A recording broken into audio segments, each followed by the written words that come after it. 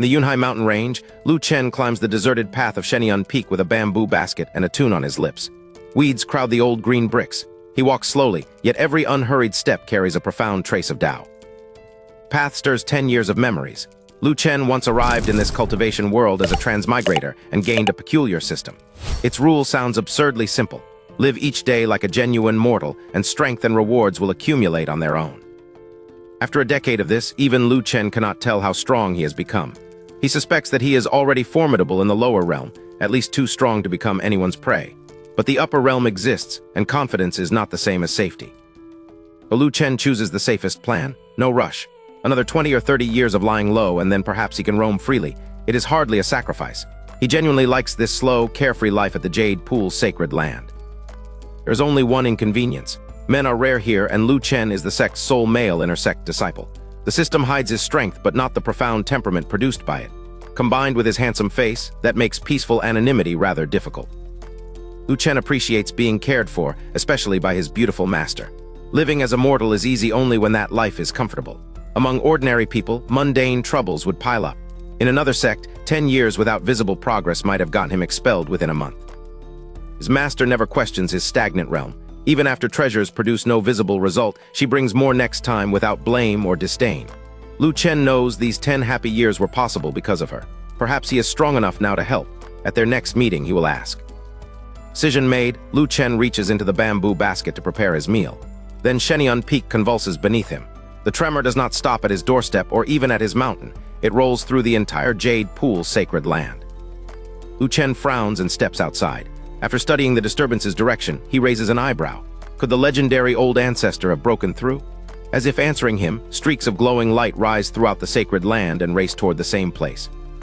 While Lu Chen is still deciding what to do, a fragrant breeze brushes past from behind. A giggle reaches his ear. "Let me take senior brother there." He recognizes the voice before he turns. Lu Wanwen, the little junior sister from Holy Spirit Peak.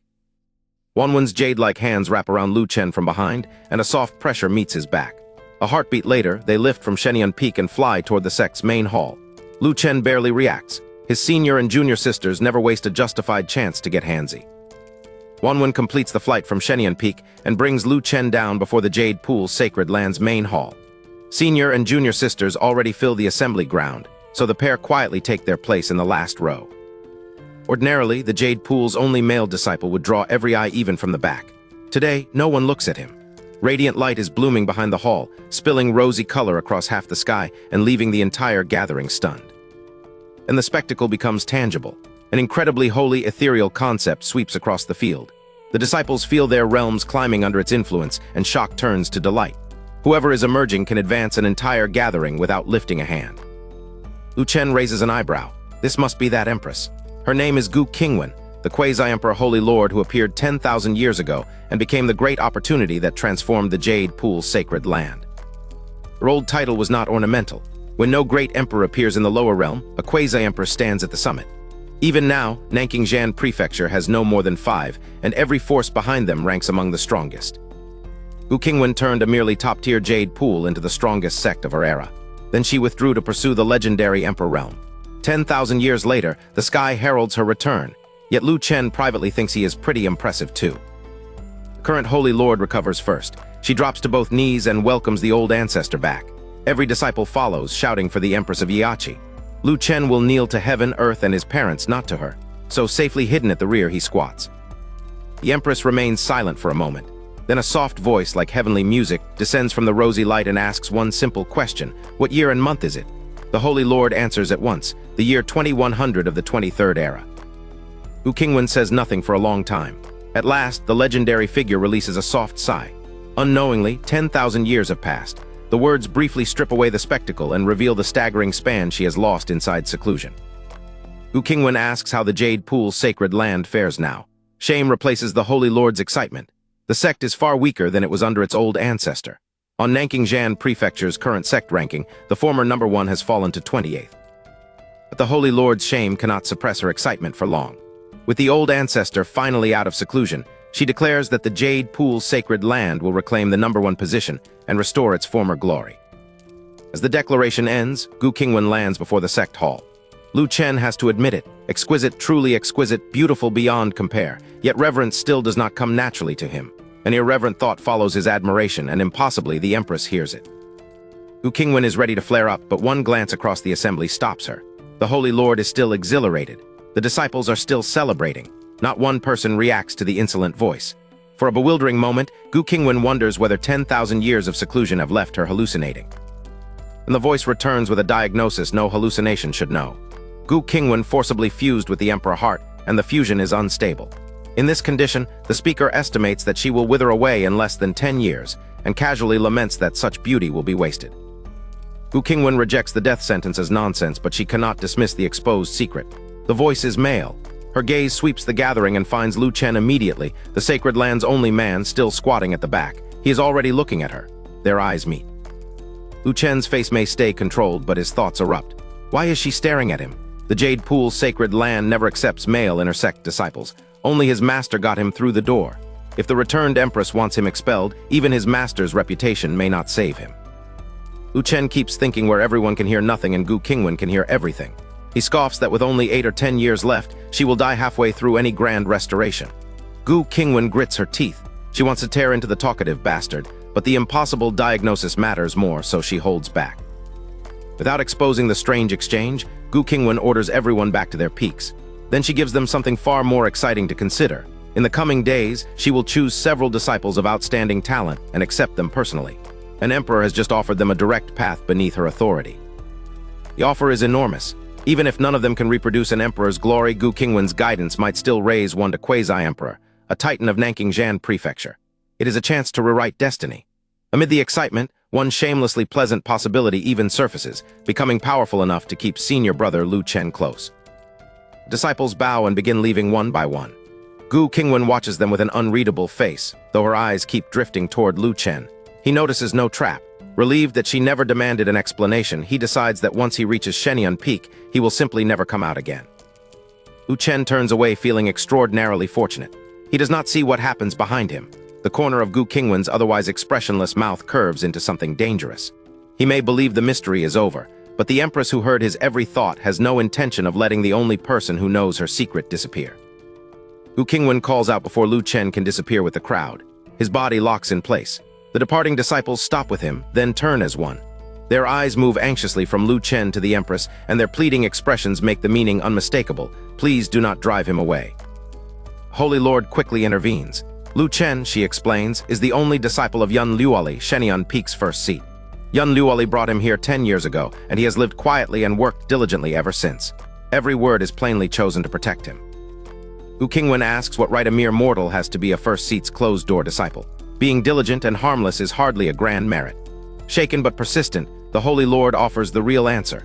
Lu Chen understands medicine, and he has cured illnesses that even spirit pills could not. Sister's history with Lu Chen explains their panic. During the dull years of cultivation, some would exaggerate complaints and tease the shy physician simply to watch him blush. Yet the affection beneath the mischief is real. After 10 years of treatments no pill could provide, they cherish him like family. That reputation explains how Lu Chen might recognize ordinary illness. It does not explain the unstable emperor heart hidden inside a great emperor. Gu Qingwan studies him anew. Perhaps his mortal appearance is an act or part of some special cultivation method.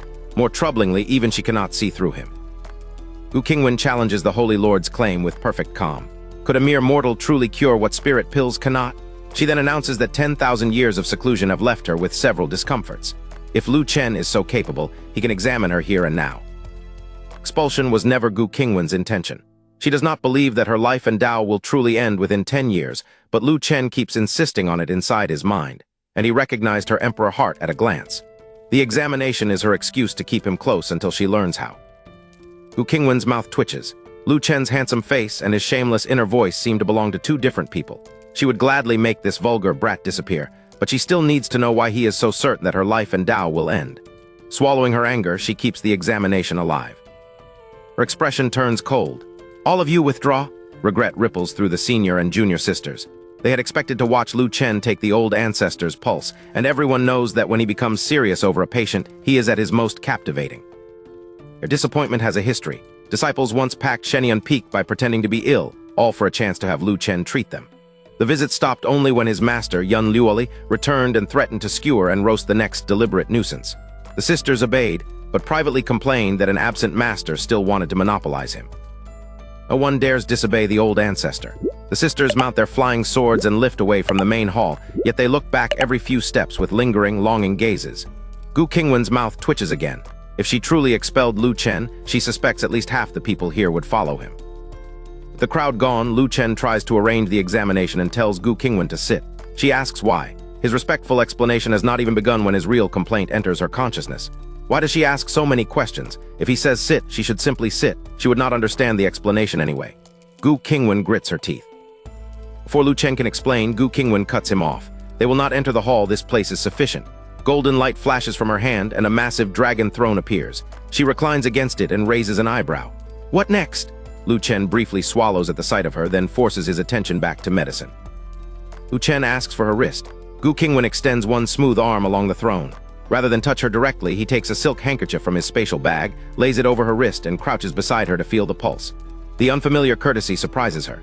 Countless people once sought excuses to approach her, yet Lu Chen refuses even a medically justified liberty. Gu Qingwan's opinion of him rises despite herself. Even with the examination as an excuse, he does not behave lecherously. His concentration is genuine, his wandering thoughts finally quiet, and the sight explains why the entire jade pool adores him. Then his diagnosis begins to form inside the one place he assumes is private, his own mind. The conclusion she overhears is merciless. After 10,000 years in seclusion, Gu Qingwan has only about 3 years left. Lu Chen mentally counts the remaining days, then corrects himself. Today is nearly over, so it is 9 days, not 10. He privately pities an empress who emerged only to face such an end. Gu Qingwan can only stare in stunned disbelief. Nonsense, total nonsense. Gu Qingwan's fury surges at the claim that she has only 3 years left, and she nearly rebukes Lu Chen on the spot. Then she catches herself. He never said the diagnosis aloud. She heard it only inside his mind, so all she can do is silently curse him as a quack. 10,000 years in seclusion may have dulled her reactions, but she is still an emperor, the strongest in the lower realm. Lu Chen is not an emperor, nor even a quasi-emperor. What right does he have to judge her body after touching her pulse for half a minute? The prognosis is laughable. She decides to pull away. Gu Qingwan truly looks at him. Lu Chen's brow is faintly furrowed, and every trace of his earlier forced obedience has vanished. Exceptionally handsome and utterly absorbed, he looks neither deceptive nor incompetent. She has witnessed countless geniuses and emperors, yet none carried this same clarity, gentle as a breeze, bright as the moon, and perfectly harmonious with the world. That reaction makes no sense to her. Even with an unstable emperor heart, Gu Qingwan remains an emperor, and the Yachi cultivation technique grants a unique clear heart enhancement. Another person's concept should not influence her so easily. Yet Lu Chen's concentration has stopped her from leaving. Confused by the contradiction, she allows the examination to continue. Lu Chen's thoughts change from irreverent chatter to medical calculation. The Yanggu point is blocked, which directs him toward linking where 9 meridians converge. Gu Qingwan does not understand the method, but its precision sounds profound. He searches patiently rather than guessing, testing the network 1 point at a time. Yanggu is not the source. Juling is not either. Lu Chen rejects one possibility, then another, repeatedly correcting his path until the answer finally appears. His sudden inner exclamation, "Found it," strikes Gu Qingwan harder than any spoken warning. Despite insisting nothing is wrong, she becomes nervous about what he has uncovered. Lu Chen removes his fingers from Gu Qingwan's wrist, rises, and thinks in silence for a moment. When he looks back, his expression is more serious than before. He asks the old ancestor to stand. Gu Qingwan can distinguish this focus from his earlier forced obedience, and she responds without a single question, rising directly from the dragon throne. Her obedience confirms the wrong conclusion in Lu Chen's mind. He assumes Gu Qingwan must already know something is inside her. With a danger this severe, even a pig should notice clues. Gu Qingwan hears every word. After absorbing the insult in silence, she asks through clenched restraint what she needs to do next. Lu Chen raises his right hand and tells her to copy him, placing the left hand against the chest as part of the posture. Gu Qingwan mirrors the demonstration. The action looks simple, almost too simple to test an emperor, but Lu Chen watches her body's response with the same uncompromising seriousness he brought to the pulse examination. Lu Chen asks whether the left side of her body feels uncomfortable. Gu Qingwan's first instinct is denial, but after a moment she recognizes that it does. Even then, she refuses to accept a suggestion blindly. Keeping the posture exactly as instructed, she sends her consciousness inward to inspect the condition for herself. Search takes less than half a second. Gu Qingwan's eyes snap open, and every trace of suspicion toward Lu Chen becomes terror. The truth is impossible, yet unmistakable. The demon heart she believed refined is still inside her. Worse, it has not remained dormant. It is growing larger and larger. Lu Chen's fatal prognosis was not nonsense at all. Gu Qingwan's terror reaches far beyond the things she found inside herself. The Emperor realm transcends the laws of the lower realm. To prove one's Tao and become a true emperor, a cultivator must refine everything accumulated before that final step, and the greatest obstacle is the heart devil. Heart devil is not one monster that can simply be cut away. It is resentment and hatred, but also joy, attachment, and every cherished thing a person cannot release. Good and bad are fused together. In other words, the obstacle Gu Qingwan had to destroy was her entire mundane world. Gu Qingwan had spent 10,000 years in seclusion for this single task. Progress stalled because some attachments could not be discarded, and deep down, she did not want to discard them. Unable to deceive herself and unwilling to wait any longer, she finally used overwhelming strength to force the refinement. He emerged from seclusion carrying a great emperor's cultivation, yet none of a great emperor's true strength. Gu Qingwan had blamed an unstable emperor heart and expected her power to recover. Now the surviving heart devil exposes the harsher truth. Strictly speaking, she never entered the emperor realm at all. But the lost realm is no longer the worst of it. Lu Chen's prognosis is exact. Within 3 years, at most, Gu Qingwan will die and her Tao will dissipate. Destroying the heart devil first requires destroying the emperor heart, which kills her. Leaving both untouched reaches the same end. Every ordinary path is fatal. Gu Qingwan barely registers Lu Chen's internal surprise that she found the problem before he did. Her mind has gone blank. Lu Chen, meanwhile, studies the devastation on her face and reaches his own conclusion. That reaction confirms every part of his conjecture. As if possessed, Gu Qingwan looks straight at him. Then, can my illness be cured? The question startles Lu Chen. He immediately waves it away. How could the old ancestor have a serious illness? It is only a minor ailment, a small problem. His reassurance sounds effortless. Her despair does not move. Gu Qingwan, the dismissal confirms the worst. Even a true immortal of the upper realm should have no answer to this dead end. She remembers Lu Chen thinking that he would help if he could and otherwise let matters be. Calling it minor must mean he plans to gloss over it and leave her to fend for herself. Then at the very bottom of that hopelessness, Lu Chen's inner voice reaches her again. His conclusion is calm, private, and therefore impossible for her to dismiss as comforting deception. It can be treated. Cure, Gu Qingwan stares at Lu Chen in disbelief. Had he offered that hope aloud, she could have dismissed it as flattery or deception. But this was his unguarded inner voice, the same voice that had privately condemned her to death within a few years. He truly knows a treatment. Her hope lasts only until Lu Chen thinks the matter through. He is not familiar with this empress, and they are certainly not friends. If he names the treatment, she might slap him to death for his insolence. Better not interfere. His own life comes first. Gu Qingwan wants to demand the method and promise complete cooperation, but she cannot expose what she heard. Her face stays calm. She simply asks how her illness should be treated. Lu Chen puts away the silk handkerchief, restores his feigned obedient smile, and insists that a great emperor cannot truly be ill. He's not bluffing. Gu Qingwan watches him pack, poised to slip away, and understands that he genuinely intends to abandon the matter. After one stunned beat, her panic sharpens into a single decision. She must build a good relationship with Lu Chen and keep the man who knows her cure within reach. Lu Chen politely suggests that the newly emerged old ancestor must have many affairs to handle and asks to go. Privately, his plan is simpler. Return to Shenyun Peak, never come down, and stay out of sight until the Empress forgets an insignificant mortal. Hearing every word, Gu Qingwan's eyes bright. Faint, beautiful smile touches Gu Qingwan's lips, carrying a trace of craftiness. She settles onto the massive golden dragon throne, leans to one side and crosses her legs. Her white, cheongsam-like robe has high side slits, and the sudden glimpse of snowy skin leaves Lu Chen briefly lightheaded. Despite being single in both lives, Lu Chen has enough second-hand experience to recover. He jerks his gaze away, his handsome face flushing. Gu Qingwan catches everything. Her brows lift in surprise. So this troublesome little rascal can be cute, and now she understands why the Jade Pool disciples are so fond of him. Gu Qingwan tilts her head and answers his request. Leave. How can he leave when he has not cured anything for her? The question catches Lu Chen off guard. What he intended as a polite exit has become a trap.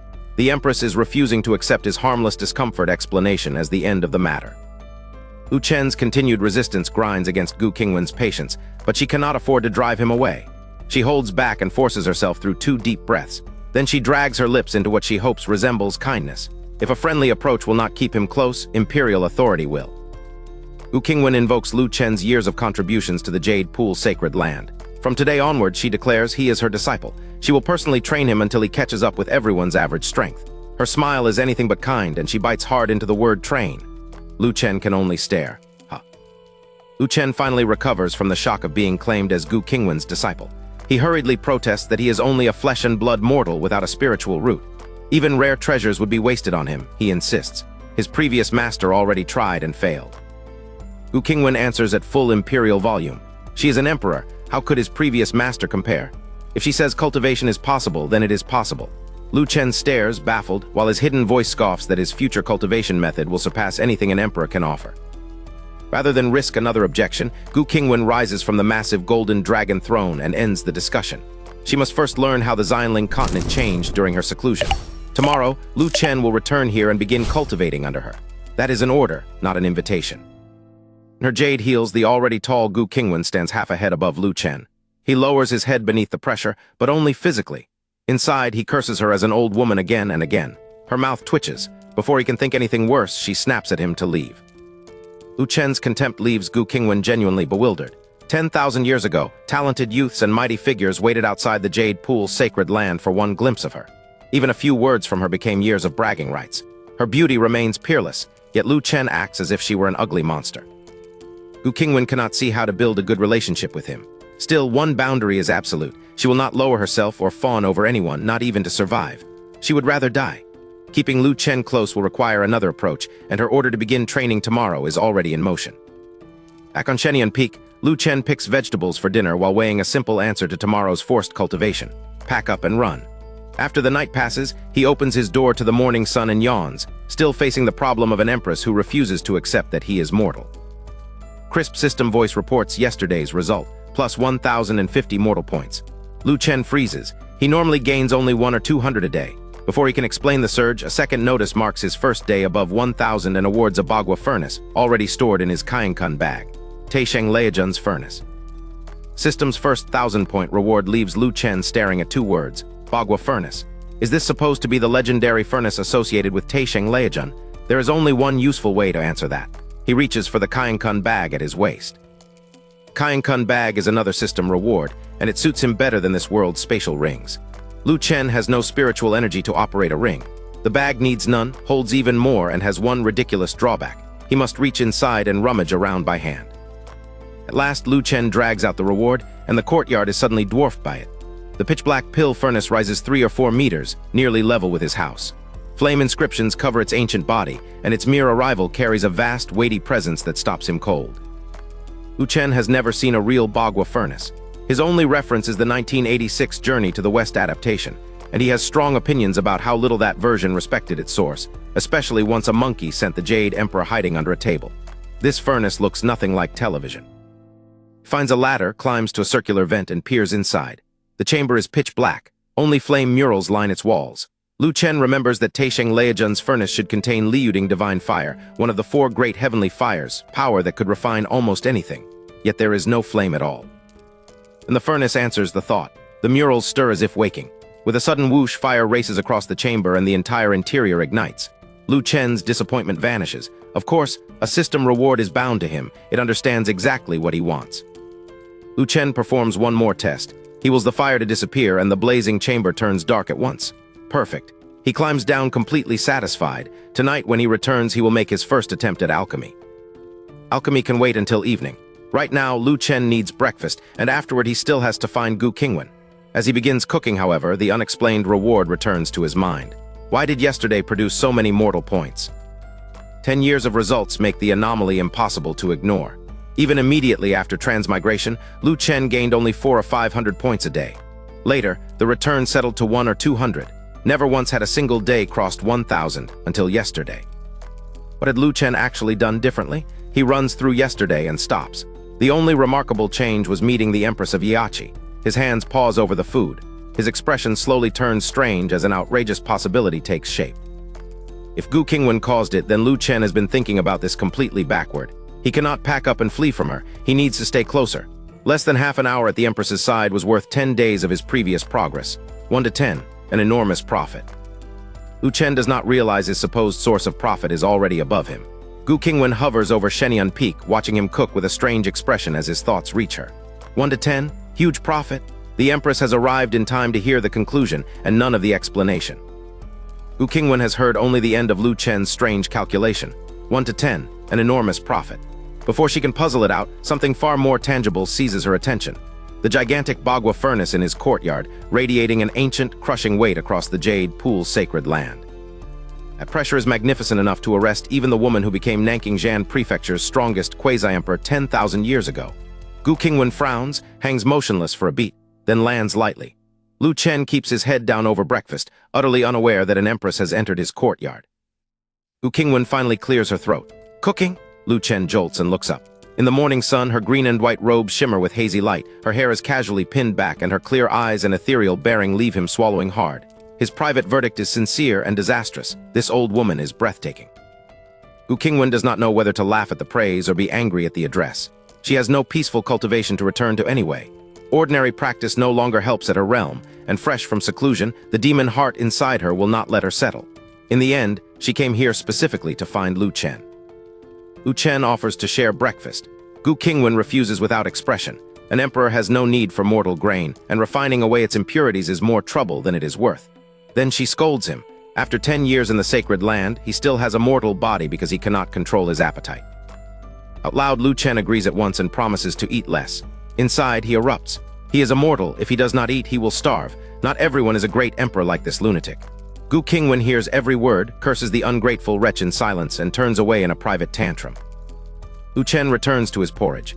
Gu Qingwan settles on the nearby rattan chair, determined not to look. The resolve does not last. An irresistible fragrance, and a spiritual quality she cannot immediately place, rises with the steam. Her gaze keeps slipping back toward the pot, never quite openly. He could answer her curiosity with divine sense, but that creates a worse danger. Lu Chen is not truly ordinary. If he catches a great emperor secretly probing his breakfast after she loudly refused it, the humiliation would be unbearable. So Gu Qingwan restrains herself and continues stealing glances instead. The porridge is soon ready. Lu Chen sets out 2 bowls and 2 pairs of chopsticks. He has prepared for her answer before receiving it. Looking toward the empress, who is very carefully not looking back, he asks again. Just one taste, he says. Let her judge her disciples' cooking. Gu Qingwan pauses, then rises with perfect calm and carefully manufactured annoyance. He truly is persistent. Since he keeps asking, she will taste a little, not because she wants it, of course, but because refusing again might hurt her disciple's face. Lu Chen beams and thanks the old ancestor for gracing his table. Privately, Lu Chen is less respectful. If she wants to eat, she should simply admit it. He is the one annoyed by this duplicitous old woman. Gu Qingwan's step falters and the corner of her mouth twitches. Then she keeps walking with imperial composure. There is no helping it. His food smells far too good. Morning meal resumes exactly where it left off. Lu Chen sits politely to one side, waiting for Gu Qingwan to move first. She holds the small bowl beneath her face. Every grain gleams like a pearl, and a delicate fragrance curls through the courtyard. Lu Chen cannot help feeling proud. Years of daily cooking were only the beginning. His system once rewarded him with a recipe book titled God of Cooking, and he mastered it completely. As far as he is concerned, his culinary skill now ranks among the world's best. Even has a demanding judge. Whenever his well-traveled master, Yun Luoli, returns from outside, her first request is that he cook. If someone with her experience praises his food so highly, Lu Chen sees no reason to doubt his own assessment. Gu Qingwan finally tastes it, but flavor is not her true concern. While the porridge simmered, she sensed spiritual qi unlike anything she knew. After one small sip, her brows draw together. Surprise becomes concentration, then genuine confusion. Across the table, Lu Chen grows completely bewildered. Is it delicious or not? Why make that face over plain white porridge? He waits for an ordinary review, unaware that the great emperor opposite him is trying to understand something far beyond taste. And Gu Qingwan identifies it. There is Dao rhyme in this white porridge, a tiny trace but unmistakable. More monstrous still, Lu Chen seems not to know. What kind of cultivation could seep into an ordinary meal without its creator even noticing? Gu Qingwan buries the shock and gives the calmest verdict possible. It is all right. Lu Chen's mouth twists. If it is delicious, she should stop pretending. Hearing that private accusation, Gu Qingwan grits her teeth and keeps eating. Her actions betray her immediately. Gu Qingwan finishes the bowl and extends one jade-like hand toward Lu Chen for another. The food is delicious, free of worldly impurities, and carries Dao rhyme. The amount means little to a great emperor, but free Dao rhyme is still free Dao rhyme. 5 or 6 minutes later, the table is bare. Gu Qingwan began with measured elegance, but each helping vanished faster than the last. Lu Chen stares at the cleared dishes. In his heart, one scandalized question erupts. Has this old woman never eaten before? Since meeting Lu Chen, Gu Qingwan has rarely felt like a great emperor around him. He is respectful to her face, yet his thoughts call her an old woman without restraint. Now, however, she discovers an opening. This impossible young man is only a novice at alchemy. At last, Gu Qingwan feels vindicated. In alchemy, her authority is absolute. If she called herself second in all Nanking-Jan prefecture, nobody would dare claim first. She presents that rank with a smug smile, expecting the novice before her to understand what an opportunity he has found. Lu Chen studies her smug face in silence. Then he asks with complete sincerity, "It's you, so what?" Gu Qingwan's triumph collapses into blank disbelief. Is that truly how a beginner reacts upon meeting the #1 alchemist? Gu Qingwan's smug triumph ignites into fury. What kind of reaction was that? Across the cleared breakfast table, Lu Chen watches her expression change and becomes equally bewildered. He has no idea why his perfectly sincere question has offended her. Lu Chen already knew she was Nanking Prefecture's #1 alchemist. She was the glory of the Jade Pool's sacred land. Everyone talked about her. But so what? Was he supposed to give her an award merely for stating a fact?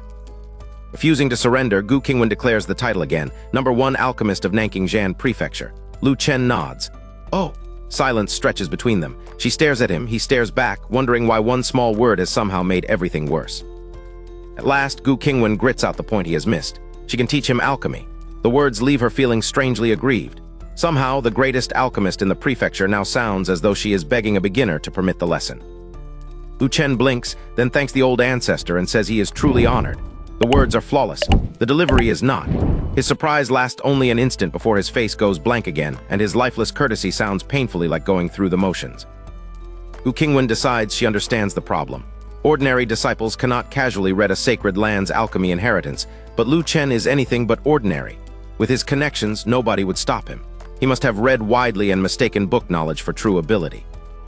That confidence cannot stand. Reading and refining are different things, and most of the sacred land's alchemy books came from Gu Qingwan herself. As his elder, she decides she must correct this little rascal, not only in alchemy, but in the attitude he brings to everything. Lu Chen finally realizes his response was wrong. He apologizes and promises to be humble from now on. Gu Qingwan's expression softens into a small smile. Much better. With his thoughts suddenly quiet and his manner obedient, she decides he is a teachable student after all. Truthfully, Gu Qingwan admires him. This young man saw through her demon heart and unstable emperor heart, then served food carrying Dao Rhyme without seeming aware of it. To her, Lu Chen is a peerless genius, perhaps a true prodigy. That is precisely why she refuses to neglect his guidance. Gu Qingwan begins the practical demonstration, refining while explaining each movement. Yet Lu Chen's attention drifts. When she catches him, he startles and apologizes, claiming that he tends to zone out once he is full. He even marvels that she spotted the lapse immediately. Gu Qingwan resumes, the first step of alchemy is to Lu Chen's mind suddenly erupts. He remembers the substitute for dragon-scale duck grass, pure yang cloud lotus. It is perfect. Gu Qingwan stops mid-explanation, staring at him in disbelief. Is he listening to her at all? Gu Qingwan stops the refinement. Her teeth clench as she turns on Lu Chen. Is he even paying attention to her alchemy? Lu Chen jolts and stares at her as though he has seen a ghost. Inside, Lu Chen panics. No way could she really tell. He thought his performance had been convincing. Gu Qingwan hears every word. Her mouth twitches. A performance? She draws one deep breath, then another, fighting the urge to slap this little rascal into the ground. Lu Chen awkwardly promises that he will focus. Gu Qingwan almost scolds him, but sighs instead. She is the Jade Pool's old ancestor and his elder. She would never harm him. Alchemy is not nearly as simple as he seems to believe. Gu Qingwan admits that she once possessed the same arrogance.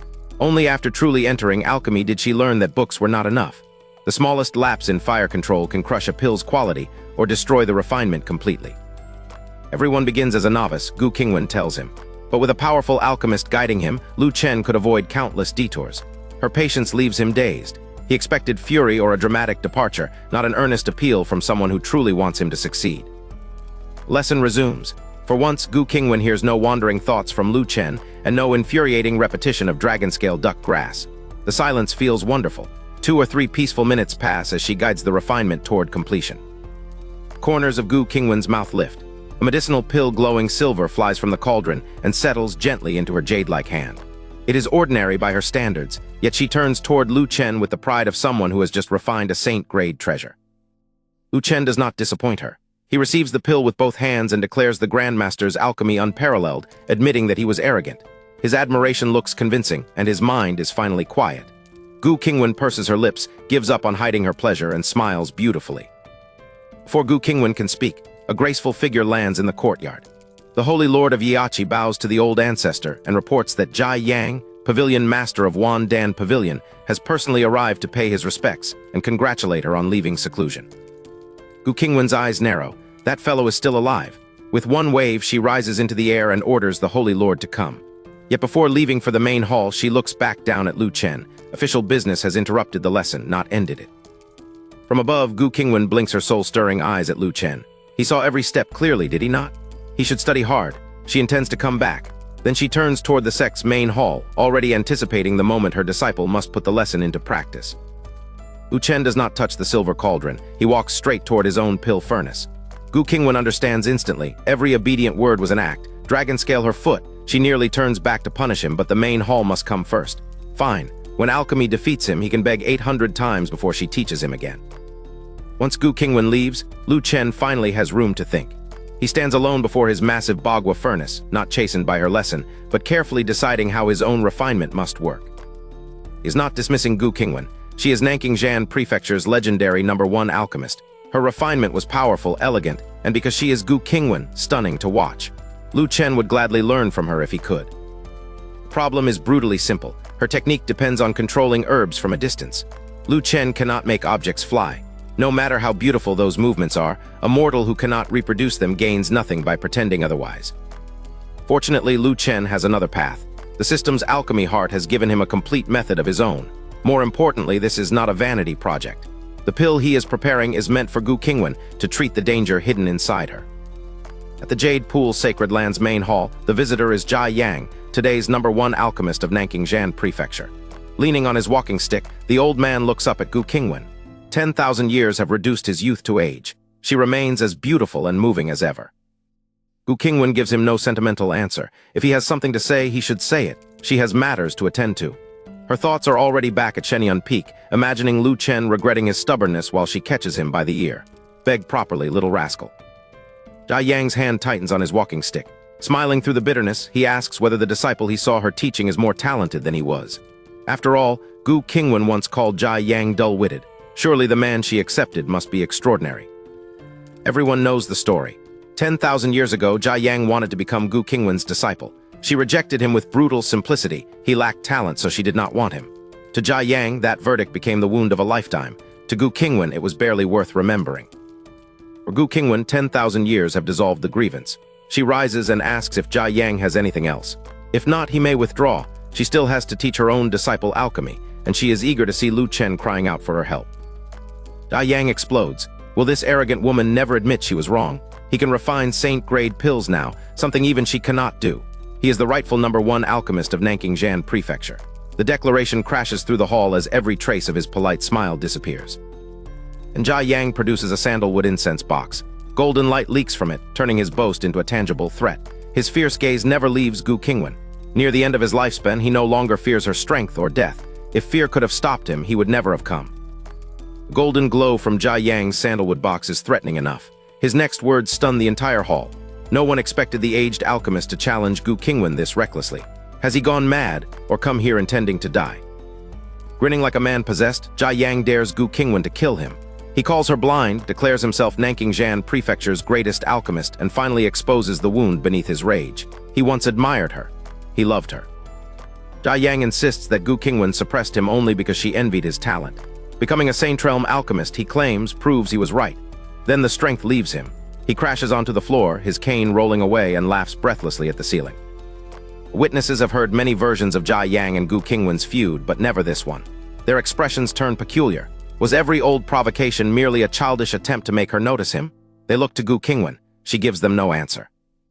Whatever love Jia Yang once carried is gone. 10,000 years did not soften it. Resentment fermented until only hate remained. At his beckoning, the fallen cane flies back into his hand. He forces himself upright and looks at Gu Qingwan with cold satisfaction. Jia Yang tells Gu Qingwan she had better kill him. Otherwise, Jade Pool will never enter the once-in-a-millennium secret realm. Then he twists the knife. Even killing him will change nothing. Her era is over. Jade Pool no longer reigns supreme. Wandan Pavilion does. The Holy Lord of Yiachi demands to know whether Jia Yang is threatening both Jade Pool and a great emperor. Jia Yang barely reacts. He reveals the rule they have not heard. Only someone holding a sacred object may enter the latest secret realm. Gu Qingwan looks to the Holy Lord. This requirement was never mentioned last night, but the Holy Lord is just as stunned. Jia Yang savors their confusion. Jade Pool is no longer the strongest power, he says, so it was excluded from information shared only with today's leading sects. Jia Yang supplies the numbers that make the trap complete. Only 5 of the strongest sects possess a sacred object. Wandan Pavilion alone has 2. Gu Qingwan may possess a great emperor's realm, but Jia Yang controls the resource her entire sect needs. Deathly silence fills the hall. Gu Qingwan grits her teeth beneath Jia Yang's hateful stare, but no solution appears. Her demon heart at least came with a glimmer of hope. This trap is worse. Killing Jia Yang cannot create the sacred object Jade Pool lacks. And a dull hum detonates across the entire Jade Pool sacred land. The sound rolls through the hall and freezes everyone in place. Jia Yang's smugness vanishes. Gu Qingwan's helplessness does too. Both recognize the impossible signal. A sacred object is emerging here. Before either can recover, pill fragrance threads through the vibrating air. Saint Grade. Gu Qingwan turns sharply toward its source, and the answer is even more astonishing than the emergence itself. The phenomenon is coming from Shenyun Peak, from the direction of Lu Chen. Hum does not fade. Instead, the main hall vanishes beneath a boundless sea of clouds. Colorful radiance streaks across the horizon, and one rainbow arch after another rises before the stunned witnesses. This is no ordinary alchemy disturbance. Phoenix cry rings through the clouds. A magnificent, dazzling divine phoenix bursts from the white sea, beats its wings above the witnesses, then dives beneath the clouds again. The dreamlike display confirms what everyone already fears and hopes. A sacred object has truly been born. Something is wrong with this holy scene. It smells burned. Gu Qingwan follows the odor and alchemical aura not toward Jade Pool's alchemy pavilion, but toward Shenyun Peak. Only one novice is practicing there. Her eyes sharpen as the impossible answer takes shape. Lu Chen did this. Secret Realm and Jia Yang cease to matter. Gu Qingwan shoots out of the hall, desperate to see what Lu Chen has made. Jia Yang follows, unable to believe anyone in Nanking Prefecture could refine a saint-grade pill so casually. The Holy Lord and the remaining witnesses stream after them. At Shenyun Peak, Lu Chen stands on a ladder beside the towering Bagua furnace and studies his first result. The pill is pitch black, misshapen, and smells burned. To him, it is an obvious failure. He declares that even a dog would refuse it and casually tosses the miracle onto his dining table. Failure costs Lu Chen little. His master regularly leaves him piles of medicinal herbs, so he calmly prepares another batch. Before he can begin, Gu Qingwan descends into the courtyard. She looks up at him on the ladder and asks in astonishment whether he was the one practicing alchemy. Lu Chen admits that he was refining, then notices more figures approaching. The Holy Lord and Jia Yang lead the group, but they stop in midair rather than entering his courtyard. Gu Qingwan has no patience for ceremony. She urgently demands to see the medicinal pill, leaving Lu Chen embarrassed by its ugliness. And Lu Chen still does not answer. Gu Qingwan flies up, catches him by the collar, and pulls him down from the ladder. Her urgency makes him wonder whether he has committed some terrible mistake. He quickly points toward the dining table and asks the old ancestor what is wrong. Pitch-black pill appears in Gu Qingwan's hand. She examines the ugly object with the trained senses of Nanking Prefecture's foremost alchemist. There is no mistake. Lu Chen's discarded failure is a saint-grade pill, the very object whose birth transformed the sky around the entire sacred land. Lu Chen insists this miserable result came from his first attempt at alchemy. Gu Qingwan cannot reconcile that claim with a saint-grade pill, especially after his earlier deceptions. She catches his ear like an elder sister disciplining a troublesome younger brother and orders him to speak honestly. This time, Lu Chen has had enough. Lu Chen tells her to let go first or he will say nothing. Inside, his complaint is sharper. He made the medicine to cure her, yet she rewards him by pulling his ear. Gu Qingwan alone hears the thought. Her anger disappears. The priceless pill was never an experiment for fame. It was for her. Gu Qingwan immediately releases Lu Chen's ear, then reaches up and strokes it gently, asking whether she hurt him. The sudden tenderness leaves the Holy Lord staring from above. Is this flirting? The Holy Lord can barely watch. Jia Yang watches everything, expression cold, his teeth clenched hard enough to nearly crack. Still in Lu Chen's courtyard, Gu Qingwan holds the ugly black pill and gently rubs the ear she had just pinched. Lu Chen insists that this truly was his first attempt at alchemy. He shows no trace of a lie. Her hand stops in mid-stroke. Gu Qingwan studies the misshapen result. If Lu Chen had practiced before, surely he could not have made something that looked this terrible. That makes his claim believable. Yet a complete beginner producing a saint-grade pill is even more absurd. She looks from Lu Chen to the pill, stunned. Gu Qingwan sends her divine sense into the pill. Vast, boundless Tao essence immediately surrounds her perception. She knows it at once. This is exactly the same presence hidden in the white porridge Lu Chen served that morning. The pill was no accident detached from everything else he does. Gu Qingwan gives Lu Chen a long, searching look. He has somehow mastered a Tao essence terrifying enough to force a crude pill into saint grade. More astonishingly, he seems unaware of his own achievement. She cannot even identify what kind of Tao could produce such an effect. Pill is priceless, but Gu Qingwan will not exploit Lu Chen's ignorance. If he later learned she had taken a saint-grade treasure without permission, their relationship could shatter. Nor does she want to disrupt the mortal cultivation he appears to be pursuing. She decides to ask without revealing its grade. Gu Qingwan seriously asks whether he can give the pill to her. Lu Chen wonders why she wants something that resembles sheep dung, then guesses it may help her illness. He agrees immediately, and before caution can stop him, admits that it was meant for her anyway. Lu Chen freezes. Flustered, he claims he only meant that the pill was unwanted. The denial convinces nobody who can hear his heart. Gu Qingwan already knows he refined it to treat her demonic heart, and her beautiful smile grows wider as he desperately tries to hide that tenderness. Rather than expose him, Gu Qingwan sweetly asks whether she should accept the pill. Lu Chen recovers his indifferent pose and nods. Their little performance preserves his pride. He pretends the gift means nothing, while she accepts both the saint-grade treasure and the care he cannot admit. Lu Chen squats beside the medicinal herbs and asks what comes next. Should he continue alchemy, or is Gu Qingwan finally going to teach him cultivation? As she happily examines the pill, she hears the complaints behind his slightly aggrieved expression and has to fight back laughter. Gu Qingwan suddenly squats beside him. With slender, jade-like fingers, she softly caresses his ear and asks whether her earlier pinch hurt. Then she calls herself Big Sister, leans her stunning face close, and blows a fragrant, sweet breath directly across his ear. Lu Chen's ear flashes red, followed by half his face and his entire neck. His only coherent thought is to wonder what this woman is doing. Above the courtyard, the Holy Lord turns away, unable to watch. Jia Yang does not look away. He bites down so hard that 2 teeth break. Lu Chen is still scarlet from Gu Qingwan blowing across his ear. He decides that any further gift should wait until they know each other better. Then, gathering the medicinal materials, he escapes toward the enormous Bagua furnace with one awkward announcement. He is going to practice alchemy. His embarrassment makes Gu Qingwan bend with another laugh. Now she understands why so many people in the Jade Pool's sacred land like him. More importantly, she trusts him. If his very first attempt produced a saint-grade pill, then the medicine he intends for her will surely work. Watching Lu Chen work, Gu Qingwan smiles without even noticing, tenderness filling her eyes. She suddenly wants to meet his master, Yun Luoli. Above them, however, Jia Yang sees only a cruelty aimed at himself. Gu Qingwan never offered him such warmth, not even when she rejected him 10,000 years ago. When Gu Qingwan faces Jia Yang, every trace of warmth disappears. She seems holy, arrogant, almost beyond human emotion. Then her cold question falls. Does he think she dares not kill him? A great emperor's aura crashes over Jia Yang and the entire Wandan Pavilion delegation like a 9 heavens winter. Jia Yang circulates spiritual energy through his aged body, fighting merely to stand against her aura. Still, he grits his damaged teeth and shouts for Gu Qingwan to kill him. Is he afraid of death? No. For the first time, she gives him a smile, but it contains nothing except bone-deep disdain. Gu Qingwan tells him that death is often the most painless ending. Jia Yang has only a few years left, but he spent 10,000 years building the Wandan Pavilion, so she will let him live long enough to watch it collapse, step by step, until his life's work disappears with him. With the sentence delivered, Gu Qingwan does not spare Jia Yang another glance. She turns and descends toward Shenyun Peak, more precisely, straight back to Lu Chen. Her only parting order is for Ling Yin to see the guests out. Behind her, Jia Yang can do nothing but tremble. Back in the courtyard, Lu Chen continues working beneath the Bagua furnace. Then the refinement reaches its result. Right before Gu Qingwan's eyes, another saint-grade pill is completed.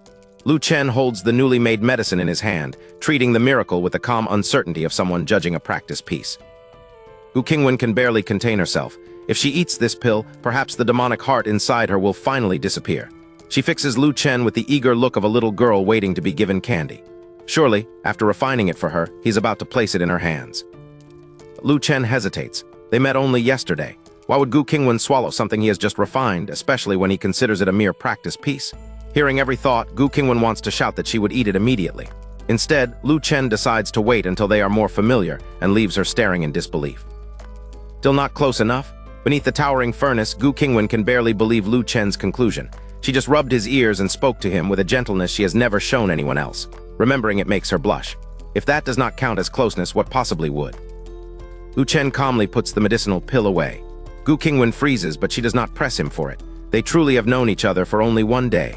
However badly she wants that possible cure, she decides their relationship does not need to develop all at once.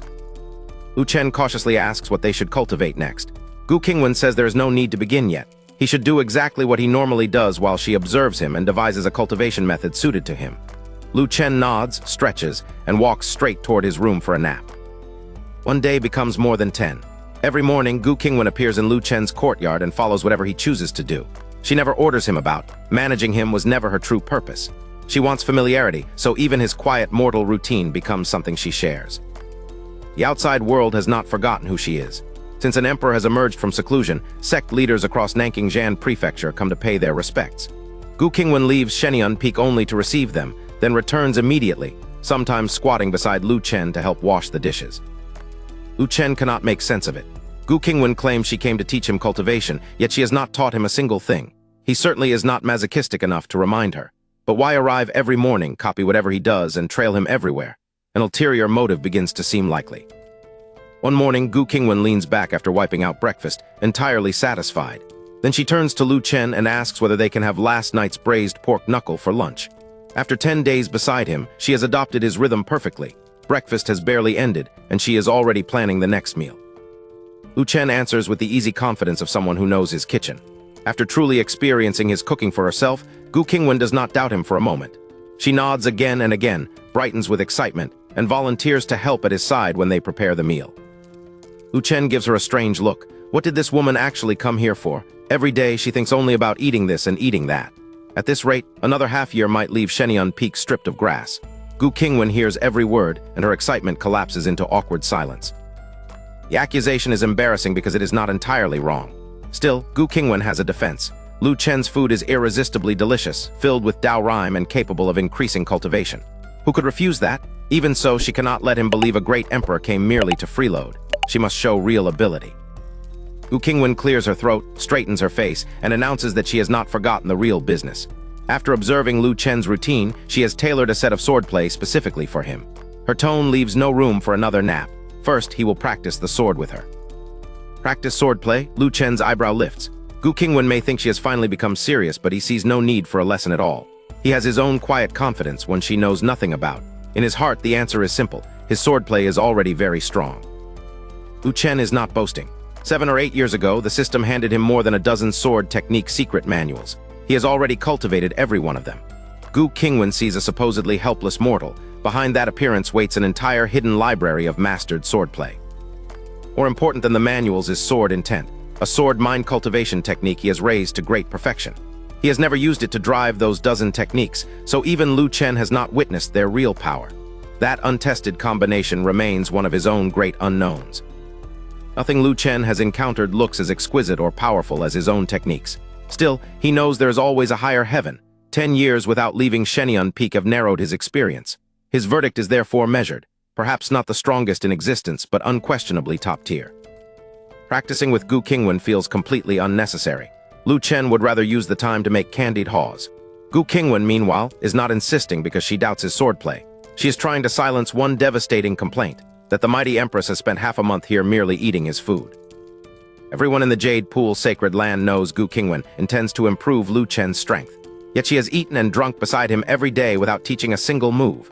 Other disciples would swarm here for personal instruction. Lu Chen alone keeps resisting as though she were begging him to learn. Lu Chen finally gives in. He quickly gathers the pots and pans from breakfast, clears an open practice area, then carries a small stool into a corner and sits. Across the courtyard, Gu Qingwan is already waiting with a long sword shimmering in white light. The domestic mourning has become a lesson. Gu Qingwan asks whether he is ready. Lu Chen nods repeatedly and assures her that he is. Then the thought she alone can hear lands without mercy, boring. After more than 10 days of enduring his private muttering, her tolerance has improved. She merely curses the little brat in silence. Gu Qingwan begins. She releases no spiritual energy and displays only the technique's fundamental moves, slowing the sequence so Lu Chen can follow every line. White light tracks the long sword through the courtyard, but the force behind it remains carefully restrained. This is instruction, not an imperial exhibition. Boredom vanishes from Lu Chen's face. His eyes brighten and he leans into the performance with unmistakable attention. Gu Qingwan notices immediately. A pleased smile touches her lips. There it is, proof that her sword technique surpasses whatever this stubborn little brat learned before. Her pride rises with every move. Gu Qingwan catches herself. Why does this little brat sway her emotions so easily? A single look from him has turned an imperial lesson into a private contest for approval. She shakes away the thought, reins in her smile, and returns her attention to the sword sequence, or tries to. Lu Chen is attentive, but not to the blade. His thoughts marvel at how beautiful Gu Qingwan is and how dramatically her moving figure emerges from robes that usually conceal it. The sword's white arcs pass almost unnoticed. Gu Qingwan's pleased concentration breaks as each private comment reaches her. Gu Qingwan turns and finally traces his gaze. Lu Chen is staring at her backside. She stops dead. Her peerless face and fair neck flare crimson while he remains caught in the act, still looking. Teeth clenched, she glares across the courtyard. One furious verdict fills her mind. Little pervert. Caught staring, Lu Chen springs from his stool and applauds as though Gu Qingwan has just displayed a world-shaking ultimate technique. The praise is enthusiastic, immediate, and completely useless. Gu Qingwan heard every private comment. She knows he never watched the sword at all. Through clenched teeth, Gu Qingwan tells him the demonstration was not finished. Lu Chen only blinks, sits back down, and urges her to continue. After a long, mortified pause, she warns him to watch carefully. He solemnly claims that he already has been. Gu Qingwan turns away and resumes. Yet awareness of Lu Chen's gaze has destroyed her concentration. Her movements become rigid and disconnected. The magnificent sword art from moments ago shrinks into something resembling a new outer sect disciple awkwardly playing with a blade. Ruined performance does not matter to Lu Chen because he still is not watching it. His eyes keep drifting over Gu Qingwan's figure, and his thoughts become even more shamelessly admiring. Each supposedly private remark reaches her clearly, making every attempted sword movement worse. Gu Qingwan finally marches over and catches Lu Chen by the ear. He insists that he watched carefully, but she knows better. A blind person could have followed that blatant gaze. He had practically been crawling closer. Her imperial dignity has given way to furious, intimate scolding. Lu Chen catches Gu Qingwan's jade-like hand and promises that next time he will truly focus. The warmth of his palm briefly softens the struggle, but not her verdict. She snorts that there will be no next demonstration. Why teach someone who watches everything except the lesson? Gu Qingwan retreats to the rattan chair, crosses her legs, and sips tea while staring anywhere but at Lu Chen. In this wounded silence, the legendary female emperor resembles an embarrassed neighbor rather than a remote sovereign. Lu Chen rubs his aching ear and wonders whether he went too far. At first, Lu Chen's thoughts admit the obvious. She was teaching him sincerely, and staring so blatantly was wrong. Gu Qingwan privately snorts in vindicated agreement, then his reflection veers off course. The real mistake, he decides, was standing too far away. Next time, he should look closer. Lu Chen's thoughts continue defending him. With Gu Qingwan's figure, what ordinary man could resist looking? That ends her patience. She catches his ear again and demands 10 skewers as compensation. Lu Chen protests through the pain, then surrenders. Fine, 10 skewers. The argument becomes tomorrow's shared errand. Next day, Lu Chen leads Gu Qingwan down Shenyun Peak to gather the in-season hawthorns needed for her 10 skewers. She strolls behind him with her hands clasped at her back, humming as if their embarrassing sword lesson never happened. And Lu Chen turns to speak. Each glance brings the lesson rushing back, and color spreads across Gu Qingwan's stunning face and jade-like neck. Her tune falters. Outwardly, she keeps walking. Inwardly, the legendary Empress is cursing him as a little pervert. Farther they descend, the less of Lu Chen's tidy little world remains. Weeds swallow old houses, and abandoned cultivation facilities stand uncleaned. Gu Qingwan remembers Shenyun Peak as one of the Jade Pool's sacred land's 3 greatest peaks. 10,000 years have reduced it to silence. Lu Chen takes the decline practically. With Gu Qingwan back, the sect will grow strong and new disciples will refill the mountain. When they do, he can simply move elsewhere. She raises an eyebrow at his back. No, he can stay. He has lived here for years and built a home worth keeping. At the foot of Shenyun Peak, the neglected grounds offer exactly what Lu Chen remembered. Several hawthorn trees heavy with seasonal red fruit. The pair gather what they need for the candied haws, turning yesterday's punishment into an unexpectedly peaceful outing. Gu Qingwan turns back toward the peak, then notices Lu Chen has not followed. He is studying the branches, comparing the fruit. When she asks what he is doing, he explains that he wants seeds from the healthiest hawthorns. Her curiosity immediately replaces her impatience. Lu Chen says 10 skewers a day may not be enough at the rate she eats. More trees would let him make candied haws for her every year. Even if she eventually tires of them, the branches will still look beautiful covered in red fruit. Every year, Gu Qingwan blinks, then her gaze softens into a tenderness she cannot name. Walking closer, she promises she will never tire of eating something so sweet. Lu Chen is still inspecting fruit. He answers with 2 distracted grunts, leaving her both amused and faintly irritated. Standing beside him, Gu Qingwan marvels that he can even plant trees. Lu Chen proudly points to the vegetable garden above as proof. What she cannot know is that the system gave him the Shen Nong book long ago, and he has mastered it completely. A few hawthorns are nothing.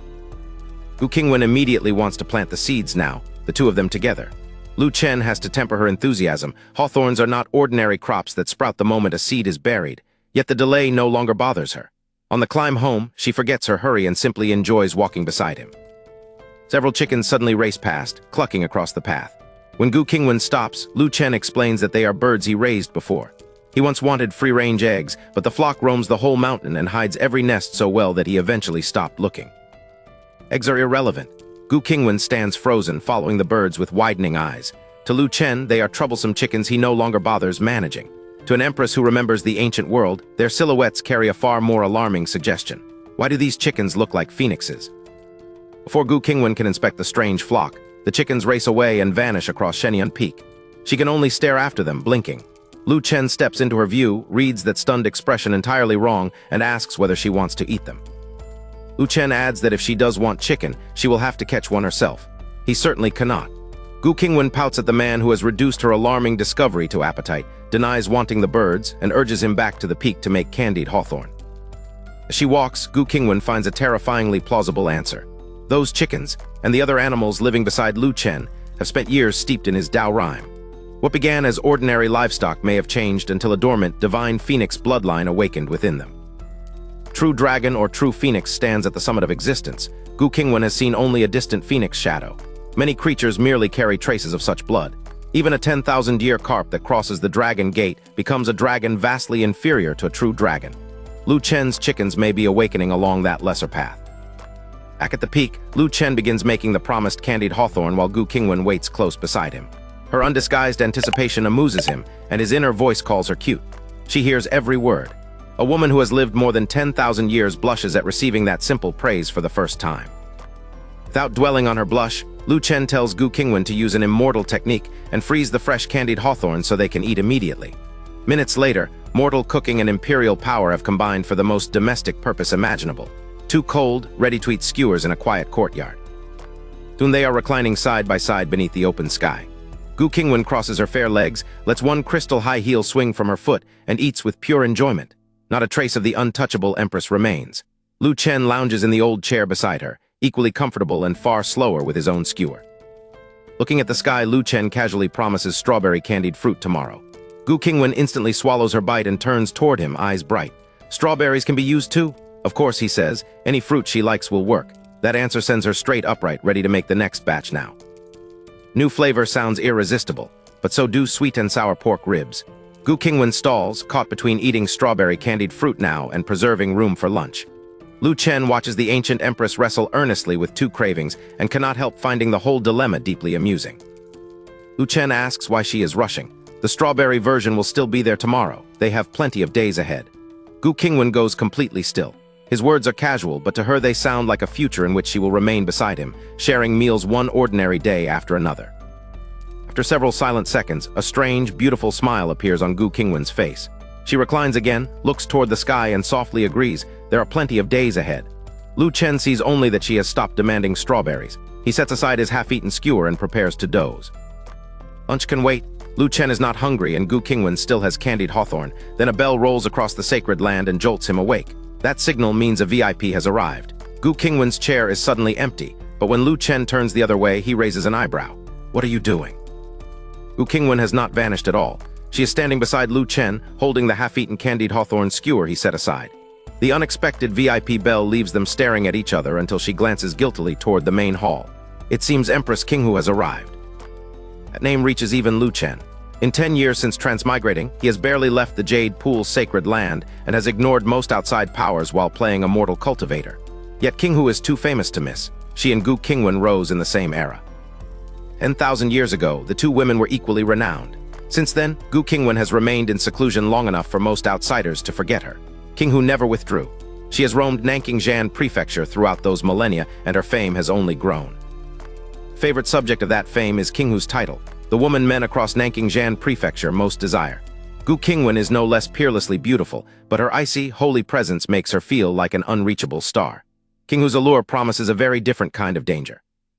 Gu Qingwan orders Lu Chen to sit beside her in the main hall, avoid nonsense, and study Qinghu's sword skills carefully. She genuinely wants to give her disciple something useful. Pills are pointless when he can refine saint-grade ones, while spiritual arts and treasures clash with his mortal pretense. Moves are all Gu Qingwan can offer, though remembering his shameless evaluation of her morning demonstration makes her blush. Lu Chen, meanwhile, decides the sword skills hardly matter. He wants to see the legendary Qinghu and privately wonders whether she might be even prettier than Gu Qingwan. Gu Qingwan pauses. For one sharp moment, she no longer wants to take this little pervert anywhere near Qinghu. But regret comes too late. She has already brought Lu Chen onto the mountain peak where the Jade Pool's sacred land's main hall stands, and the celebrated Empress is before them. Now Lu Chen understands the title. Qinghu's beauty truly stands on Gu Qingwan's level, but her allure is openly seductive rather than distant and holy. A single flirtatious glance from such a woman could make an admirer faint. Even so, Lu Chen's final judgment arrives quickly. His verdict is ruthless. Qinghu is only average. Her beauty may equal Gu Qingwan's, but Gu Qingwan remains his perfect goddess, #1 in the world. Other people see an unreachable star. Lu Chen remembers that she has never treated him with that same cold distance. Gu Qingwan blushes and scolds him silently. Who wants a little pervert like him to like her? Her face betrays the denial. At the corner of her mouth, a faint and beautiful smile appears. Then Lu Chen's attention drops to Qinghu's clothing, and that private victory becomes precarious. At first, Lu Chen disapproves. Gu Qingwan's skirt is slit to the thigh, but Qinghu's rises almost to her waist on both sides. Then his inner voice breaks off. Beneath it is black silk and a one-piece at that. His opinion reverses instantly. This is good. Gu Qingwan freezes. What? Gu Qingwan answers her own bafflement by calling Lu Chen a little pervert once more. Silently, of course. Then the smile he drew from her disappears behind an empress's mask. A fragrant breeze reaches them with Qinghu, and Gu coolly orders everyone kneeling nearby to rise. Gu Qingwan takes Lu Chen with her and sweeps straight past Qinghu toward the grand hall. Qinghu shows no surprise. Gu speaking pleasantly to her would have been stranger. She does not bother watching her old enemies back either. Her attention settles instead on the young man beside her. Sacred land itself has been peaceful for days. Beyond it, Nanking Prefecture is in an uproar. Every top sect is investigating the Jade Pool's new alchemist, the unknown prodigy who somehow refined saint-grade pills and instantly became too valuable and too suspicious to ignore. Reports satisfy no one. They describe an extremely young man with divine looks, yet claim he spent 10 years here as an utterly unaccomplished mortal. Other sects suspect a trap Gu prepared 10,000 years ago. Qinghu needs no conspiracy theory. One look at Lu Chen tells her who he is. Gu Qingwan gets straight to the point. Su Lian lounges sideways on the emperor throne and smiles. Gu truly has not changed, so she wastes no words either. For this secret realm, Jade Pool and Qiansheng Mountain are the two strongest sects, and therefore each other's greatest rivals. But Su Lian does not ask Gu to surrender. She proposes that the rivals stop treating each other as enemies. Together they can become unstoppable and take the greatest gains from the secret realm. Gu does not deliberate aloud. She simply agrees. The Jade Pool's sacred land will cooperate with Qiansheng Mountain. Gu had known Su Lian's purpose from the moment her party left Qiansheng Mountain, and her answer was ready. What interests her is the concession itself. Su Lian is now a true emperor. If such an old mortal enemy comes personally to negotiate peace, then this secret realm is no ordinary opportunity. Gu knows nothing about the realm's secret. During her 10,000-year absence, Jade Pool declined and lost access to the strongest sect's information. Qiansheng Mountain never fell that far because Su Lian kept it powerful. Her rival must know more. Gu decides to ask, but only after this public matter is finished. Su Lian is not surprised by the swift agreement.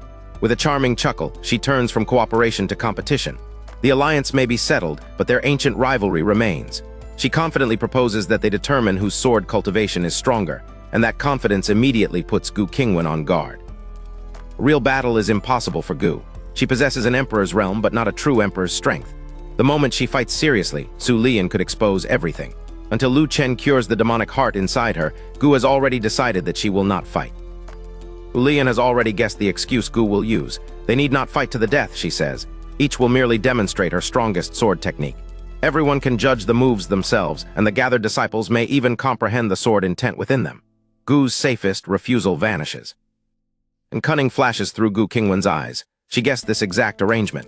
It is why she brought Lu Chen. He can observe two peak sword techniques without facing their power directly. Better still, Gu trusts the technique she created while breaking into the Emperor realm. If only the moves matter, she will not lose. Su Lian has waited long enough. She appears in the center of the square, exhales a breath of turbid qi, and begins. Gu watches for the opening move that will confirm her advantage.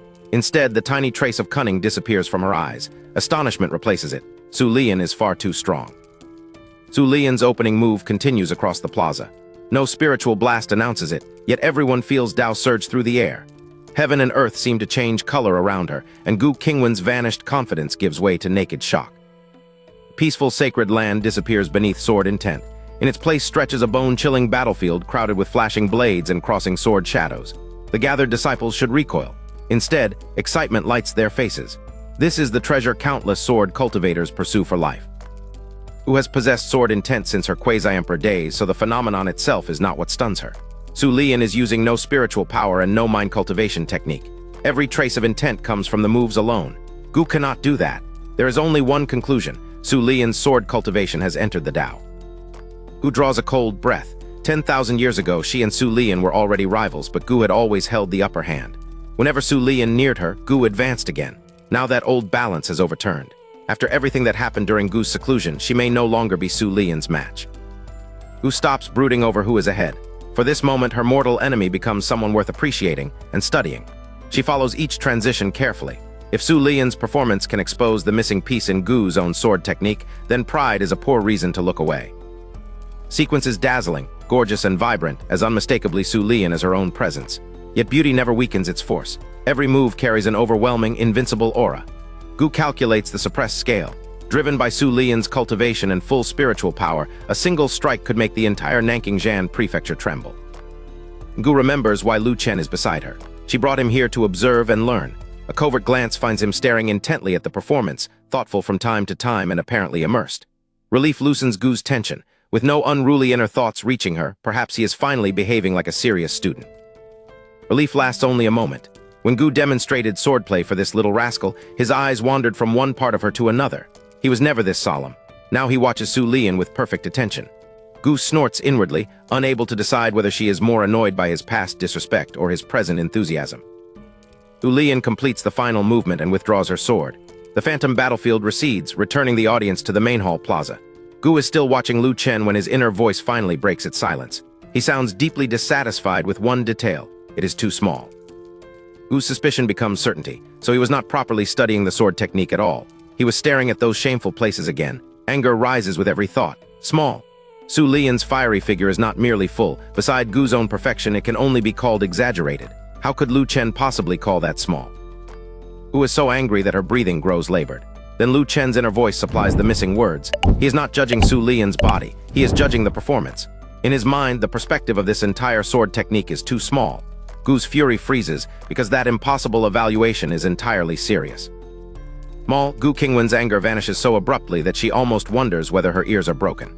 Lu Chen was never judging Su Lian's body. He sincerely believes the perspective of that overwhelming sword technique is too small.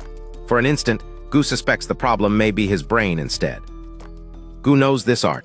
It is asking the heavens, a sword technique Su Lian obtained while exploring a secret realm. Even its origin marks it as extraordinary, but the name matters more. Every movement carries the audacity to question heaven and earth themselves. Asking the heavens is emperor grade. The strongest level cultivators of the lower realm can normally touch. Everyone in the plaza witnessed its magnificence moments ago. If an art at this summit can still be called narrow, Gu cannot imagine what Lu Chen would consider grand. This is no untouched inheritance. Across 10,000 years, Su Lian brought asking the heavens to major achievement, then built her own insights upon it. Her Dao rhyme deepened its defiance until the ancient art reached an unprecedented, breathtaking level. What could possibly possess a larger scope than that? Gu can only label Lu Chen a brazen little bastard. Still, she does not truly blame him. In her eyes, he is young, frivolous, and most importantly, he never shouted the insult aloud. It exists only inside his heart. Before stepping forward for her own demonstration, Gu looks back once more. Secretly, she hopes Lu Chen will evaluate her technique too. Even an ignorant criticism would be acceptable. The wish itself betrays her. Beneath all her dismissal, she has begun to value what this supposedly foolish child sees. Su Lian does not let Gu retreat into thought. With her head raised in open provocation, she asks what the Empress of Yiachi thinks of the performance. Then she sharpens the question.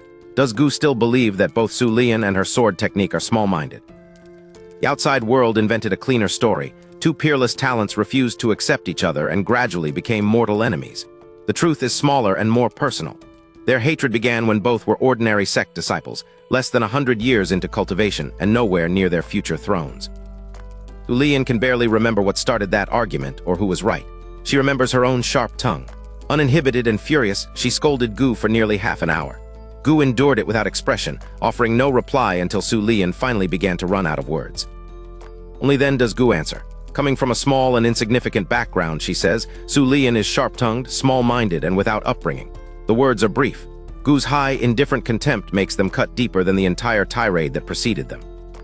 Su Lian still remembers Gu's expression as clearly as the insult, the arrogance, the disdain, even the sense that sharing the same air was beneath her. What Gu called a lack of upbringing had been survival to Su. Someone from her background might have starved within half a month by behaving properly. Gu remembers the same quarrel without regret. Su Lian had attacked her like a shrew for nearly half an hour. Was Gu forbidden even one reply? If time reversed and placed them on that day again, Gu would say the same words. She would not withdraw a single one. Yet pride does not provide Gu with an answer. She cannot call Su Lian's performance poor. Everyone here has eyes, and her own demonstration would only expose the lie. But praising Su Lian would feel like bowing to her. For Gu Qingwan, that is equally impossible. Su Lian keeps watching, certain she has trapped her rival. Gu remains silent, caught between honesty and pride. Then a voice that no one else can hear enters her ears. Lu Chen has reached his verdict, and it is exactly the answer Gu was unable to give. It is a bit small-minded. Before Gu can recover, Lu Chen's thought goes further. Asking the heavens? Why stop at questioning them? In his judgment, heaven and earth themselves are nothing but a fart. The words are absurdly arrogant, and they strike the #1 sword cultivator of a past age like a thunderbolt. Lu Chen's outrageous verdict is not empty boasting. The system's sword techniques and mind cultivation techniques have long been polished to their peak inside him. After watching only a few of Su Lian's moves, he can already see the pattern beneath all that dazzling sword intent. Every true sword path is built around something. One may be driven by emotion, another by righteousness, another by devotion to a country. Asking the heavens is different. Beneath Su Lian's gorgeous technique, Lu Chen finds a single governing idea: madness. That is exactly why the name betrays its weakness. If the sword cultivates madness, why stop at questioning heaven and earth as though they still deserve respect? Carry madness to its end. Regard them as nothing. With that state of mind, Lu Chen believes the technique would enter an entirely new level. Gu Qingwan hears every word. The arrogance of it hits the greatest sword cultivator of 10,000 years ago like lightning. Even her heart skips. Then shock becomes deduction. If this principle can transform Su Lian's sword, could it also expose what Gu's own technique has always lacked? But Gu does not copy Lu Chen blindly. Su Lian's path cultivates madness, Gu's cultivates pride. Her answer must therefore be different. What her sword has lacked is the bearing of one who stands above every rival, the absolute aura that says there is no one in existence but her. Gu shoots Lu Chen a glare, only to find that he is not even looking at her. Annoyed, she faces Su Lian again and lets her cold gaze drift across her rival's exaggerated figure. The azure fox ears do not puzzle Gu, but Lu Chen's fascination with such details certainly irritates her. From Su Lian's perspective, the scene is baffling. Her famously cold rival keeps glancing at the young man beside the imperial throne, then at Su Lian's chest, while barely attending to the contest. Su Lian can only wonder whether 10,000 years of seclusion have left Gu Qingwan seriously unwell. Before Su Lian can tease her again, Gu raises her chin with the old arrogance her rival knows so well. Her verdict is unchanged. Asking the heavens is still too petty. The entire plaza falls silent. After that overwhelming display, the gathered disciples cannot imagine how anyone could call it small. Su Lian recovers quickly. Belittling another person cannot elevate you, she tells Gu with a sneer. If the great empress truly knows what grandeur looks like, then she should demonstrate it. The challenge places Gu exactly where Su Lian wants her, forced to justify the insult before everyone. Gu gives her the answer Lu Chen found. Asking the heavens cultivates madness, yet it still treats heaven and earth as powers worthy of questioning. That is not madness carried to its end. True grandeur would ask what heaven and earth count for at all, and place the swordswoman herself above them. Su Lian freezes. Her alluring red lips part, but no retort comes. She had expected arrogance, evasion, perhaps another insult, not a sentence that opens a higher realm within her own sword technique. Around her, the plaza shares the same stunned realization. Gu's answer is not merely grand, it is correct. Lu Chen is ecstatic. Gu delivered the same conclusion he reached, and with that expressionless face she looked impossibly cool enough to inspire one embarrassingly worshipful thought. More importantly, he assumes she saw everything independently. Mountains rise beyond mountains, he reminds himself. A few system sword techniques are no excuse for arrogance. He must remain humble. Lu Chen's worshipful thoughts reach Gu Qingwan word for word. She is already poised to demonstrate, yet the phrase, "my Gu Qingwan," brings a sudden warmth to her cheeks. Inwardly, she protests at once. When exactly did she become his? Gu knows the truth. She saw none of Su Lian's flaw herself. She merely repeated Lu's words. Then she finds the perfect excuse. They belong to the same sacred land, so they are family. If this little rascal calls her an old woman every day, borrowing one answer makes them even. Su Lian is still reeling. Gu's single explanation has opened her understanding of her own sword technique by several realms. The answer is not merely persuasive, it is enlightening. Yet Su is too sharp to surrender her judgment along with the contest. Something about this revelation feels wrong. Su reconstructs the previous exchange. While demonstrating, she had watched Gu specifically, eager to see an old rival feel inferior. Gu hit it well, but Su still caught her shock. If Gu had already understood the technique at this level, that reaction would never have appeared. The answer is right. Gu is the inconsistency. Su's attention shifts to Lu Chen.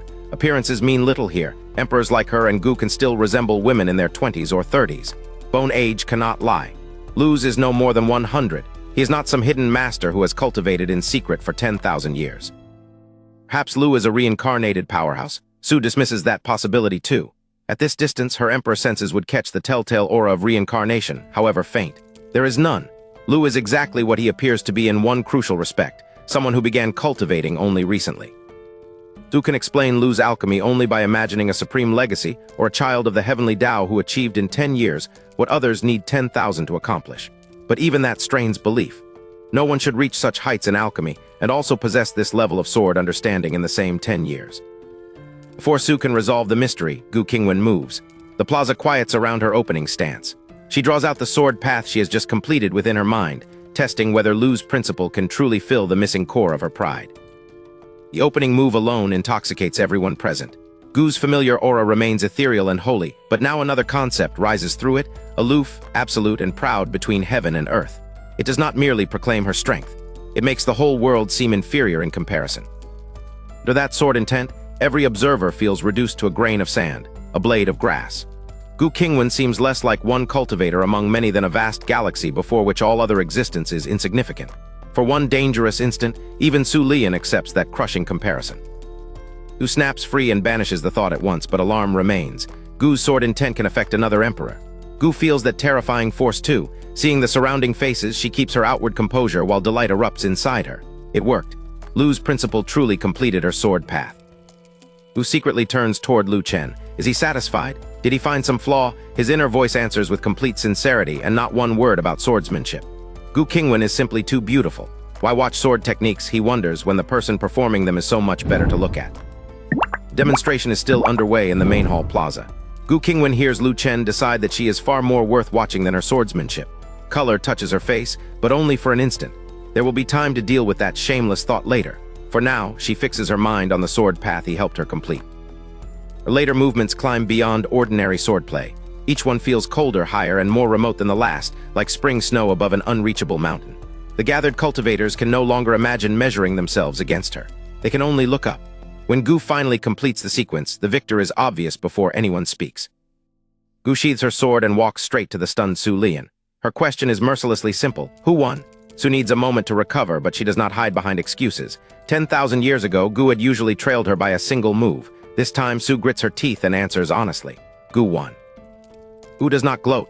She knows this victory belongs as much to Lu Chen's insight as to her own execution, and she will not use another person's gift to put on airs. She simply declares the matter settled.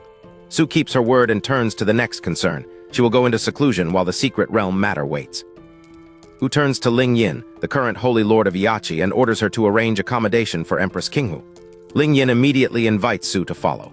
The Qiansheng mountain disciples depart behind their empress, but Su pauses long enough to give Lu Chen a searching look. Whatever he appears to be, she is certain something about him is strange. Lu watches Su leave too, but his thoughts contain no grand secret or strategy. He only wonders what her fox ears would feel like to touch. Gu's voice cuts in beside him. Everyone is already gone, so has he still not seen enough? Lu turns to find her arms crossed, one eyebrow raised, and amusement hiding inside the accusation. Gu ends the awkward moment by grabbing the back of Lu's collar and carrying him into the air toward Shenyun Peak. Mid-flight, she calmly asks whether he learned what she just demonstrated. Lu answers, honestly bewildered, "Learn what?" Gu nearly drops him. When she spells out that she means the sword technique, he hurriedly claims complete understanding. Claiming he learned it is not enough. Lu begins praising his grandmaster's sword as unparalleled beneath the heavens, vast as the stars and boundless as the sea. The longer he talks, the less it sounds like an answer.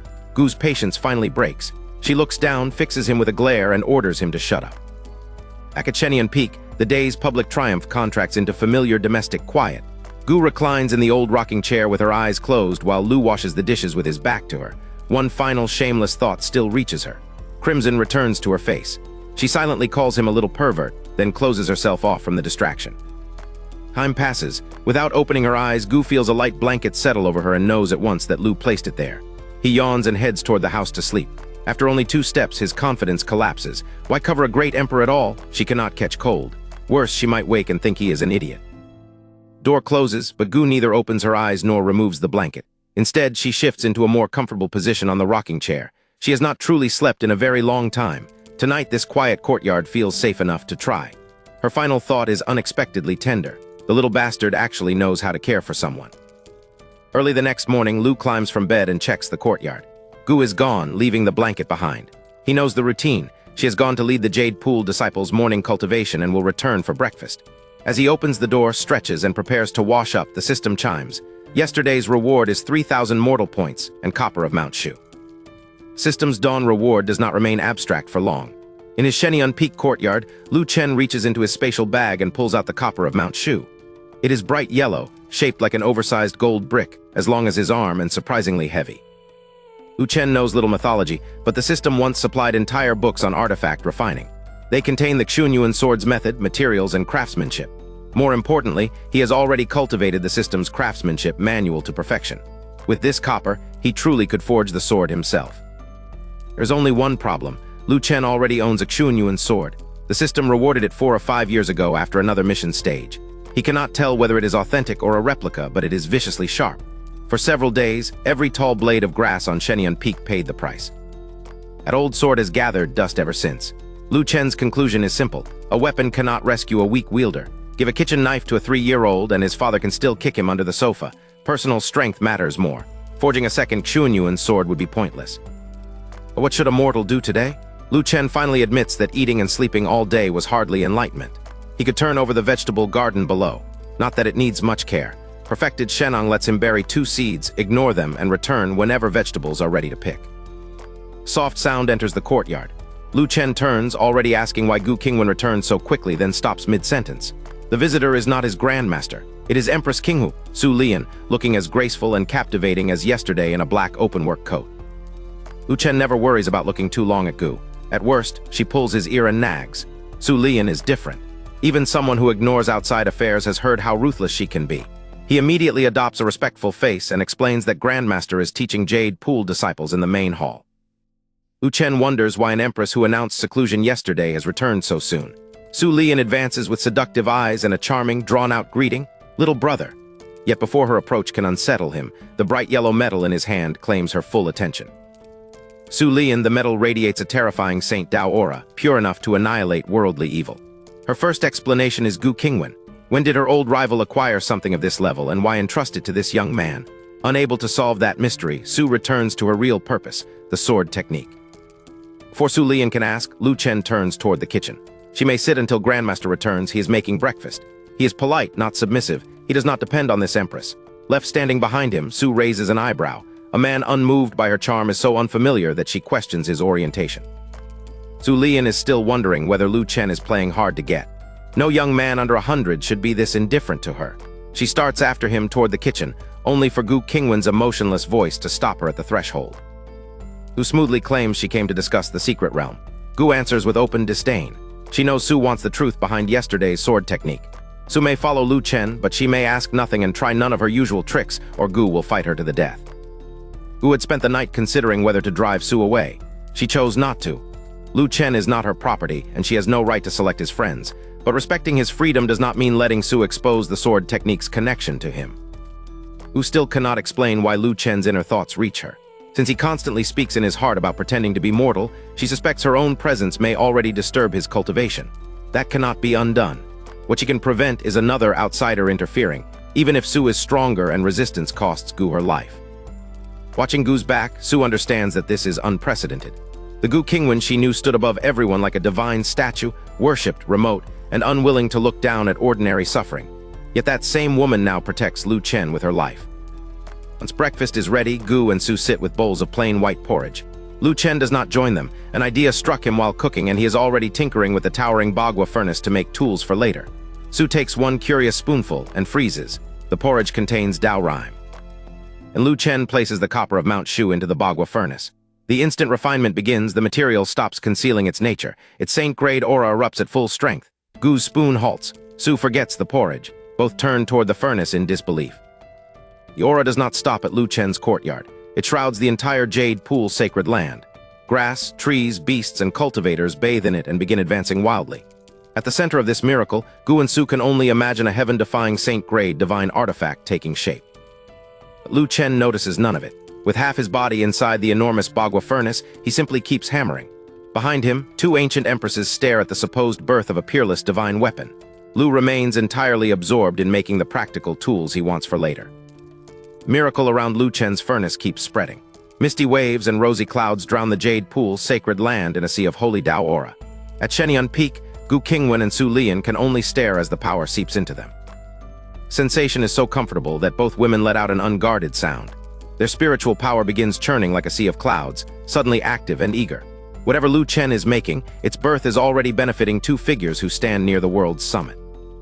Gu already knows Lu Chen can perform alchemy. She never imagined he could also refine artifacts at this level. The two crafts may both use a cauldron, but they are as different as sword and blade techniques. Su reaches the same impossible question: what exactly can this man not do? There's no time to solve that mystery. Rolling black clouds swallow the radiant sky within moments. A heavenly tribulation has come for the refinement, and Lu Chen is still below it, working as though nothing has changed. Gu and Su turn from astonished witnesses into his shield. Gu glances at the tribulation, drains her bowl of white porridge, and launches into the air in cyan-red light. Halfway up, she stops. One precious pot remains. She drops back down, gulps every last mouthful, then rises again, this time fully satisfied and ready to face heaven. Gu and Su stand back to back upon the sacred land's rays of light. Su smiles at the absurdity of fighting beside her old enemy. Gu coldly tells her she can leave if she dislikes it. Su only chuckles. She cannot let Gu be the sole good person today. Clouds answer with a deafening rumble. A silver lightning snake tears straight toward the Bagua furnace. Su moves first. Emperor and lightning cross the distance in an instant, and she meets the strike head-on, entirely certain that a heavenly tribulation can no longer harm someone beyond heaven's ordinary rules. Her certainty lasts less than a heartbeat. Horror flashes across Su's face as the lightning drives into her chest and hurls her dozens of meters downward. A smoking hole has been punched through the hollowed black clothing over her chest. This is no tribulation an emperor can casually ignore.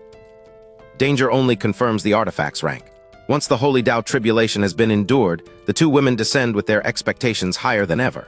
If a Currentera divine weapon was born here, every future account of it would begin with the Jade Pool's sacred land. Instead of a majestic master awaiting his creation, they find Lu Chen's backside. Half his body is still arched inside the enormous furnace. Su raises an eyebrow and asks whether Gu's family performs alchemy this way too. Gu has no answer, and even blaming his mortal act does not make the posture sensible. Gu finally backs out, but he is not carrying one artifact. His arms are filled with a whole pile. Gu and Su lean forward despite themselves. The holy Tao phenomenon and the tribulation promise something peerless, so each unfamiliar shape in his grasp seems capable of becoming a legend. And the shapes come into focus. No sword, no majestic divine treasure. Lu Chen is holding 3 forks and 3 thin sticks. After a sect-wide miracle, an emperor-wounding tribulation, and dreams of glory lasting hundreds of thousands of years, Gu Qingwan and Su Lian can only stare, completely dumbfounded. Smoke clears, and the products of Lu Chen's world-shaking refinement are finally visible. He stands beside the black Bagua furnace looking less like a legendary artificer than a farmer. 3 thin sticks in one arm, 3 forks almost as tall as a person in the other. Gu Qingwan stares at the thin sticks and asks what they are for. Lu pauses as though the answer should be obvious, then proudly announces that they are fishing rods. Surely neither empress has ever fished, he says. What boring lives they must have led. Lu drops the other equipment, grips one rod and whips it back and forth before their faces. Long, resilient, and strong enough for a 20-pound fish, what more could anyone want? Then he spins it in wild circles and cheerfully offers to show them a windmill. Gu's mouth twitches. Su's chest heaves with restrained fury. They recognized fishing rods from the start. What they could not believe was that Lu had fed material overflowing with saint-grade Dao Qi into a heavenly refinement and used it to make these. Forcing her expression flat, Gu asks about the 3 towering forks. Lu tosses the rod aside, picks one up, and answers with complete seriousness. Fishing forks. Rods are not the only way to catch fish. To him, the second half of the miracle is just as practical. Having solved the mystery to his own satisfaction, Lu invites both women to try the equipment with him. Gu rejects the idea. After watching saint-grade treasure become fishing tackle, she is in no mood for leisure. Lu, however, treats her refusal as the beginning of negotiations. Lu drives the fork into the ground, walks to Gu's side, and takes her smooth arm. That is exactly why she should come, he insists. Once she immerses herself in fishing, she will understand the fun. Then he adds with astonishing confidence that he has never lied to her. Gu snorts. Inwardly, she calls him a little bastard who has lied more than enough, yet his pestering wears down her refusal. At last, she purses her lips, glares at him, and compromises. She will go, but only after she finishes eating. Lu instantly releases her and waits. Su Lian can barely reconcile this woman with the Gu Qingwan she knew. Gu once acted as though even the air might soil her, yet she let a man pull her arm and persuade her into something so trivial. Stranger still, Su caught a hint of pampering in Gu's eyes. Soon Gu finishes eating and rises, already committed enough to ask where they are going. Lu gathers a rod and fork for her. At the foot of Shenian Peak, he explains, there is a small stream that belongs to his private routine. and he never comes back empty-handed. Lu makes it clear that she intends to come as well and takes hold of the offered equipment. Lu sees no problem. He forged 3 sets from the beginning, including one for her. He releases the rod and fork and turns to retrieve another pair for Gu. Delicate moan catches Lu from behind, followed by a thud. Su has fallen with the fishing rod clutched in her hand. Her long black silk-clad legs spill through the waist-high slit, and fear mingles with pain on her face. Lu's thoughts nearly leave his body. Gu does not rush to help. She looks down coldly and asks whether she did not already forbid Su from using such tricks on Lu. After 10,000 years apart, Gu says, Su's methods have become clumsy, or perhaps the men of this prefecture have simply become easier to bewitch. Inside Lu's head, alarm becomes delight. A honey trap used on him? Wonderful. He silently begs the old woman not to interfere before Su finishes, and especially not to frighten away his future view of black silk. Gu hears every shameless thought and glares hard enough to drag him back to reality. Gu demands the equipment and threatens to cancel the outing if Lu delays any longer. He jolts awake, repeats that they are going fishing, and hurriedly hands her a rod and fork. The moment Gu takes the rod, she drops to the ground too, leaving Lu with no idea what either woman touched. Gu Qingwan lies sprawled on Shenyun Peak, still clutching Lu Chen's fishing rod. Yet when she opens her awareness, Lu and Su are gone. So is the mountain. Gu now stands on the bank of a calm river inside a space that should not exist. Far out on the river, a solitary boat drifts without urgency. A lone figure sits aboard in a bamboo hat and straw raincoat, fishing in absolute silence. As Gu studies him, a calm, melodic Tao rhyme spreads through the realm and enters her body. And Gu feels the impossible. Her strength is increasing. An emperor already stands at the continent's summit. Raw effort cannot carry one higher, only comprehension of the Tao can. Here, however, the heavenly principles themselves are Tao. If Gu can understand them, she can rise another level. At the instant Gu prepares to comprehend more, Su Lian's voice cuts across the tranquility. She cheerfully asks why the Empress of Yiachi is posing like that, and whether she is trying to seduce someone. The riverside realm vanishes before Gu can answer. Fierce blush climbs Gu's face. Her position had been pointed directly at Lu Chen.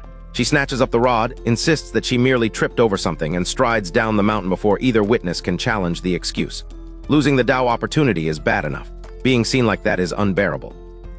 Su's own experience had been very different. Her cultivated Tao is incompatible with the artifact spirit space. The instant her divine sense entered, the rod cast it straight back out. An object able to reject an emperor so effortlessly is terrifying and far too interesting to ignore. Su decides to question Lu in a low voice. She wants to know about the artifact spirit and about yesterday's sword technique. Gu explicitly ordered her to act mute and ask nothing, but Su is Empress Qinghu.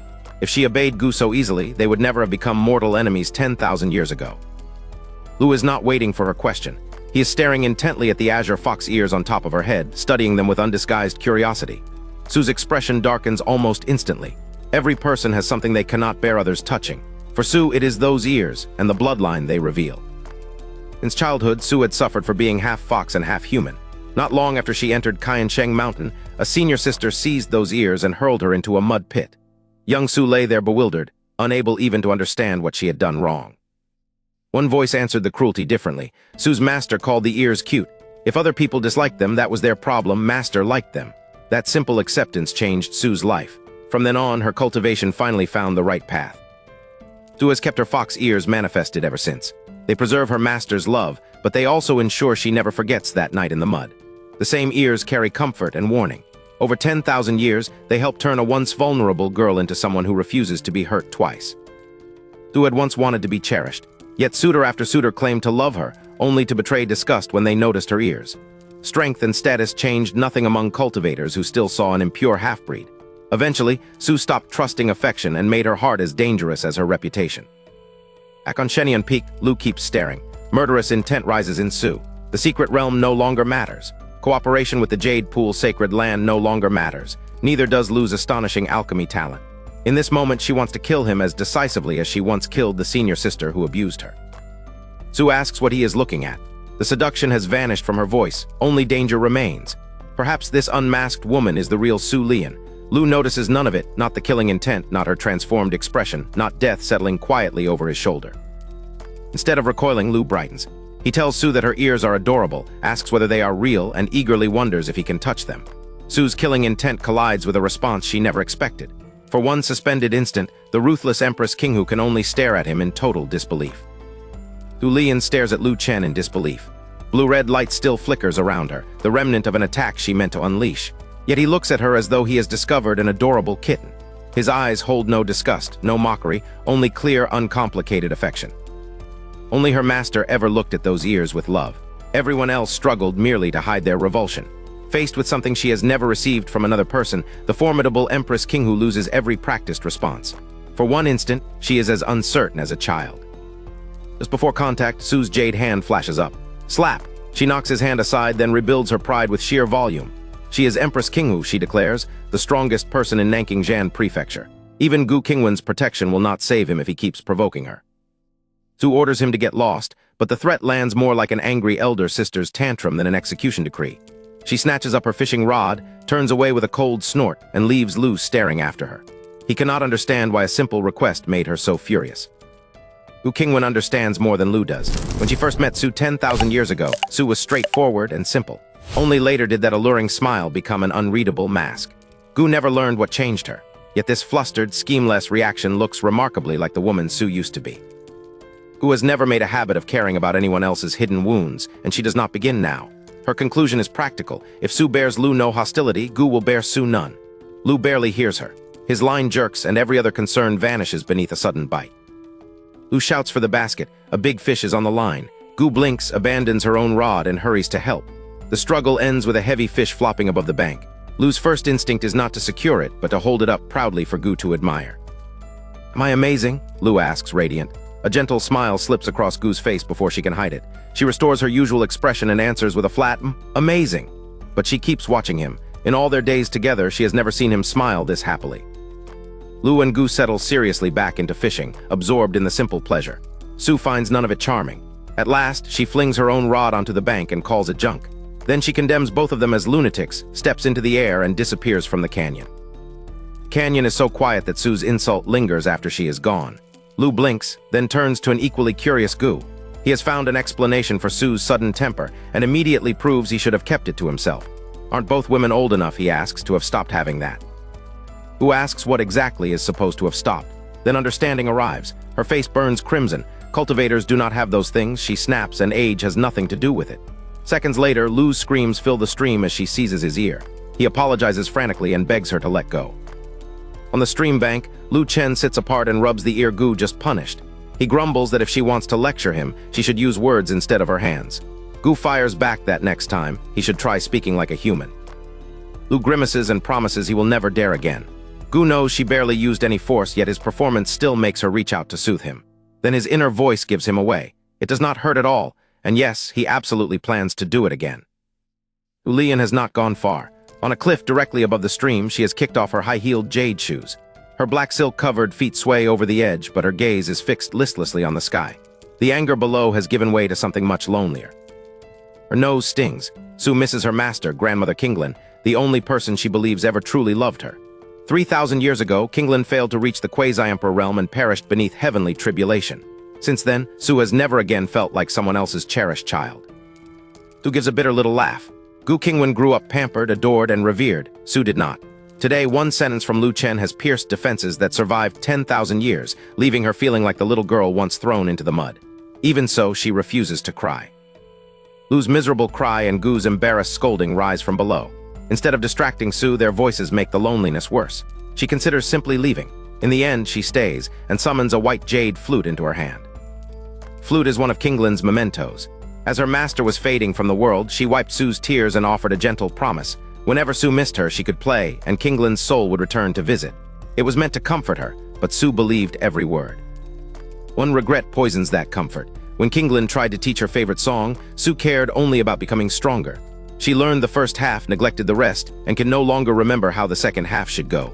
Now there is no one left to correct it. A lingering melody spreads across the foot of Shenyang Peak. It is beautiful, elegant, and free, like forest wind moving over clear springs. Yet played by Su, the carefree song carries unmistakable sorrow. Every note reaches toward the one person who can no longer answer. Down by the stream, Lu listens past the beauty and catches the hidden break. The first half and second half do not share the same compositional hand. Gu doubts that he can know such a thing. Lu raises an eyebrow and offers to prove his musical skill with a performance that afternoon. Lu never finishes. A light landing sounds behind him, followed by Su's urgent demand. How did he hear that the two halves were composed differently? He turns to find her standing on the ground without her shoes, black silk still covering her feet and the white jade flute in her hand. Lu's gaze dips first and he swallows. Then he notices the flute and realizes the obvious. Su played the song he just criticized. His face turns solemn in an instant. Thumb raised, he declares it the finest divine song in the world, wonderful, truly wonderful. Gu Qingwan watches Lu Chen's miraculous change of face in speechless disbelief. Then she appears behind him, catches his collar, and pulls him firmly into her embrace before Su Lian can press him further. Gu dismisses Lu as an ignorant child who never knew the piece was Su's. For compensation, she offers Qiansheng Mountain one stalk of the Millennium 7 colored lotus when it matures. Su refuses the heirloom coldly. She is not angry. What surprises Su is not the offer, but Gu defending another person for the first time. She fixes her attention on the young man in Gu's arms and asks the question that matters. Is Lu Chen truly proficient in music theory?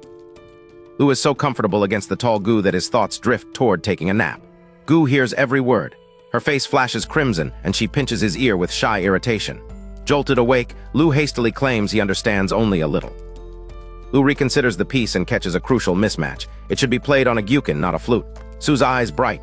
Her master did use a gyukin, but Su learned only the flute. When she asks if Lu can play, his caution turns instantly smug. Of course he can. Lu takes Qingyun, another gift from the system, out of his spatial bag. He sits cross-legged on a bluestone with the gyukin on his lap and proposes a practical method. Su will hum, he will play, and she will mark every note that needs revision. Lu clears her throat and begins with complete confidence. By her second note, Lu knows something is terribly wrong. The melody dissolves into an indecipherable chain of hums and stray syllables while his hopeful concentration becomes silent horror. He wants the entire attempt destroyed. When the performance ends, Lu can no longer pretend the method will work. He admits he has no way to help, carefully slips around the stunned Su and returns to his fishing rod. He chooses a place near Gu, where he knows he is safe. Time passes, but Lu cannot forget the figure behind him. He secretly looks back again and again, 7 or 8 times, and always finds Su sitting in the same dejected place. Her disappointment is genuine, and his attempt to ignore it grows less convincing with every glance. Lu finally grits his teeth and stands. He complains that Su is unbearably annoying, always sitting there looking pitiful, and then declares that he will help.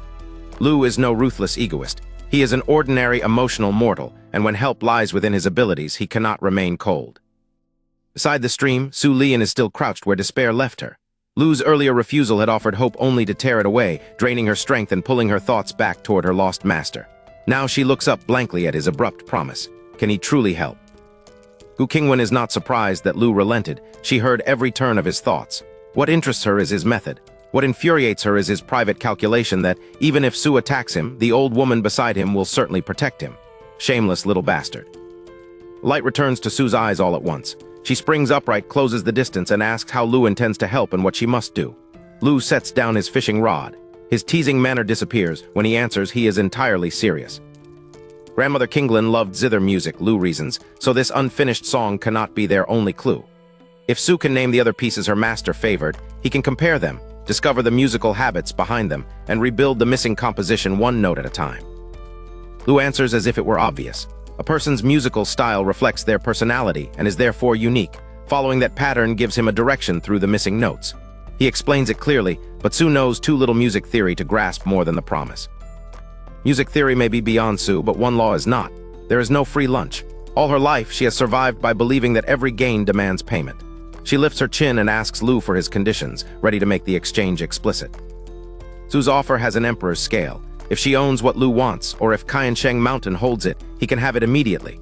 If neither does, she will search for it. Recovering even the possibility of her master's music is worth mobilizing everything within her reach. With almost anyone else, Su would sweeten such an offer with a calculated pose and a voice designed to make the listener reckless, then guide the poor fool exactly where she wanted. With Lu, she does not. She cannot explain it. She simply refuses to show him that artificial self. Lu even names the pure heart Snow Lotus and Nanking Long Tone, things Lu has never heard of and does not want. His attention wanders elsewhere. Su notices and covers herself. Lu realizes at once that she caught him looking, and for one awkward moment, the shameless negotiator is genuinely embarrassed. Lu clears his throat and rebuilds his dignity. His condition is non-negotiable. If Su refuses, the entire matter ends. Su accepts just as solemnly. Anything in Nanking Prefecture will be delivered within half a month. If it lies in another prefecture, she gives herself 1 year. Lu exhales, raises one finger, and loudly names his price. He wants to touch Su Lian's fox ears. Then he reconsiders the difficulty of the work and changes one finger to 3. 3 touches at least, not one fewer. Gu Qingwan and Su Lian can only stare at him in total disbelief. Gu Qingwan and Su Lian can only stare. Lu Chen had rejected even the pure heart Snow Lotus without blinking, so both women expected him to name some unimaginable treasure. Instead, his solemn, non-negotiable price is 3 chances to touch Su Lian's fox ears. Gu follows Lu's gaze upward and realizes he is completely fixated on her ears. As if betraying her, they twitch twice. Lu's heart nearly melts on the spot. His naked delight is so sincere that a trace of crimson appears on the cheeks of a woman who scarcely knows how to blush. Lu plants his hands on his hips and urgently asks whether they have a deal. A stray thought about black silk almost distracts him, but the ears themselves are the prize. Su stands helplessly silent. The feature others despised, and that she learned to dislike herself, is being cherished without hesitation. Lu cannot even explain to herself why 3 times feels unacceptable. Red all the way to her neck, she turns aside and murmurs so quietly that Lu almost misses it. Just once. The formidable emperor has reduced her counteroffer to a shy whisper, but on that single limit she remains stubborn. Lu's resolve softens. If he pushes an embarrassed emperor too far, he may lose even the 1 touch she offered. He grits his teeth and declares a final compromise, twice, once for each ear. Any more argument and he is going straight back to fishing. Su finds his sudden anxiety both irritating and funny. At last, Su purses her lips, looks away, and agrees. Lu lights up at once. She has promised, he reminds her, and an emperor cannot go back on her word. Su, crimson-faced, can only curse inwardly that no one but this strange man would treat such a thing like a priceless reward. The agreement is barely spoken before Lu calls for them to go and dart several dozen meters up the mountain. Su remains behind long enough to ask where. He looks back. The music books are in the house, so of course they are going to begin the score now. Then he races onward, urging her to follow. Lu and Su disappear up the mountain with their strange bargain settled, leaving Gu Qingwan beside the stream. The music can wait for them. The abandoned fishing tools cannot pack themselves. Gu gathers the gear, and her attention falls on the 2 fish baskets. Gu's own basket is empty. She released the fish she caught earlier. Lu's basket, however, still holds quite a few. Since the 2 of them could never eat so many, Gu squats beside it and decides to leave the largest fish for Lu, then return all the others to the stream. And Gu freezes. Across the fish in Lu Chen's basket, ordinary scales are changing, hardening into unmistakable dragon scales. Her calm vanishes as she stares into the basket. Why are Lu Chen's fish beginning to transform? Change in Lu Chen's basket is real. Hard, unmistakable dragon scales now cover the carp. Gu Qingwan is startled, but not wholly disbelieving. Shenyun Peak has already produced a chicken carrying a phoenix bloodline. Her first explanation is the dense Saint Dao aura that flooded the entire sacred land when Lu Chen refined his fishing rod that morning. Yet if the aura transformed this carp, why did the fish Gu caught in the same place remain ordinary? Gu remembers how Lu Chen used to bring every catch to her, proudly waiting while she praised him like an excited child. None of those fish had dragon scales. Whatever changed, it is recent, and it is bound specifically to him. Terrifying possibility strikes her. Could every fish Lu Chen catches now awaken a divine dragon bloodline? Gu stares at the carp and gasps. What in the world is that little brat cultivating to make an ordinary action produce this? Meanwhile, Lu Chen knows nothing about the carp. In his room on Shenyun Peak, he and Su Lian sit facing each other on the floor. A trace of her earlier blush remains while he lowers his eyes and calmly organizes stacks of music scores. Without looking up, Lu asks, "Can you remember anything else?" His collection holds the world's famous songs, and Su has already named many pieces her master liked. But titles alone are not enough. He needs the woman and the feelings behind them. Once Su begins talking about Qinglan, she cannot stop smiling. The calculation that marked her first meeting with Lu disappears from her eyes. She proudly offers memory after memory, even the tiny story of her master taking her out for sugar cakes years ago. Listening to her, Lu feels an old ache. He has lived happily in this world since transmigrating 10 years ago, yet in the quietest nights he still misses the family he left behind. Su's longing reaches a wound he rarely shows. Su abruptly realizes how much she has revealed to a man she met only yesterday. Then she sees Lu's expression. He is not indulging or judging her. He understands. For the first time, she senses that in this private loneliness, the 2 of them may be alike. Lu pulls himself out of the memory. People still have to look forward. From everything Su has told him and the scores spread around them, he selects roughly a dozen possibilities. He will play each one first and learn their shared feeling. Lu sets Qingyan before him and releases a slow breath. His earlier informality vanishes. He first settles his mind into the softness of the melodies, then opens his eyes with solemn concentration. Even Su cannot help noticing how different he looks when he becomes serious. First notes flow from Qingyan, soft, clear, and astonishingly moving. Lu does not merely reproduce a score. The music carries an untainted concept. Su listens from across the instrument, while the melody travels beyond the room and over Shenyun Peak. Back from the mountain foot, Gu reclines with clear tea, long legs crossed, listening beneath the morning sun. Such an untainted concept almost convinces her that Lu's fixation on black stockings was an illusion. Then his thought rings out. Su's figure is simply too large for any man not to look. The music stops. Gu grits her teeth. Not an illusion, little pervert. Restoration does not end with one beautiful performance. For the rest of the day, Lu Chen remains in his small music room with Su Lian, comparing her memories against his scores and testing each possibility on Qingyan. Their concentration leaves little room for anything or anyone else. Gu Qingwan stays for a while after returning, but Lu has no time to accompany her. Matters are piling up across the Jade Pool's sacred land, and lingering alone would accomplish nothing. With visible reluctance, its sect master finally leaves Shenyun Peak to do the work she has neglected. Privately, Gu has to admit she has behaved like an incompetent sect master, spending so much time around Lu Chen. Yet the admission carries no real regret. After 10,000 years of grandeur and struggle, she genuinely enjoys these quiet, leisurely days beside him. Gu's absence saves Lu one minor inconvenience. He does not have to cook for her. That convenience soon becomes negligence. He and Su remain so absorbed that, whenever hunger intrudes, they grab a few snacks and immediately return to the scores and the stubborn fragments in her memory. By the next morning, nearly 12 double hours have passed with Lu Chen and Su Lian alone in that small room. Both have red eyes. Su looks as though she has been crying. Lu's redness is less poetic. He simply stayed awake through the entire night. Those 12 double hours were not wasted. Lu places his sore fingers on Qingyan and plays the short passage they have recovered. It is only a fragment, but Su knows it immediately. Across thousands of years, the familiar melody of her master has found its way back to her. One fragment is not the whole inheritance. At their present pace, recovering all of Grandmother Qinglan's music will take at least 7 or 8 more days.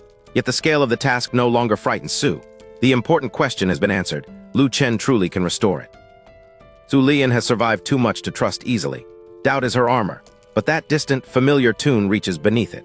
Her eyes redden with an emotion she cannot name, and when she finally speaks to Lu, the habitual provocation in her voice has softened into exceptional gentleness.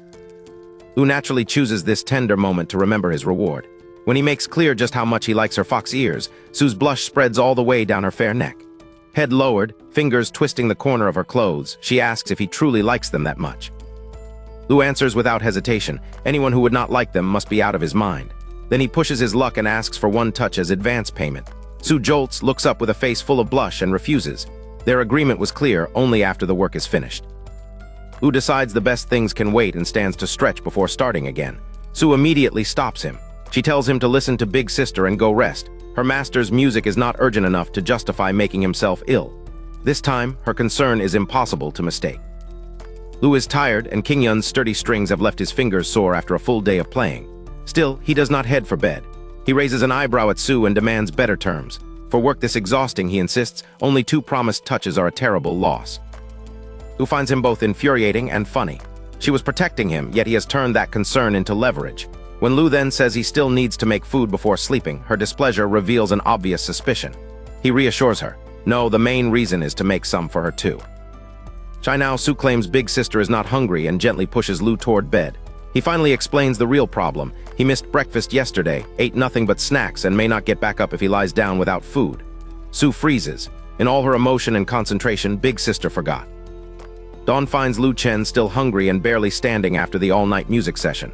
Su Lian pushes aside her embarrassment and smiles. Big Sister will help him cook, she says, and he should finally taste her cooking too. Su reminds him that she came from hard times, unlike the pampered Gu Qingwan. Then her confidence slips. She has not cooked for years, so he must not laugh if it tastes bad. Lu solemnly agrees, then adds that bad food will cost her one more touch. Crisp chime sounds inside Lu's head. Yesterday's mortal value, plus 12,890.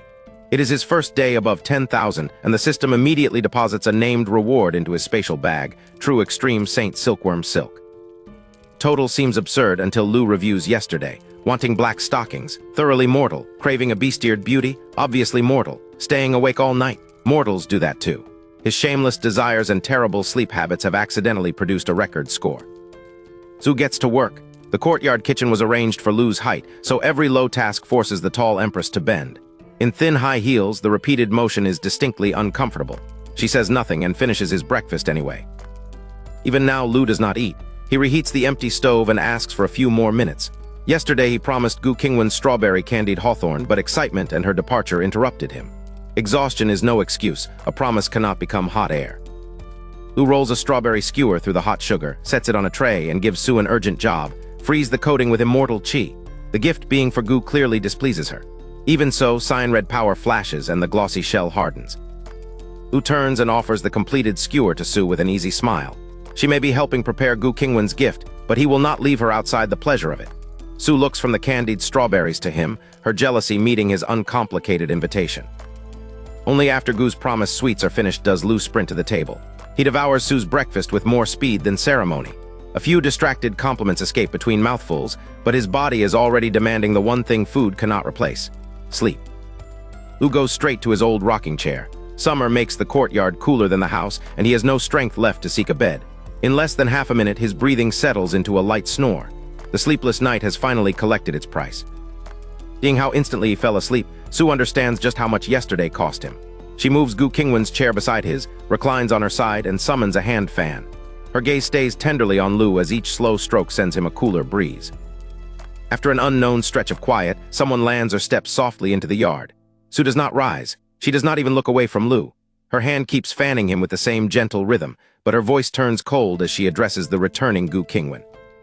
Lu's command is mercilessly simple: go wash the dishes. Gu Qingwan, the Jade Pool's old ancestor, can only stare at her in baffled silence. Beside them, Lu sleeps through everything, while the promised candied strawberries wait on the table for Gu to notice. Gu Qingwan's baffled irritation does not survive a second look around the courtyard. Lu Chen is asleep in his old chair, and beside him waits the plate of candied hawthorn he promised her. Her expression softens like water.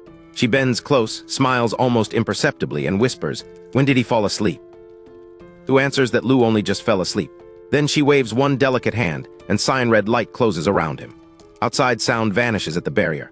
Only after securing his rest does Su stretch languidly in Gu's reclining chair and turn her attention fully toward its owner. Su needles Gu for still returning to breakfast every morning. Gu ignores the tone and samples the plain congee. One frown is enough. Lu did not make it, so she refuses another bite. Instead, she impatiently takes one of his candied hawthorns, and sweetness breaks through her cold expression as open joy. Watching Gu savor Lu's gift, Su finally asks the question that has bothered her through the night. Lu should be tremendously strong. So why does every inspection make him seem like an ordinary mortal? She had suspected a performance, but the contradiction remains, and Gu plainly knows more than she is saying. When a straightforward question gets her nowhere, Su switches masks. Her voice turns soft and drawn out. Her posture and expression become as seductive as when she first arrived. She admits she was wrong and coaxes Gu to share what she knows. It would work on almost anyone. Gu Qingwan does not react at all.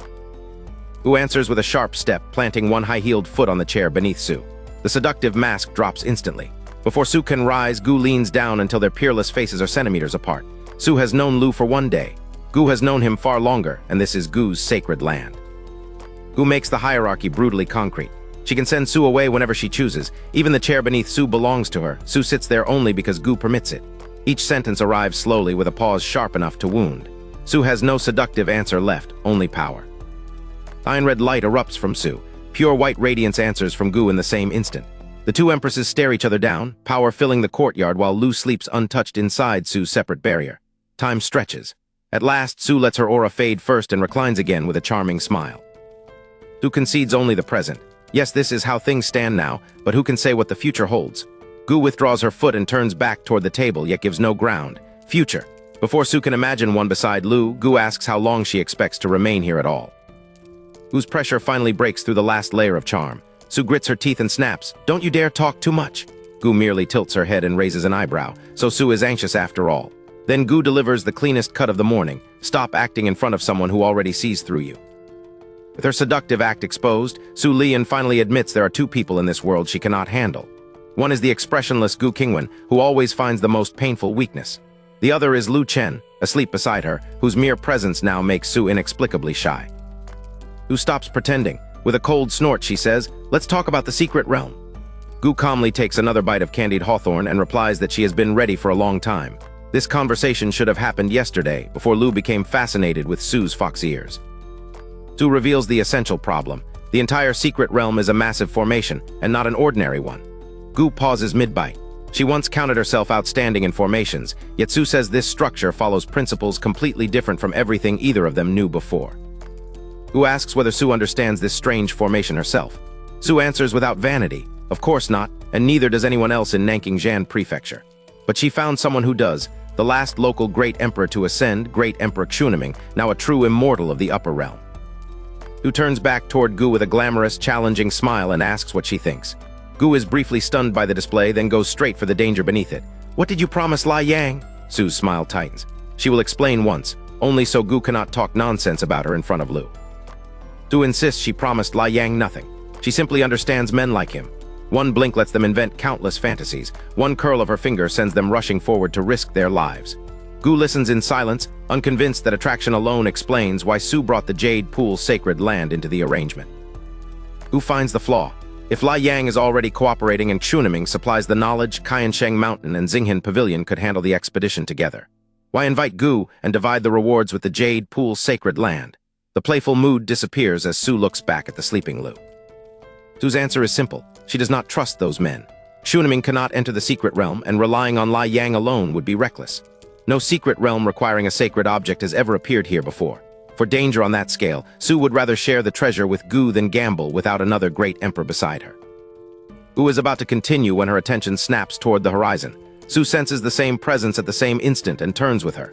"They're here." The strategic conversation is over. Great Emperor Qingwan and his party are approaching, and the formation lecture can no longer be postponed. Gu immediately focuses on Lu. A true immortal from the upper realm is about to lecture on the very formations controlling the secret realm. Wasting such a chance is unthinkable. Su looks down at the deeply drowsy young man instead. The expedition may be urgent, but waking him is another matter. Gu tries to rouse Lu, but one look at his reluctant, exhausted face defeats her. She softens at once, caresses him, and murmurs that it is fine, he can sleep. Gu watches the opportunity slipping away while Lu begins drifting off again under Su's reassurance. Gu declares that a half-asleep Lu would learn nothing anyway.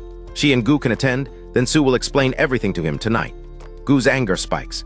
Their second-hand account cannot equal a true immortal's own instruction, especially when the secret realm depends on understanding formations no one else here knows. Gu warns that spoiling Lu this way is not kindness. If he later learns that Su let him miss an upper realm true immortal's lecture, he will hate her for it. Su fires back with disarming honesty. The future is the future. She simply does not want Lu to hate her now. Gu finally loses patience. She grabs Lu by the ear and pulls him upright, announcing that a true immortal of the upper realm has come to lecture. His morning temper vanishes beneath the pain. Lu yelps that he is awake, truly awake, and begs her to let go. Gu slaps Gu's hand away and pulls Lu into her arms. Furious, she demands that Gu stop grabbing his ear whenever anything happens. A man needs face in public. What dignity would Lu have if others saw this? Half awake, Lu rubs his aching ear against Su and eagerly agrees. It really hurts. Still sheltered in Su Lian's arms, Lu Chen looks toward the horizon. A line of black dots has appeared in the distance. Great Emperor Qingwan and his entourage are almost here. Gu glares at the sleepy Lu and orders him to wash up, then head for the main hall. Qingwan will not lecture the instant he arrives, so if Lu strolls over afterward, his timing should be perfect. Gu then grits her teeth at Su, who is still soothing Lu's ear. She tells her not to waste such an opportunity. The elders of Qiansheng Mountain should gather in the hall as well. With that, Gu departs. Su is in no hurry. Looking down at Lu, she softly offers to wash his face for him. Embarrassed by the idea of being treated as helpless, he hurriedly insists that he can do it himself. Seeing how sleepy he still is, Su gently rubs the top of Lu's head. Then she finally steps into the air and flies toward the main hall, leaving him to prepare at his own pace. Lu fetches a basin, washes his face, and gathers every remaining candied hawthorn from the table. With one in hand, he strolls down the mountain. Qingwan's prestige means nothing to him. He is going because Gu might pull his ear again. Near the hall, Lu pauses to greet the senior and junior sisters coming out. Once the stream of greetings is finished, he hurries through the entrance to find Gu and Su already seated inside.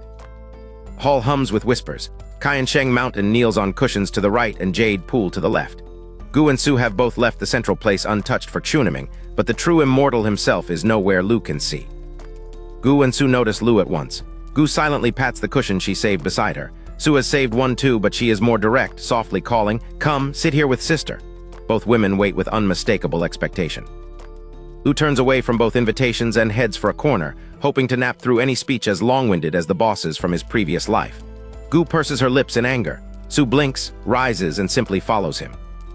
In the corner, Su offers Lu her lap as a pillow. His exhaustion vanishes for an instant. He glances at Gu, now sitting with her legs tucked to one side, then notices that Su has changed clothes and wears new patterned black silk stockings. Gu settles directly onto Su's lap and lets out a helpless sound of comfort. Su blushes at his expression, then blushes harder when he shifts against her. She glares down and warns the little rascal to sleep obediently and stop rubbing around. Lu closes his eyes, but Chunaming begins his lecture. The true immortal's voice carries an echo through the hall, making restful sleep impossible. Annoyed, Lu can only drift in and out of consciousness while the grand visitor talks on. After listening a while, Lu identifies the subject, formations. That only irritates him more. 9 years ago, he learned every formation supplied by the system, and his Heart of Formations manual has long stood at peak perfection. Chunaming's grand lecture cannot impress him. Lu Chen's contempt for the lecture reaches Gu Qingwan one thought at a time. She freezes. He is not merely bored, his tone suggests that this celebrated true immortal's formation knowledge is beneath him. Once, Gu would have called that shameless boasting. Now she is no longer certain. Alchemy had already exposed one impossible talent. His swordplay had exposed another. Proud as she is, Gu is also cautious enough to recognize a pattern. She resolves to question the little rascal properly when they return tonight. Until then, she will keep listening and judge Chunaming's lecture for herself. In the corner, Lu finally asks why a true immortal has appeared to teach everyone. He slept through the earlier explanation. Su smooths his hair and tells him the stakes. The secret realm is itself a grand formation. Anyone who wants to enter must understand formations, and Chunaming is supposedly the only one who does. Lu wonders why Su is not listening with everyone else. She chuckles. A great emperor can hear perfectly well from the corner. Lu nods with exaggerated seriousness and shifts against her. Su's face reddens at once. She glares down and warns him not to rub around. Caught, Lu can only laugh awkwardly and behave. Their attention turns to Su's clothing. Lu offers to make the pieces himself. Su answers without hesitation if he makes them, she will wear them. Only afterward does surprise catch up with her. Can he truly make such things? Lu lifts his head, delighted to have another talent questioned. Lu declares himself a polymath. He can make clothes and design them too. Then he sits up, studies Su from head to toe, and casually asks for her leg. Su stares in confusion, yet under his clear, professional gaze, she extends one almost before she realizes she has decided to obey. Lu grips Su's ankle and pulls off the jade shoe without warning. The sudden tug nearly sends her backward. A soft cry escapes before the great emperor instantly steadies herself and covers her lips. Her ears burn red as Lu, oblivious to the scandal of his timing, turns the high heel over like a craftsman inspecting a flawed design. Nearest Qiansheng mountain disciples glance sideways toward the corner. They see their peerless empress with one leg drawn back, one shoe in Lu's hands, and shame coloring her ears. Every head whips forward again. Whatever is happening between those two is unbearable to watch, and far too dangerous to acknowledge. Lu proposes a precise improvement. Add black silk ribbons behind the jade heel and tie them around Su's ankle. It would make the shoe even more charming. Then he settles back onto her lap, holding the shoe overhead as he considers the design. Su adds a request of her own, and Lu readily accepts the chance to revise her clothing. After muttering over the design, Lu yawns again. His patience is gone. He wishes the tiresome true immortal would leave because he is practically dying of sleepiness. The lap beneath his head is comfortable, but Chunaming's endless voice still rolls across the hall, making real rest impossible. Lu hears how exhausted Lu is and turns with concern, but the corner hides him from view. For a moment, she considers stopping Chunaming and sending Lu home to sleep. She cannot insult a true immortal who descended specifically to teach them. So she waits, then irritably reminds herself that Lu is already quite comfortable in Su's arms. Chunaming continues chattering while Lu listens only because sleep will not come. Then the pattern beneath the lecture sharpens. These are not merely overlong explanations. Again and again, the true immortal is slipping barbed remarks toward Gu Qingwan. Lu's drowsiness recedes. Still lying on Su's lap, he begins listening in earnest, and his irritation turns personal. For Lu Chen, Gu Qingwan is no ordinary sect elder. Surrounded by people who treasure him, he is still an outsider to this world, carrying a loneliness nobody else can understand. In Gu, he recognizes another solitary soul. Gu's isolation was forged differently. Pampered, peerless, and too proud to court companionship, she nevertheless carried an entire sect upward by herself. Lu cannot know how often she felt lonely, but he knows that road could not have been easy. After barely more than 10 days together, Lu already thinks of Gu as family. Their understanding has become almost wordless. A glance, a tiny movement, and each can anticipate the other. He likes that quiet connection, and even her cold, difficult pride. That is why Lu understands Gu's restraint. She needs this secret realm if Jade Pool is ever to reclaim its former supremacy. Su can afford to chat through the lecture. Qiansheng Mountain has dominated these expeditions and their treasures for 10,000 years. Gu cannot. If Chunaming were right, Lu would swallow his anger for Gu's sake. But his mastery of the heart of formations makes the truth obvious. The true immortal's teaching is wrong. To Lu, this is half-learned gibberish delivered with the confidence of absolute authority. Lu's thoughts erupt. How dare this old fraud sneer at Gu with so little knowledge? Lu barely has the heart to speak harshly to her himself. Across the hall, Gu hears every unspoken word, and warmth breaks through the dissatisfaction Chunaming has been feeding. Moments ago, Gu had felt wronged twice over. Chunaming was mocking her while Lu rested comfortably in Su Lian's arms. Now that jealousy loses its sting. Lu may still be lying with Su, but every angry thought in his head is defending Gu. Su feels Lu ready to erupt and clamps a hand over his mouth before he can shout. Her warning is serious. Chunaming is no ordinary lecturer, but a true immortal from the upper realm. Picking this fight could be fatal without protection. And Su gives him the crucial limit. Unless a true immortal descends through the heavenly gate, the lower realm prevents them from using power beyond the Emperor realm. Chunaming is dangerous, but here, he is not beyond Su Lian's reach. Su releases him and smiles with disarming tenderness. She would never lie to him. Even a true immortal will not frighten her here. While she stands beside Lu, nobody in Nanking Prefecture can touch him. Lu stares back as if overwhelmed. "Sister, you're too kind," Lu says almost tearfully. Su begins to answer. Then his expression flips. He surges out of her arms, turns toward the center of the hall and roars, "You old geezer, are you done talking yet?" Lu does not stop there. Is Chunaming a eunuch speaking in nothing but sarcasm? If he can teach, then teach. If not, get lost. He cannot even understand his own subject. Only kind-hearted Gu has tolerated him. Lu would have flipped the table long ago. Su Lian stares, utterly bewildered. Lu Chen's challenge leaves the Jade Pool main hall dead silent. For several long seconds, every face turns toward the lone figure in the corner. Lu stands there with Su Lian's removed shoe still in his hand, glaring toward the hall's center as if he has not just insulted an upper realm immortal. This is Lu's first proper look at great Emperor Chunaming. The visitor appears middle-aged, majestic, and imposing with authority in every line of his bearing. Yet that commanding face is now openly bewildered. Beside him stands another middle-aged man, La Yang, the current sect master of Xinghan Pavilion. Lian finally comes to her senses. She rises and gives Lu a gentle pat. When he turns, her face is flushed and her glare is unmistakable. Lu's courage immediately leaks away. Did he take her promise much too far? She offered protection, not permission to overturn the host's entire table. Lu stammers, asking whether she is going back on her word. Su's resentment turns almost playful. "I'm telling you to give me back my shoe first." That is all. Lu finally notices what he has been clutching and returns it, his fear of losing her protection disappearing as quickly as it came. Reassured, Lu attacks again without restraint. Chunaming has only this little knowledge, yet dares flaunt his power. Is he here to teach or merely display his skill? Did nobody respect him in the upper realm, forcing him to descend and act profound before people who cannot understand a word? Can anyone here even understand him? Lu demands. The answer erupts immediately from Gu Qingwan's side. "We didn't understand." Jade Pool's disciples were already furious at Chunaming's veiled attacks on Gu. Once Lu gives that resentment a voice, the entire faction answers with him. Qiansheng Mountain does not answer at first. Its disciples look instead toward Su Lian, standing beside Lu. They may not know what happened during the last 2 days, but only a fool could miss what her position means. A second unified shout follows. "We didn't understand." At the center, Chunaming and La Yang are left dazed. Jade Pool's defiance matters less to lie than Su's choice. Xinghan Pavilion came seeking cooperation with Qiansheng Mountain, more precisely, with Su herself.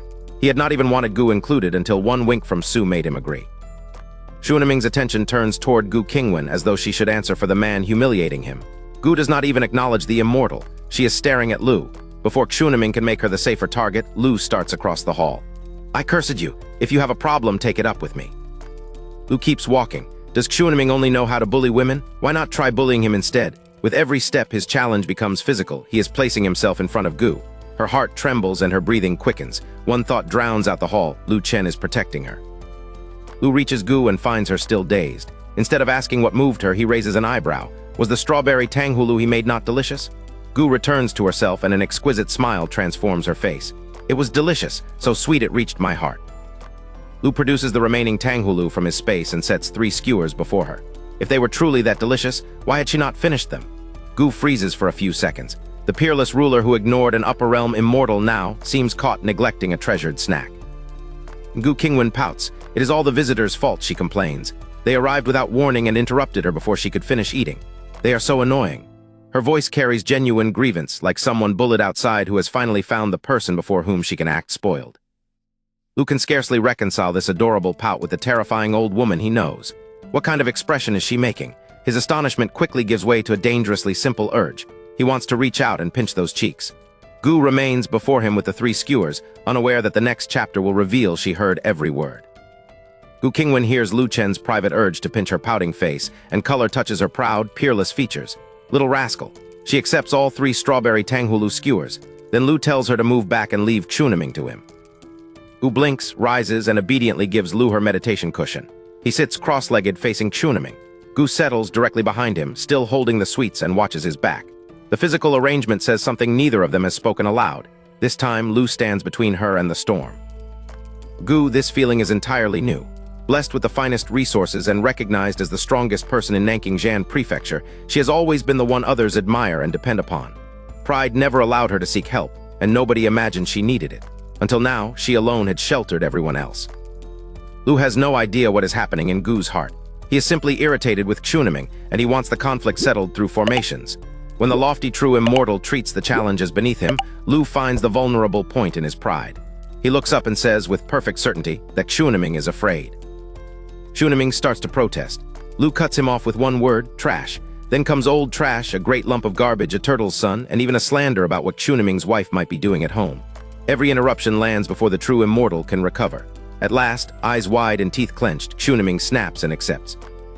Chunaming refuses to deploy a real formation. He's a true immortal of the upper realm, while Lu is supposedly nobody. A serious contest would invite ridicule no matter who won. Instead, he proposes the simplest comparison, formation charts. Lu pauses only long enough to understand the condition, then agrees. Any genuine contest will do.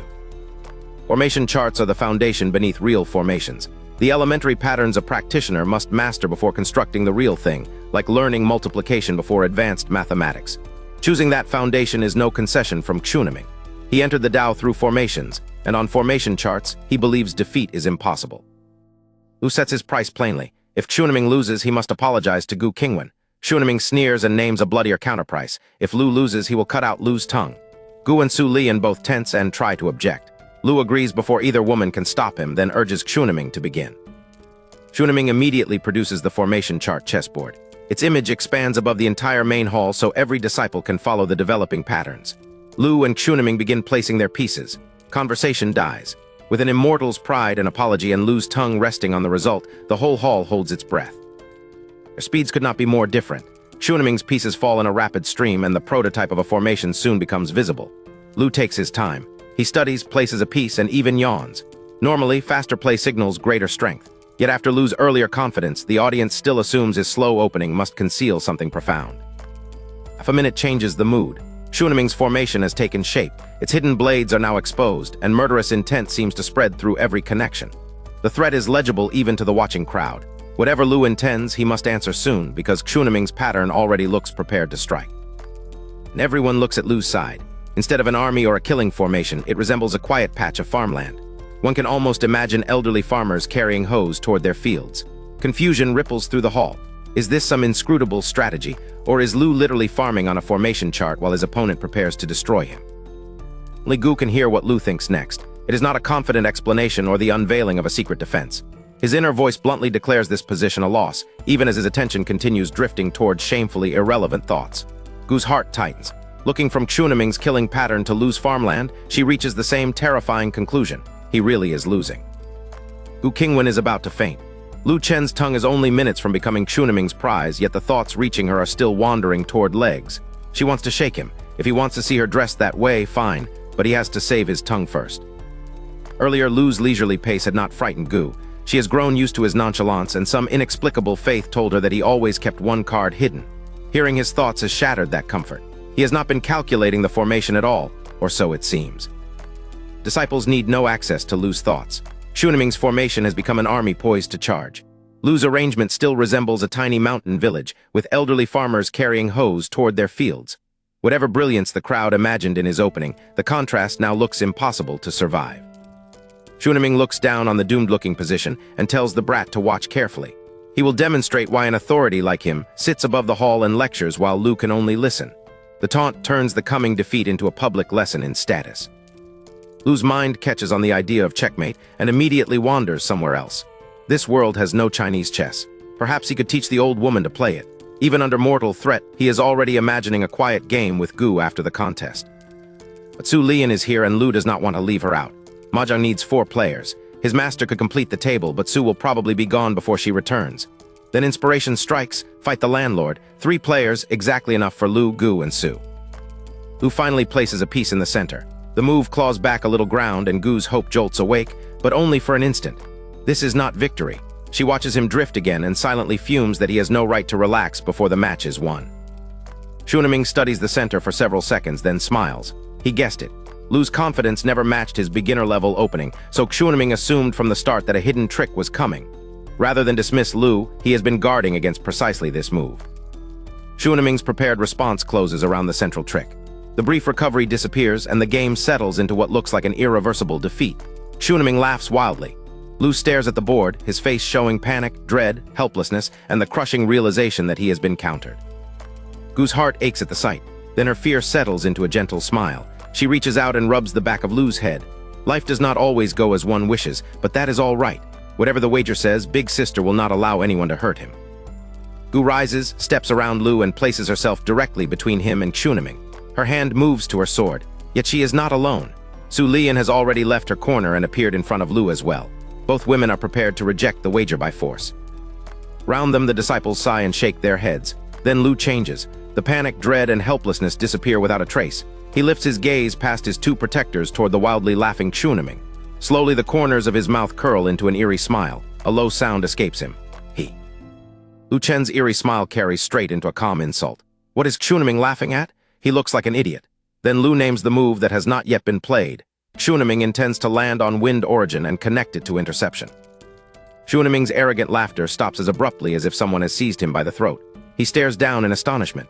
Gu Qingwan and Su Lian turn toward Lu just as sharply. All 3 understand the same impossible fact. Lu saw through the layout. Only now does Lu properly notice how close Gu and Su are. The view inspires one embarrassingly peach-shaped comparison before confusion wins. When did they step in front of him? More importantly, when did they draw their swords? The answer clicks into place. They came to protect him from the wager. Lu is genuinely moved for about 1 heartbeat. Then pride takes over. He raises an eyebrow and asks whether these 2 truly believe he is going to lose. Do they trust him or not? Gu and Su, the problem is obvious. Moments ago, Lu looked certain to lose. Rather than admit that aloud, they awkwardly dismissed their intervention as nothing more than getting up to stretch after sitting too long. Lu does not believe this childishly transparent excuse. He simply saves the matter for later. Xuniming ignores their exchange and rapidly checks the board again. Lu's prediction tightened his heart, but the position still looks overwhelmingly favorable. Relief returns. One exposed continuation proves nothing, he decides. Lu Chen must be putting on a show because victory is still his. Xuniming coldly concedes that Lu predicted 1 layout, then promises to wipe him out within half an incense stick. He has no intention of wasting time. With the decisiveness expected of someone who transcended mortality and entered sainthood, he launches his attack at once. The offensive is so fierce that the hall expects Lu's position to scatter like loose sand. Lu answers with 2 crisp placements. Pa. The entire assault stops. Gu, Su, Xuniming, and even Lai Yang all twitch at once. Anyone who understands formations recognizes a stroke of divine genius. Xuniming suppresses any visible alarm. Lu may defend once, but can he defend 100 times? Xuniming boasts that he possesses more than 100 ways to win, then immediately searches for another route. Lu does not argue. He simply waits for the next idea to form. Few seconds later, Xuniming finds another answer. Before his hand can move, Lu calmly speaks it aloud. Entrapment kill connects to block kill, while water birth connects to wood prominence. Xuniming freezes. Terror enters his face. Lu has guessed the intended sequence again. Xuniming grits his teeth, forces himself to recalculate, and prepares another move. Lu's voice reaches him first once more. Stellar accompanies Tianyuan. The final shred of denial breaks. This is not luck. Every strategy Xuniming conceives is already visible to the man below. Xuniming feels as exposed as a performer stripped of every concealment. His threats, experience, and 100 supposed methods have all become transparent. While he remains dumbfounded above the board, Lu rises from his cushion, reading the defense is finished. Now he is ready to attack. And the hall fills with a dazzling storm of impacts. Pa. In one mysterious sequence, Lu sends 28 pieces onto the formation chart simultaneously. Breath catches throughout the audience. What looked like a desperate defense has transformed into a display no one present expected to witness. Scale makes the sight even more absurd. 7 simultaneous pieces already mark a master. 15 mark a genius among geniuses. 20 belong to legend. Lu has placed 28. Xuniming stares in disbelief because even he, the expert who entered the Dao through formations, can manage only 19. Lu tilts his head and looks up at the stunned great emperor with open pride. Old man, watch this move closely. He names the change in 3 sharp beats: attack, defense. The roles have swapped. The 28-piece counter formation waits on the board, ready to answer his command. The answer comes at once. All 28 pieces blaze with brilliant silver light. The killing intent choking the main hall is swept away, replaced by a terrifying Dao rhyme surging straight from the chessboard and washing over every witness. Before anyone can even comprehend that power, the enormous game projected above the hall vanishes. The contest is over. Lu Chen has defeated the great emperor who entered the Dao through formations. Nobody speaks. Only the victorious Dao rhyme continues sweeping through the silence. And Lu Chen breaks the silence with the least heroic victory speech imaginable. He is sleepy, so he is going back to bed. He yawns, turns around, and walks away as casually as if he had not just surpassed a legend and crushed Chunaming's specialty. Gu Qingwan and Su Lian share the same dazzled thought. Just now, Lu was incredibly cool. Admiration immediately turns to worry. In this condition, he might fall asleep on the road. Both women launch after him at almost exactly the same instant. He barely moves half a meter before Su slips into Gu's path with a mischievous tilt of her head. One escort is enough, she says. Gu must remain to preside over the hall, and Chunaming still owes her an apology. Lu won this confrontation for Gu, so its consequence cannot be abandoned. Lu is tired, but not quite ready to collapse on his own. The real problem is how soft and comfortable Su feels when she supports him. Once held close, he gives 2 sleepy little grunts, stops resisting the pull of exhaustion, and falls asleep against her. After sleeping from the previous afternoon until morning, apart from one brief nighttime awakening, Lu opens his eyes to the system's crisp report. Yesterday earned him another 1,800 mortal value. The number leaves him blinking in confusion rather than celebration. System is not finished. A special achievement has been completed. Sacrifice for a friend. The prize is 1 psychic orb already deposited in Lu's spatial bag. Apparently, stepping into that formation contest for Gu counted as something far more mortal and more rewarding than he expected. His first thought is disbelief. There were mortal points for that. Then the logic settles into place. Who says an ordinary mortal cannot study a little formation theory? Who decreed that mortality means carrying a hoe every day? He had feared a deduction. Instead, the gamble produced a windfall. Only then does Lu notice how quiet the courtyard is. It used to greet him this way every morning. Since Gu Qingwan began coming here, however, silence has stopped feeling normal. They may not speak much, but he has grown genuinely fond of her company and of the domestic life forming around them. Where is Gu? Her absence can be explained. She occasionally has matters to handle. But Su Lian is missing too. The double absence leaves Lu curious, though not yet worried. For the moment, the courtyard offers no answer, only enough peace for his mind to wander elsewhere. His thoughts return to the middle of the night when he briefly woke to use the latrine. Inspiration had struck in the least dignified place possible. He suddenly understood far more of the score left by Su's master. The breakthrough made him eager to compose the missing music at once. Another unfinished matter is yesterday's true extreme Saint Silkworm silk. Cooking and exhaustion kept him from examining it then. Now he studies the material, thin as a cicada's wing. The name alone suggests clothing, and system-made garments should be strong enough for absurd feats of protection. Protective clothing would be useful if Lu planned to travel around performing tricks, but he does not. For a moment, the reward seems wasted. Then another possibility arrives. His eyes settle on the impossibly fine silk, his grin widens, and a suspicious little chuckle escapes him. Soft landing answers the mystery of the empty courtyard. Gu Qingwan and Su Lian return carrying bamboo baskets piled with vegetables. They immediately find Lu staring at the silk and giggling like a fool. Both women freeze, then blush at the same conclusion. The little pervert woke up thinking about that again. Still holding the impossibly fine Saint Silkworm silk, Lu Chen looks from Gu Qingwan to Su Lian and their vegetable-filled baskets. Where did they go? Su lifts her basket with a smile. They simply picked a few greens from his garden. Calling them ordinary greens is absurd. Up close, Gu and Su had felt Dao rhyme flowing through every plant. The whole difficult-to-enter garden is packed with heaven and earth treasures, yet from a distance it looks completely mundane, rather like its oblivious owner. Lu Chen immediately rises and offers to cook. Gu stops him, her face coloring as she remembers how tired he was yesterday. Today, she says she will make breakfast. His suspicious stare arrives at once. Does his mighty grandmaster even know how? His mouth politely suggests that he and Su handle it instead. His heart is less diplomatic. He has never heard of this old woman cooking, and he would rather not become the test subject for something deathly awful. Gu hears every word. While the women begin cooking, Lu Chen returns to the Saint Silk with unmistakable enthusiasm. Both know that look. Su sees nothing wrong with an older sister wearing black stockings for her younger brother. Gu is far more embarrassed, but privately grants the little pervert one future exception. Work proceeds absurdly fast. One pair is finished for the old woman. A moment later, another is finished for Su Lian. Gu grits her teeth at his inner announcement. Of course, he did not forget Su. Even so, curiosity begins overcoming her annoyance. Breakfast survives the experiment. With Su's help, Gu completes the simple meal herself, and it looks genuinely decent. Rather than wait for Lu Chen to approach her about the stockings, she takes control, calls him to the table, and asks whether he made a share for her. The answer is already there in Lu Chen's finished work. He made one pair specifically for her. Gu hopes her white stockings will be ordinary rather than overly flashy. Whatever anticipation reaches her face, she buries it beneath a cool order. Stop staring. Eat before breakfast gets cold. Lu Chen takes one bite and freezes. This cannot possibly be Gu's first time cooking. It is far too delicious. She lowers her eyes and calmly tells him to eat more, refusing to show how eagerly she is waiting for the verdict that matters, his inner voice. A private verdict is even better. Lu Chen cannot believe how talented this old woman is. For once, his heart and mouth agree completely. Gu's mood lifts at once. Su may have helped, but Gu finished the meal with her own hands, and his honest delight makes the effort worthwhile. Pleased, Gu reaches to place another piece in Lu Chen's bowl. Then his next thought strikes. Great cooking, that figure, perfect for bearing children. She's the very model of a virtuous wife and mother. Gu's chopsticks stop in midair. The tender moment dies instantly. Halfway through the meal, Gu changes the subject with a flash of golden light. A transparent bottle no larger than a thumb appears in her hand. Inside rests one drop of golden liquid. She sets the extraordinary gift before Lu Chen and says, "Only take it. You can use it." Su Lian has already finished eating and is reaching for the plates. One glance at the bottle stops her cold. Horror spreads across her face. Lu Chen, meanwhile, has been licking his plate clean to honor Gu's first breakfast. He looks up with nothing but confusion. Lu Chen studies the lone golden drop and asks the obvious question. What is this?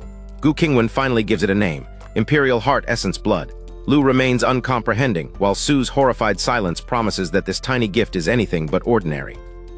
Imperial Heart Essence Blood. The name finally connects. Lu Chen may have spent 10 years playing immortal in the Jade Pool Sacred Land, but he never wasted those years. Whenever he had time, he read, learning the unfamiliar Xianling continent until names alone could unlock entire shelves of knowledge. And what the name means is staggering. Calling it the most precious thing in the lower realm would be imprecise. Cultivation never permits a final, absolute best. Yet ask 100 cultivators, and 99 would still choose Imperial Heart Essence Blood without hesitation. Reason is brutally simple. Only a great emperor's bloodline can produce it, and even after reaching that realm, forming a single drop takes at least 10,000 years. Becoming an emperor already demands a near-impossible union of luck, strength, talent, and effort. Their essence is rarer still. There's another cruel limit. A great emperor has already placed one foot through the upper realm's door. With their talent, fully entering the Tao commonly takes only 7,000 or 8,000 years. They ascend before a later drop can form. That is why almost none of this blood remains in the lower realm. And Lu reaches the part that truly frightens him. Gu Qingwan has only just attained her present great emperor state. She has not enjoyed another 10,000 years in which to condense a disposable replacement. The drop before him is bound to her own foundational essence. This is not spare wealth. Beside him, Su Lian has known from the first glance. Her shock has not faded once. Imperial Heart Essence Blood is most valuable to the great emperor who owns it, but that does not make it useless to anyone else. Far from it. A single drop can transform the ceiling of a crafted treasure. It can be used to forge divine artifacts or refine medicinal pills. Put this one drop into an emperor-grade pill, and the pill leaps directly to saint-grade. Yet even that sounds obscene to Su, who would squander Imperial Heart Essence Blood on one pill. In her judgment, no medicinal pill is worthy of it. Who searches for the only explanation that feels tolerable. Perhaps Lu needs it for something. A long-established great emperor who lives safely could eventually condense another drop after 10,000 years. The loss would still be immense but manageable. And if Lu truly needed hers, Su realizes she would give it too. And Gu speaks as though she has placed something insignificant on the table, and Su's attempted justification collapses. This is not a response to some desperate request from Lu. Gu chose to give it to him. That simple intention leaves Su stunned, and leaves Lu wondering why Gu would offer him something this personal. Gu had imagined a completely different scene. The anticipation on her face is the same hopeful trace she wore while waiting for Lu to praise her first attempt at cooking.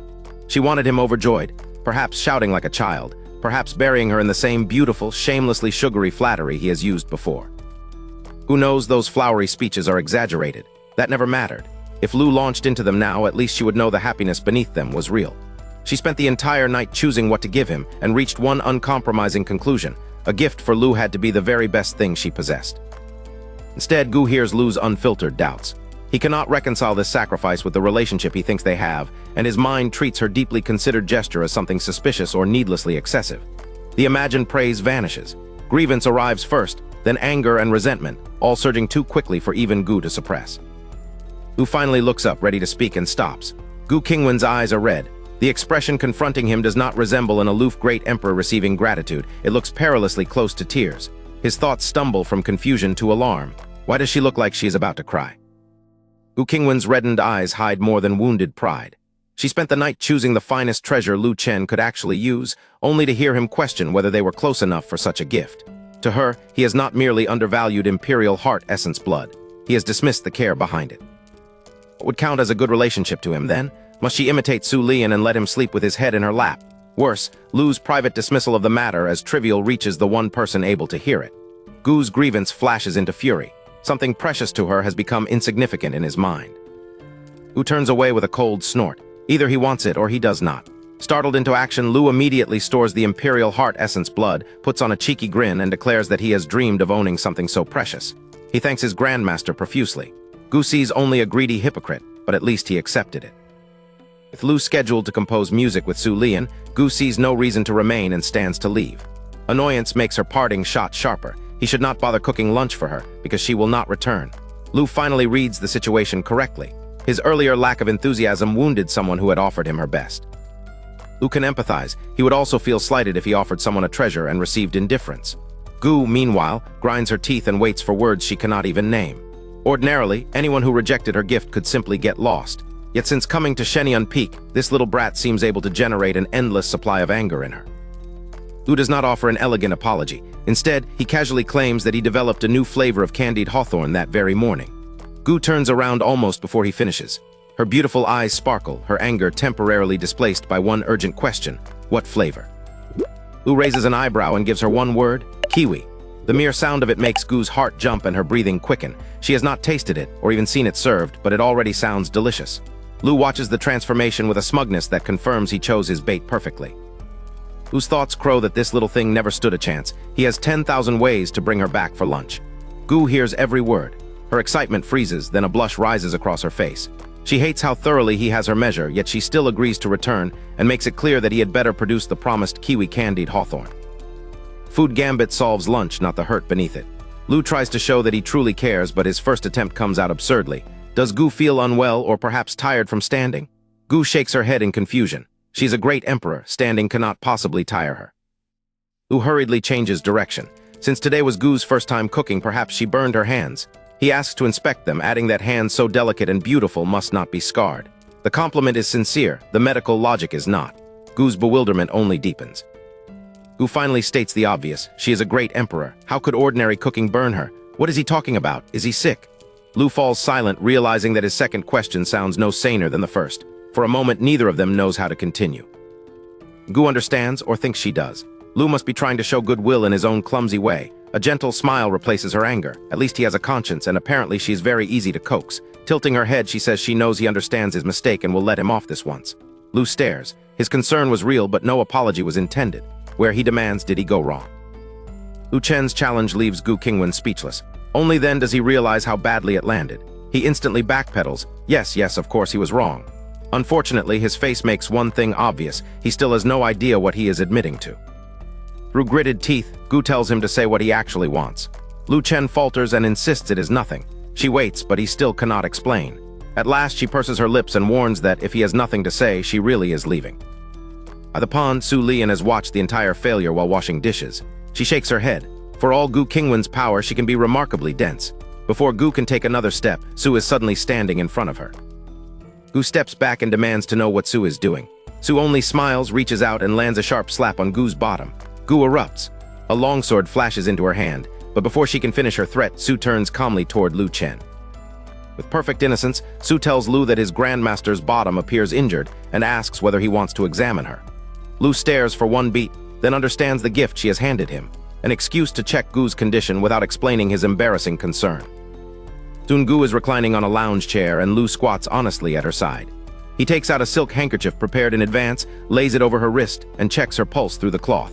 His concentration is careful, respectful, and completely serious. Su stretches out on a second chair and watches with open curiosity. Given how close Lu and Gu already are, what could he possibly be unable to say directly? His elaborate excuse has made the hidden reason more suspicious, not less. Gu suddenly remembers an earlier thought she overheard from Lu. He would treat her again only after they became truly close and their relationship was genuinely good. Now he is here, focused on her pulse. Has he finally acknowledged that closeness in his own heart? At once, Gu's resentment vanishes. Perhaps she is simply easy to satisfy where Lu is concerned.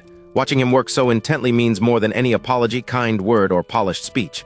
This is practical care, and to her it is proof enough. After a while, Lu removes the handkerchief. His conclusion is exactly what he expected. Nothing has changed. Gu's hidden condition is still there. The tenderness of the moment cannot solve it, so his attention turns immediately to treatment. Lu decides to try medicine first. If it works, the problem ends cleanly. If it does not, he will have to use that special method. Their relationship may be good now, but the people of this world have never seen such treatment, and Gu might still explode. Lu produces the pill, nervous despite his preparation. It is the same medicine Gu saw before, but he has deliberately changed its color and shape. Surely she will not recognize it. And even if she does, he reassures himself he has an excuse ready. Gu notices that the pill does not look the same as last time, while Lu's nervous thoughts betray how deliberately he altered it. Instead of exposing him, she softens. This little rascal even thought of that. His clumsy secrecy only makes his concern feel more considerate. Su looks from their solemn faces to the pill in Lu's hand and recognizes it. Saint Grade. Her curiosity turns to confusion. If Gu's condition is merely a minor issue, why does treating it require medicine of this level? Is Gu suffering from some terrible illness?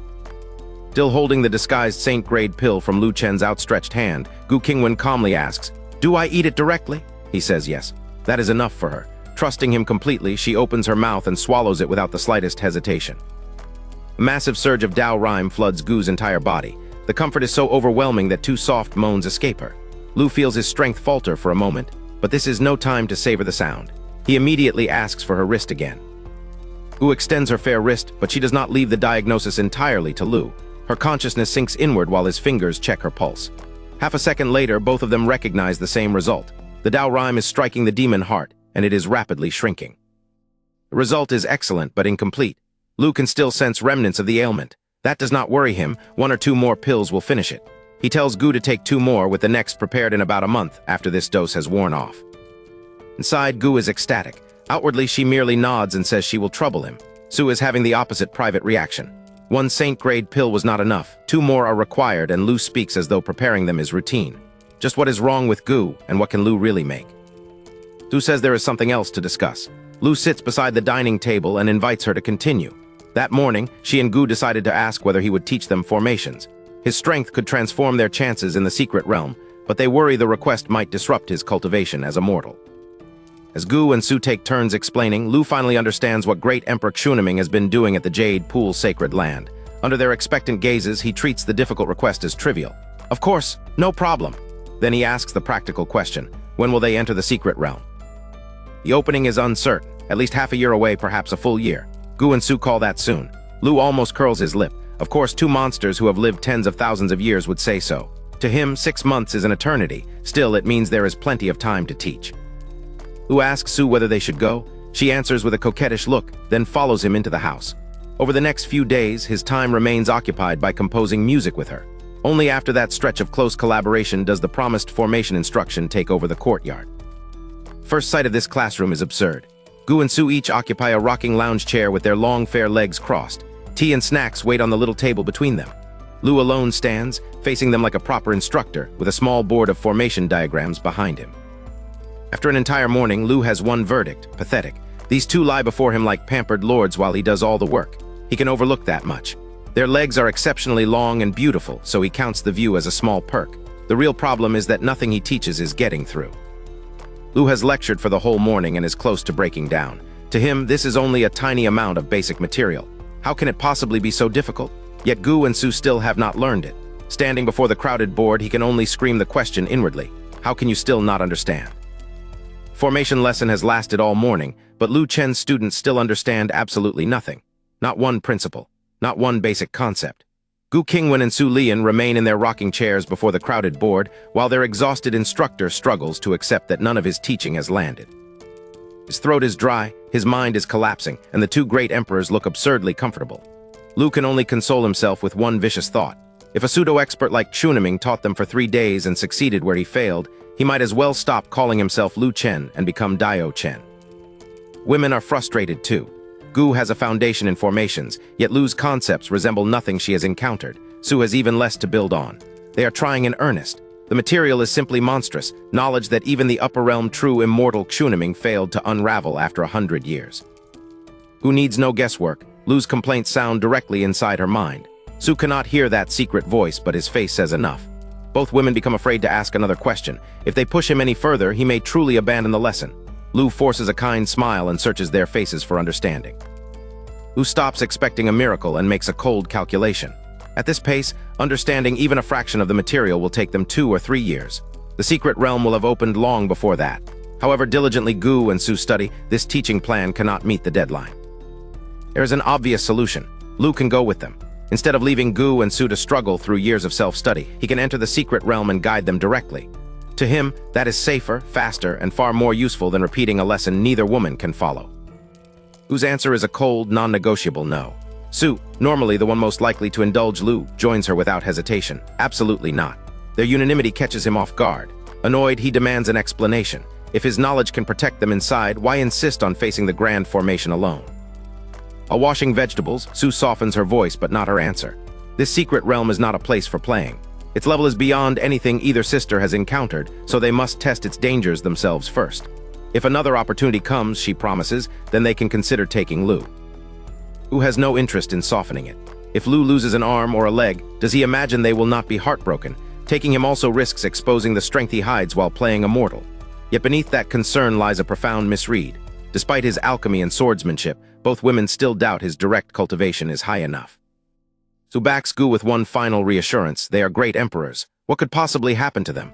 Lu sees that neither woman will bend. Fine. If they refuse to take him, he cannot be bothered to go. He curls his lip, drops back into the chair, and begins playing dead.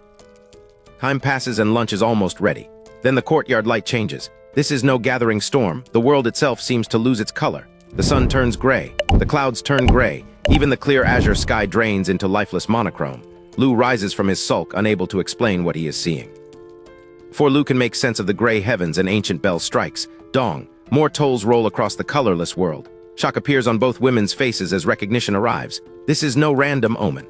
The death knell announces one fact to all of Nanking Prefecture. The human emperor has passed away. The ancient knells keep rolling across Shenyang Peak. Beneath the drained, gray heavens, Lu Chen, Gu Qingwan, and Su Lian all understand the same terrible announcement. The human emperor of Nanking Prefecture is dead. For Gu and Su, the news brings little visible grief. Both have lived for tens of thousands of years and watched even their own kin pass away. Gu simply turns back to the wok and says they must go to the imperial city. Su sets aside the prepared plate and frowns.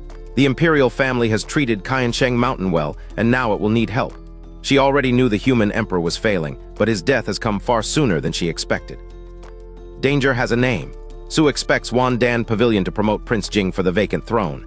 If he becomes human emperor, he could use imperial authority to obstruct their plans for the secret realm.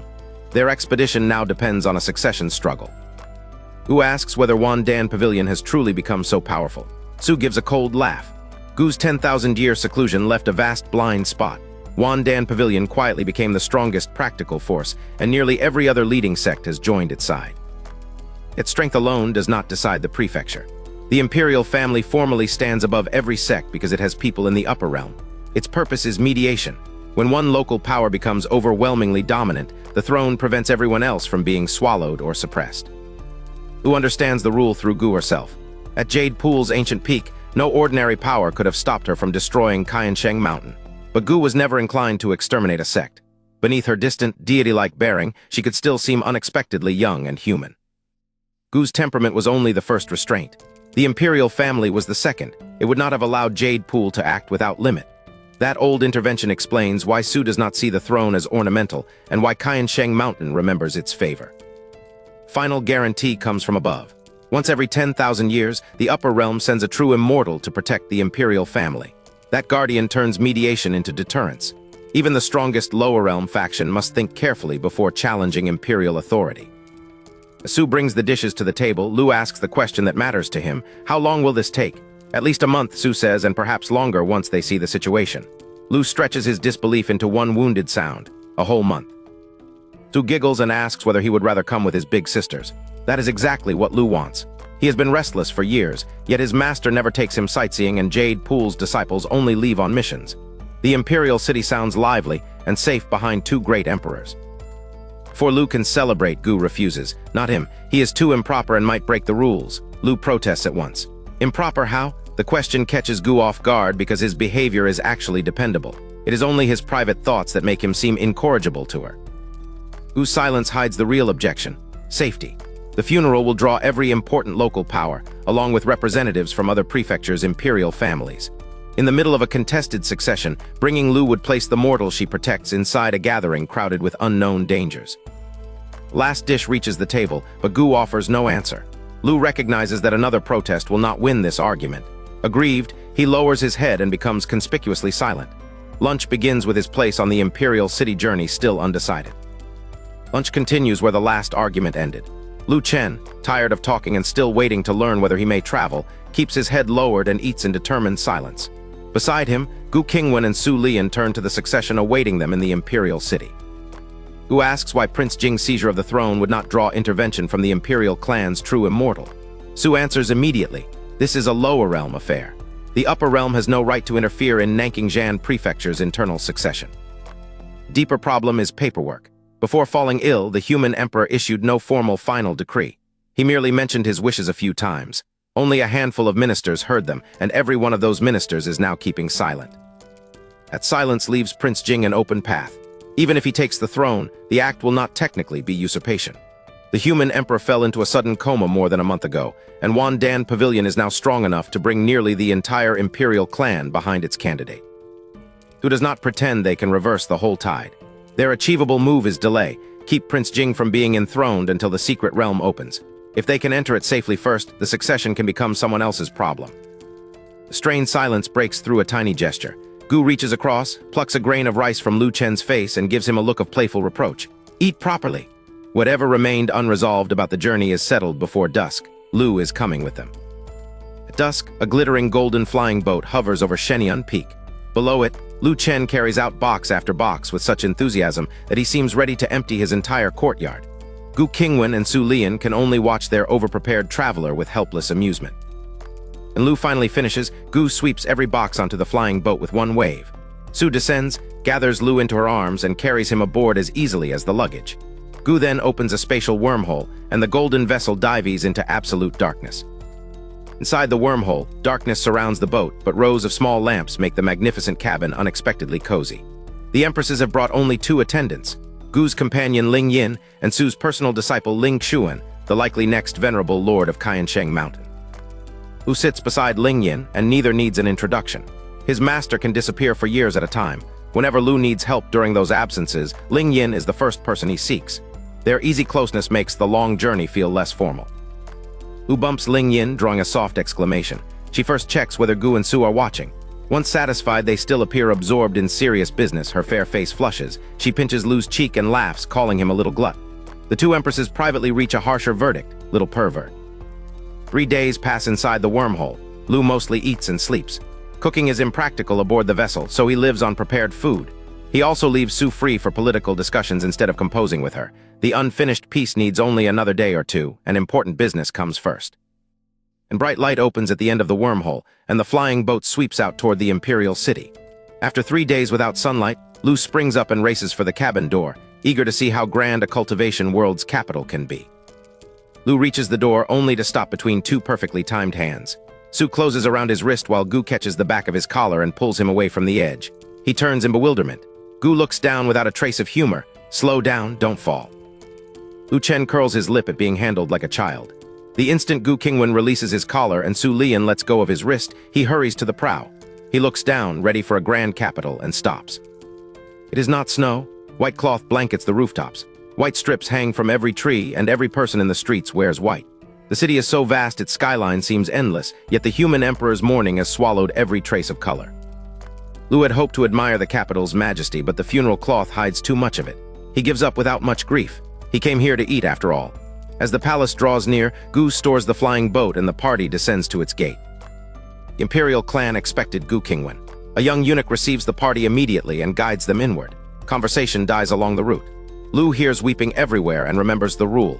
The funeral bells sound 999 times each day until the human emperor is finally interred.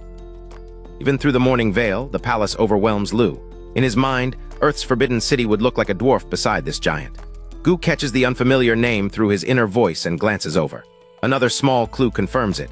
Her troublesome disciple truly came from somewhere beyond this prefecture. Lu is not frightened for himself. If danger appears, Gu and Su will protect him. But this is the imperial palace during a succession crisis, and confidence is no excuse to burden them. He reins in his curiosity and follows the eunuch without causing a scene. Great doors open onto a court already on its knees. Princes, aristocrats, gray-haired elders, and children barely 3 or 4 years old all wear mourning white. When Gu Qingwan and Su Lian enter, the entire hall bows as one and salutes the Empress of Yiachi and Empress Qinghu. Either empress acknowledges the kneeling hall. Their expressions do not change. Instead, Gu and Su look together toward one side of the chamber. Lu follows their gaze and finds the only woman present who seems untouched by the court's mourning ritual or its hierarchy. She has a graceful figure, a thin veil, and striking eyes emptied of emotion. Everyone else wears funeral white. She wears her own clothes. Gu and Su offer her the barest nod. She returns nothing. Lu needs no introduction. Only the imperial clan's upper realm true immortal could treat 2 empresses that way. Gu and Su leave the cold greeting behind and approach the human emperor's coffin. Beside the true immortal stands the late ruler's young daughter. The contrast catches Lu immediately, an old emperor, yet a daughter this young. His solemn restraint begins to crack, inwardly at least. Lu wonders what supplements kept the human emperor so vigorous, and whether the palace's kidney-tonifying recipes are worth learning. Gu looks back and silently curses the little rascal for thinking such nonsense at a funeral. Then Jai's previously indifferent eyes snap toward Lu, her expression suddenly strange. Lu finally concentrates on the huge open coffin. The human emperor lies inside, but the platform and coffin rise at least 2 meters. Gu and Su can see over the edge. Lu cannot. Jumping might work physically, but leaping beside an emperor's coffin in this hall is out of the question. Lu is not fascinated by corpses. He wants evidence. A ruler who collapsed so suddenly should show some medical trace, and Lu is already convinced poison was involved. One close look might confirm it. Better still, he could prove himself right in front of Gu Qingwan. Gu freezes. She could easily help him see, but his boast reminds her of the rules she imposed. When adults are talking, children should not interrupt. If Lu wants to be treated like a child, perhaps he can remain at a child's height. She pointedly does nothing. And the veiled true immortal speaks. Without explaining her interest in Lu, she orders the young imperial woman beside her to bring the human emperor's coffin down. Gu turns. Lu looks up. In one sentence, the most aloof person in the hall has offered him exactly the access he wanted. Ling Lan answers obediently, calling Jai Qingxiu her master. Jai cuts her off without expression. She has already said not to use that title. Stung and visibly dejected, Ling Lan obeys anyway. She turns toward her father's enormous coffin and lowers it until Lu Chen can finally see inside. Gold silk quilt hides the human emperor's body, leaving only his face exposed. One glance is enough for Lu Chen. The ruler was poisoned. His face has drained bloodless, and both his eyes and the corners of his mouth sit unnaturally askew. The pattern suggests cerebral thrombosis. Lu Chen suspects someone used medicine to induce the blockage. Yet that creates a second problem. In this world, 2 medicinal pills should cure such an illness. Why did the human emperor still die? A silver needle through the throat could test his blood, but Lu Chen decides that confirming his guess is enough. Gu Qingwan alone receives Lu Chen's hidden reasoning as clearly as speech. Her expression tightens. The human emperor truly was poisoned, but who could do it beneath the protection of an upper realm true immortal? Jai Qingxiu also watches Lu Chen's examination, unaware of the private voice that has just given Gu the answer. Before Jai can complete her approach, Gu steps directly in front of Lu Chen. Su Lian appears behind him just as silently and draws him into her embrace. One shields his front, the other his back. Lu Chen can only blink in confusion while their posture warns Jai that one careless sentence may start a fight. Jai speaks slowly, testing their reactions as she goes. 20 days ago, after leaving seclusion, the Empress of Yiachi accepted a mortal disciple. All Nanking-Jan prefecture knows it. She stresses mortal carefully, and when neither woman attacks, she finishes the explanation. Gu and Su ease only slightly. Gu asks coldly whether Jai has anything else to say. Jai tries to look past her, but Gu blocks Lu Chen so completely that even the true immortal cannot see him. At last, Jai offers only a name, Jai Qingxiu. The unexpected introduction leaves Lu Chen with more questions than answers. Afterward, Lu Chen proudly tells Gu and Su that he recognized the poisoning at a glance. Their eyes turn openly doting, but Gu asks the question that matters. Can he identify the poison? His confidence falters. With the corpse wrapped up and only its head visible, any precise answer would be guesswork. Gu and Su pause on one unfamiliar word. What is a zongzi? Lu Chen searches for an explanation, then chooses the most persuasive one. It is something delicious. Better yet, he can buy ingredients now and make some for them at noon. The murder investigation abruptly becomes a cooking invitation. Gu and Su understand at once that Lu Chen also wants an excuse to explore. Instead of refusing, both stand and announce that they will go with him. The group reaches the main gate, only for a young eunuch to hurry toward them before the outing can begin. Eunuch says the king of the Northern Territory requests an important discussion with both empresses. Gu and Su frown. They have never dealt with him. When they do not answer, the messenger checks his surroundings and lowers his voice. The meeting concerns the next human emperor. Lu Chen tells them to handle the meeting. He can buy the ingredients himself. Gu agrees only with a warning. The imperial city is full of undercurrents, so he must not stay out long and must return early. Her glance entrusts him to Ling Yin, who takes the lead as they set out. Lu Chen has barely begun his trip when a cool voice reaches him from behind and calls their meeting a coincidence. He stops. Jai Qingseo and Ling Lan have left the funeral hall as well and caught up with him, turning a simple ingredient run into an encounter with the woman who watched his diagnosis. Lu Chen turns toward the cool voice. Jai Qingseo and the young Princess Ling Lan are standing behind him, though both should still be inside the main hall. Puzzled, he studies them for a beat and then returns Jai's greeting with an equally awkward, "What a coincidence." Jai walks straight to Lu Chen's side and asks where he is going. He says he needs ingredients from the market before returning to cook. The imperial kitchen could make anything he requests, she points out. Lu Chen agrees, but palace cooks do not know how to make his food. Jai decides that she and Ling Lan are going to the market too. Lu Chen cannot object to someone using a wide public road, but the coincidence feels increasingly false. After only a few steps, Jai abandons all pretense and asks whether he was the one who stabilized Gu Qingwan's emperor heart. Jai answers with chilling simplicity. Nothing in Nanking Prefecture escapes her notice. When Gu Qingwan emerged from seclusion, her unstable emperor aura swept the entire prefecture. Others may have missed what it meant, but an upper realm true immortal did not. Gu's present stability points directly to Lu Chen. Jai wants that same medical insight applied to the dead human emperor. Lu Chen refuses to pretend certainty. A poison without distinctive signs cannot be rigorously identified from a guess, and the golden silk quilt exposed only the man's face. With so little evidence, Lu Chen cannot tell her what killed him. Asked how certainty could be reached, Lu Chen thinks it through. First, the golden silk quilt must be lifted for a thorough full-body examination. If necessary, blood must be drawn from the throat. Then they need the human emperor's daily meals, every medicinal soup, and the prescriptions covering the entire previous month. Jai nods once and immediately makes arrangements. Tonight, she will take Lu Chen to examine the human emperor's corpse. Tomorrow, she will bring him the diet records and medical prescriptions. Lu Chen stares at her, baffled. He described what an investigation would require. He never said he would conduct it. Jai's expression does not change. A book materializes in her hand, its cover completely wordless and its surface emitting pale silver light. She names it Wuxin, a mind cultivation technique that embodies her life's work.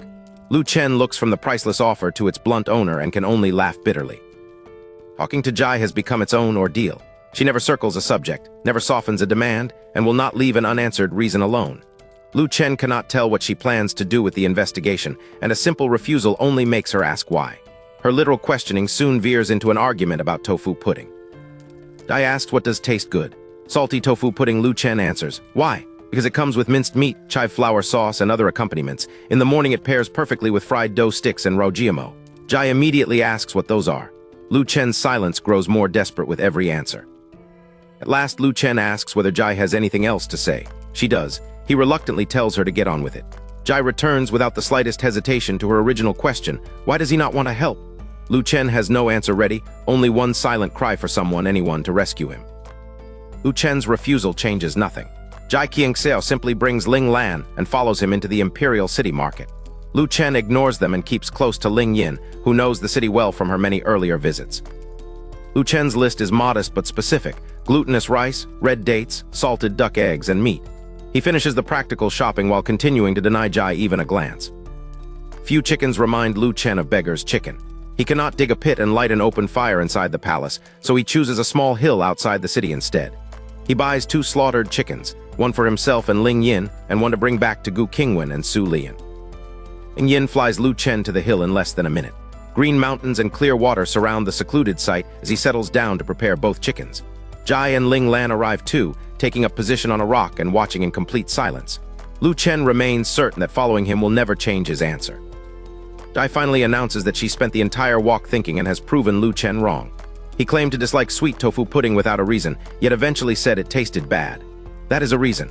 Therefore, his refusal must have a cause too, and unless he explains it, she cannot find and solve the real problem. Threat of another speech finally defeats Lu Chen. He admits the truth. Whatever Jai intends has major consequences, and he will not create trouble for Gu Qingwan or Su Lian. They treat him like family. He cannot protect them with strength yet, so the least he can do is avoid holding them back or adding to their burdens. Lu Chen tries to turn the explanation into empathy. Suppose Jai's own father had exhausted himself working for her. Would her heart not ache, and would she still bring him more trouble? Jai pauses long enough to remember, then shakes her head. Lu Chen relaxes, certain that the lesson has finally landed. Jai's answer destroys that relief. She does not know whether her heart would ache, because her father is the human emperor and never needed to do farm work. Lu Chen shoots to his feet and shouts that he meant the principle, not the occupation. Fine, forget her father. Surely she can remember a caring mother. Before Lu Chen can finish describing lessons, soup, summer fans, and winter quilts, Jai shakes her head again. She has no memory of her mother. Jai was raised with the other imperial children by a wet nurse, and when she was 4, her father had her mother torn apart by 5 horses for an affair with a guard. Lu Chen can only apologize for speaking carelessly. Jai blinks and asks why he is apologizing, which somehow makes the moment worse. He waves the question away and searches for one last dependable bond. Someone as powerful as Jai must have had a master who patiently guided her when she first entered cultivation. Jai stops him before he can finish. She has no master. Lu Chen stares up at her, stunned once again. His grand lesson about protecting family has now collided with a woman whose father offers no useful comparison, whose mother vanished from memory in blood, and whose cultivation provides no mentor to cherish. Still stranded in the same impossible lesson, Lu Chen tries every bond he can name. Friends? Jai Qingxiu has none, a pet, never even a plant. No, each flat answer leaves him staring harder at the veiled immortal on the boulder. He finally demands to know how she endured tens of thousands of years, or what living even means to her. Jai thinks with complete seriousness. She cannot simply die, can she? For one dangerous instant, the answer sounds reasonable, until Lu Chen realizes she has dragged him completely off the point. Powerless against Jai's logic, Lu Chen stops talking and squats beside the fire. 20 minutes later, he extinguishes the flame, then lets the charcoal smother the food for another 10. At last, the 2 mud-sealed chickens are ready. Lu Chen puts one whole chicken into his spatial bag for later. He taps the other shell with a wooden stick. The mud splits, lotus leaves emerge, and rich roasted meat mingles with their fresh scent. On the boulder, both Jai and Ling Lan visibly swallow. The opened chicken becomes a shared meal. Lu Chen eats with Ling Yin, who has known him throughout his 10 years on Shenyang Peak, but has never tasted his cooking. Her eyes shine as she praises it again and again, giving its cook exactly the satisfaction he hoped for. Halfway through, Lu Chen sneaks a look at Jai and Ling Lan. They ate so quickly that only bones remain, and now both are sucking those bones to preserve the flavor. He curls his lip, then calls out that there is still more if they want it. Jai's bleak answers have left Lu Chen feeling sorry for her, absurd as pitying an upper realm true immortal seems. He is soft-hearted but not careless. Food costs him little. Investigating the death could entangle Gu Qingwan and Su Lian, so that request remains non-negotiable. Helping Su Lian before mainly troubled Lu Chen himself, and he admits involved a few other motives. Only the final fragment of her song remains, and he wants to finish it soon. This case is different. Its consequences would reach both Sister Su and his old ancestor. And Jai finally explains what failure means. If the exact poison cannot be determined, the human emperor's death will be ruled natural. Once the funeral concludes on the 20th day, the court will choose a successor, and Prince Jing is the man who will take the throne. That accession would not leave Lu Chen's family safer. During the upcoming secret realm, Prince Jing would bind Jade Pool's sacred land and Qiansheng Mountain with restriction after restriction. The danger Jai describes points straight at Gu Qingwan and Su Lian, the very people Lu Chen meant to protect by refusing.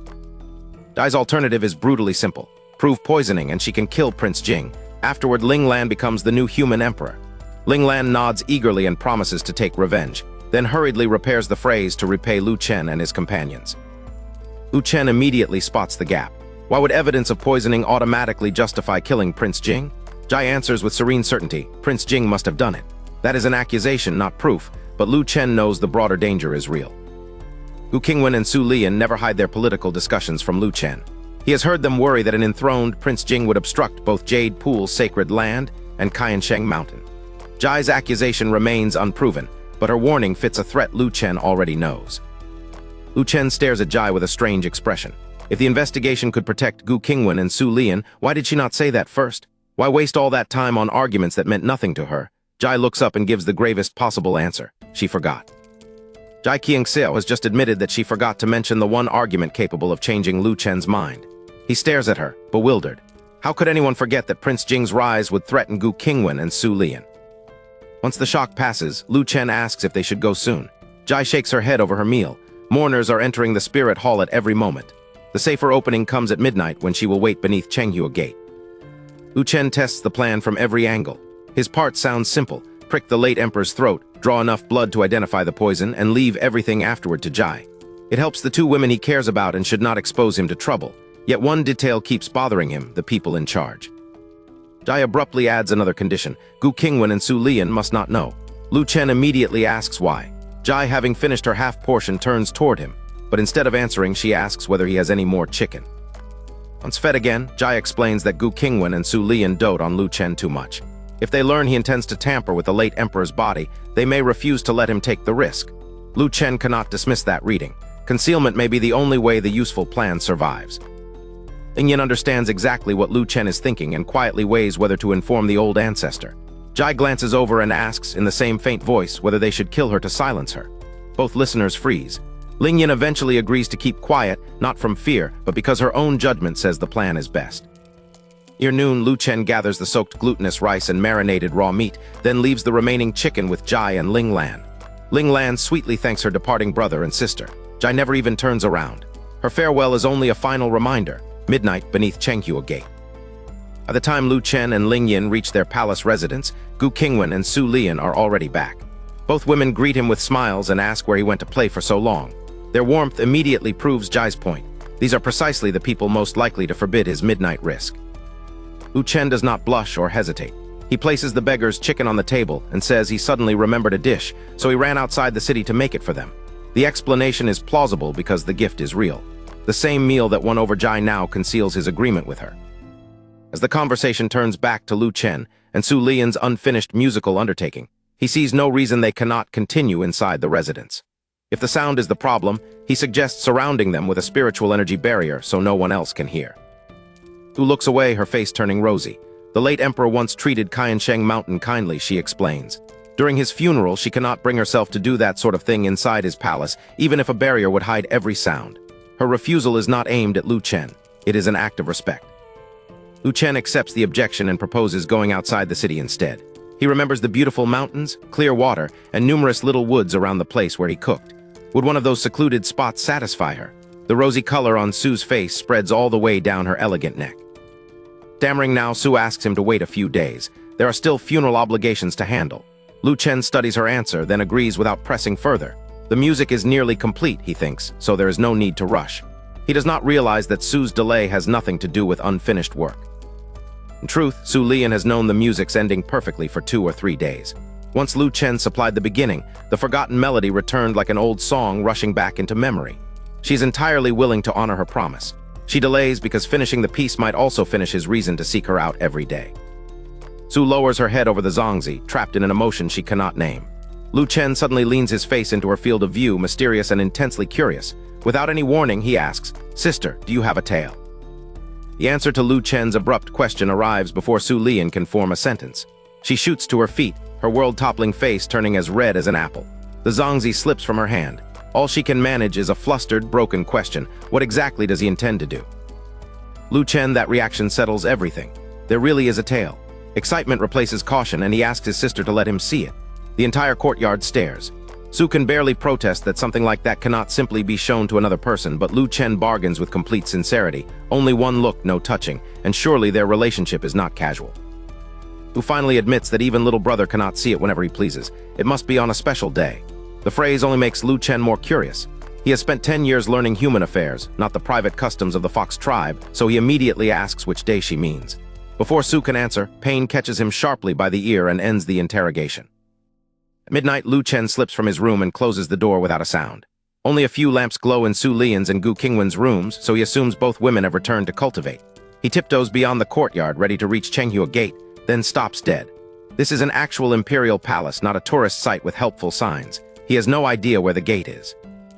Soft voice behind Lu Chen points out the way. He turns to find Jai Qingxia waiting beneath the hazy moon, her thin veil back in place and her presence more mysterious than ever. Lu Chen instantly raises a finger to his lips, terrified that his old ancestor or sister Su might hear. Jai simply turns and starts walking. They cannot hear, she says. Following her, Lu Chen remembers that the absent-minded woman beside him is still a terrifyingly powerful true immortal. Even so, he asks whether Gu Qingwan or Su Lian might already have detected his escape. Jai explains the palace rule. Nobody may scout within these grounds using divine sense. Unless someone physically heard or saw him, he remains undiscovered. Lu Chen can finally breathe again. Two walk with little conversation. Jai is naturally quiet, and Lu Chen has learned that speaking with her can become exhausting. Yet the silence eventually turns toward the people he treats differently. Gu Qingwan and Su Lian may not have solved his problems for him. If anything, he is usually the one helping them. But that is irrelevant. He calls them family. Jai stops and asks the simplest possible question. What is family? Lu Chen considers it seriously. Family is a special existence, he says, a kind of spiritual solace. When a person is tired, exhausted, or irritable, merely seeing someone dear can make the tension disappear. Then he notices Jai's unchanged expression and realizes his examples may be useless to someone who might never feel tired or irritated. Lu Chen tries again. Gu Qingwan and Su Lian are simply very special existences in his heart. He searches for a better way to describe the feeling, but Jai has already turned forward. She understands. Ling Lan is that person for her. Lu Chen is left staring after the true immortal, indignant that she reached her answer before he could even finish speaking. Midnight walk ends at the spirit hall. The daytime crowd of princes and ministers is gone, but eunuchs and maids still guard the funeral chamber. Then Ling Lan calls every attendant outside, solemnly claiming she has instructions for them and warning them not to let her imperial father catch a draft. Inside, Jai Qingxiao lowers the coffin and Lu Chen lifts the gold-threaded quilt. The human emperor lies in dragon robes, his complexion waxy yellow and the smell of death unmistakable. Lu Chen knows he could defeat any corpse that moved. Unfortunately, strength does nothing to erase years of horror movie instincts. Jai quietly asks whether he is afraid. Her sudden voice makes Lu Chen shudder harder than the corpse did. He refuses to let the moment stop him, leans back over the human emperor, and turns nervous imagination into deliberate medical work, inspecting the body before producing a silver needle. Lu Chen collects several drops of the human emperor's blood in a small vial. That is enough. He immediately replaces the gold-threaded quilt, tells Jai they are finished, and hurries back through the side door. Outside, Ling Lan is still lecturing the attendants, her diversion holding perfectly. Lu Chen asks for somewhere completely private and promises a result within moments. Jai leads him to her own deserted palace. The courtyard is dark until one wave of her hand floods the hall with light.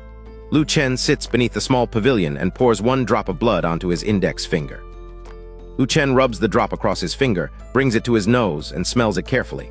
Seconds later, he wipes his hand with a silk handkerchief and frowns in thought. Jai suddenly squats directly in front of him, her normally emotionless eyes blinking with such expectation that Lu Chen finally tells her to speak. Jai asks what poison killed the human emperor. Lu Chen corrects the premise. It was not poison at all, but a specially made medicine.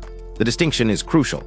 He has identified the source of the sudden death, but a medical answer alone does not prove who administered it or decide what they should do next. Lu Chen clears his throat and asks the obvious question.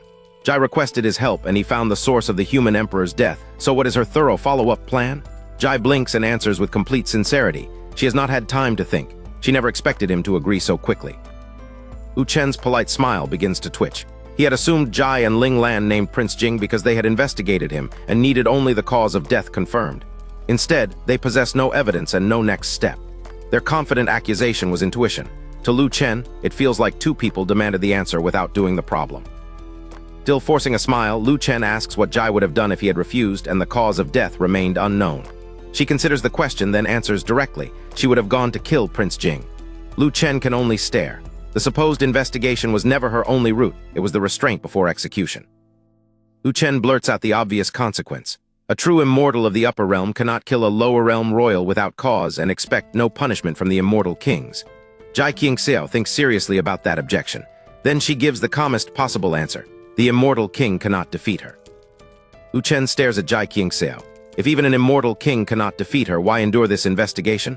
Why not cross the city and cut Prince Jing down now? Jai calmly explains the real cost. She would probably be recalled to the upper realm and could no longer protect the imperial clan. Worse, she does not want to return yet. Lu Chen tries to make sense of it. Reaching the upper realm can require tens of thousands of years, yet Gu Qingwan could ascend only to be sent straight back on a 10,000-year protection mission. He privately imagines all the politics behind such a thankless assignment. Whatever Jai's reasons, evidence is clearly the only route that preserves her freedom to stay. And Lu Chen's mood lifts. Jai is lucky, he declares, because she has met the one person in the world who can solve this. The boast earns him her full attention. His diagnosis has revealed more than the method of murder. It has revealed what they must search for. Specially made medicine contained Xingning grass. Lu Chen calls it so rare that it exists only in legend, and so potent that even a minute quantity can produce an enormous effect. That rarity is precisely what makes it useful. If the same ingredient is found among Prince Jing's possessions, suspicion becomes evidence. Jai nods and asks the obvious question, where is the grass? Lu Chen cannot give her an address. She must search Prince Jing's treasury, then every secret store he may possess. Once she has the grass, she can act and present it when the upper realm demands an explanation. The investigation is now hers. Only then does Lu Chen notice that Jai is still crouching in front of him. It makes him look as though he is bullying her. He tells her to sit beside him instead. She blinks, answers with a simple acknowledgement, and obeys. With the search left to her, neither is eager to leave, so they sit together and take the midnight breeze. As Lu looks around, the courtyard garden feels wrong. The trail leads back to Ling Lan and boiling water. He can understand what happened to the plants. What he cannot understand is her reasoning. Jai answers with complete seriousness. Hot water is good for people, so Ling Lan concluded that trees should drink it too. Jai even thinks the argument makes sense. Lu Chen has no response. Little later, Lu Chen is in the flower bed himself, huffing as he turns the soil at midnight. He cannot believe that neither Jai nor an imperial princess understood something so basic. Surely Ling Lan has a master teaching her. Jai watches in silence until his complaint pulls her from her thoughts. Jai explains that the human emperor had many children and once paid little attention to Ling Lan. Only after Jai's involvement did he give the girl a master. But Ling Lan did not want to learn, and Jai simply allowed it. Lu stops working, plants the hoe upright, and turns the full weight of his attention on her. Lu Chen tells Jai that this cannot continue. If Ling Lan is meant to become human emperor, placing someone so detached from reality on the throne could make trillions of lives suffer. She must enter the academy tomorrow instead of following Jai everywhere. Jai gives an airy agreement, so Lu keeps his stern gaze on her until the promise is clear. This is not advice she may quietly forget. Jai Qingxiao has finally agreed to send Ling Lan to the academy. Lu Chen lets out the tension he had been holding. If that dangerously sheltered princess becomes human emperor without learning how ordinary people live, then any future disaster in Nanking Prefecture will weigh on his conscience too. Normally, the imperial cabinet could keep the prefecture functioning even beneath a foolish ruler. But Ling Lan does not merely lack knowledge, she is detached from reality. If she stubbornly imposes some disastrous idea while Jai supports her, even the cabinet may be unable to stop her. The academy is not optional. Lu Chen begins tilling the soil and setting the plants back in place. At first, he intends to work silently. Then he looks at Jai standing beside him and changes his mind. Ling Lan is not the only person here who needs practical education. He will teach Jai how planting is actually done. Back at the Jade Pool Sacred Land, Lu could scatter seeds across his little vegetable patch without much ceremony. With Jai, he takes no chances. Every depth, placement, and movement is exact. He becomes more serious than ever, pouring everything he learned from Sheneng into a lesson on planting ordinary flowers. When the last plant is settled, Lu straightens and raises an eyebrow. Did she understand all of that? Jai nods with complete seriousness. She understood. Lu accepts the answer. He gives her the next simple task, water the plants, and casually demonstrates with his own ladle before following her toward the vat. Jai scoops up a ladleful, but instead of turning toward the flowers, she pauses. Her jade-like free hand unties the thin veil she has worn through the night. Then she raises the ladle, parts her red lips, and calmly begins drinking the courtyard's collected rainwater. Lu freezes. What is she doing? Before Jai can take another drink, he lunges in and snatches away the ladle. Jai's usually blank face shows a trace of confusion. She answers the obvious. She is drinking water. Then, with perfect sincerity, she asks whether Lu wants some too. Lu finally blurts out that the vat contains dirty rainwater. She could get sick. Worse, she was the one who claimed people should drink hot water. Jai blinks and begins explaining that she has already ascended to sainthood. Illness cannot threaten her. To her, that settles the matter completely. Lu cuts her off. Whether the water can make a saint sick is not the point. People simply should not drink from a courtyard vat. Jai asks why. Lu struggles for an explanation she will accept, then falls back on authority. No means no. This time, she is not allowed to keep asking why. Lu tells Jai to fetch drinking water elsewhere. He considers the well, hesitates, and rejects that too as potentially unclean. Instead, she must return to the place where they ate beggar's chicken and fill a bucket from the mountain spring. Jai obeys, and clean spring water replaces the vat water. Even with clean spring water, Lu insists on boiling it before drinking. Jai cannot see why that differs from giving hot water to a tree. Lu answers with sudden grandeur. It is completely different. This is a high-end question involving human evolution. The solemn phrasing immediately captures Jai's curiosity. Lu explains that, where he came from, humans may once have been primates. One monkey learned to use fire, and over time monkeys became human beings. Jai blinks. Humans were monkeys. Lu admits he cannot guarantee the same history applies in this world, but the theory is called evolution. Lu drags the lesson back to his real point. From the perspective of civilization, being human requires standards. Boiling drinking water is one of them, otherwise they might as well still be monkeys. He tells Jai to boil her water from now on and simply listen to him. Jai nods earnestly and agrees. Jai says, however. Lu drains his cup and asks what remains. With the same earnest gaze, she returns to an earlier question. Why had he been afraid at the time? Lu stares at her, defeated. She truly cannot let it go. Flustered, he declares that he is going back to sleep and leaves. Jai Qingxiu remains on the stone stool, watching Lu Chen's back recede across her brilliantly lit courtyard. Something seems to hover behind her silence, but she never calls out. Lu walks through the gate as casually as though the awkward question between them is finished. Only a few minutes pass before footsteps return. Jai's galaxy-bright eyes lift, subtly brighter than before. Lu Chen walks straight toward her with a sheet of paper in hand. He had not forgotten the one practical detail she still needed. Lu explains that the paper records the appearance and characteristics of Xingning grass. Jai can use it to search when the time comes. He places it on her stone table and leaves for real. Jai lowers her eyes to the guide. The ink is still wet. 2 quiet days follow. Neither Lu nor Jai seeks out the other. Lu stays in his residence courtyard while Gu Qingwan and Su Lian spend each day meeting visitors, with Ling Yin and Ling Chuan accompanying them. The stillness feels strangely heavier than it once did. Lu had once endured 10 years of quiet without complaint. Now he understands the saying. He could have endured darkness if he had never seen the sun. Life with Gu Qingwan and Su Lian has accustomed him to warmth and noise. At least they still return for dinner every night.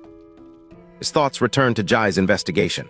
Even if Prince Jing dies, Wandan Pavilion can simply elevate another pawn. The organization already holds too much of Nanking Prefecture. Jai's plan is useful, but the true problem is larger than the silly girl seems to realize. Calling himself a worrywart, Lu turns to the task he can solve tonight. He cooks alone, arranges the dishes, and sets out bowls and chopsticks on the courtyard's stone table. His timing is exact. As he finishes, voices and footsteps sound beyond the gate. Gu Qingwan immediately brightens and asks whether there is sweet zongzi tonight. Lu starts eating and mutters that she cannot have zongzi every day. She sits beside him, pouts her red lips, and counters with impeccable logic. If something is delicious, why not eat it daily? For once, Su Lian enthusiastically agrees with Gu Qingwan. Why should delicious food not appear every day? Outnumbered by 2 delighted empresses, Lu laughs, shakes his head, and promises to make sweet zongzi tomorrow. Both women light up, and dinner finally begins. And the plates begin to vibrate. It is too slight and too rhythmic to feel like an earthquake. Bowls chatter against the stone while everyone stills.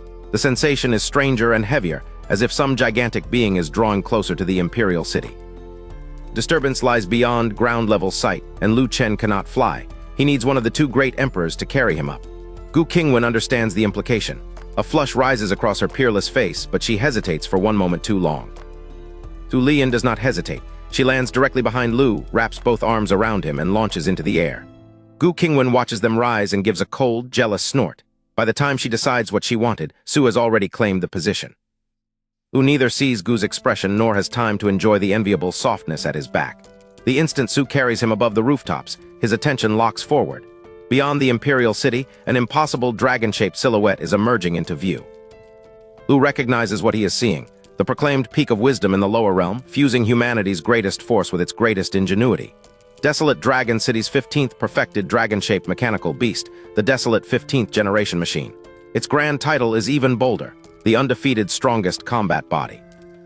Still held in Su Lian's arms, Lu Chen rises above the imperial rooftops. Gu Qingwan follows close behind. The instant the city stops blocking his view, the impossible dragon-shaped silhouette beyond the walls seizes all of his attention. The imperial walls stand only 10 or 20 meters high. The mechanical beast dwarfs them at 70 or 80 meters, and its vast body keeps climbing until the dragon head disappears into the ethereal clouds. This is the desolate 15th generation machine, publicly accepted as the lower realm's ultimate combat entity. Its reputation allows no rival and no exception. Nothing in this realm is supposed to be capable of standing against it. Its operation alone demands nearly 1,000 people. Worse, none of them are ordinary technicians. Every operator possesses strength comparable to an elder from a minor sect. Desolate Dragon City has packed the manpower of an army into one mechanical body. Then comes the true foundation of its power. 3 quasi-emperor-level magic cores form the primary source. Another 428 emperor-level cores drive the limbs, head, and tail. Smaller components consume tens of thousands of king-level cores. Those first 3 cores are shocking by themselves. Excluding Gu Qingwan and Su Lian, all of Nanking Prefecture has only about 5 quasi-emperors. Yet even this horde sustains full power for merely 3/4 of an hour. In that sense, it is almost a laughably short-lived champion. But Lu immediately sees the other side. If an energy reserve this absurd lasts only 45 minutes, then every minute, every second, must release power on a terrifying scale. Real machine is not sleek or futuristic. Its mechanisms are exposed, with immense gears visible through the brutal frame. That rough construction only makes it more domineering, a primordial metal behemoth whose oppressive presence exceeds even a great emperor's. Lu has studied this machine only through illustrated booklets. Seeing the real thing at last leaves him almost giddy. The distant silhouette is no longer enough. He excitedly urges Su and Gu, quick, get closer, I want a proper look. They are not alone. Powerful experts rise from every quarter of the imperial city and stream toward the same destination. Most of Nanking Prefecture's great figures are here, joined by royalty from other major prefectures, and all of them want to witness the machine. Half a minute later, Su stops roughly 100 meters from the beast. The surrounding sky is already crowded with floating observers. At this distance, the machine's oppressive weight becomes almost physical, and awe settles across every face. Gu Qingwan is just as stunned as the crowd. When she entered seclusion, desolate Dragon City had not developed even its 10th generation and was merely a minor regional power. The monster before her makes the passage of those lost millennia tangible. Change began with one expedition. Desolate Dragon City recovered a book on mechanism art from a secret realm, then used the next several thousand years to become one of the strongest sects. This is why Gu and Su value secret realms so fiercely. One opportunity can overturn the balance of an age. Gu admits that Ling Yin described the machine on the night she left seclusion, but words did not prepare her for these unprecedented spiritual energy fluctuations. Su, who has seen it before, answers simply. Empty intimidation could never earn universal recognition as the ultimate combat entity. And Lu's inner voice cuts through Gu's awe. Trash, what a piece of junk. Everyone from desolate Dragon City is a liar. Their booklets praised this thing beyond reason, and the reality cannot compare. As Lu silently repeats, junk, Gu can only stare at him in total confusion. At close range, Lu Chen's disappointment turns to fury. The magnificent machine from the picture books feels like a beautiful online profile hiding a potato spirit. Desolate Dragon City had sold him perfection. The hulking reality before him feels like a shameless bait-and-switch. For years, every new Desolate Dragon City picture book went straight to Lu Chen through a senior or junior sister. He devoured them all. He was not a casual admirer of the 15th generation machine. He was the sort of fan who believed every boast. Reason is another secret talent. Lu Chen can build mechanism beasts, and the system once gave him mechanism heart. He mastered it to the pinnacle years ago. Yet the booklets made Desolate Dragon City's work seem so perfect that his own creations felt worthless, killing every urge to compete. Now that expert knowledge tears the advertisement apart. The machine is still terrifying by lower realm standards, but its construction exposes weaknesses Lu never expected from something advertised as perfect and invincible. In his mind, the verdict becomes merciless. The picture does not match the product. Bad review. Gu Qingwan keeps her face expressionless, but Lu Chen's thoughts throw her into turmoil. She knows almost nothing about mechanism art, yet this machine is accepted as invincible in the lower realm. How can the little brat beside her look at that same monster and see trash? Lu Chen yawns in Su Lian's arms. Moments ago, he could barely contain his excitement. Now he would rather go back and eat. Still, Su is an empress, not his personal taxi. He decides to endure the spectacle, and finally notices what has been holding him all this time. Soft, comfortable, Lu Chen cannot resist moving around a little. Su feels every shift.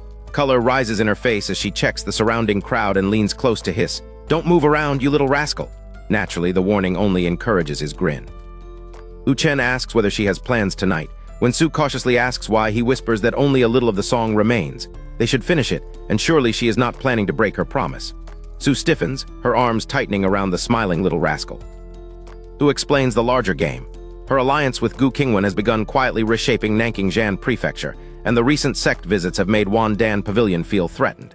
The machine serves two purposes: warn the two empresses and frighten restless sects back into obedience. Lu Chen considers revealing the weaknesses immediately and letting the two empresses tear the machine apart. He rejects the impulse. Spoken instructions would be too rushed, one mistake could be fatal, and trash by his standards is still the lower realm's strongest combat unit. Gu and Su may be outmatched.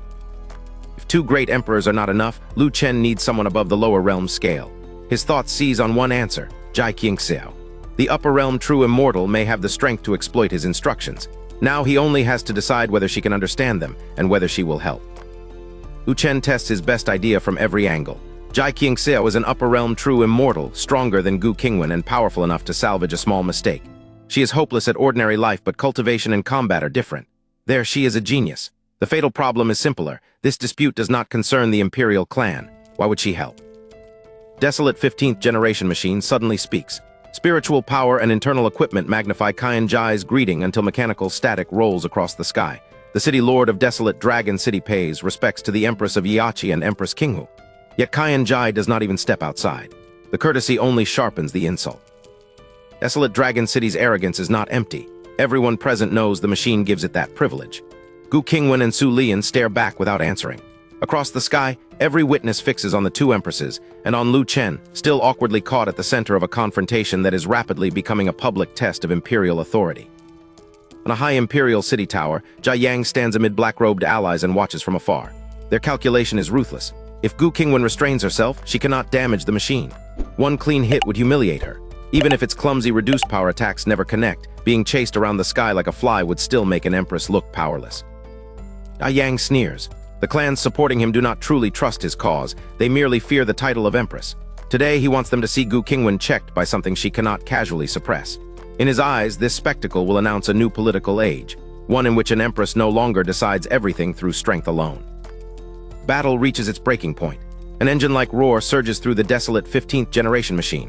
Embedded magic cores ignite one after another until light races across its enormous body. Spiritual energy then blasts from its joints and exposed gaps, and the supposedly inert behemoth feels suddenly, violently alive. Machine has not attacked, yet its activation alone tears across the outskirts. Airflow from the cores levels the nearby small mountain range. Inside the imperial city, a spiritual energy shield immediately rises in answer.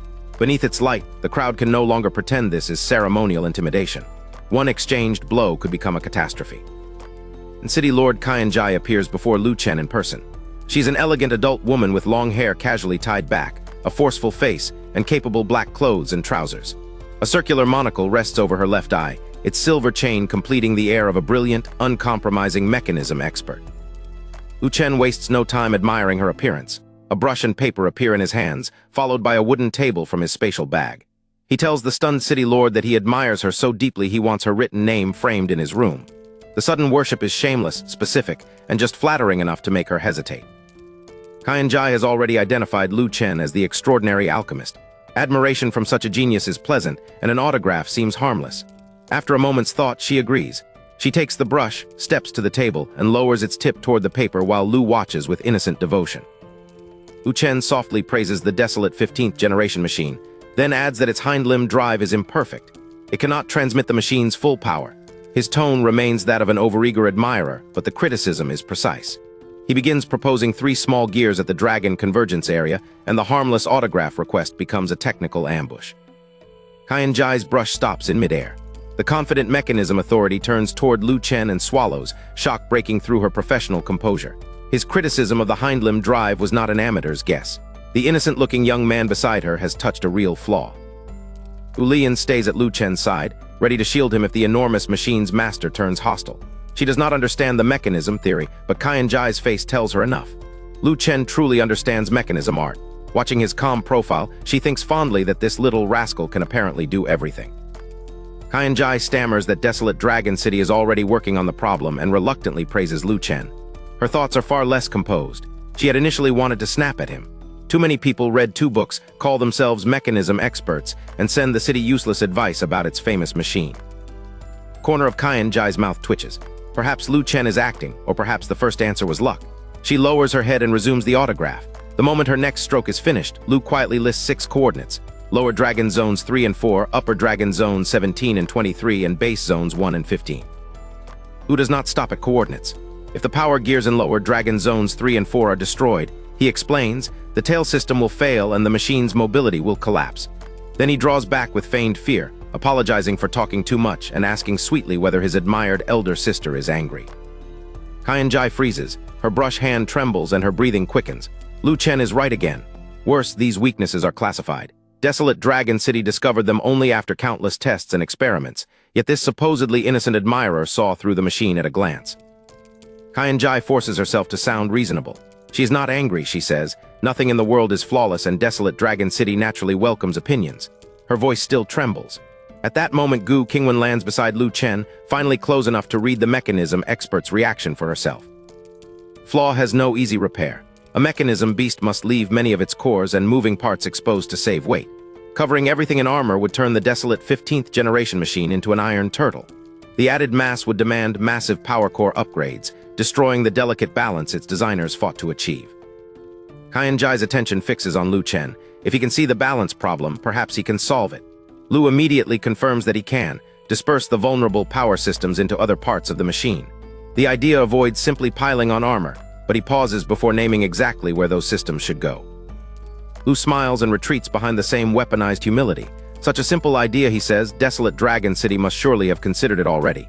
Qianji's brush begins trembling again. Her gaze changes from shock to determination. One thought overwhelms everything else. She must get this boy at any cost. On the shoulder of the activated desolate 15th generation machine, Qianji finally recovers from Lu Chen's last revelation. Her voice still trembles, but she insists that of course desolate Dragon City had considered dispersing the power systems. She merely wanted to hear his opinion. Lu Chen feigns astonishment. A redesign like this needs diagrams and precise markings, he says. Surely Qianji cannot explain it orally. Cornered by the obvious truth, she awkwardly clarifies that after she finishes his autograph, they can go somewhere suitable and discuss it properly. Lu Chen nods eagerly. Drawing diagrams with the city lord he admires most, he declares, is the greatest dream of his life. Gu Qingwan and Su Lian exchange strange looks. The performance is flawless and painfully familiar. This is exactly how the little scoundrel once behaved with them. Qianji lowers her head and rushes to finish. The last vertical stroke of Qian lands on the page. Before she can begin the second character, Lu Chen quietly adds 2 more entries: Dragon Neck District 3, Dragon Neck District 6. The brush stops. Suddenly, she no longer wants to write. Below, the crowd around the colossal machine keeps growing. Its magic cores are already active, spiritual power shining through its body, yet the expected confrontation has stalled. From the ground, the scene makes no sense at all. Why are the people on its shoulder talking over an autograph? Yang rejects the obvious possibilities. Qianji would never be swayed by anything Gu Qingwan or Su Lian possesses. Someone cautiously suggests medicinal pills, especially saint-grade pills, which Lu Chen is rumored to refine with absurd ease. The memory of the Jade Pool humiliation makes Yang grit his teeth. Yang rejects pills as well. Nothing attracts Qianji more than strengthening the desolate 15th generation machine. He has already promised to refine the star meteorite iron recovered from a secret realm into an upgrade. To him, that settles everything. Qianji will not defect. On the machine's shoulder, Qianji hears the rest of Lu Chen's explanation and stares at him as though she has seen a deity. The forceful, elegant city lord has become a starry-eyed admirer. Lu Chen smiles and gently reminds her sister, hurry up and write. Qianji looks down. The page still bears only the character Qian. Rather than finish it, she snatches the paper from the table and crushes it into a ball. The autograph that began this contest is discarded. What she wants now is direct access to Lu Chen's mind.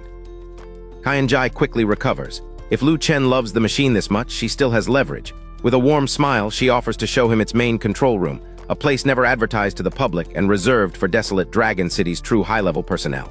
Lu Chen accepts at once. Qianji excitedly leads Lu Chen inside, with Gu Qingwan and Su Lian following. 2 women already stationed in the control room stare at the unexpected party in confusion. Before anyone can establish protocol, Lu Chen walks straight to Qianji's designated seat and sits down as naturally as if it were his own. From Qianji's seat, Lu Chen abruptly asks whether the machine suffers excess spiritual power. Its massive body requires too many magic cores, yet those cores cannot be connected in series. The question lands like another diagnosis, revealing that he understands not only the machine's weak zones, but its internal power architecture. Lu Chen reaches the crucial word, so, and stops. Qianji leans toward him, waiting. So what? What is the solution? Her thoughts race while he lets the silence stretch. A playful trace reaches the corner of his mouth. Once again, he has given her enough truth to make the missing piece unbearable. Lu Chen pretends to catch himself. No, he cannot say any more. Qianji's composure breaks, and she demands to know why. His answer turns engineering into politics. If the desolate 15th generation machine becomes stronger, what happens to Gu Qingwan and Su Lian, the 2 women it was brought here to threat? Trap closes cleanly. Admit the machine is dangerous to the 2 empresses, and Lu Chen's solution disappears. Deny hostile intent, and desolate Dragon City's reason for standing against them collapses. Qianji and her people change posture at once, so abruptly that Gu Qingwan and Su Lian can only watch in astonishment. Inside the machine's restricted control room, Gu Qingwan and Su Lian stare at desolate Dragon City's people.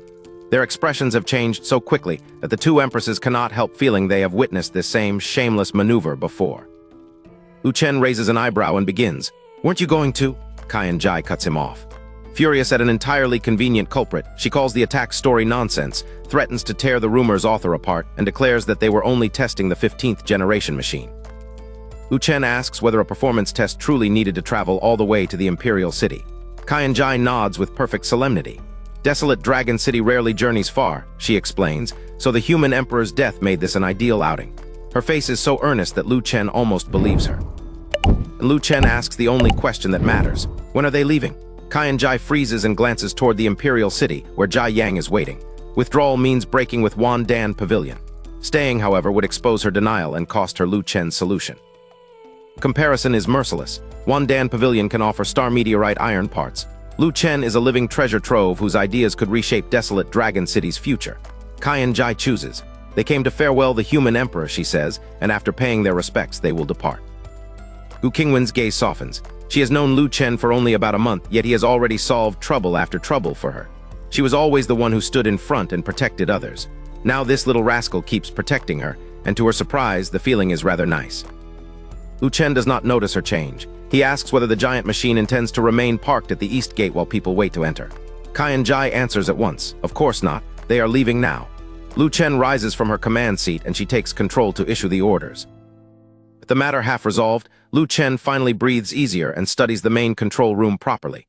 His eyes meet Gu Qingwan's. He cannot understand why the old woman is looking at him so gently, never realizing that his latest act of protection is the reason. Before the engines turn over, Su Lian softens the parting with an invitation of her own. Lu Chen can also come to Qiansheng Mountain. The words replace the threat that brought the machine here with the promise of future companionship. 15th generation machine starts. Its colossal body turns and walks away from the imperial city. Around the east gate, everyone is stunned. Is it truly over? Desolate Dragon City traveled all this way, blocked the gate with its ultimate war machine, and now it is simply leaving without a fight. One man complains that they came all this way and never fought. He starts to repeat what they supposedly intended to do to Gu Qingwan.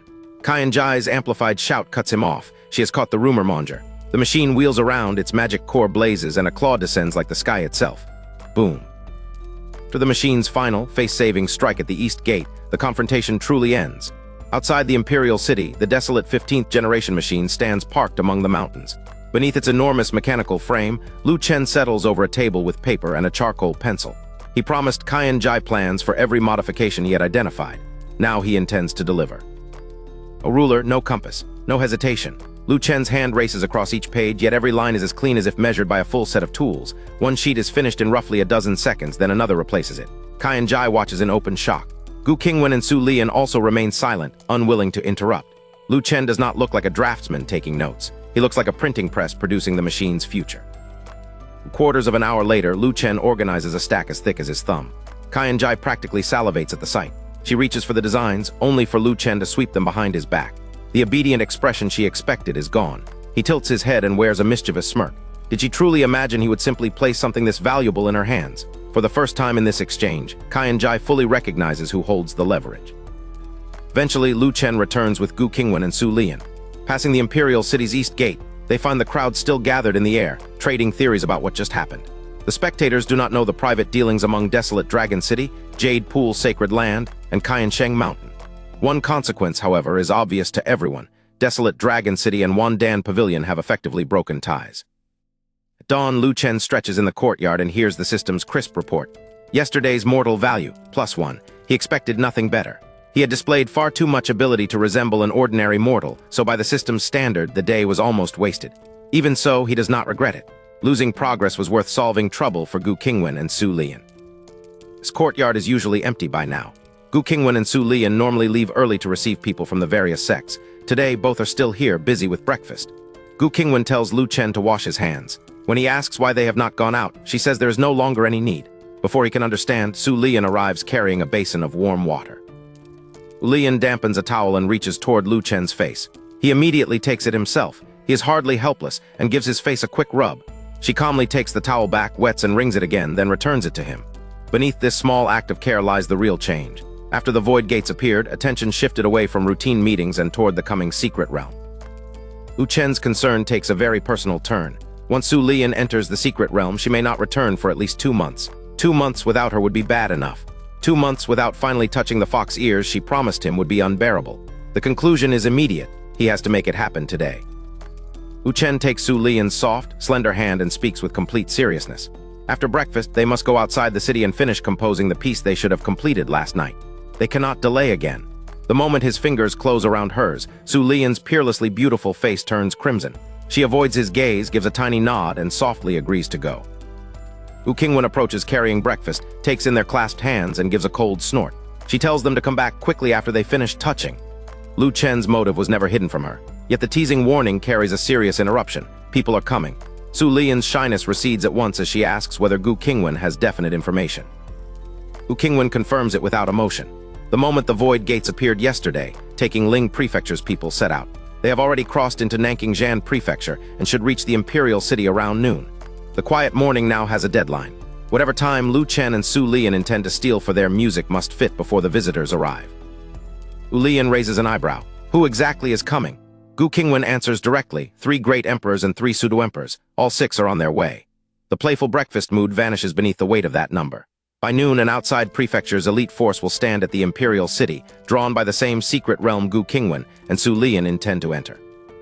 Breakfast continues beneath the warning that 6 powerhouses are approaching. As Gu Qingwan and Su Lian discuss taking Ling Prefecture, Lu Chen listens rather than interrupting. The attraction is obvious. Merely entering Nanking new secret realm requires a sacred object as the ticket. Anything found beyond that threshold could overturn the world. Lu Chen has a concrete comparison. Desolate Dragon City once found mechanism art suited to them in an emperor-grade secret realm. That single inheritance carried an obscure sect into the world's strongest ranks within a few millennia. This realm stands 1 level higher. A saint-level discovery would not merely enrich its owner, it could reorder every existing power. That is why taking Ling Prefecture has come, and why Nanking will refuse them. Secret realms belong to the prefecture where they appear. Cross-prefecture entry has never been accepted. To Gu Qingwan and Su Lian, this is not greed disguised as etiquette. It is Nanking inheritance, and outsiders will not be allowed inside. Termination does not make the contest equal. Gu Qingwan and Su Lian only recently became great emperors. Even the weakest of taking Ling's 3 has held that realm for more than 1,000 years, and one stands half a step from sainthood. Gu Qingwan's demonic heart is now tiny. 1 more medicinal pill should finish the cure, but recovery cannot manufacture centuries of imperial experience. One possibility crosses Lu Chen's mind, Jai Qiangxiao. Yet even she presumably cannot interfere in a dispute of this kind. He does not know enough to force himself into the matter, and the decision comes easily. This is not his business. He will stay out of it. Lu Chen wipes his mouth and looks directly across the table.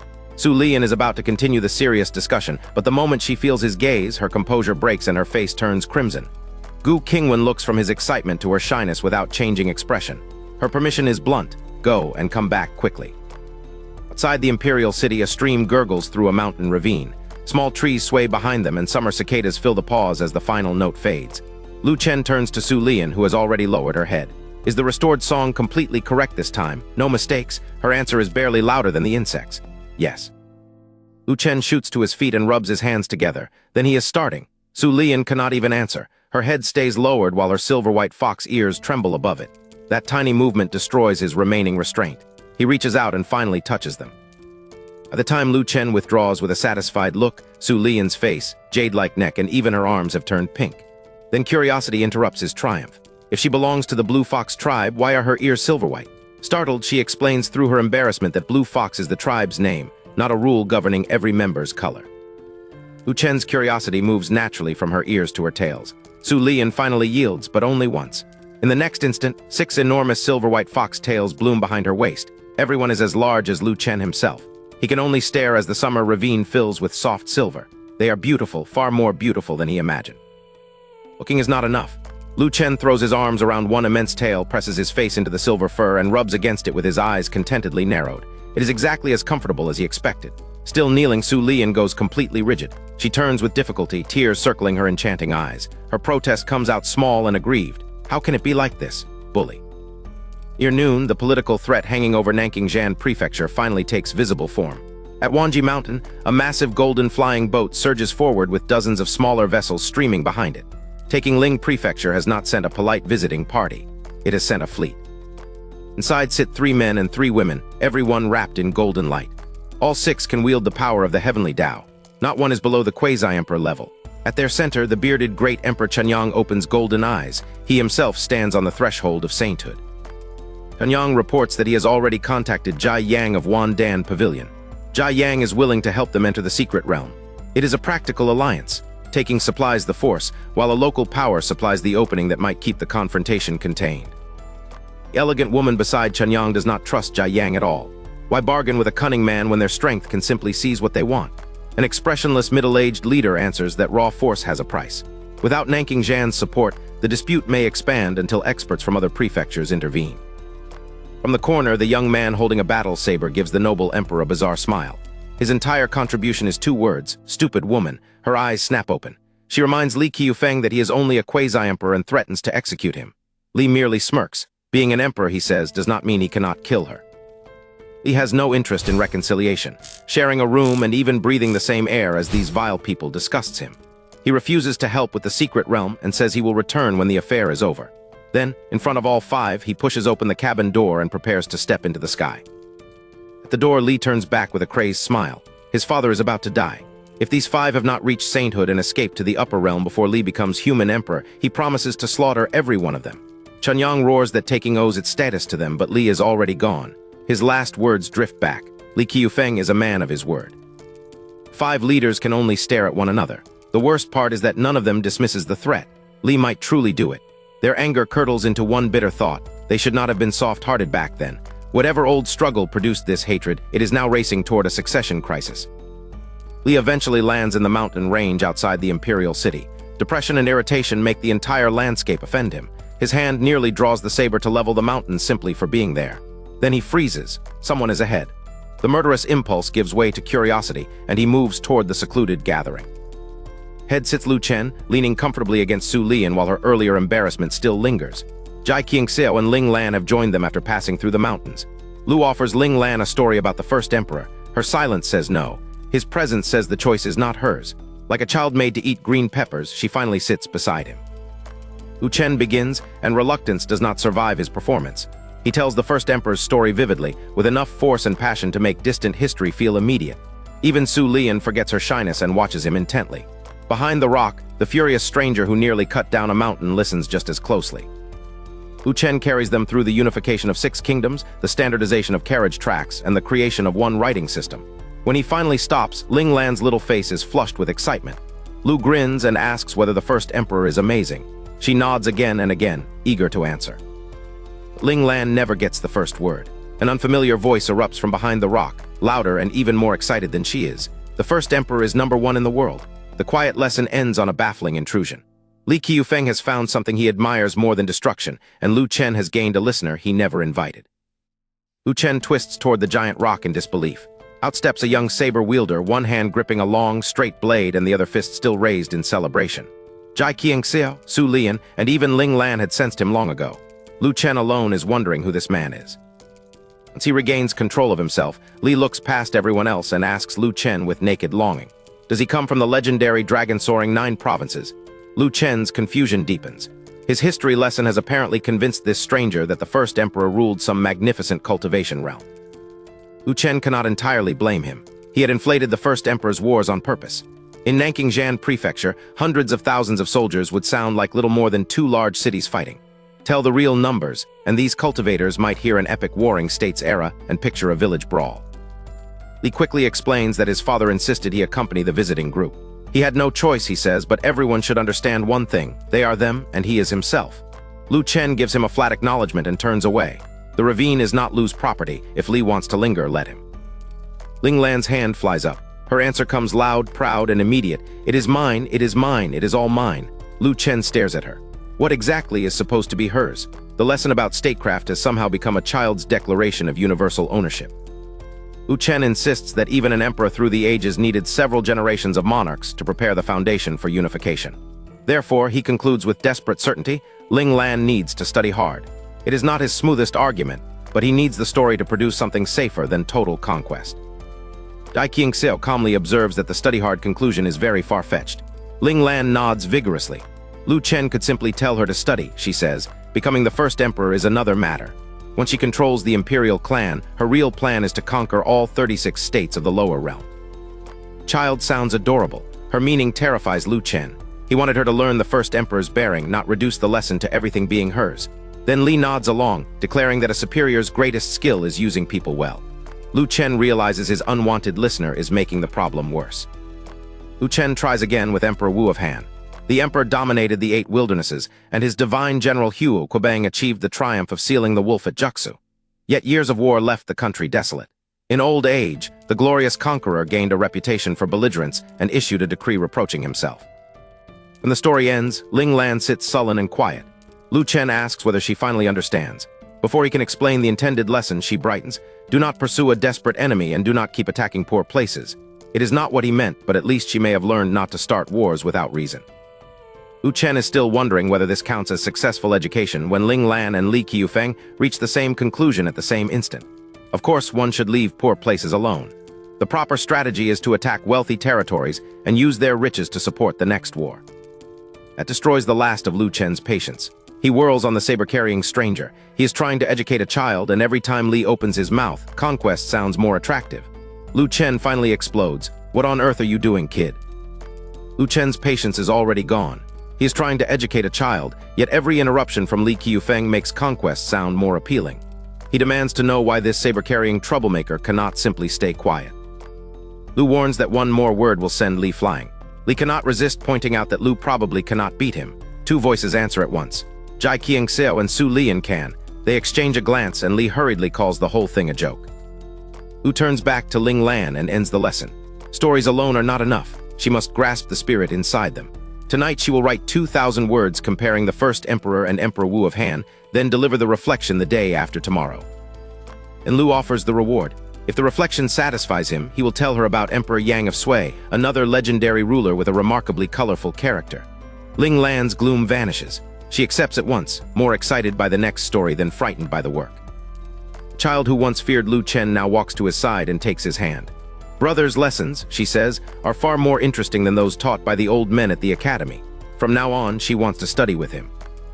That arrangement sounds unbearable to Lu. An occasional story is one thing, coaxing a child every day is another.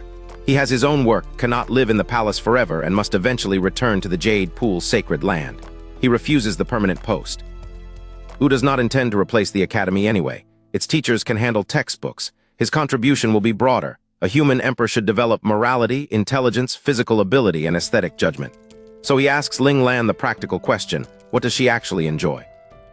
After thinking, Ling Lan points straight at Li Qiufeng's slender battle saber.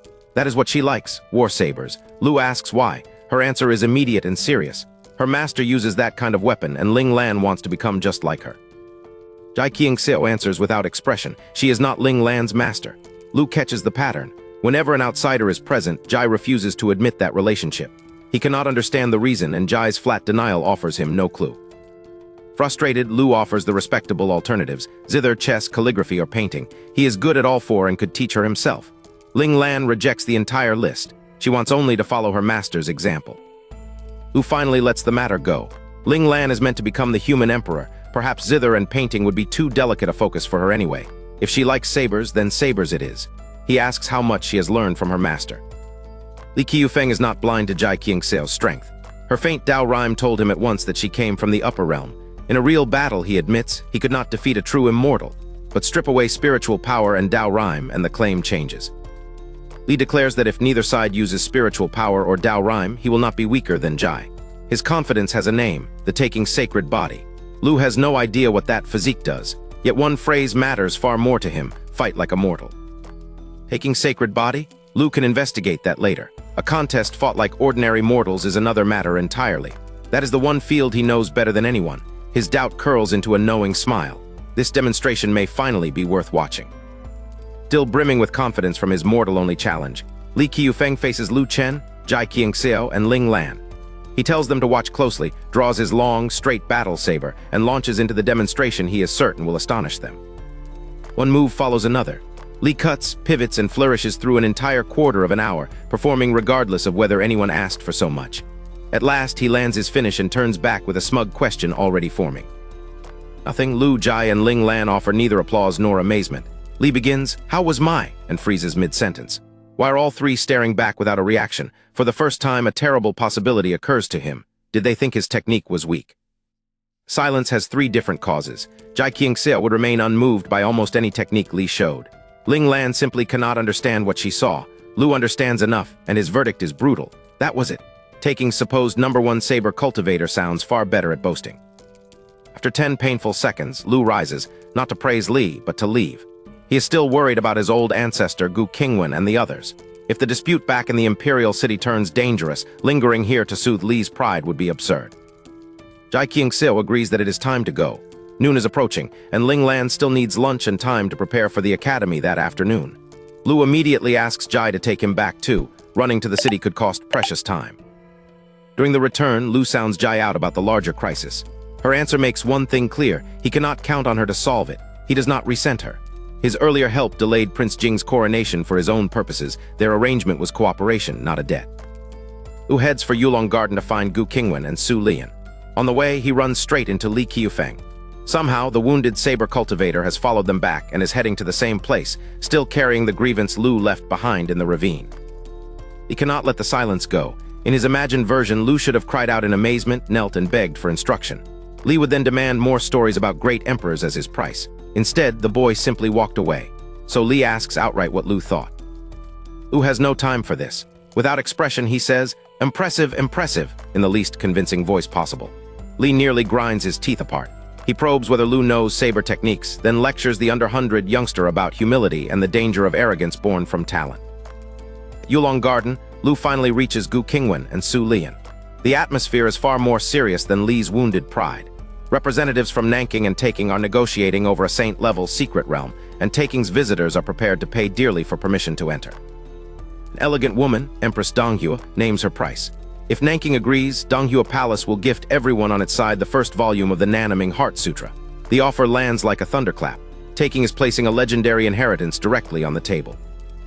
Many Nanking representatives catch their breath. The Nanaming Heart Sutra is famed as one of the lower realm's 10 greatest mind cultivation techniques. Even its first volume could transform a faction's prospects. Its reputation exceeds Gu Qingwan's own Jade Lake Heart Sutra, and even Gu feels her heart tremble.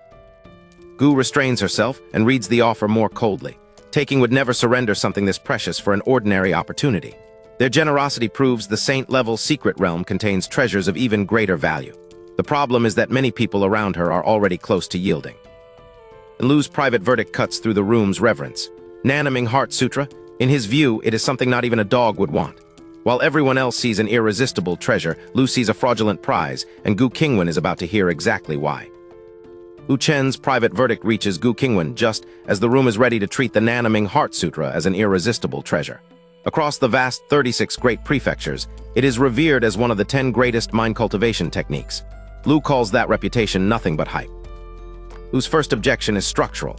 Anyone who practices the Nanaming Heart Sutra blocks off every other route of cultivation and leaves themselves only one path. A technique praised as supreme actually narrows its user's future. Gu listens in growing disbelief. Knowledge this guarded is normally known only to practitioners. Deeper flaw is worse.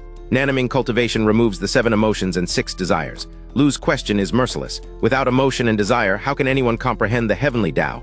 Gu applies the warning to herself. If an emperor loses that comprehension, ascension to sainthood may become impossible forever.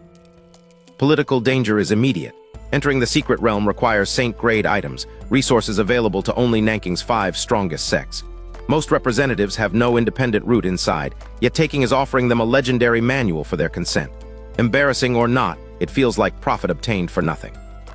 Gu Qingwan cuts through the whispers. Taking should not bother presenting the Nanaming Heart Sutra, she declares. It is something that harms people. Yulong Garden erupts. Representatives stare as if the Empress of Yachi has gone mad, and even Su Lian turns toward her in astonishment. Ignoring every stare, Gu repackages Lu's thoughts as her own analysis. She explains the sealed cultivation routes, the destruction of emotion and desire, and the resulting barrier to the heavenly Tao. The room's certainty begins to crack. Lu Chen, hearing his own conclusions delivered by an empress, is completely stunned. Lu's admiration arrives wrapped in an insult. He marvels that this old woman is so fierce and assumes only an old monster who has lived for countless years could know so much. Gu's jaw tightens. Su Lian gets called sister every day. Gu receives nothing but reminders of her age. Empress Donghua recovers and rebukes Gu for insulting one of the 10 greatest mind cultivation techniques. Yet prestige alone cannot erase the defects Gu has named. Great Emperor Chunyang tries to steady Donghua, but his words fail. The elegant empress stops arguing and begins to reconsider the treasure herself. Even in victory, Gu remains preoccupied with Lu's insult. Merely by appearance, she insists to herself, she looks much younger than Empress Donghua. Somehow, she will find an opportunity to make the little brat change his tune. The strategic triumph quietly becomes a personal campaign. Taking refuses to let the negotiation die. Great Emperor Zishan sets the Nanaming dispute aside and names a replacement price. If Nanking permits entry into the secret realm, Zishan Palace will give them the first volume of Shadow Walk. The assembly gasps. Taking's offer has become massive again. Gu Lu and Su never get the chance to respond. A voice behind them warns everyone not to practice Shadow Walk. Someone in Zishan Palace tried it, the speaker says, and his own shadow stabbed him to death. The second glittering bargain has acquired a fatal secret before it can even settle on the table. The warning voice belongs to Li Qiufeng. Somehow, the Taking Quasi-Emperor has slipped in behind Lu Chen's group and settled cross-legged with carefree ease. More startling than his arrival is where he chose to sit, not with Taking but openly on Nanking's side. Lu Chen had assumed nothing good could come from a man of Taking. Now he grudgingly revises that judgment. Li clearly cannot tolerate his delegation's behavior, but a quasi-emperor humiliating 3 great emperors may be skinned alive when he returns home. For Great Emperor Chenyang, this latest sabotage is the final straw. He glares at Li and orders him not to forget his father's words. Li only grins, promises to shut up, and invites them to continue. Chenyang has no better way to control him. Capable-looking short-haired woman refuses to waste another moment. She names Taking's next price, the Yanguang Heart Sutra. If Nanking agrees, they will hand it over immediately. The 4 words alone change the atmosphere across the entire assembly. Yanguang Heart Sutra is not another hollow prize. It is a top-tier mind cultivation technique built for saber cultivators. Lu Chen remembers the great encyclopedia's verdict. Without that restriction, it would rank among the top 5 techniques of its kind, far above the pseudo-top 10 Nanaming Heart Sutra. Even Li Qiufeng raises an eyebrow. For a saber cultivator like him, Nguang is the technique he has wanted most. He and his emperor father asked for it repeatedly and were always refused, yet Taking is now prepared to give it away to win this bargain. 3 copies begin moving through the gathering, and each reader clings to one as long as possible. Manuals advance only after repeated urging, or when the next person looks ready to seize them. Lu Chen cranes his neck from afar, privately begging for one to come his way. Gu Qingwan hears Lu Chen's complaint without him speaking aloud. Her gaze finds a distant copy, then her jade hand reaches out and takes it straight from its reader. The victim starts to protest, meets Gu's emotionless eyes, and immediately decides silence is wiser. Gu gives the manual one cursory look, reveals nothing, and puts it directly into Lu Chen's hands. Delighted, he thinks that the old woman understands him best. Gu hears that too. She wants to pinch his ear, but with the whole assembly watching, she restrains herself. Lu Chen eagerly begins reading. Gu Qingwan, meanwhile, watches the manual's effect on everyone else. The danger is obvious. Many Nanking representatives may accept Taking's price. Nguang serves only saber cultivators, but saber users, like sword users, are among the most numerous cultivators anywhere. Lu Chen reaches his verdict. He tempers it with one fair caveat. This is only Nguang's first volume, and the middle and final volumes may be much stronger. But compared solely at this stage, the legendary manual is nowhere near the saber cultivation technique he made himself. With Taking's Nguang manual still circulating through Yulong Garden, Lu Chen ponders for a moment and rummages through his spatial bag. Beside him, Gu Qingwan stares as though she has seen a ghost. Surely his own saber technique cannot be as terrifying as he thinks. Gu has investigated him before. Jade Pool's disciples reported that for 10 full years, Lu Chen truly did nothing remarkable. He worked at sunrise, rested at sunset, and lived exactly like a mortal. Her own time with him confirmed that this peaceful routine was no performance. This supposed mortal seems to know everything. His bone age is under 100, so even reincarnation cannot explain it. He would not have awakened his former memories yet. Gu can only circle the impossible question: what exactly is the Tao of mortals that Lu Chen cultivates? At last, Lu pulls out a bound book. It is the saber cultivator mind cultivation technique he wrote himself. He favors the saber, and after finishing the systems book, he had felt inspired to set down some of his own insights and experience. The absurd part is how little ceremony went into it. Lu wrote the technique on a burst of enthusiasm, the cultivation equivalent of seeing an exciting video, doing 3 push-ups on the bed, then immediately lying back down to continue scrolling. Afterward, the book simply stayed in his bag. Of course, Lu cannot say any of that aloud. Whenever he possesses something he cannot explain, he places the responsibility on his beautiful master. Yun Luoli travels constantly and is rarely home, making her the perfect scapegoat. Lu claims the manual came from her and blinks rapidly as he lies. Rather than expose him, Gu feels a faint smile tug at her lips. She no longer needs his inner thoughts to recognize every trick. She has learned his little habits. Playing along, she says Yun Luoli is famous for traveling widely, so anything brought back by such a master must be valuable. Su Lian raises an eyebrow. She can read Lu's subtle expressions too, and his lie is obvious. Gu can clearly see it as well. But why did Gu seem prepared before Lu even gave himself away? Su's gaze moves between them. There is something distinctly fishy about these two. Gu does not stop at protecting Lu's secret. She turns toward the representative still passing around the Nguang Heart Sutra, raises the nameless bound book, and announces that Nguang is nothing special. She has a better saber cultivator technique right here. The entire field falls silent. Every stare fixes on the plain, nameless book. The claim sounds impossible. Nguang is publicly recognized as the strongest saber mind cultivation technique. Yet Gu offers Lu's manual for judgment, and the capable short-haired woman from taking receives the sole copy, ready to test that boast for herself. Privately, Gu realizes she declared the manual stronger without even reading it. No matter. If Lu questions her later, she will claim Lingyan once mentioned that Yun Luoli possessed a peerless saber manual. Lu always pushes unexplained problems onto his master. Gu can do exactly the same. In Yulong Garden, the judgment begins. The short-haired taking representative opens the sole copy of Lu Chen's nameless saber manual. She brings the same cold arrogance with which she offered Nguang, until her eyes reach the first page. Astonishment becomes shock, then naked disbelief. Every gaze locks onto her. These people know Nguang as the strongest saber mind cultivation technique in existence. Gu's boast had sounded absurd, but an expert cannot seem to hide what she has found. Li Qiufeng wants the manual, but Great Emperor Chenyang, Great Emperor Zishan, and the other veterans are even less willing to wait. Halfway through the woman's reading, Chenyang finally breaks the silence. Let him see it. He does not even hear him. The manual has swallowed her attention completely. Chenyang waits one beat, loses patience, and waves his hand. The book tears free and flies across the room into his grasp. Chenyang reads, and the confidence of another senior expert gives way to the same stunned absorption. The manual continues through the waiting hands until it reaches Li Qiufeng. By then, nobody can dismiss the first woman's reaction as exaggeration. Gu Qingwan can finally breathe. Her gamble has survived, yet even her relief cannot erase the shock. Takings people are more disturbed still. A technique this refined should require hundreds of thousands, perhaps millions of tests. How could all of that remain hidden? Perhaps it came from the ancient era. No better answer exists, but the political answer is already obvious. Taking offered Nguang to buy Nanking sects. Now a single nameless manual has made that bribe almost worthless before the negotiation is even finished. Li Qiufeng slaps his thigh. Marvelous, truly marvelous. He declares the technique terrifyingly powerful and unquestionably stronger than Nguang. The room had already guessed from the others' faces. Hearing a saber cultivator say it aloud turns suspicion into fact. The Nguang Heart Sutra suddenly looks ordinary in everyone else's hands. Taking has lost its bargain. Li, however, is no longer thinking about the negotiation. A technique this terrifying should not still exist in the lower realm, and his attention turns toward the name behind it, Lu Chen.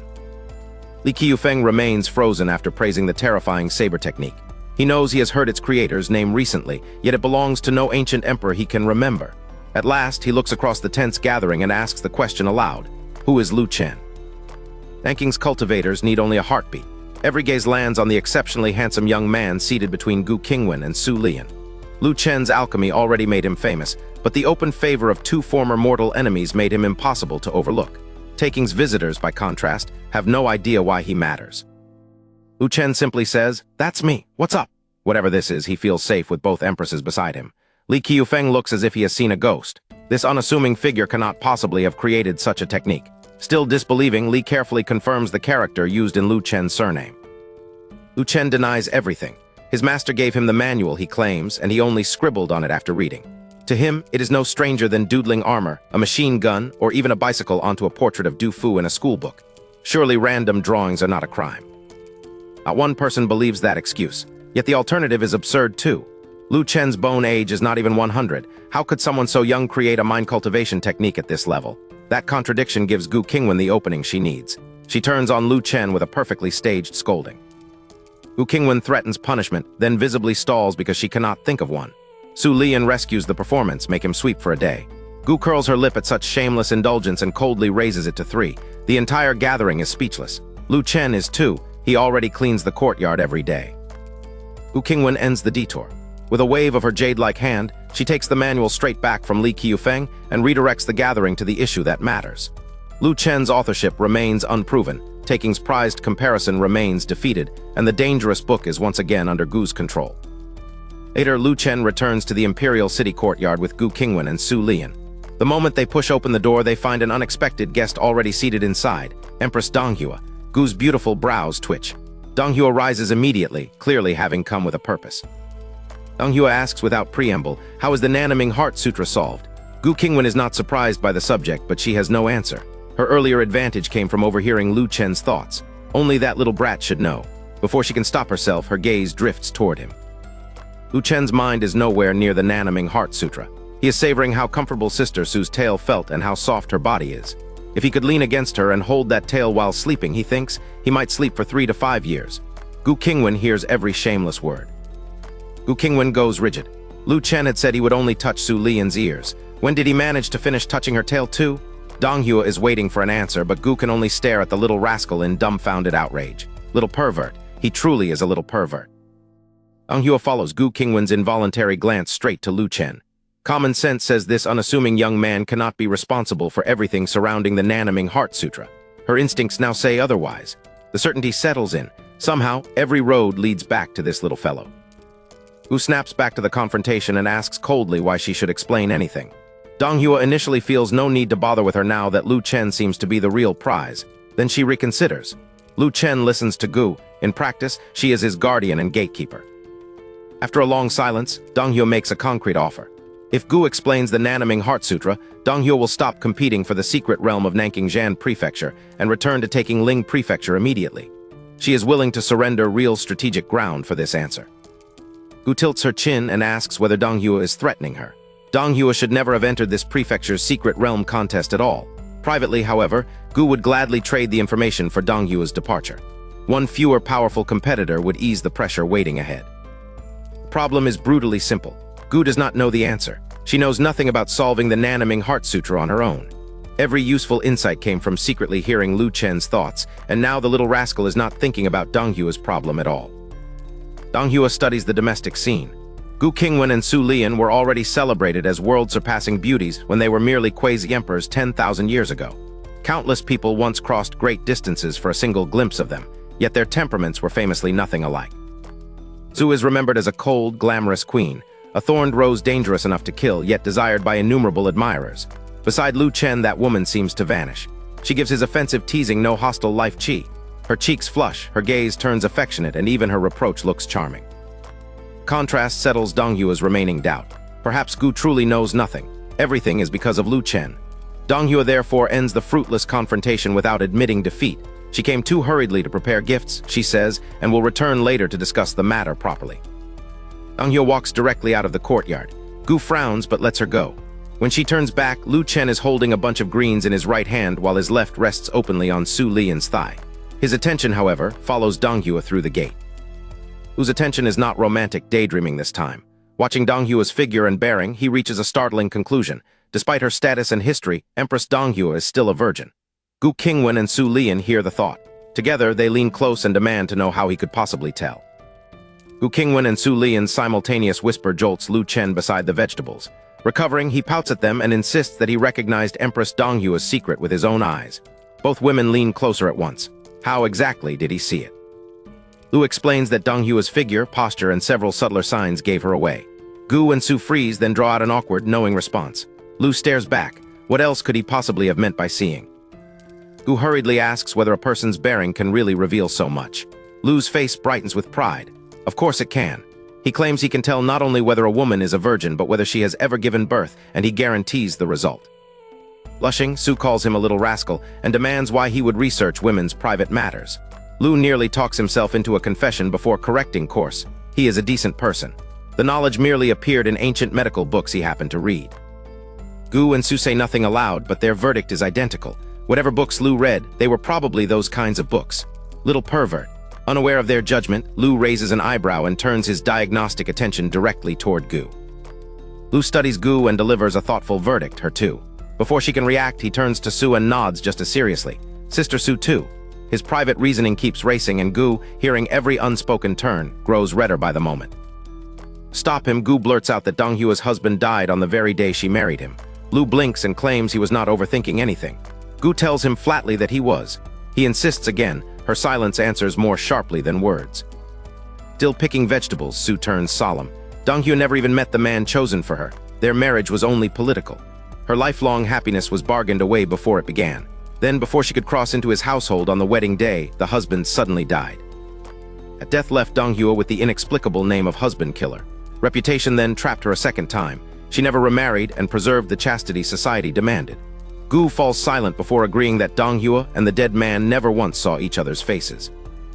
Gu wonders whether Donghua's choice to cultivate the Nanaming Heart Sutra may at least spare her that pain. Su considers it carefully. Before someone makes the heart flutter, she says, not every woman longs for romance or intimacy. Had either she or Gu thought about such things back then? Lu remembers another unfinished matter. He once promised Sister Su sugar cakes, but one distraction after another made him forget. Free at last, he decides to start the dough now before dinner. His timing is deliberate. The dough can rise while everyone eats dinner and plays poker. About half an hour later, it will be ready to shape and fry. The simple schedule links Su's promised cakes to an entire evening together. Halfway to the kitchen, Lu stops and changes direction. At the courtyard well, he draws a basin of water, opens his spatial bag, and takes out a bag of hawthorns. He pours the fruit into the basin and leaves it to soak. Without looking back, Lu says he had also promised candied haws to the old ancestor. He will make both treats today, then everyone can eat the haws while playing poker. Gu and Su stare after him, stunned. Gentle smiles soften their faces. This little rascal is wonderful to the core. After dinner, Lu Chen brings everyone to the courtyard stone table and begins explaining poker. Gu Qingwan, Su Lian, Ling Yin, and Ling Xuan have never played before, but the rules are simple enough that all four soon grasp the basics. Lu Chen knows 5-player games, including Protect the Emperor, but those rules would be too much for beginners. He chooses 3-player Fight the Landlord instead. Gu Qingwan and Su Lian take the other seats while Ling Yin and Ling Xuan watch until they are ready. Lu Chen suddenly slaps down a stack of cards and cries, "Woohoo, airplane!" 4 blank expressions answer him. When Gu Qingwan asks what an airplane is, Lu Chen realizes that he has just named something no one in this world has ever seen. Cornered, Lu Chen calls it a flying chicken. Gu Qingwan and Su Lian immediately begin laughing, so he corrects himself with great seriousness. A flying chicken is a phoenix, and the name means the hand is powerful. His explanation only gives them more questions. Why not call the combination a phoenix then? And why must every flying chicken be a phoenix? Gu Qingwan and Su Lian keep pressing until Lu Chen grits his teeth and orders them to focus. They may rename it if they want, just answer whether they can beat his cards. Game continues, and whenever Lu Chen wins, he laughs without restraint. Gu Qingwan and Su Lian realize how rarely they see him this happy. Usually they bring him trouble and receive his care. Apart from their fishing trip, they can remember no other moment like this. More than an hour passes before Lu Chen finally sets down his cards and looks toward the kitchen. The dough should have risen by now. He announces that it is time to make their food, ending the game and leading all 4 women inside. Palace calls it a small kitchen, yet all 5 fit comfortably. Lu Chen refuses to let the others stand idle. He gives the risen dough to Gu Qingwan and Su Lian, telling them to knead it and roll it into small balls while he prepares the hawthorns. Candied haws are the easier task. Lu Chen dries the washed hawthorns, threads the bright red fruit onto skewers, and prepares the sugar syrup. 2 minutes later, 15 or 16 finished skewers gleam together on a plate. Lu Chen carries the plate to Gu Qingwan and catches her playing with the dough. He warns her that it will become inedible if she keeps that up, then sends her to eat outside. Gu claps the flour from her hands, smiling with the delight of a child. Lu Chen finishes frying the shaped sugar cakes and gives Su Lian the treat he promised her. Everyone watches for her reaction. She takes a bite, and instead of smiling, she falls silent as tears gather in her eyes. No one understands how eating something delicious made her cry. Lu Chen anxiously asks whether it tastes bad. After several silent seconds, Su Lian answers through a sob, "It is good, so good that it tastes exactly like what her master used to make." Lu Chen can cook for people, but comforting a crying woman defeats him. As he hesitates, a candied hawthorn skewer enters Su Lian's view. Gu Qingwan holds it out with pursed lips and offers the simplest comfort she knows: eat this and stop crying. Later that night, the imperial city lies beneath a clear, star-filled sky. Above it, the opened gate of the secret realm shimmers with mysterious golden light. In the residence courtyard, Lu Chen and his companions quietly rock in old chairs and gaze upward. Without looking away from the sky, Gu Qingwan asks whether Lu Chen is quite familiar with Jai Qingxiao. He is startled, but does not panic or invent an excuse. He answers that they are not especially close. Gu Qingwan gives a light snort and asks how they met. Since Su Lian already learned that he called Jai and Ling Lan down from the mountains, Lu Chen sees no reason to hide anything. He admits that Jai approached him first, then explains their cooperation. Once they understand why he opposed Prince Jing, both women's eyes soften. Su Lian tells Lu Chen not to worry. Even if Prince Jing becomes human emperor, he would cause them only a little trouble. In the lower realm, a great emperor is still supreme. Su Lian gently pinches Lu Chen's cheek and giggles at his dazed face. Gu Qingwan agrees that he never needed to worry, then reaches over and takes his other cheek. Trapped between 2 jade-like hands, Lu Chen raises an eyebrow and asks the obvious question: why are they pinching him? Next morning, Lu Chen reassesses the bargain. He and Jai never truly owed each other. Each had pursued a separate goal. He wanted Prince Jing kept from troubling Gu Qingwan and Su Lian. Jai wanted Ling Lan to become the next human emperor. For Lu Chen, the danger has passed. The secret realm is already open. Even if Prince Jing takes the throne in 10 days instead of 20, Gu Qingwan and Su Lian will have entered it long before then. Jai's side of the matter, however, is not finished. Lu Chen realizes that he never asked whether Jai found the Xingning grass. With nothing else demanding his time, he decides to check on her. He also wants to see how Ling Lan is progressing with the essay on her insights. After finishing his meal and clearing the plates, Lu Chen sets out across the imperial palace grounds. Jai Qingxiao's palace is far enough away to require half an hour on foot. Halfway there, he notices a familiar woman ahead, Empress Gu. Because Gu comes from taking Ling Prefecture, Lu Chen would prefer to avoid her completely. Yet he also respects her. Her intended husband died before she even entered his family, and despite the cruel reputation that followed, she never became the subject of later romantic scandal. When Gu asks his destination, Lu Chen honestly says he is going south to find a friend. She immediately declares that she is also going south and suggests walking together. Lu Chen stares. She clearly approached from the south and had been heading north. Lu Chen reluctantly agrees and they walk south together. After only a few steps, Gu asks whether he likes the imperial palace. He says anyone would like such a huge, beautiful home. In her ethereal voice, she offers him her temporary palace in taking Ling Prefecture, an even larger residence. Still walking south through the imperial palace grounds, Lu Chen stammers that Gu really does not need to give him her palace. Her spatial ring flashes anyway. A deed and a stack of blueprints appear in her hands, proving that the astonishing offer is entirely serious. Lu Chen interrupts the tour of the blueprints. The place is far too large for one person. At night it would feel like a ghost town. Gu blinks, then offers the obvious solution, 300 servants. That only makes him refuse faster. He wants a modest home, not a palace-sized household. Gu nods, puts the deed away, and silently resumes walking beside him. Lu Chen quickens his pace, hoping to reach Jai Qingxiao before the atmosphere becomes stranger. A few steps later, Gu asks whether he wants a flying ship, an exceptionally beautiful and powerful one. Lu Chen is completely dumbfounded. Lu Chen cannot understand why a great emperor would need to give away treasures at all. Surely the strongest existence in the lower realm can have whatever she wants. Gu answers with complete seriousness. Strength alone does not grant ownership. Even a great emperor cannot simply see something desirable and snatch it. Gu continues, the stronger the ruler, the more carefully reputation and the great prefecture's history must be guarded. The human emperor may wield the greatest political power in the prefecture, but even he cannot act without restraint. The cabinet constrains him. Lu Chen receives the lecture in stunned silence. Lu Chen cautiously asks whether Gu herself can obtain whatever she wants. She nods with absolute seriousness. Why? Because she has a lot of money. Mortals use gold and silver, cultivators use spirit stones, and she has plenty of both. In Lu Chen's mind, the terrifying great emperor abruptly becomes a very rich woman. Rich or not, Lu Chen has no intention of becoming a kept man. He praises her resources but repeats that he lacks nothing and needs no gift. Gu falls silent. They walk another few hundred meters, Lu Chen moving quickly ahead while she considers which possession might finally interest him. At last, Gu brings up the Nanaming Heart Sutra and asks whether Lu Chen can solve it. He freezes. Seeing his silence, she purses her lips and explains her logic. If she had asked directly, he would never have told her, so she meant to give him something first and only then make the request.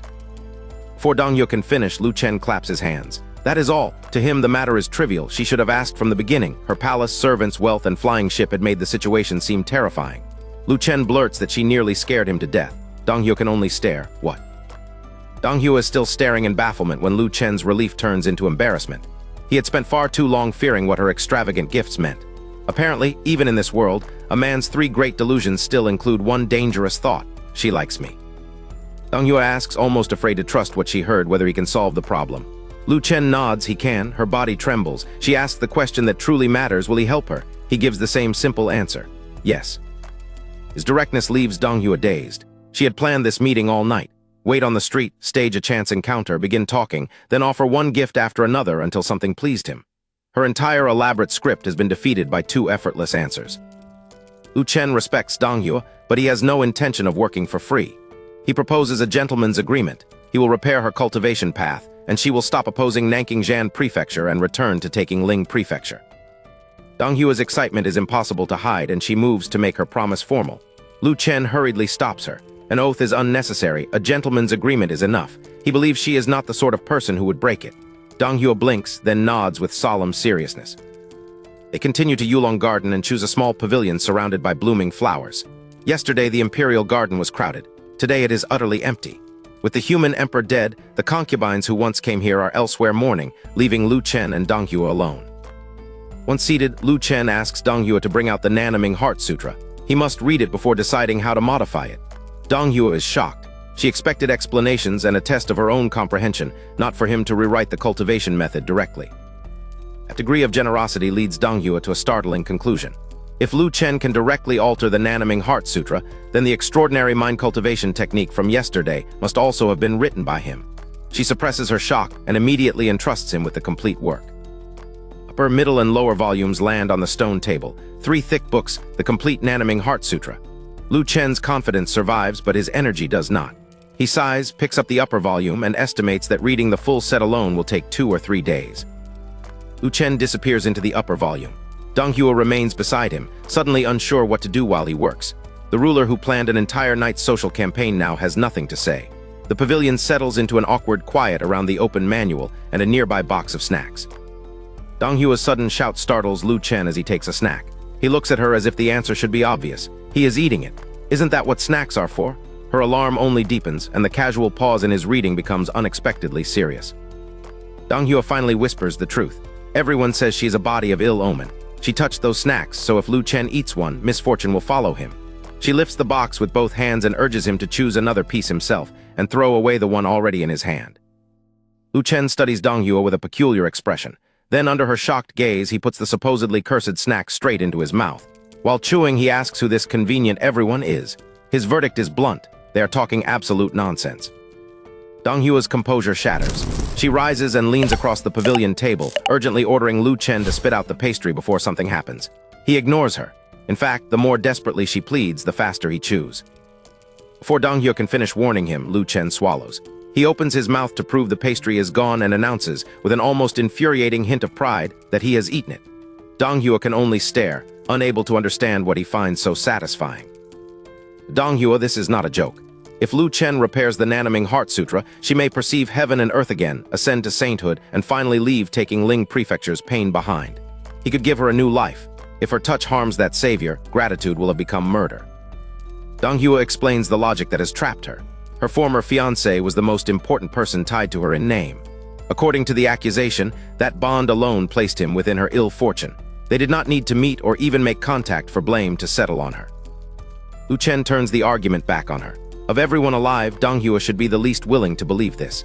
If she accepts one accusation as truth, others can blame and bully her forever. She's a great emperor who has transcended ordinary laws of heaven and earth. Why surrender to superstition now? Donghua cannot dismiss it so easily. Many things happened afterward. Nearly everyone who came into contact with her suffered some misfortune, large or small. She only hopes Lu Chen's fortune is deep enough to survive whatever follows. If he is harmed, she says quietly, she will never forgive herself. Lu Chen calls it nonsense, but he does not return to reading. He puts down the Nanaming Heart Sutra. Repairing the text alone will not be enough.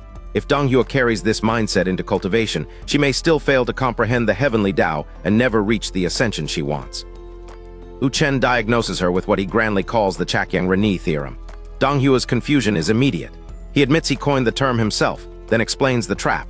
Once people accept a convenient label, they begin forcing every later event to fit it until coincidence feels like proof. It makes the flaw impossible to miss. He ate a pastry Donghua touched today. If he trips tomorrow, should he blame her instead of his own carelessness? Of course not. An accident following contact does not prove that she caused it. Lu Chen's verdict is absolute. There is no ominous body. Donghua has merely become the scapegoat for other people's stupidity.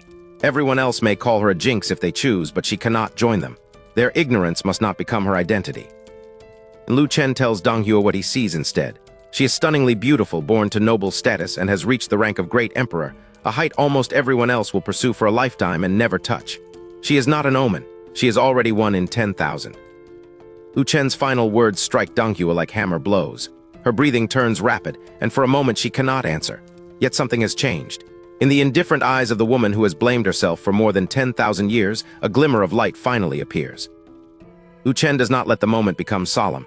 He takes another pastry, looks directly at Donghua, and tells her to open her mouth. Still overwhelmed, she obeys before she can question him. He places the pastry between her alluring red lips and calmly orders her to bite. Lu Chen asks whether she thinks he is impressive. Dong Hyo can only stare. What does that have to do with the pastry? He supplies the answer himself. His bone age is under 100, yet he can rewrite her mind cultivation technique. Surely that qualifies. Still bewildered, Dong Hyo nods and agrees that he is very impressive. Lu Chen asks why he is so impressive. Dong Hyo shakes her head, waiting for the mystery to be solved. He grins because he is super strong and has super good luck. Therefore, anyone who eats food touched by someone as lucky as him must become especially lucky too. His logic is shameless, but the purpose beneath it is serious. Dong Hyo finally rolls her eyes in mock reproach. He was the one who insisted on feeding her. She reaches for the tiny remainder, but when she takes it, her fingers move with painful precision, avoiding Lu Chen's hand completely. She can tease him now. She still cannot stop fearing that one touch might ruin him. Lu Chen does not mistake one smile for a cure. Dong Hyo has carried this mental affliction for over 10,000 years. A few clever words cannot erase it. Fortunately, repairing and correcting the Nanaming Heart Sutra will take time. He decides there is no need to force the change. Given patience, she may finally begin to believe him. The pavilion grows quiet again. Lu Chen returns to the Nanaming Heart Sutra and Dong Hyo waits beside him just as before. On the surface, nothing has changed. The same table, the same manuals, the same patient silence. Underneath it, the distance between them is no longer the same. Neither of them says it aloud, but both feel the difference. The strange lesson, the shared pastry, and Lu Chen's refusal to fear her have drawn them much closer. For Dong Hyo, that closeness is still frightening. For Lu Chen, it is simply another reason not to give up on her. After reading for a while, Lu Chen puts down the book and stretches. Merely making conversation, he asks whether taking Ling Prefecture has a pastry called Tangli pastry. Dong Hyo blinks and searches her memory, but cultivators rarely care about ordinary food. She does not even know whether such a shop exists. Lu Chen expects nothing from the question. Dong Hyo refuses to leave the question unanswered. Before long, she turns to Lu Chen with open excitement. She has found the pastry shop. It is in Qingyan City, all the way in taking Ling Prefecture. Lu Chen stares at her. Found it? Why had she searched for something he mentioned only to fill the silence? Lu Chen asks whether she actually bought the pastry. Dong Hyo nods repeatedly. She bought it, and people are already bringing it across prefectures. He protests that it was only a casual remark and warns that Tangli pastry is extremely expensive. When she insists it costs nothing, his alarm deepens. His master once said spirit stones could not buy it. Barter was required. Did Dong Hyo rob or coerce the owner for him?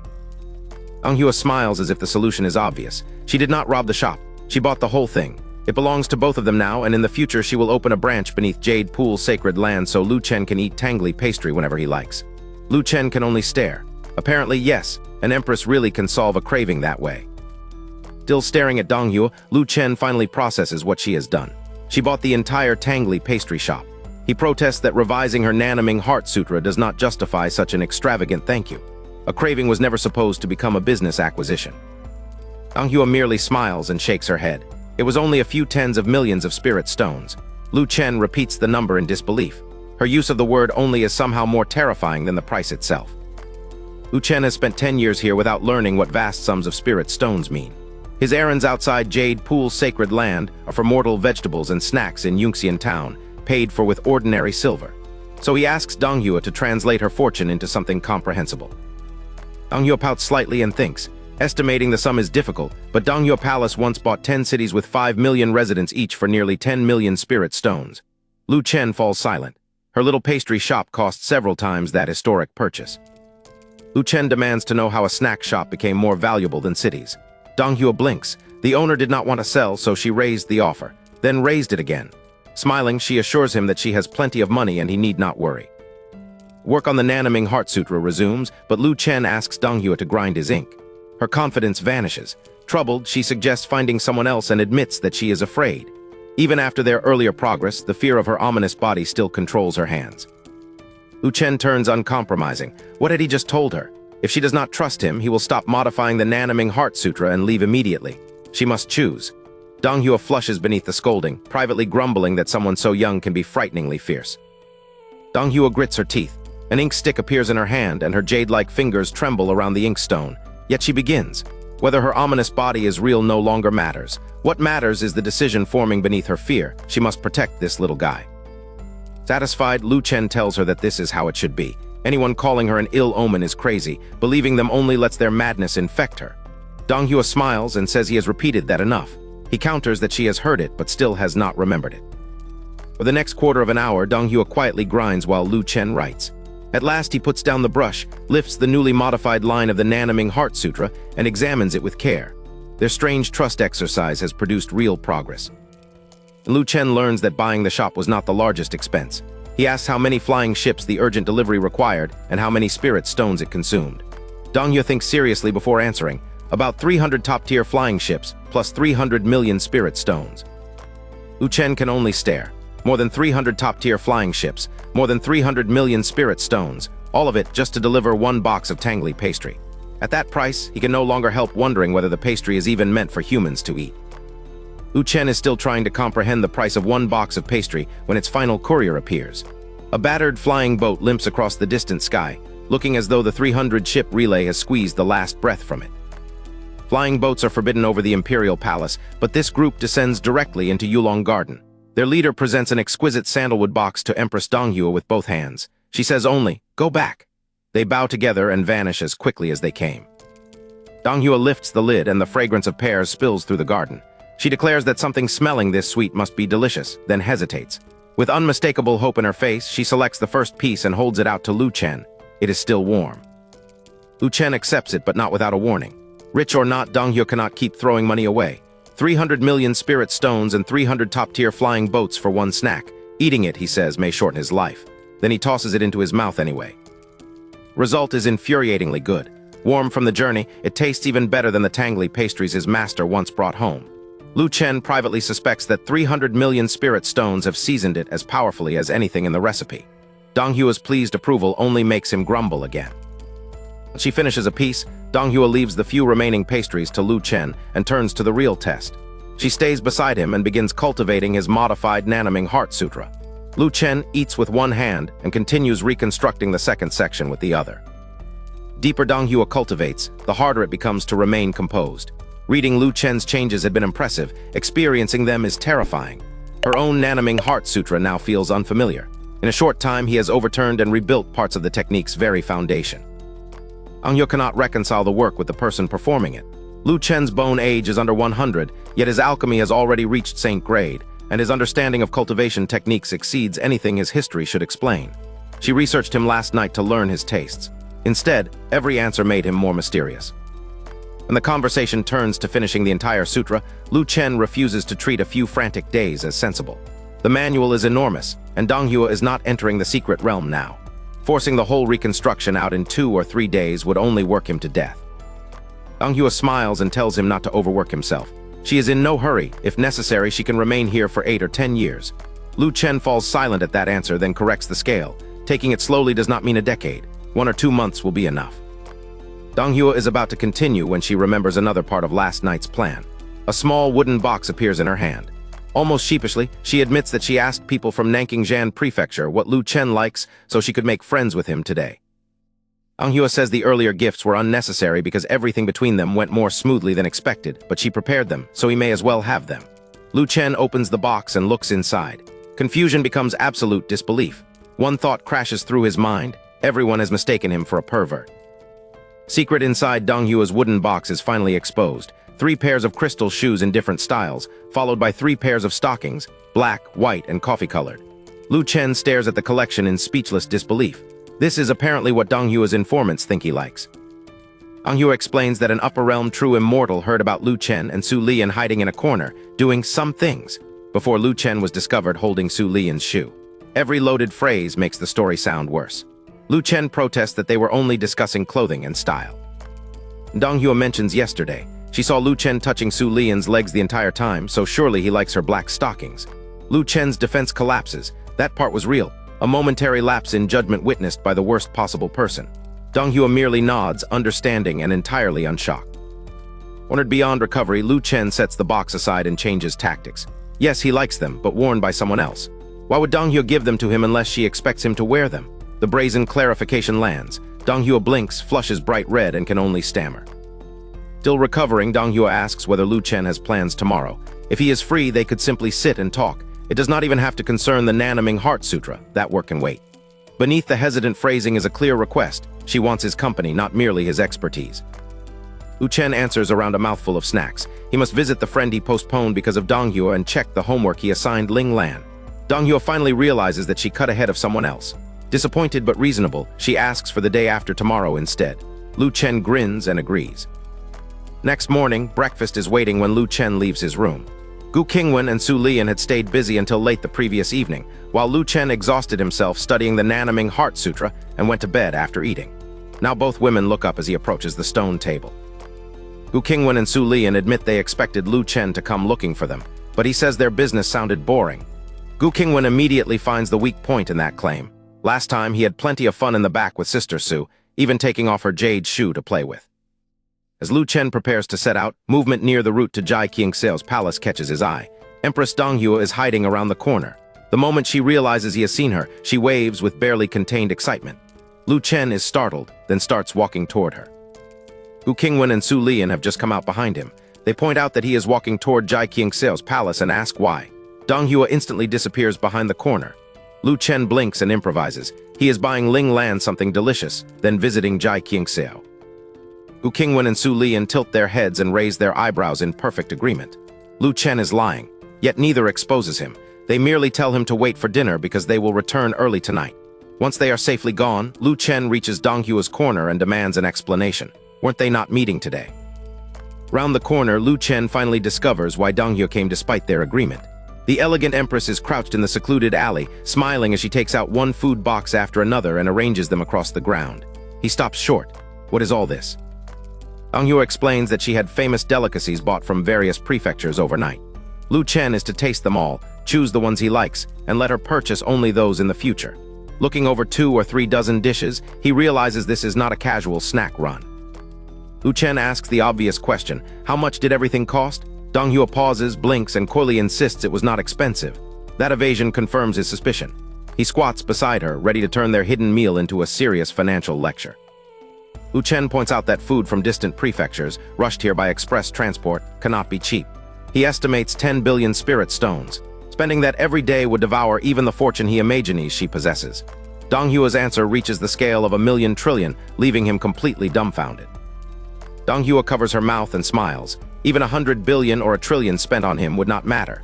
Lu Chen still refuses to surrender. Food is only novelty and his own cooking tastes better. Then he admits what truly bothers him. This arrangement makes him feel like a kept man. Donghua bursts into silver bell laughter. Lu Chen, wearing a dark expression, asks whether she has eaten laughing beans. Fighting to compose herself, she calls him a little guy who does not know his own worth. Revising the Nanaming Heart Sutra alone made 10 billion seem trivial. If Lu Chen wanted it, Donghua says, she could give him 1,000,000 trillion spirit stones, or even more. She selects a couple of dishes, places them into a jade bowl, and hands him the bowl and chopsticks. The gesture makes her argument tangible. She is not burdened by giving to him. Before meeting Lu Chen, Donghua explains, her money was nothing but cold numbers. When unhappiness struck, she could squander hundreds of trillions and still feel no joy. Wealth on that scale had never given her anything emotionally real. Lu Chen listens in silence, the jade bowl still between them. Now the contrast is simple. 10 billion spent on Lu Chen has brought Donghua unprecedented happiness. The money is not merely for him, it is for her too. His objections finally lose their force. But when her tension with Gu Qingwan and Su Lian surfaces, he immediately searches for a practical solution. Lu Chen decides the hostility is political. Gu Qingwan and Su Lian oppose Donghua because she comes from taking Ling Prefecture and stood against them. Tonight, he will tell them she is not entering the secret realm. Donghua merely serves him another bite and murmurs that she needs no one's affection. As long as Lu Chen does not dislike her, that is enough. Donghua's answer settles the issue for Lu Chen. Why should she need Gu Qingwan or Su Lian to like her when their paths may never cross again after she returns to taking? Still crouched together in the secluded alley, he and Donghua finish every delicious regional specialty they can manage. With everything packed, Donghua looks to Lu Chen for their next destination. He answers at once, Jai Qingseo. Donghua recognizes the name as Nanking Prefecture's upper realm true immortal, then asks whether she may come too. Lu Chen welcomes her without hesitation. On the way, Lu Chen warns that Jai is simple-minded and occasionally infuriating, yet genuinely good and easy to approach. He and Donghua chat and laugh until the busy palace falls behind. Jai's residence occupies its remotest corner, a forbidden place attendants avoid, quiet enough for birds and insects to dominate the air. Lu Chen searches the silent courtyard and wonders whether Jai is even home. Donghua taps his shoulder and points. Jai has been sitting in the pavilion all along, something in her hand and another bite in her mouth, watching him curiously. Asked why she said nothing, she swallows and answers with one word, she forgot. Lu Chen does not waste time on greetings. Has Jai found the Xingning grass? No. She has searched everywhere except Prince Jing's royal treasury, and she will inspect that final location tonight. The investigation remains unresolved, but now Lu Chen has both the last lead and Jai's next move. Only then does Lu Chen identify Jai's snack, a potato, raw and still unpeeled. A true immortal does not need food, so is she hungry? Not at all. Jai merely wanted to eat something. She claims food outside the palace tastes bad, leaving Lu Chen to stare at the bitten potato in disbelief. Lu Chen cannot treat Jai's miserable eating habits as none of his business. His concern makes their existing pattern impossible to ignore. They talk, neither dislikes the other, and they have already helped each other. Jai, who needs relationships stated as plainly as any other fact, turns the question toward friendship. Lu Chen finds nothing strange about calling them friends. Friends are people who can speak freely, do not dislike one another, and help when help is needed. It is an ordinary definition, offered without status or ceremony. For Jai, however, those simple conditions finally make the bond understandable. Jai nods heavily. Then from this moment onward, they are friends, and she will protect him. Her vow is absolute.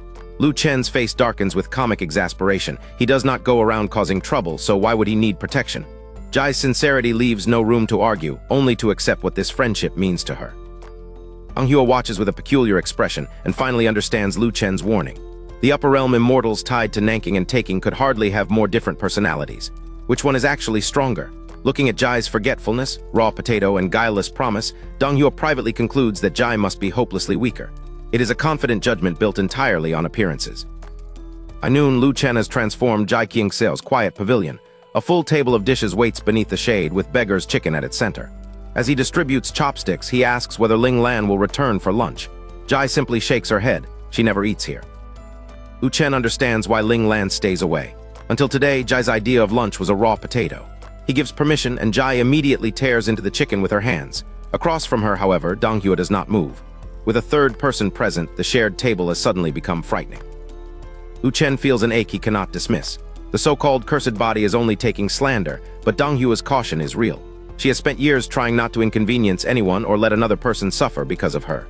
Even here, among friends, kindness has taught her to make herself smaller. Dai notices the untouched place setting and asks with complete innocence why Donghua is not eating when Lu Chen's cooking is so delicious. Flustered, Donghua tries to excuse herself and eat apart. Jai, already knowing the chicken, casually agrees. Lu Chen does not. He reaches out before Donghua can escape. Lu Chen catches Donghua's wrist and pulls her firmly back into the chair. The warmth of his hand startles her. It has been far too long since anyone touched her with such intimacy. She protests in a coquettish voice, but he only raises an eyebrow. She will eat from the shared plates, no small bowl. Donghua snorts that he is remarkably bossy for someone so young, yet she leaves the small bowl untouched. Instead, she picks up a morsel and places it in Lu Chen's bowl. Blushing, she admits this is her first shared table since that day. Lu Chen eats the gift and answers as if the future is obvious. A few more meals with him, and she will grow used to it. After lunch, Lu Chen and Donghua clear the dishes and wash together, the awkwardness already thinning into ordinary companionship. Jai contributes nothing. She remains at the stone table, solemnly gnawing the last chicken bones as though the feast has not truly ended while anything edible remains. While wiping the stone table, Lu Chen asks what Jai usually does. She answers without embarrassment, nothing. The reply leaves him bewildered. Staring blankly through every day is not a life, even for an immortal. He urges his new friend to find something she genuinely enjoys. Watching him return to the dishes, Jai considers the advice and gives a grave, wholehearted nod. And two knocks strike the courtyard gate. Lu Chen and Donghua stop washing. Jai lowers the bone. All three turn toward the sound. The secluded palace almost never receives visitors, yet two figures are already waiting beyond the entrance, and Lu Chen recognizes both of them. Li Qiufeng sees Lu Chen and immediately hurries forward, excitement written across his face. He has finally found him. Lu Chen can offer only a baffled sound in reply. A volatile taking quasi-emperor has crossed the city to seek him out and is addressing him as Sir. Great Emperor Zishan follows with none of Li's noise, but his behavior is even stranger. The taking imperial expert addresses Lu Chen with deep respect and apologizes for the intrusion. Lu Chen's confusion only grows. One unexpected petitioner might be coincidence. Two powerful taking figures arriving together looks like a pattern. Before Lu Chen can speak, a somewhat sharp voice calls from the gate, asking whether Mr. Lu Chen is there. He turns and recognizes the short-haired owner of the Nguang Heart Sutra, although her name still escapes him. Now there are three taking visitors. Lu Chen stares at the gathering with an increasingly peculiar expression. Have they collectively defected? Still holding a plate, Lu Chen asks what this strange gathering is supposed to mean. Li Qiufeng immediately waves away the implication of a coordinated visit. He came to find Lu Chen alone, he insists. He merely encountered Zishan and the short-haired woman on the way. To Lu Chen, that distinction changes almost nothing. Great Emperor Zishan respectfully says he has a matter to consult Lu Chen about, and Yue mirrors his deference and says the same. Donghua understands before Lu Chen does. All three have come because they want something from him. She offers to finish the washing while he receives them in the pavilion. Only then do the visitors truly notice Donghua washing plates and bowls. The sight leaves them looking as though they have seen a ghost. This elegant, noble empress is doing ordinary cleanup without complaint. Lu Chen does not abandon her for the pavilion. He crouches beside her again and tells everyone to speak right there. Li Qiufeng seizes the opening. With unusual hesitation, he asks whether Lu Chen can examine his mind cultivation technique first. Then he supplies his argument. He is firmly on Nanking Prefecture's side.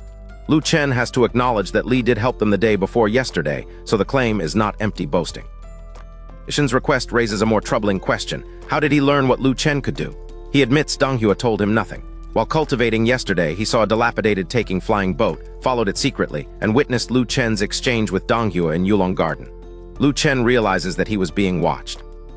Zishan explains that his technique is called Shadow Walk.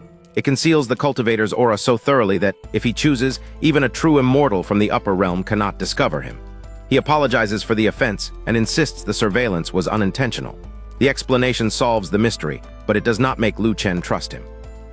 Lu Chen is not interested in being impressed. He tells Zishan to forget about having his technique examined. The two of them simply are not close. Rank and rare skills do not erase that boundary. Zishan freezes, then hurriedly guesses that Donghua earned Lu Chen's help by promising not to oppose Nanking. Before Lu Chen can weigh the offer, Li Qiufeng cuts in. Zishan is notorious for breaking his word. He warns, an assassin who negotiates pleasantly, then turns around and stabs people to death.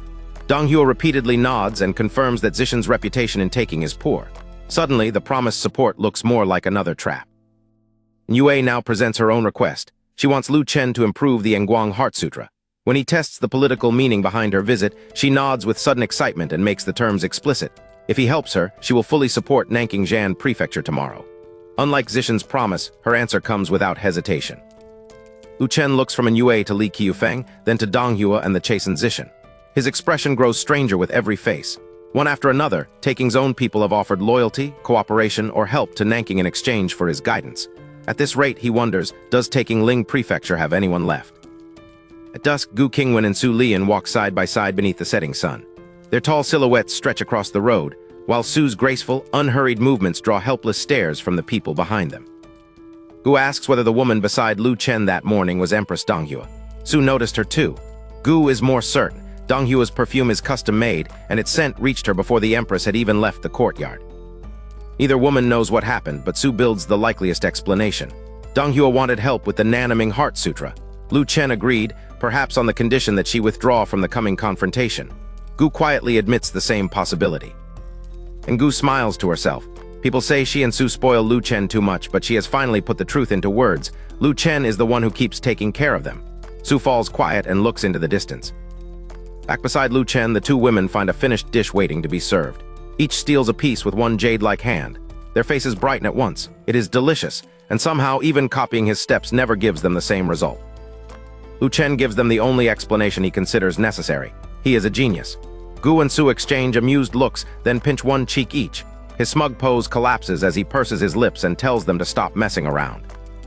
Lu Chen brings the last dish, removes his apron, and calls everyone to eat. Noticing Gu and Su's good mood, he asks whether they found a way to stop taking. They shake their heads. Jia Yang has already pulled too many sects behind Wan Dan Pavilion. The vote is only the first trap. If Taking cannot secure agreement, its delegation can force its way into the secret realm. Gu and Su know who would suffer in that clash. Negotiation, law, and strength all appear to favor their opponents. Gu lets herself consider one surprise. Perhaps Donghua will not merely abandon Taking, but help Nanking. Even then, the balance is poor. Chunyang and Zishan are veteran emperors, while Gu, Su, and Donghua have only recently entered the emperor realm. Gu returns to the decisive fact. They cannot win tomorrow's vote. If most Nanking sects approve Taking's entry, then Nanking has spoken against her. At that point, she and Su would have no purpose or mandate for a battle. Next morning, Yulong Garden's enormous Dao arena is already packed.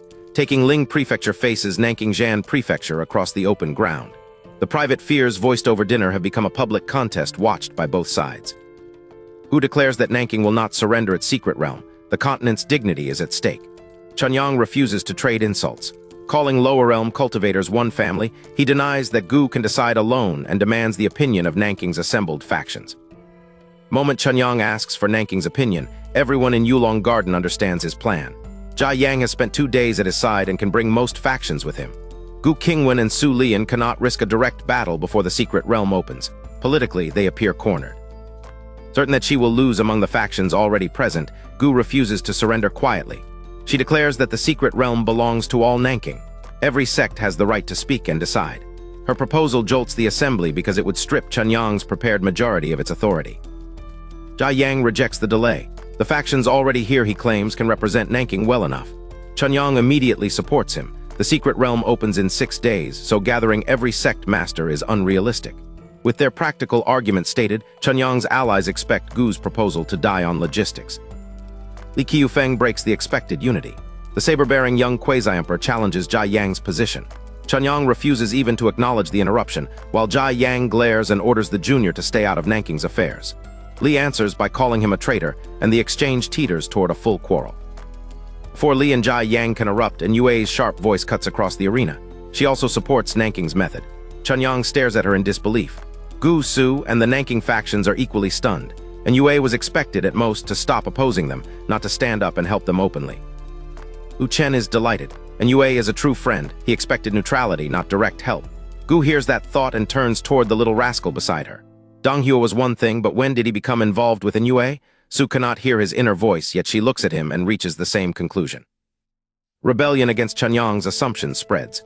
Great Emperor Zishan adds his weight to the demand that Nanking's full voice be heard, and Chunyang is challenged to ask the other taking representatives first. The coalition he brought into Yulong Garden can no longer be treated as a single obedient side. Dong Hua does not rise. She murmurs to herself as if calculating something. Gu and Su's brows tight. After all Lu Chen did, has this beautiful empress deceived him and abandoned them? Lu Chen alone remains calm. Some people he believes can be trusted completely from the very first glance, and Dong Hua is one of them. Dong Hua finally looks at Chunyang. 6 days are unnecessary. 1,000 top-tier flying boats can depart immediately, burn spirit stones at full speed, and gather every Nanking sect by evening. Dong Hua Palace will cover both the fleet and the entire expense. Gu's impossible proposal has just become a same-day operation. Chunyang can only stare. Li Qiufeng challenged him, and Yue openly sided with Nanking. Zishan broke ranks, and Dong Hua just funded Gu's entire solution. The near saint arrived expecting an easy vote. Instead, he wears the expression of a man wondering whether his own home has been stolen. Dong Hua's offer leaves Yulong Garden in an uproar. Nanking's representatives can barely understand why Chunyang's own allies keep abandoning him. When the near saint recovers, he grinds his teeth and demands to know exactly what Dong Hua and the others mean. Dong Hua does not bother softening the truth. Their association began with profit, and it can end for profit.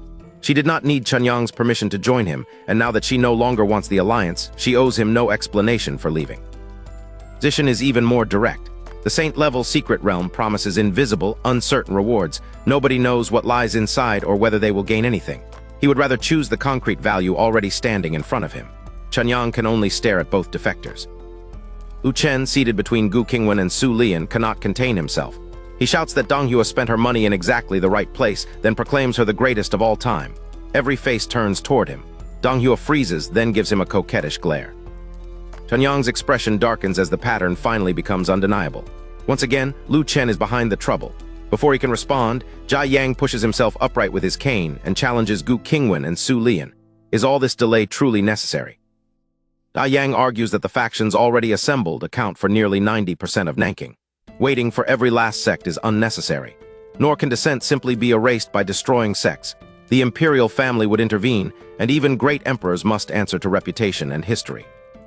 Gu Qingwan and Su Lian had begun to hope, but Jia Yang's argument closes that path. Chunyang immediately presses the advantage and calls for the vote. Dong Hua, Zishan, and the other taking dissenters remain silent. Speaking up was already the greatest help outsiders could give. Gu and Su look at one another, then helplessly agree to hold the vote. Both hate the decision. Lu Chen managed to dismantle Taking's coalition for them, yet Nanking's own great emperors still could not finish the task. Looking at him between them, they feel deeply indebted. Jia Yang turns from the two empresses and surveys Nanking's assembled sects. Then he calls the question plainly. Everyone who believes taking Ling Prefecture should not enter Nanking's saint-level secret realm must raise a hand. For one suspended moment, the crowd hesitates. Gu Qingwan, Su Lian, and their supporters raise their hands at once. That much is expected. Then more hands rise beside them. Jia Yang has lifted his own hand, and the entire block behind him follows. Across Yulong Garden, disbelief replaces the fear of certain defeat. Chunyang is stunned. He hurriedly tells Pavilion Master Jai that he misspoke. The hands should belong to those who support Taking's entry.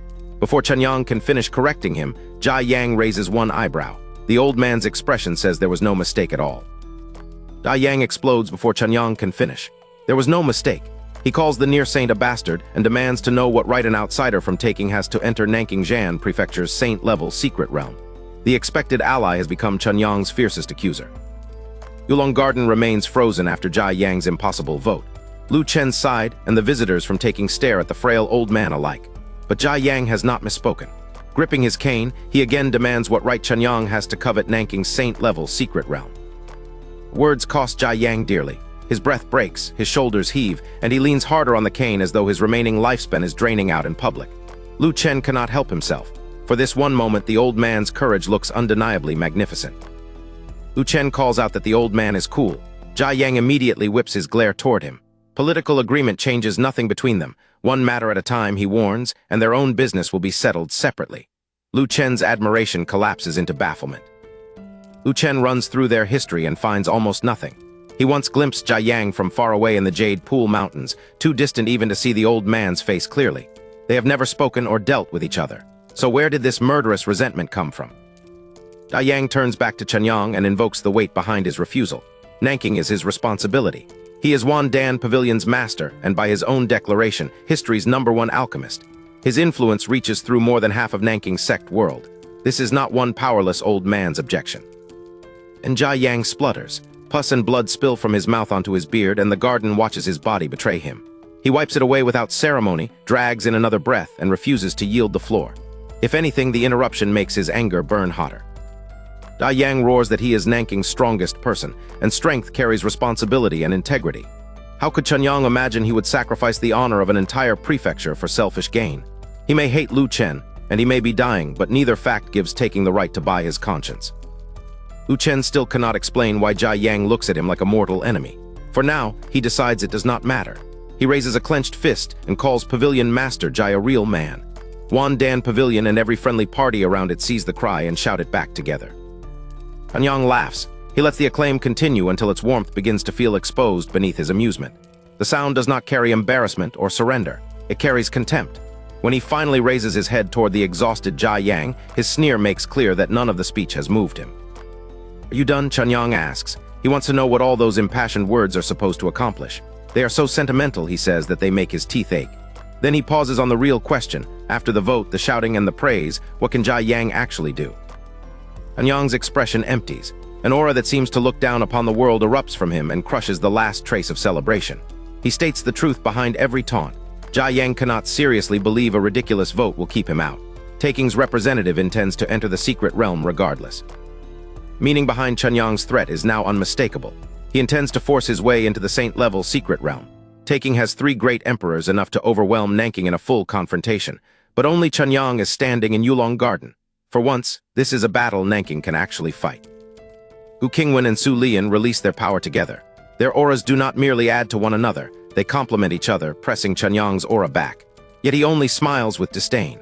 Sharing the title of Great Emperor means little, he warns, when the difference between great emperors can be terrifying. Jia Yang snaps that being a great emperor does not grant Chunyang the right to cover Nanking's sky with one hand. The instant his challenge ends, a roar shakes not only the palace, but the entire imperial city. Beneath it comes the unmistakable grinding of enormous mechanical gears. Nanking's spirits surge. The famous desolate 15th generation machine, the so-called strongest combat entity of the lower realm, has arrived. High above the city, it now winds through the sky as a supergiant mechanical dragon. Lu Chen looks up in surprise. The machine has changed its appearance since he last saw it. Jia Yang presses the advantage. Chunyang has not completed ascension. He's only a half-step saint. Even a genuine upper-realm true immortal would not invalidate Nanking's answer, because the desolate 15th generation machine was never designed around lower-realm enemies. Its benchmark has always been the true immortals above. Desolate Dragon City's claim once sounded like boasting. Then the world examined the machine's attributes, construction materials, and power system. It may never have fought a true immortal, but it possesses the qualification to stand beside one. Tens of thousands of magic cores ignite together, and their spiritual energy secretly alarms even Chunyang. Qian Jai's voice descends from the coiling dragon. She addresses Lu Chen first. She has not broken their agreement. When Jia Yang initially sought her out, she refused even to see him. Only his insistence that the matter concerned all Nanking, and the discovery that intervening would help Lu Chen rather than oppose him, changed her answer. The arrangement was settled only around midnight. For 2 days, Jia Yang had humbled himself merely to obtain an audience. If desolate Dragon City had kept refusing, he had no alternative. The plan succeeded, but gratitude never followed. Every concession he made because of Lu Chen only made him hate Lu Chen more. Lu Chen offers Qianjai no reply. He does not look at Chenyang, Jia Yang, or the excited crowd. For half a minute, he simply watches the machine circle overhead. Then his expression turns strange. He calls up to Qianjai and asks whether she has already modified the power drive. Mechanical Dragon pauses. Qianjai answers without hesitation. Lu Chen gave desolate Dragon City extraordinary technology, so they began modifying the drive that very day. When he asks whether it remains unfinished, she proudly confirms it. Even incomplete, she says, it is already 1/3 stronger than before. If every modification is completed, Qianjai predicts at least half again the machine's former power. She calls it a qualitative leap, her excited, arrogant voice spreading across the imperial city. Nanking's people bright. Their strongest weapon is stronger than ever. Amid their celebration, Lu Chen alone understands the problem. Quietly, he says, it's over. Lu Chen's quiet verdict hangs over Yulong Garden. It is over. The mechanical dragon is still circling above them, so the surrounding crowd can only stare. What does he mean? Why would the weapon be finished now at the height of Nanking's celebration? Most spectators do not know Lu Chen's mechanism art. Gu Qingwan and Su Lian do. He supplied the blueprints and helped desolate Dragon City modify the machine before. Both women lean in at once, their faces stopping only centimeters from his, and urgently ask why he said it was over. Lu Chen explains that this power drive is not a modification that can be used halfway through. The entire design must be completed before activation. It is like trying to run an unfinished system. Or, he adds, filming a movie and assuming that taking off one's clothes means the work is done. The empresses understand none of those comparisons. They ask the only question that matters. What happens if the unfinished drive is forced to run? Lu Chen looks up at the circling dragon and answers with almost absurd softness. It will crash. Crash? Gu Qingwan and Su Lian turn to each other, each finding the same confusion in the other's eyes. Then explosions rip across the desolate 15th generation machine. The entire garden looks up as its triumphant mechanical roar breaks into violent detonations and pieces begin falling toward the palace. Damaged dragon turns its head away from Yulong Garden. Instead of attacking, it wobbles beyond the imperial city and disappears from the confrontation. Silence settles over a palace littered with fragments. Nanking's undefeated strongest combat unit has survived its entrance only by fleeing. For a moment, nobody knows what to say. That was the never-defeated desolate 15th generation machine, the strongest combat unit Nanking possessed. Yet it appeared, exploded, and left almost immediately. The defenders look from one another to the fragments around them, unable to reconcile the boast with the humiliation. Great Emperor Chenyang blinks at the empty sky, then lowers his gaze. The hesitation is gone. His golden eyes sweep through Yulong Garden like those of a wolf or an eagle, and every Nanking defender caught beneath them shivers. With the machine gone, his advantage has returned. Jia Yang's aura has plainly weakened, but he has never been willing to admit defeat. He came prepared to die. Leaning hard on his cane, the frail elder forces his bent back upright until his eyes meet Chenyang's. Nanking, he shouts, is still not a place where Chenyang may do whatever he wants. Before Chenyang can answer, a playful voice floats in from Yulong Garden's entrance. Brother! Lu Chen turns in surprise.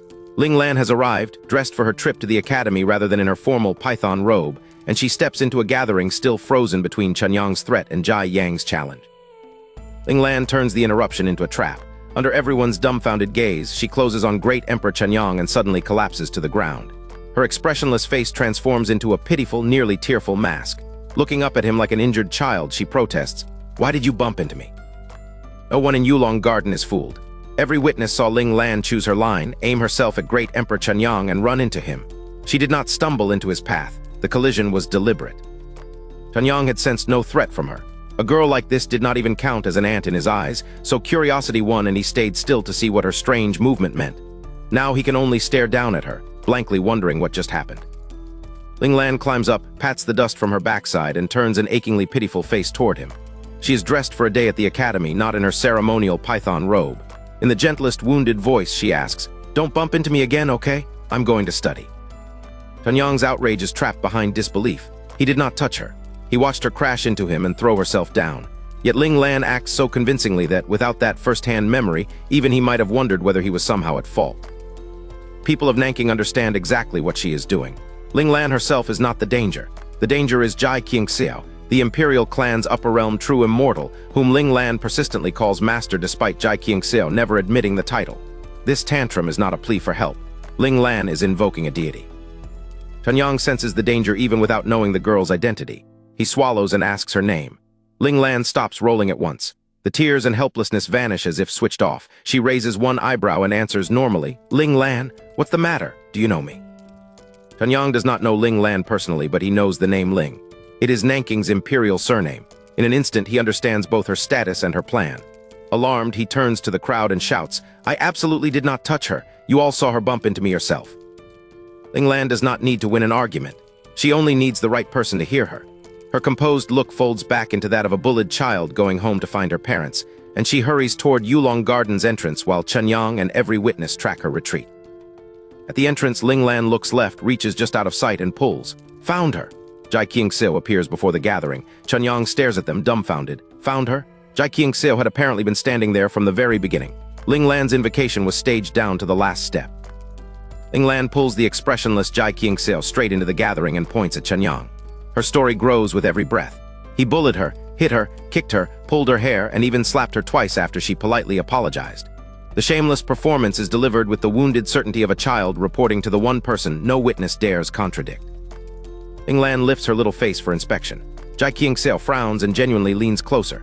Only then does Ling Lan remember the fatal flaw in her masterpiece. There are no marks. She jerks back and asks, bewildered, whether her master is really going to look. Jai Qingxiu quietly admits she forgot. Lu Chen, Gu Qingwan, Su Lian, and both delegations answer with one vast, speechless silence. Jai Qingxiu stops directly before Yang and looks up with no emotion in her eyes. She is only about Lu Chen's height, shorter than Gu Qingwan and Su Lian in their high-heeled jade shoes, and far shorter than Yang. Yet stature means nothing here. His predatory straight-backed pose collapses. Faced with the aura of an upper realm true immortal, the towering great emperor bends at the waist and starts to stammer. Terrified Yang can only begin, "I really didn't." Jai Qingxiu is already considering the result, and the question becomes what Lu Chen would want done with him.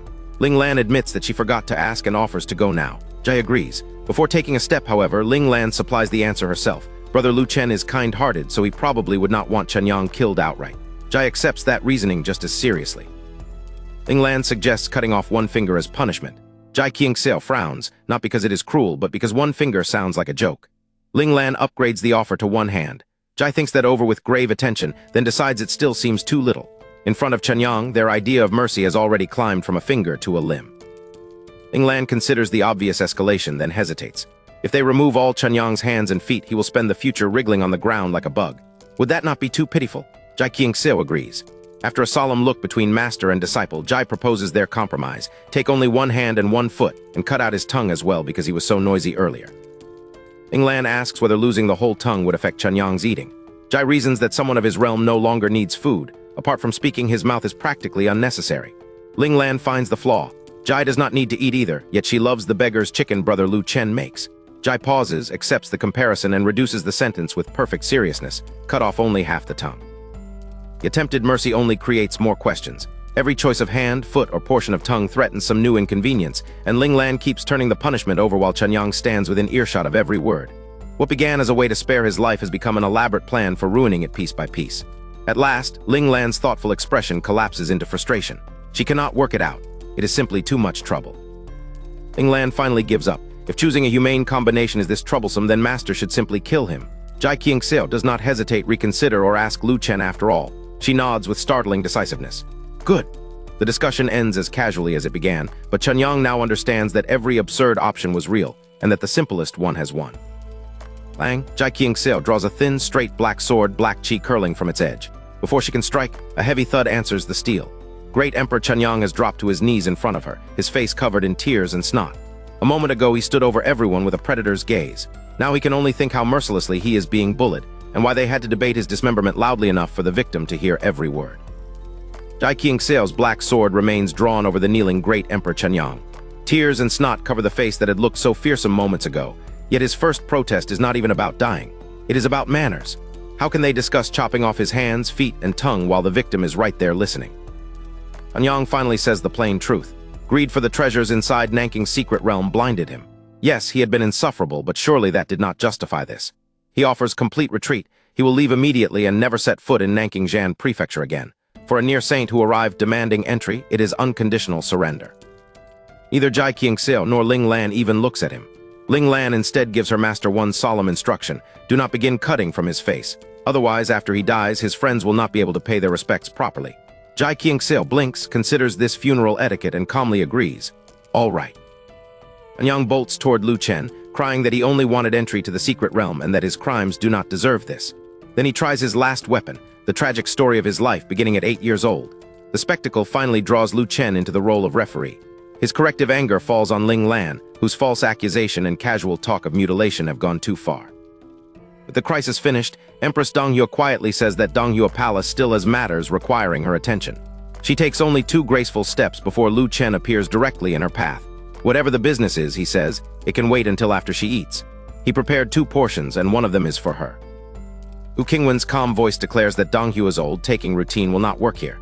They are the emperors of Nanking Prefecture. Then Gu Qingwan and Su Lian emerge from the pavilion, each balancing 2 plates in one hand. Without ceremony, they carry every dish outside and rebuild the meal around the courtyard's stone table. Su Lian tells Donghua not to become too emotional. Their motive is not entirely noble. They mainly want to eat with Lu Chen, and if Donghua lures him away, who will remain at their table? The blunt possessiveness makes the welcome more believable, not less. Donghua's face fills with emotion, and for a moment she cannot find any words. Donghua finally parts her lips to thank them. Li Qiufeng reacts as if he has seen a ghost. He waves both hands and shouts, "Don't! Absolutely not!" She truly is ominous, he insists, and last time he, the warning, never gets to reclaim the scene. Lunch simply begins, happy and harmonious despite him. At the table, Jai Qingsil and Ling Lan devote themselves to Lu Chen's beggar's chicken. Ling Lan's eyes remain slightly red from the scolding that reduced her to tears earlier. Lu Chen sits between Gu Qingwan and Su Lian, and both women keep placing food in his bowl. Donghua remains with them, quietly sharing the warmth she had almost fled. Jai Qingsil passes Lu Chen a chicken leg. He takes a bite, then asks the question that has been bothering him. Can she accurately recognize Xingning grass? He drew the plant for her last time, but Jai Qingsil is not exactly reliable with practical details. If the herb could sit directly before her and still go unnoticed, Lu Chen had better accompany her tonight. Jai Qingsil pauses at Lu Chen's offer, then gives a gentle nod. All right. Just like that, Lu Chen is included in tonight's search for Xingning grass. Gu Qingwan and Su Lian do not like it. Their first instinct is to keep Lu Chen close, where nothing can happen to him. Yet Jai Qingsil made today's resolution possible. Lu Chen chose this himself, and beside a true immortal he should be safe. Reluctantly, both women remain silent. Donghua blinks, then offers to come too. Retrieving one herb hardly requires another great emperor, and she may not be useful. That is not the point. After so many years alone, she has discovered that beside Lu Chen, the world's troubles seem to drift away. Even her buried restlessness and melancholy grow quiet. The afternoon is mild, but Lu Chen's relationship with cold has never made sense. At 5 or 6 degrees, he needs long underwear. At 0, woolen trousers. At 20 below, a heavy cotton coat. Yet drop the world to hundreds or thousands below 0, and somehow he would be perfectly fine. With nothing urgent to do, Lu Chen introduces mahjong. He intended to play with Gu Qingwan, Su Lian, and Donghua. But Jai Qingsil, usually indifferent to almost everything, hears the rules and immediately wants to try. Lu Chen surrenders his seat. Soon, 4 terrifyingly powerful women are cheerfully arranging tiles like ordinary friends. Ling Lan has already gone to the academy. In the pavilion, Li Qiufeng crouches over Lu Chen's mind cultivation technique. His brow knots in confusion, smooths with sudden comprehension, then knots again. Even the lively clatter of mahjong cannot pull his attention from the text. Lu Chen reclines in the old rocking chair and watches the 4 women play. A quiet smile settles on his face. The courtyard is noisy, ordinary, and warm, and he feels completely content. With a long night ahead, and none of a cultivator's tireless endurance, he lets the gentle rocking carry him to sleep. When Lu Chen wakes, the sun is already halfway below the horizon. The idle afternoon has slipped away. Golden light stretches across the courtyard, and the night he has been waiting for is finally close. At the courtyard entrance, Li Qiufeng squats on the threshold with an enormous bowl. Rice is buried under several dishes and crowned with a chicken drumstick. He attacks the meal while complaining that everyone inside is hypocritical and cannot handle the truth. Then he takes 2 huge bites, forgets his outrage, and groans, "So delicious." Late that night, Lu Chen appears in a full set of nightclothes. The disguise is practically useless. Cultivators do not need ordinary sight to find someone. Lu Chen knows that. He simply refuses to conduct a secret nighttime expedition without the proper costume. Otherwise, where is the sense of ritual? Gu Qingwan stands close and straightens Lu Chen's collar. Her warning is simple: come back early. Su Lian crouches at his feet, carefully tucking each trouser leg into his shoes. She expects the journey to last until morning, so she promises to simmer soup through the night. It will be waiting when he returns. Lu Chen answers with a few distracted sounds, but his mind has already left the courtyard. In his imagination, he is a shadow racing over moonlit rooftops, robes snapping behind him as he leaps from ridge to ridge. Gu Qingwan and Su Lian see that he has heard almost nothing. Both roll their eyes. Little rascal. Lu Chen is dressed for a graceful moonlit infiltration, but reality gives him no rooftop at all. The instant everyone is ready, Jai Qingxiao grabs him by the back of his collar and shoots into the night, leaving his heroic fantasy behind in the courtyard. Empress Donghua hurriedly says goodbye to Gu Qingwan and Su Lian, then races after them. She tells Jai not to carry Lu Chen like that and asks for him instead. Jai considers the request for one quiet beat, then simply tosses him across the open sky. Donghua catches Lu Chen cleanly and gathers him into her arms before flying on beside Jai. His face darkens. This is completely different from the elegant infiltration he imagined. Still, Donghua holds him tightly, and the much less dignified form of travel is undeniably comfortable. They fly for at least half an hour. At the speed of Jai Qingxiao and Empress Donghua, that carries them an enormous distance beyond the imperial city. Lu Chen remains held firmly against Donghua throughout, while the dark landscape races far below. At last, a massive city fills the horizon. It is smaller than the imperial city, yet still astonishing in scale. Endless spiritual power lamps trace its walls through the darkness. This is Prince's City, a metropolis second only to the capital. Jai does not lead them through the city gates. She banks south instead, carrying the group toward a neighboring mountain range. They descend into the dark ridges and land before an enormous mechanical barrier embedded at the royal treasury's hidden entrance. Dark blue inscriptions shimmer across the massive door. Lu Chen had wondered why the royal treasury possessed no visible guards. Now he understands. The mechanism itself is the guard. A great emperor could break it, but brute force would trigger its alarm and expose the intrusion. Danger is immediate. Prince's City stands right beside the treasury. Once the mechanism signals it, defenders can swarm out in less than half a minute. One wrong step or careless touch is enough. If the investigation is to remain secret, the door must be opened exactly right. Jai Qingxiao nevertheless draws her long saber. To her, opening the door means cutting through it. Lu Chen grabs her at once and demands that she stop. Touch it wrong, he warns, and Prince's City will know. Once its people arrive, their secret investigation is over. When Jai asks for another way, Lu Chen's confidence returns. He tilts his head, curls his lips, and pats his chest. This is why they brought him.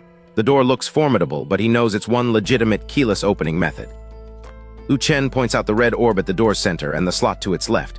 The orb must enter that slot, but it cannot be pushed by hand. Only the pointer mounted above the door can move it safely. Any other method will trigger the mechanism. There's one final obstacle. A protective box encloses the pointer.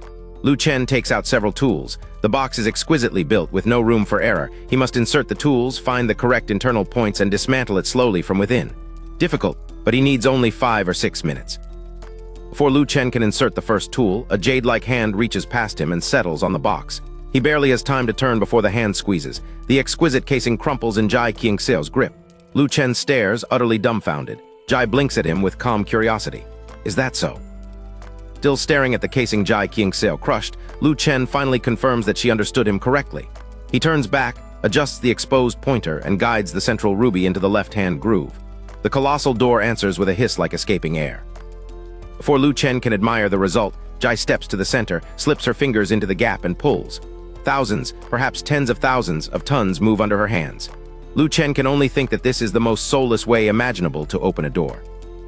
Empress Donghua comes alongside Lu Chen, giggling at his wounded sense of craftsmanship. To a true immortal from the upper realm, she explains, lower realm objects may as well be clay. Jai, already several steps inside, turns back and wonders why they are still standing there. Inside, the royal treasury is less a vault than an endless warehouse. Shelves stretch beyond the horizon, as though Prince Jing's clan hollowed out an entire mountain range. Faced with that scale, Lu Chen's confidence falters. How are 3 people supposed to find one rare grass here?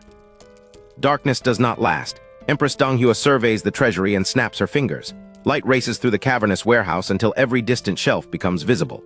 Lu Chen stares at the revealed stores, but the illumination also exposes that they are not alone. Before Lu Chen can ask what Jai noticed, she closes her hand on empty air. A panicked voice hurtles from far to near, shouting that they are fellow travelers. An instant later, a plain-clothed, middle-aged man drops at their feet, terrified and pleading not to be silenced. Lu Chen does not usually judge by appearances, but he has studied physiognomy. The man's sword-like eyebrows, bright starry eyes, and righteous air do not belong to a petty thief. If anything, he looks destined for wealth and prosperity. Has his family fortune somehow collapsed? Whatever his background, the urgent question is how he entered. The man tries to survive by bargaining first. He knows this place intimately, and whatever the 3 intruders want, he can lead them to it. Lu Chen's interest sharpens. In a treasury this large, that offer has real value. Jai Qingseo takes the offer literally. She blinks and begins, "We are looking for the Xing." Lu Chen lunges between them and covers her mouth before the name can escape. A veil separates his palm from her lips, but neither of them can miss the other's warmth. Jai remains stunned, but Lu Chen does not even notice what the contact did to her. He is too busy warning her not to believe every promise a stranger makes. Their objective is dangerous information. A frightened treasury thief can lie just as easily as anyone else. Lu Chen turns the problem around. Never mind what the group wants. How did this man enter at all? The mechanical door could raise an alarm, and a chi formation protects the treasury beyond it. The stranger claims he dug a passage and offers to show them the entrance. They stop beside an ordinary-looking shelf. The man points above it. That is his hole. Only after he identifies the spot can Lu Chen see the workmanship. The passage is skillfully dug and so well concealed that he would never have noticed anything wrong on his own. The hole explains the wall, not the formation. Lu Chen grabs the man and asks how he bypassed that defense. The answer comes with an awkward look. Everyone has their own way of doing things. He has shown the route, but his essential trick remains professional territory. Man neatly redirects the pressure. Lu Chen's group is impressive too, he says. Opening a mechanical door of that level is no ordinary feat. Lu Chen recognizes the exchange for what it is. Both sides entered through guarded secrets, and neither has much reason to surrender his method. Lu Chen would like to reach the bottom of the man's technique, but curiosity is not why they came. If this suspicious guide can help them obtain the Xingning grass, his private method can wait. Lu Chen releases the subject, looks him in the eye, and finally asks whether he knows where the grass is. Stranger finally answers Lu Chen's question. There is no Xingning grass here. The denial comes so quickly and cleanly that Lu Chen, Empress Gu and Jai Qingseo are all caught off guard. Scratching the back of his head, the man explains that he knows this place extremely well. Whenever new treasures enter the inventory, he personally goes to inspect them. That is precisely why he is certain, and precisely why his answer sounds increasingly suspicious. When Lu Chen asks where the grass is, the man retreats behind bureaucracy. Perhaps the royal inventory staff would know. Lu Chen warns that one lie will cost him his life. The man instantly swears that every word has been true, even inviting lightning to strike him if it has not. Instead of arguing, Lu Chen turns away. He takes Empress Gu by one hand and Jai Qingseo by the other, leading them aside as though the stranger no longer matters. Neither woman resists. Both simply follow his sudden change of pace. Gu quietly asks whether they are really leaving him alone. Lu Chen says yes. They are all in the same line of work. The man can steal his money while they find their item. Jai Qingseo, taking the problem literally, points out that he already said the grass was not here. Lu Chen refuses to let one suspicious man's denial decide the mission. A fellow intruder's word is hardly sacred, especially when that intruder knows every change in a royal inventory. They will keep looking. More importantly, Lu Chen now knows exactly where to apply pressure. Trio's supposedly private exchange becomes far too revealing for strangers. The middle-aged man is bewildered. They had agreed not to expose anything in front of him, yet now Lu Chen is speaking openly. When the man realizes Jai Qingseo is an upper realm true immortal, he can no longer stay silent. Lu Chen explains it plainly. Finding the Xingning grass would prove that Prince Jing persecuted the human emperor. With that evidence, Prince Jing could not become the next human emperor. The information lands like a blade, and Lu Chen watches the stranger rather than the empty shelves. Middle-aged man panics. Prince Jing did not persecute the human emperor, he insists. The rumor is nonsense, absolutely impossible. Lu Chen does not argue over evidence. The speed and passion of that defense have already told him more than another direct question could. Lu Chen cuts through the man's protests. If they cannot find the Xingning grass, matters become troublesome. The stranger immediately asks why. Lu Chen's answer is mercilessly simple. When Prince Jing ascends the throne, Jai Qingseo will kill him. Man desperately argues that Jai Qingseo guards the royal family. Surely killing Prince Jing would ruin her as well. Lu Chen dismisses that hope. She is an upper realm true immortal. Even if the killing breaks the law, she would merely spend a few years in celestial prison. Unable to understand the threat, the man asks why Prince Jing must die. This time Lu Chen does not answer for Jai. Jai Qingseo states the reason herself, as flatly as if announcing the weather. She wants Ling Lan to become the next human emperor. The stranger can only blink and murmur that he understands. Lu Chen surveys the treasury and lets the silence stretch. An ordinary intruder would have cared about escape. This man cared about Prince Jing's innocence, Prince Jing's throne, Prince Jing's life, and nothing else. Bluff has done what threats could not. Lu Chen exposes the obvious conclusion. The plain-clothed man wandering Prince Jing's private treasury, tracking every new treasure and defending the prince with his life, is Prince Jing himself. The failed search has become a direct negotiation with its true target. With Prince Jing's disguise exposed, the confrontation relaxes into a strange drinking circle inside his illuminated treasury. All four sit on the floor. A pot of sake rests on a chest packed with spirit stones while the prince, still in plain clothes, looks thoroughly miserable. Prince Jing asks whether anyone thinks his life is easy. Wan Dan Pavilion has sidelined a dignified prince so completely that he has no money of his own. If he could not sneak into this treasury, he claims, he could not even afford the wine he is drinking. After draining half the pot, Prince Jing asks how Lu Chen recognized him. Lu Chen's answer is simple. Almost nobody knows the Xingning grass. The supposed intruder understood the name immediately. That tiny reaction added to everything else made his identity easy to guess. Prince Jing curses his luck and Jia Yang for choosing him. When Lu Chen asks if he truly does not want the throne, the prince slams down the half-empty pot. Who wants 10,000 matters every day? He would rather hear music today and fish in Linghai tomorrow. Reality is the opposite. To perform the future human emperor properly, Prince Jing is kept in a room and forbidden to wander. He cannot even finance an escape. His treasured leisure has already vanished before he has gained the throne, leaving him a prisoner of his own candidacy. Prince Jing suddenly asks whether possessing the Xingning grass means they will spare him the throne. Lu Chen says his own confession could already solve the problem. Jai Qingxiao could execute Jia Yang for Wan Dan Pavilion's manipulation of the imperial family. The prince freezes at the word execute. Prince Jing cannot accept that bargain. Some of the arrangement was his own request, and condemning Jia Yang now would make him faithless throughout Nanking Prefecture. Lu Chen refuses to argue. They already have the Xingning grass. Prince Jing will avoid the throne without betraying anyone. Freedom does not make Prince Jing useless. Lu Chen asks whether he studied imperial power tactics. The prince admits that he worked hard at them to please his imperial father. An education once meant to push him onto the throne can still serve the imperial family another way. The intended ruler Ling Lan is clever, but Lu Chen has seen where that cleverness goes, petty tricks instead of study. When he inspected her homework yesterday, it was obvious she had not worked properly. The courtyard tutor was too afraid of the undisciplined princess to press her.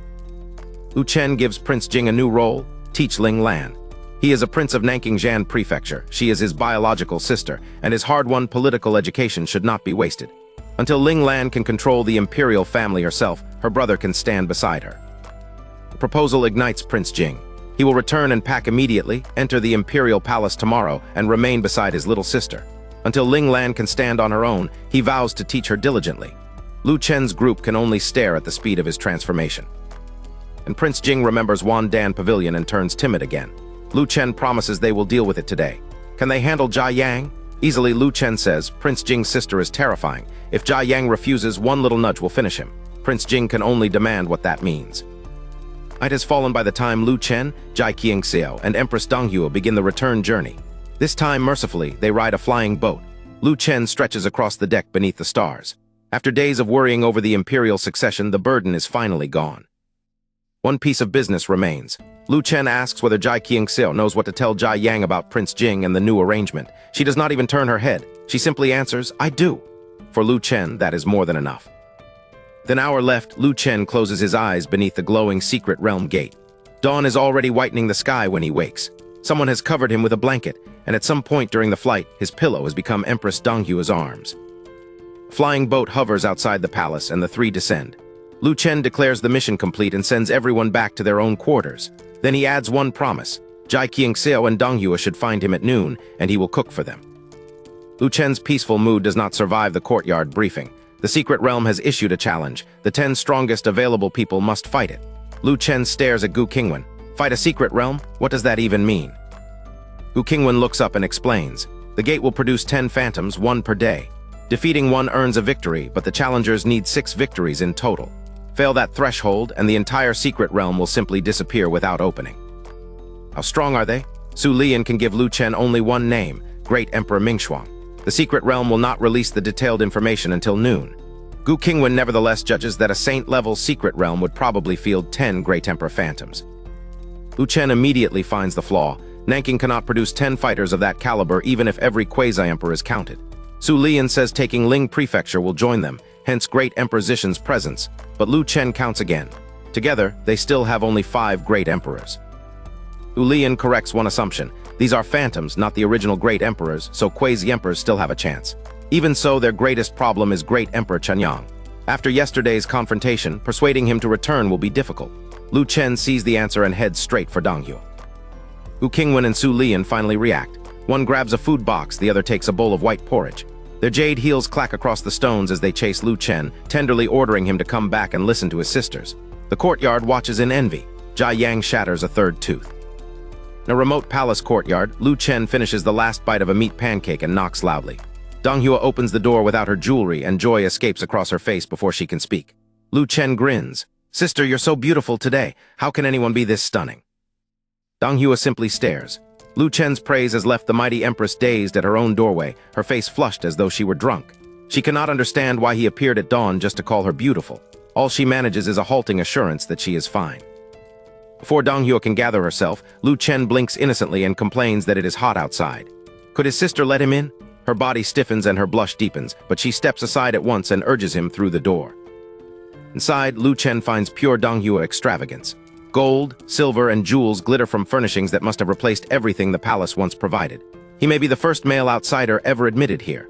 Dong Hua seems painfully aware of that as she fusses over tea and piles the table with snacks. Watching her waist-long hair sway behind her, Lu Chen asks how something normally confined to an imperial bun can look so smooth when released. "It resembles a shampoo commercial," he says with perfect seriousness. Dong Hua glances back in confusion. "A commercial?" Lu Chen falters over the impossible explanation from another world. By the time Dong Hua sits beside him, every affectionate sister has made her dizzy. Yet she is no fool. Lu Chen must want something. Still blushing, she asks. His cheeky grin confirms it. Dong Hua grips her skirt between both hands, her heart tightening around an expectation she cannot explain, and tells him to continue. Lu Chen steps behind Dong Hua and begins massaging her shoulders, adding one last layer to his shameless persuasion. Then he finally says it. They drove great Emperor Chenyang away, but now Lu Chen wants him back. Dong Hua turns in blank surprise. This is nothing like the request she had imagined. Lu Chen explains what has happened and why Chenyang is needed. Once Dong Hua understands, she rises and faces him with a glare. Of course she will help. Did this rascal truly think such a small matter required ages of calling her sister and praising her beauty? Her jade-like finger taps his brow in affectionate reproach. Lu Chen refuses to concede the point. Why should his words be hypocritical when Dong Hua truly is beautiful? The argument returns to her loose hair and the public gaze that has kept her presenting herself as others expect. His favor may be secured, but now his concern is personal. Why should their judgment decide what she likes? Lu Chen gives Dong Hua the answer plainly. Some choices can never please everyone, so she should please herself first. She is a one-in-a-million great emperor who has escaped even the rules of heaven and earth. Why remain imprisoned by other people's eyes? With that thought left behind, he goes to fetch Ling Lan and Jai Qingxiao. By 4 or 5 in the morning, Lu Chen is aboard Empress Dong Hua's glittering golden flying boat with Jai Qingxiao and a barely conscious Ling Lan. Dong Hua has kept the choice Lu Chen encouraged. Her waist-long hair remains down, with only the side sections drawn back beneath an exquisite jade hairpin. Even half asleep, Ling Lan stares at Dong Hua and murmurs, "Who is this older sister? She's so pretty." Dong Hua covers her mouth to giggle, but her eyes immediately seek Lu Chen. Finding him studying her with open wonder, she flushes red and hurriedly declares that they should leave. Response is immediate.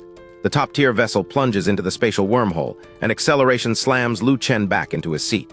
He finally understands what it means to be physically pinned down by speed, while the golden hull tears through the darkness at an already extreme pace. And Dong Hua begins buying even more speed. Chest after chest of faintly glowing spirit stones appears before her. A flash from her hand strips each load of energy, leaving the once plump stones shriveled, black, and dead as their light pours into the flying boat. Every infusion multiplies the flying boat's speed several times over. The price is absurd. One large chest goes dark every 2 or 3 seconds. Dong Hua sustains that ruinous overdrive through the chase until, after more than an hour, another vessel finally appears ahead in the wormhole. Lu Chen peers at the vessel ahead and can scarcely believe it belongs to great Emperor Chenyang. Beside Dong Hua's glittering top-tier craft, the target looks painfully dilapidated. He hesitates to say so aloud, but Dong Hua reads his expression and supplies the word for him with an amused smile. Dong Hua tells him Chenyang is famous throughout taking Ling Prefecture for stinginess, and that he truly does not have much money. Lu Chen goes blank. A great emperor can be poor? The question sounds impossible after watching Dong Hua burn mountains of spirit stones merely to shorten a chase. Dong Hua reminds Lu Chen that becoming an emperor does not mean taking whatever one fancies by force. Taking Ling Prefecture is not Chenyang's private domain. Dong Hua and Great Emperor Zishan also stand there. With powers restraining one another, even an emperor must acquire desired resources rather than simply seize them. Dong Hua concludes that emperors are poor only in relative terms. Lu Chen studies the woman who has just emptied chests without blinking and voices his suspicion. Compared with her, surely everyone is poor. Dong Hua answers the tease with a playful poke and a coquettish glare before insisting that is not the point. Most emperors neglect ordinary wealth while pursuing cultivation, Dong Hua explains. Yet the things they need are exceptionally precious, and maintaining imperial prestige drains still more spirit stones. Shrewd subordinates can keep income ahead of expenses. Without that financial sense, even an emperor can steadily spend more than they earn. Ordinarily, Dong Hua says, an emperor should still possess at least one top-tier flying boat. Chunyang is the special exception, and the closer view proves it.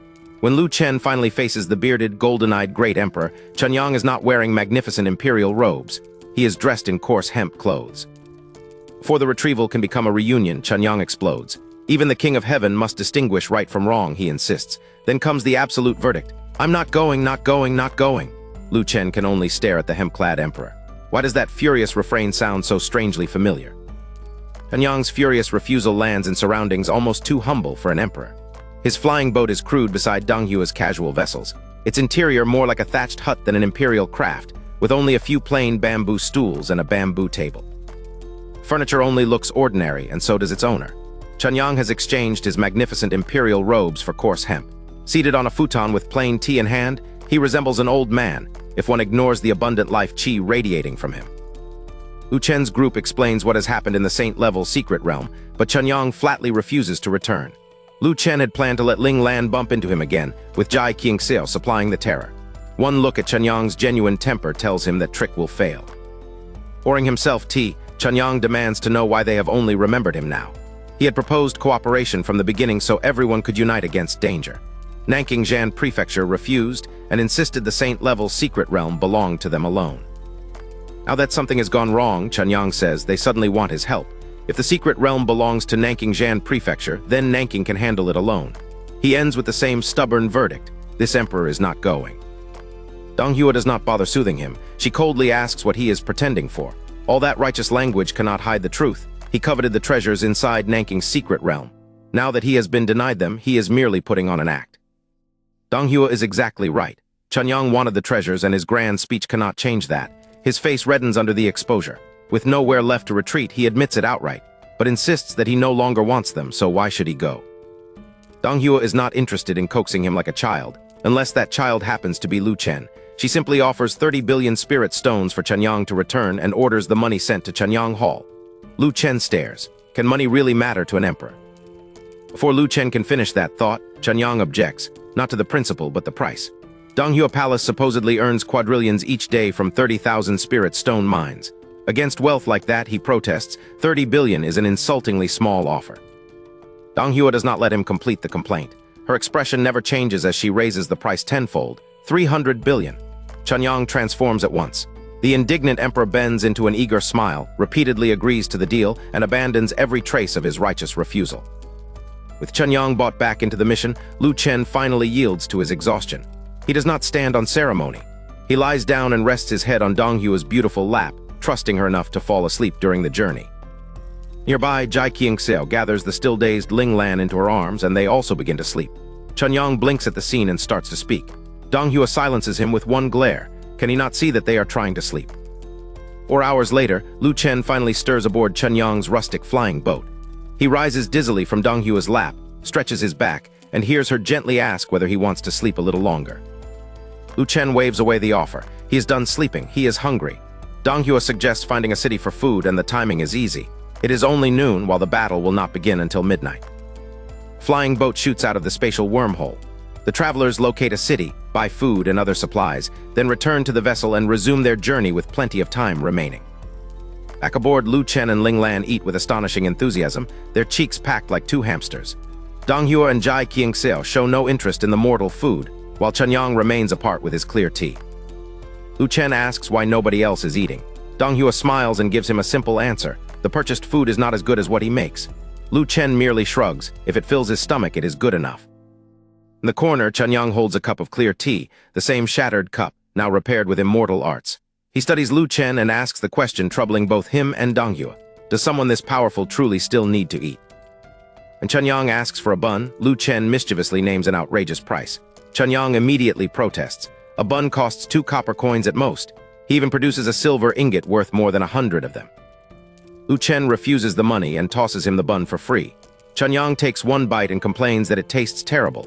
Yet he stuffs the remaining half into his mouth and swallows it like bitter medicine. Not one crumb is wasted.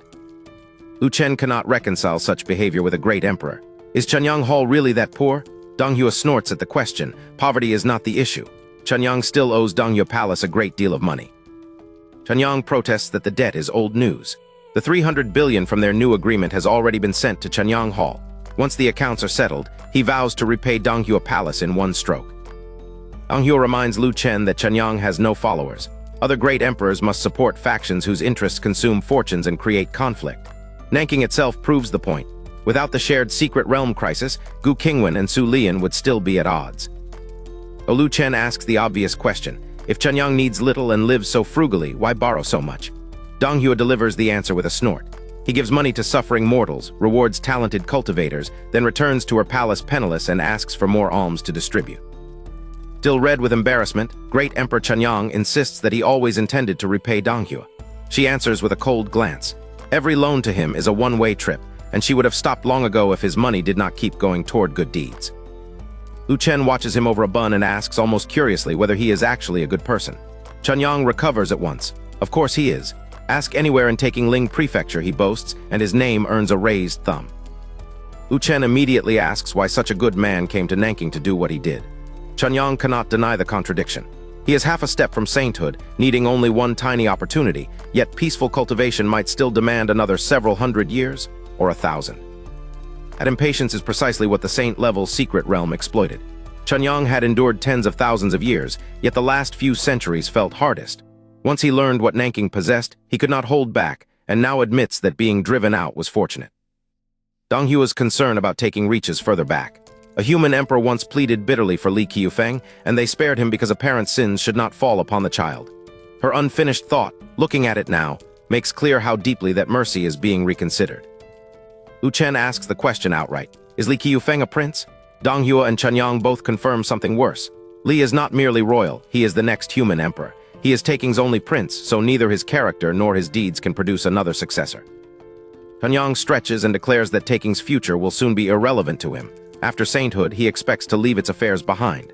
Donghua is equally decisive. Her palace does not depend on Taking, and the moment Li ascends, she will move every asset out.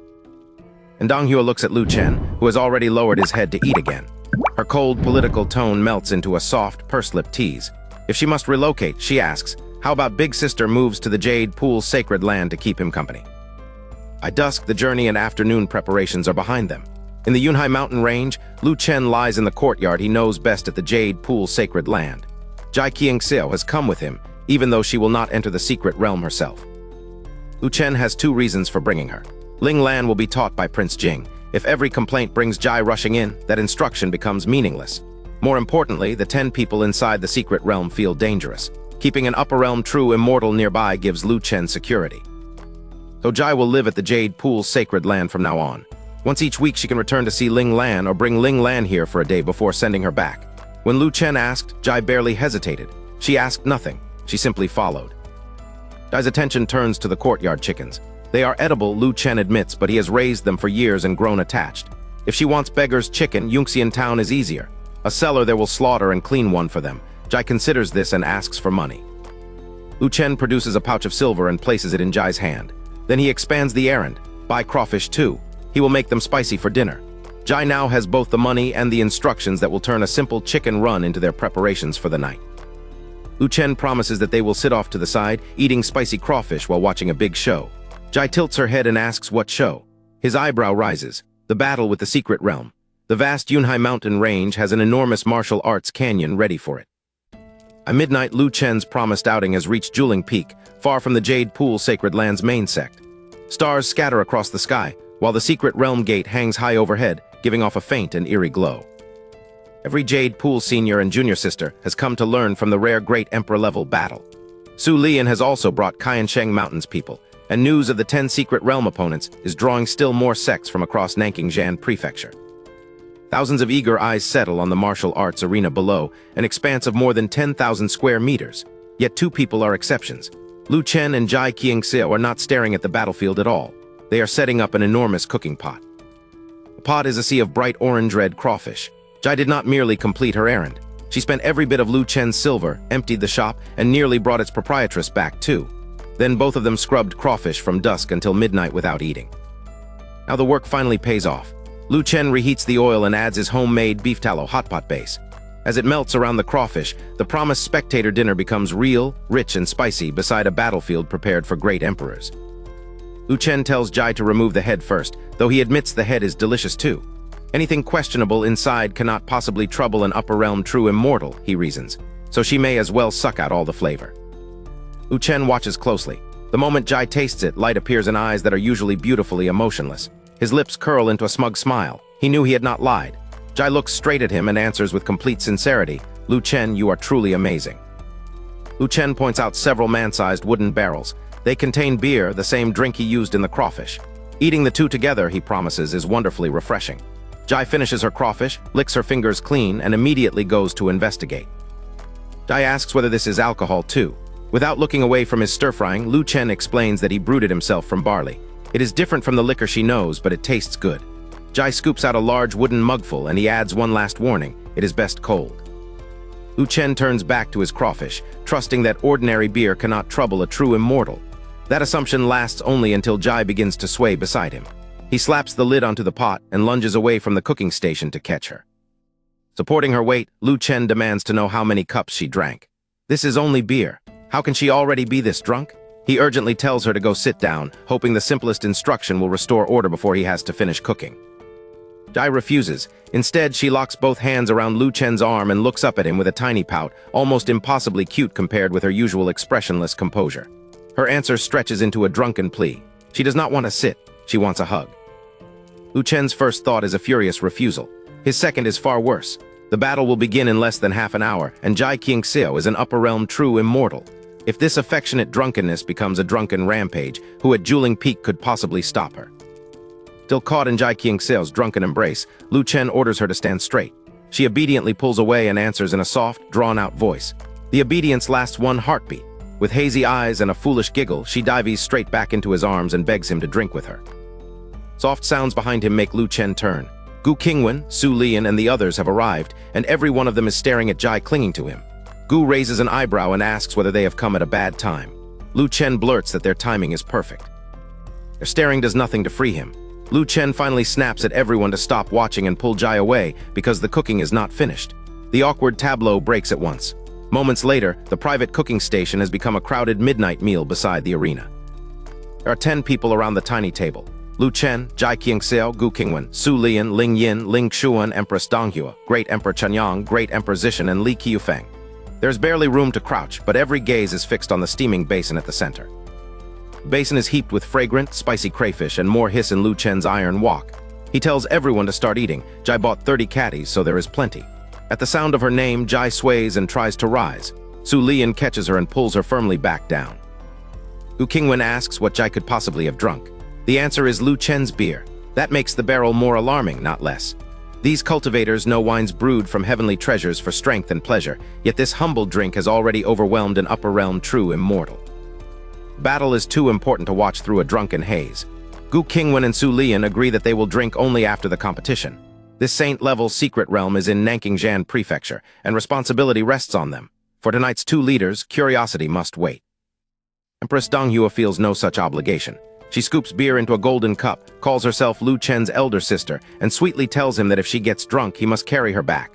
Li Qiufeng is even less restrained. He finds a ladle, plants himself beside the barrel, and drinks in great gulps. In the midsummer heat, beer full of ice chips is wonderfully refreshing. It is also devastating. Donghua's elegant face flushes after a single cup. About 2 minutes later, her voice turns soft and drawn out as she calls Lu Chen over to drink. He can only stare. Another great cultivator drunk on beer. By the time the third batch cooks, Lu Chen finally claims a small stool and tries to eat. It does not buy him peace. Jai Qingxiao and Empress Donghua are both completely drunk, leaning against his back and repeatedly drawing him into their merriment while the rest of the crowded table keeps eating. At last, Lu Chen gives in. He clinks his cup against Jai's and Donghua's and drinks the iced beer in great gulps. It is deeply satisfying. When the women finish, they simply settle across his legs, look at each other, and begin giggling again. Lu Chen lets them laugh and turns to Gu Qingwan. Lu Chen asks his grandmaster when the battle will begin. Gu never gets the chance to answer. The secret realm gate overhead bursts into golden light and a pillar pours down into the arena. A golden figure slowly takes shape. At its arrival, an Yue opens her eyes and the Nguang Heart Sutra erupts around her in azure light. Finally, it is beginning. Holy light peels away, revealing great Emperor Mingxuang before the crowd. Then 4 more beams lance down from the secret realm gate. Golden lines join their landing points into a rectangle, and two rules appear overhead. Leave the boundary or lose the ability to fight, and the round is over. A glowing 10 becomes 9. The ordinary disciples only want to see how violent a battle at this level can become. Gu Qingwan and the other leaders barely watch Yue at all. Their attention fixes on Mingshuang's eyes, and Yue is a probe, not their expected winner. The real question is whether this clone can think.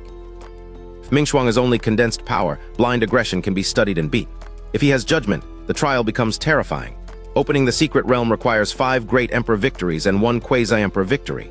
Worse, the ancient names being recreated tower over the present era. Even Chunyang might not rank among today's top 10 across the 36 provinces. Still, Mingshuang's eyes reveal nothing. The number overhead falls to 1, then vanishes. Azure light erupts around Yue as she launches forward with her long saber. Mingshuang disappears from where he stood. The watching great emperors cry out, even they can barely follow his speed. Half a second later, Mingshuang materializes behind Yue. A longsword forms in his hand and flashes toward her back. The blade passes straight through her body in the blink of an eye. For one stunned instant, everyone thinks the quasi-emperor has been killed in a single strike. And the pierced body blurs and disappears. An afterimage. And Yue's cold voice comes from behind Mingshuang. His speed is too slow. At this distance, she cannot draw her saber, so she drives a kick into his back instead. The blow sends him flying toward the golden edge, and the crowd's certainty flips into anticipation. Mingshuang checks the force of the counter before the golden line can settle the round. With the fight still alive, Lu Chen turns the strategic problem over in his mind. If a quasi-emperor must win one of these matches, then who is the strongest quasi-emperor they actually have? Chunyang and Great Emperor Zishan are about to answer when Empress Donghua beats them to it. Still stretched across Lu Chen's lap and giggling, she sings out, "Li Qiufeng, of course." Then she asks for shrimp. Lu Chen obediently peels one, places it in her mouth, and frowns. Isn't Li Qiufeng only a quasi-emperor? Chunyang confirms the cultivation realm. Li Qiufeng is indeed a quasi-emperor. His physique is the exception. He possesses the extreme Tao-taking sacred body, the strongest form of an already once in 10,000 years rarity. It lets him fight Donghua or Zishan without falling behind, and the great emperor's prized control over heaven and earth does not work on him at all. Lu Chen follows Chunyang's explanation to its supposed owner. Li Qiufeng is not radiating majesty or preparing for battle. He is sleeping soundly, one hand still wrapped around a ladle. Lu Chen can only stare. This ridiculous-looking man can stand against great emperors. Is Li Qiufeng really that formidable? At Juling Peak, and Yue's trial round continues below while Lu Chen stares at the sleeping Li Qiufeng. He had taken the ladle-clutching man for a complete fool. Learning that Li can genuinely contend with great emperors catches him entirely off guard. Even so, Lu Chen has no intention of interfering. For now, he is only here to watch. Lu Chen's real problem is sitting beside him. He had reasoned that Jai Qingxia was already drunk, so a few more toasts with him and Donghua could hardly make matters worse. That decision has failed spectacularly. Jai is now completely wasted, first demanding to see the stars, then insisting she must return to her palace and cook beggar's chicken. When words fail, Jai fills Lu Chen's cup to the brim and lifts a wooden barrel for her own toast. Lu Chen cannot even spare a hand to eat shrimp. He grips both of her wrists, afraid she will bolt the instant he looks away. She is an upper realm true immortal. A drunken outburst anywhere on Juling Peak could injure people before anyone stops her. That distraction nearly hides the change below. Mingshuang has stabilized after Yue's kick, but instead of attacking with renewed fury, a strange smile appears on his face. Then he calmly sheathes his manifested longsword. The gesture is more disturbing than a threat. It suggests he no longer considers the weapon or the performance of an even contest necessary. The next instant, Mingshuang is already in front of Yue. The watching great emperors barely register the movement. His punch appears light, almost harmless, yet Yue has no chance to resist. One impact strips the quasi-emperor of her fighting strength and drives her down toward the arena floor. The supposed contest ends before anyone can intervene. Black boot lands on the back of Yue's head. Under everyone's horrified gaze, Mingshuang grinds her face into bluestone reinforced by a formation. The floor is supposed to be nearly indestructible. It cracks anyway. Sharp fractures race outward beneath his foot, and several bricks break apart while Yue lies motionless under the pressure. Juling Peak becomes so quiet that the spectators can almost hear their own heartbeats. Mingshuang looks up from the motionless Yue and slowly surveys the surrounding peaks. His face is expressionless now. Combined with that oppressive aura, the gaze feels worse than Chunyang's fiercest intimidation.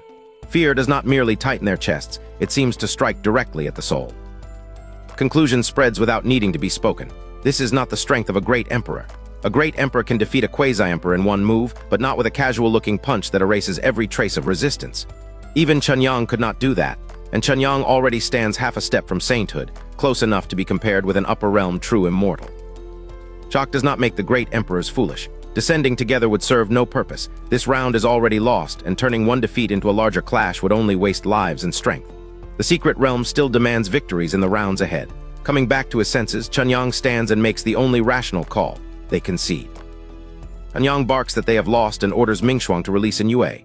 Mingshuang understands. He lifts his boot from her head, offering one brief instant of relief, then bends down, closes a hand in her short hair, and hoists her into the air. Yue is unconscious. Blood covers her face, plastering that once valiant hair against her skin, while her limbs hang completely limp. Blood runs from Yue's head and face, gathers at her toes, and falls onto the broken stone. Mingshuang tilts his head and licks the blood from her face. Then he looks directly up at Chunyang. His teeth show in a provocative grin. The message is unmistakable. This opponent hears, understands, and chooses cruelty. Still dangling Yue before him, Mingshuang issues his challenge. Come down and get her yourself.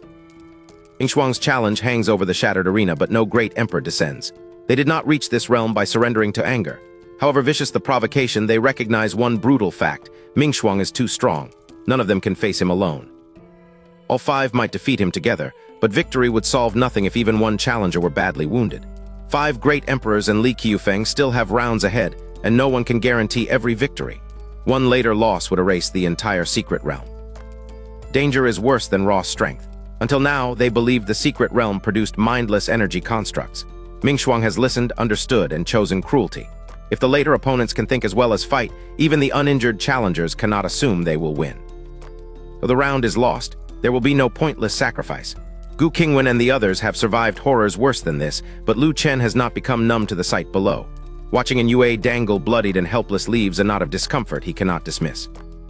Lu Chen grits his teeth and orders Gu Qingwan and Su Lian to hold Jai Qingxiao and keep her from running off.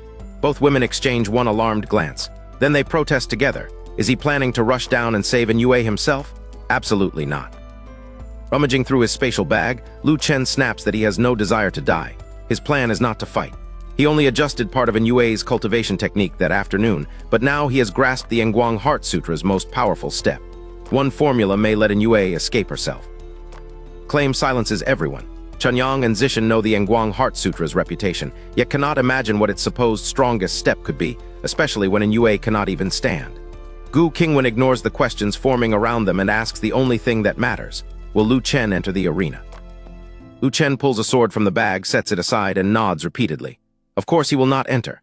He only needs to stand at the edge, close enough for Yue to hear him. The answer preserves the plan's narrow logic. Approach the danger, never cross into the fight. The first precaution is a helmet clamped firmly onto Lu Chen's head. In his mind, he names it the Pangu Chaos Helmet and hopes it can keep his skull from being blown apart. Gu Qingwan hears the thought and stares. Pangu? Chaos? Neither name means anything to her. Lu Chen produces a pair of boots, kicks off his own, and changes into the Nuwa spiritual rhythm boots. If anything goes wrong, he intends to be the fastest person running. Privately, he fumes that everyone ignored his warnings about the secret realm, and now he has to save the day. Gu Qingwan can only stare. Helmet and boots leave every expert staring. Neither object releases spiritual energy. Neither carries even a trace of Dao rhyme. Yet the moment someone brushes them with divine sense, an indescribable force sends hearts racing. Whatever Lu Chen is wearing, it cannot be a lower realm treasure, and they doubt even a saint-level secret realm could produce it. Lu Chen reaches a simpler conclusion. It still is not enough. His life comes first. He pulls out black armor formed from dragon-like scales, its surface shimmering with faint green light, and straps it on while privately begging Zhu Jian, the torch dragon, to let the name be genuine and the scales real. After one more moment of thought, Lu Chen curses under his breath. Still not enough. He produces a massive shield and silently asks Big Brother Fuxi to hold firm. Gu Qingwan can hear every thought, but that only makes matters worse. Torch Dragon, Fuxi, Pangu, Nuwa, none of those names exist in anything she understands. Buried in legendary equipment, Lu Chen advances like a noble hero walking towards sacrifice. Then he reaches the cliff and stops. Half a minute passes. At last he turns to Su Lian, all grandeur gone, and confesses, "Big sister, I'm afraid to jump." No one has an answer for that. Su Lian solves the problem by carrying Lu Chen into the air. They descend only a dozen meters before Jai Qingxiao slips free and catches his arm. In the sultry, drawn-out voice she uses when drunk, the upper realm true immortal presses close and demands that Lu Chen hold her too. His dignified rescue formation has become airborne chaos. Lu Chen quickly works out what happened. Gu Qingwan could not restrain Jai Qingxiao if the true immortal genuinely chose to leave. Jai listens to him, not because he can overpower her, but because she wants to. Since she is already here, and since all his equipment is still in place, Lu Chen decides the extra immortal protection can only help. Su Lian lands with Lu Chen beside the arena. The instant his feet touch down, he tells her to return to the cliff because this place is dangerous. Her eyebrow rises. If Lu Chen is staying here, how could she possibly leave? His attempt to protect her is rejected before he can argue. Soft impact announces Gu Qingwan's arrival. She wastes no time on affection or argument. With a cold gaze fixed on great Emperor Mingshuang, she tells Lu Chen that she is here to protect him. He should stop talking nonsense and do what he came to do. Now the path to Yue is covered. Lu Chen studies the woman hanging inside the arena and worries that none of this matters if she cannot hear him. Gu Qingwan answers the thought before he speaks. And Yue can hear. Gu saw her lips move. Relief cuts through Lu Chen's fear. The one condition his plan requires has been confirmed. Keeping the massive shield between himself and Mingshuang, Lu Chen calls to Yue. He has completed the final changes to her Nguang Heart Sutra. He will give her a mantra. Once she hears it, she will understand. She only needs to repeat after him. Then Lu Chen draws breath and begins the first line. Lu Chen shouts, "My will is awe-inspiring, all ghosts and demons are terrified." Suspended by her hair, and Yue answers in a voice barely above breath, forcing out the same words piece by piece. The instant she finishes, deep blue light surges from her body again. Then from somewhere distant between heaven and earth, a vast resonance answers. Buzz. 3 answering voices share one sacred, eternal tone. Mingshuang freezes, then agony tears a howl from him. Sharp teeth crowd his mouth, his ears and scarlet eyes stretch, and his swelling body turns purple. Clothes burst apart as spikes erupt everywhere. In seconds, the great emperor no longer looks human. Gu Qingwan and the others stare in shock. Great Emperor Chunyang recovers first and blurts out the answer. This is an evil spirit, Mingshuang's evil spirit. Everyone turns to him, demanding an explanation. Lu Chen refuses to lose even a second, whatever this creature is, and Yue still needs to escape. If Yue can cross one of the 4 golden lines, the match will end. Seeing the chant work, Lu Chen shouts the next line. "My will soars high, heaven and earth return to the heart." Azure light gathers around Yue again. This time, her answering voice grows stronger with every word. The evil spirit answers the sacred power with frenzied violence. It hammers Yue down into the earth and keeps pounding until the arena splits around a crater too deep to see into. Dust and broken stones swallow her completely. To everyone watching, the assault looks impossible to survive. And someone notices the 4 golden lines. They have not vanished. Under the secret realm's rules, death or leaving the arena ends the match, so Yue must still be alive. The realization is almost as shocking as the attack. Only Lu Chen's azure light could be shielding her from those relentless blows. Lu Chen does not waste time sharing their amazement. The active boundary is all the proof he needs. He leans out and shouts that there is one last line. "Invoke the grace, waters rise, and wind blows." The instant he finishes, he ducks back behind the shield of Fuxi and waits. And seconds pass, perhaps 30. To the people waiting, it feels like centuries, and Yue gives no answer. The evil spirit keeps screaming and pounding the earth. Then even the aura that had surged from the crater disappears. Hope collapses. For one terrible moment, everyone believes the protection has finally failed. A weak voice rises from the depths, and Yue repeats the final words, "Invoke the grace, waters rise, and wind blows." Azure light answers like an endless rising sea. Her aura returns, not merely restored, but transformed. With no warning of a heavenly tribulation, the quasi-emperor crosses the barrier and becomes a great emperor. The azure sea finally recedes, but nobody celebrates. Everyone stares at the wrecked arena, trying to understand the impossible. And Yue was a quasi-emperor moments ago. Now she has crossed directly into the great emperor realm without even facing a heavenly tribulation. Thunderous bang answers them. The evil spirit hurtles backward toward Lu Chen's group, so fast that victory seems certain. It is about to cross the line when an azure figure appears behind it, and Yue drives it straight down, less than half a meter from freedom. Yue descends after it and pounds its head without mercy. Lu Chen cautiously peeks around the shield of Fuxi. She looks completely renewed. Clean body, clean clothes, and not a trace of the blood or scars from before. Yet her new realm is not the real explanation. The azure radiance is the decisive weapon. Lu Chen's revised chant has given Yue a power that naturally restrains evil spirits. Every time the creature hisses and claws toward the boundary, she catches its leg and drags it back. Escape becomes part of the punishment. Yue walks toward the huge crater the evil spirit created earlier, dragging it by one ankle. Its claws dig deep furrows into the earth, but resistance is useless. She pulls it over the edge. Then only a sequence of perfectly rhythmic impacts rises from the pit. At last, the arena's 4 golden lines vanish. The secret realm gate erupts with brilliant gold and sends a beam into the crater. And Yue rises through it alone. In her hand gleams a golden orb, the true ticket awarded for winning the first match. The orb is only half of the entry requirement. To enter the Saint-level secret realm, a challenger must hold it in the left hand and a Saint-grade treasure in the right. Worse, the gate will not open at all unless the group wins 5 more matches. That realization drains the joy from the arena. The very first opponent carried the strength of an upper realm true immortal. Even this win required in Yue, Lu Chen's revised chant, and azure power made specifically to counter evil spirits. Who else could survive the next 5 battles? Yue comes to Lu Chen, still stationed behind the enormous shield of Fuxi. Her restored face softens into a smile and she begins to thank him. Before she can finish, 3 new beams of holy light ignite overhead. Every heart in the group skips. Light is not coming from the secret realm gate. Its source is higher from the sky above it. 3 figures take shape where the beams strike. The group's expressions turn strange, then grim. These are genuine upper realm true immortals, descended with their full strength intact. As the holy light fades, the newcomers finally become distinct. 2 are sharp, imposing men in magnificent brocade robes and silver crowns. Between them stands a tall figure sealed from head to toe in black, close to Gu Qingwan and Su Lian in height, yet impossible to identify as man or woman. 2 men waste no time. They leap into the deep crater left by the battle and search below while the black-robed figure waits at its rim, silently measuring Lu Chen's group. Moments later, both investigators fly back out empty-handed. Whatever trace they expected from the evil spirit is gone. And the trio disappears. In the very next second, they are standing directly before Lu Chen and his companions. One crowned man scans the group as though inspecting criminals. With no greeting and no explanation, he asks only one thing: where did the evil spirit go? Gu Qingwan refuses to be cowed. Upper realm true immortals cannot descend through the heavenly gate merely to indulge themselves. They come on assigned missions, and unjustified trouble in the lower realm can be punished above. She challenges them to explain their business. The 2 men look her over and answer with naked contempt. Must they report to her? Lu Chen watches quietly, but their treatment of Gu Qingwan needles him past restraint. Under his breath, he asks what they are acting so high and mighty for. If they are truly that powerful, they should handle their own business instead of coming here to interrogate everyone.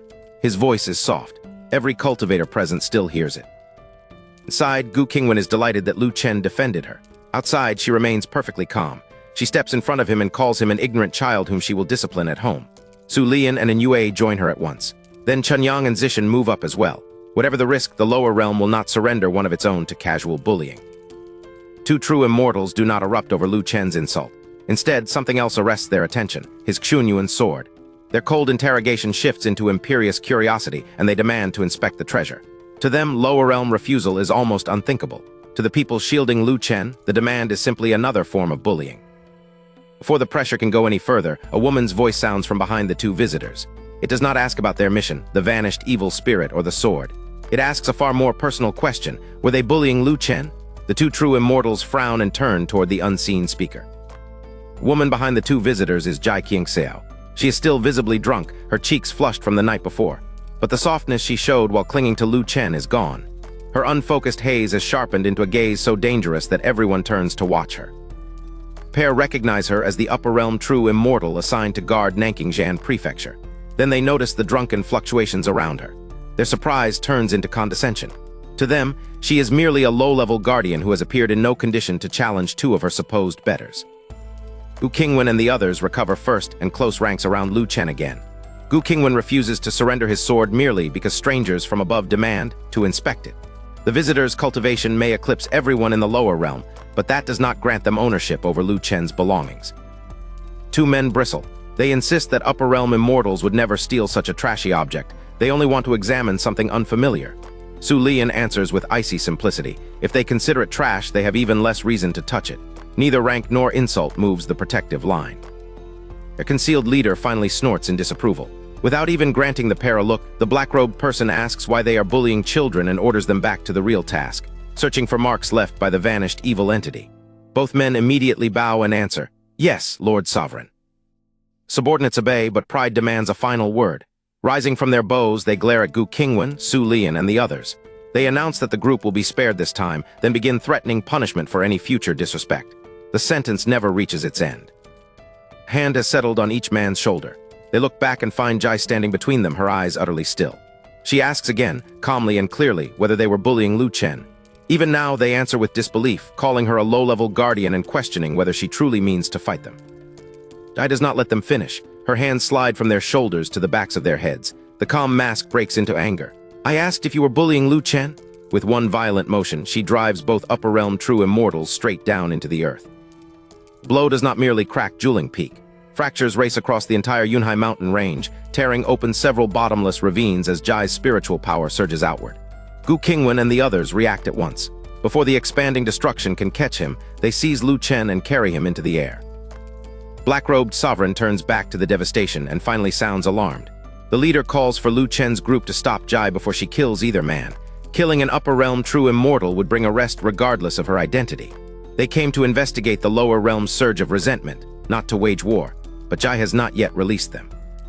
After the previous night's disaster, morning settles gently over the Jade Pool's sacred land. Sunlight turns its sea of clouds gold, and distant disciples glide between the peaks on flying swords. In Lu Chen's courtyard, the supposed mortal wakes in an old man's rocking chair. Calm view hides a logistical headache. Almost every sect in Nanking Prefecture is arriving. Women are housed in the inner sect, men in the outer sect, and even the coming competitions at Juling Peak will keep them separated, partly to spare the sacred land's disciples from crude visitors. Crisp chime stops Lu Chen halfway through his stretch. Yesterday earned him 5,000 mortal points. Better yet, completing the Righteous Deeds achievement has produced a new reward, a skill manual titled Tattooing. Lu Chen stares at the name, thoroughly unconvinced. Surprise is not merely the subject. Sword Heart, Alchemy Heart, and Saber Intent came long ago. For 4 or 5 years, the system has given Lu Chen items instead, things like the Qingwan Sword and Bagua Furnace. He thought its library of skills was exhausted. Apparently not. Tattooing holds no appeal for him, and the system's recent psychic orb is still an unsolved nuisance. To Lu Chen, this feels like another unreliable reward. Yet annoyance loses to curiosity. He opens the embroidery section, and 5 minutes later he is practically salivating. This is no ordinary decoration. Patterns stitched onto clothing grant abilities, stat boosts in Lu Chen's language. A true dragon lends part of its power. A phoenix lends its own. The manual supplies many designs, and anyone who reaches the peak can create entirely new ones.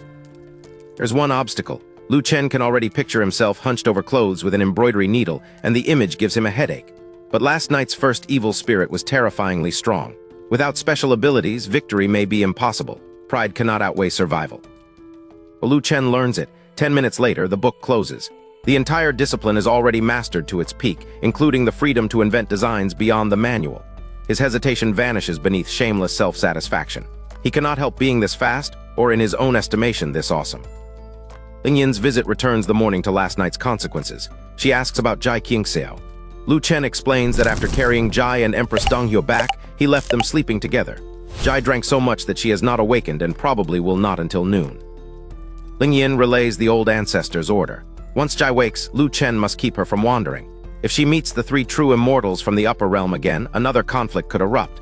After witnessing yesterday's destruction, Lu Chen needs no explanation. He immediately agrees. Official business finished, Lingyin's tone turns playful. She asks whether any of last night's crawfish remain. The smell was far too tempting. Lu Chen brightens. He cooked the remaining pots after bringing Jai and Donghua home, and there are still 3 large basins waiting in the kitchen. One pot was finished less than an hour ago, so it is still warm. Lu Chen hands Lingyin a box and tells her to choose whatever she wants, especially the biggest crawfish. Smiling, she bends over the basins and begins selecting them, completely at ease around him. Watching her choose, Lu Chen clears his throat and says he needs a favor. Lingyin does not even look up. When has his sister ever refused him? That confidence is precisely what he needs. Lu Chen grins, sweetens his voice, and asks her to take off the clothes she is wearing and give them to him. Lingyin's hand freezes over the crawfish. Still bent at the waist, she turns toward Lu Chen's grin in utter disbelief.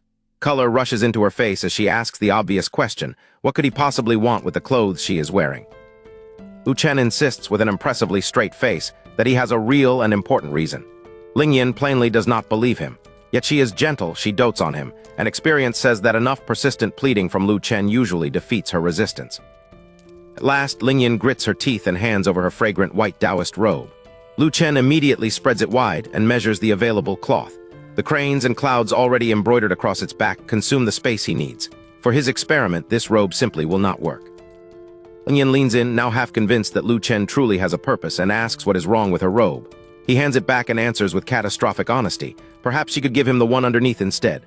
Silence falls. Then her furious, coquettish rebuke shakes the kitchen. At noon, Lu Chen has brought the same mortifying problem to Empress Donghua. She sits rigidly on the bed's edge, head lowered, fingers locked around her hem. He pleads until his mouth is nearly dry. A full hour passes before her embarrassed resistance finally breaks. Outside, Jai Qingxiao has spent that hour building a small mountain of crawfish shells. Lu Chen tells her to save room for crawfish noodle soup. She lowers her head and quietly agrees, refusing to meet his eyes. The wine is gone, but her memory of last night is not. Soft voice calls Lu Chen over. Dong Hyo opens the door only a crack, revealing a smooth, snow-white arm and jade-like hand. The white garment she was wearing moments ago rests in her palm. Lu Chen hurries forward and accepts the precious blank cloth. From behind the door, Dong Hyo's voice trembles as she warns Lu Chen not to use the garment for anything bad. He assures her once again that it has a genuine purpose. More importantly, he promises to return it tonight, when she will finally be able to see what he meant. Agreement secured, Lu Chen lowers his head and sniffs the garment. Then he casually asks what scented powder Dong Hyo uses because it smells wonderful.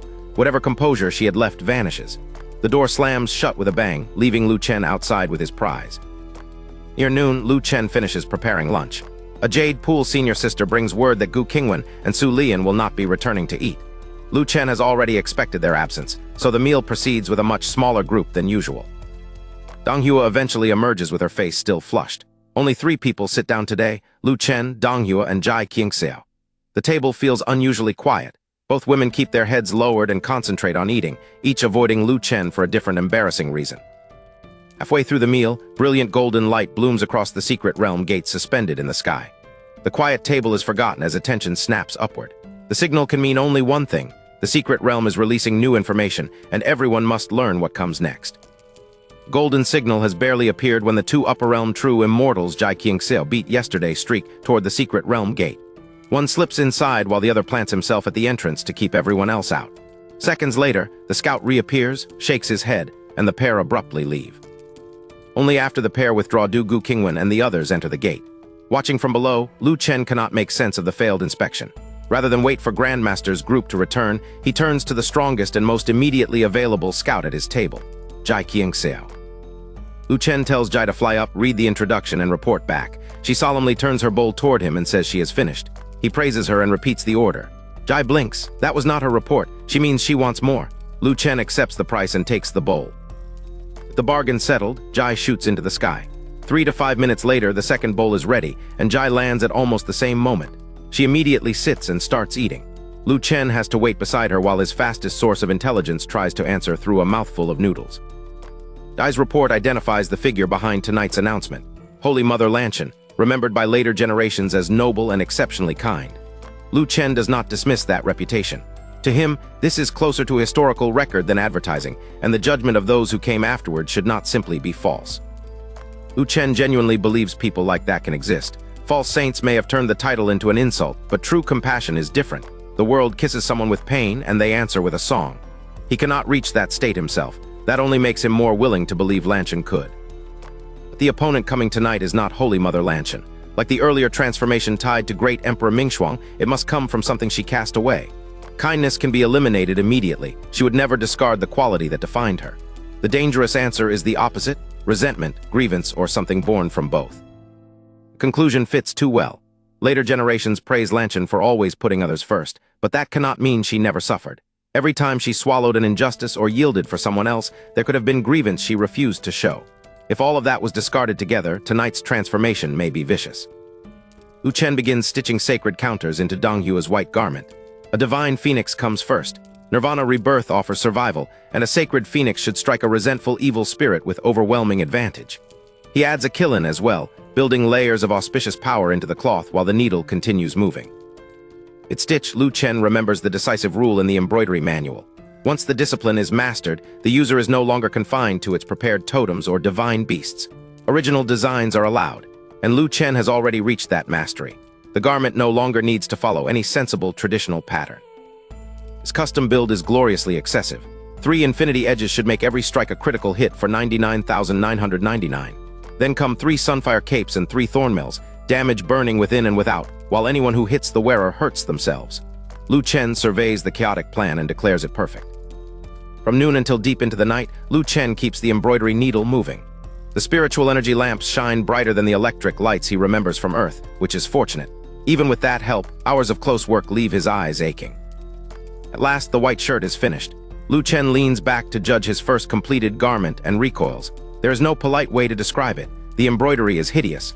Skill with the needle has not given him the slightest sense of overall design. Design explains everything. A dragon occupies the left, a phoenix the right, and a turtle, scientifically Chuanwu, sits in the middle.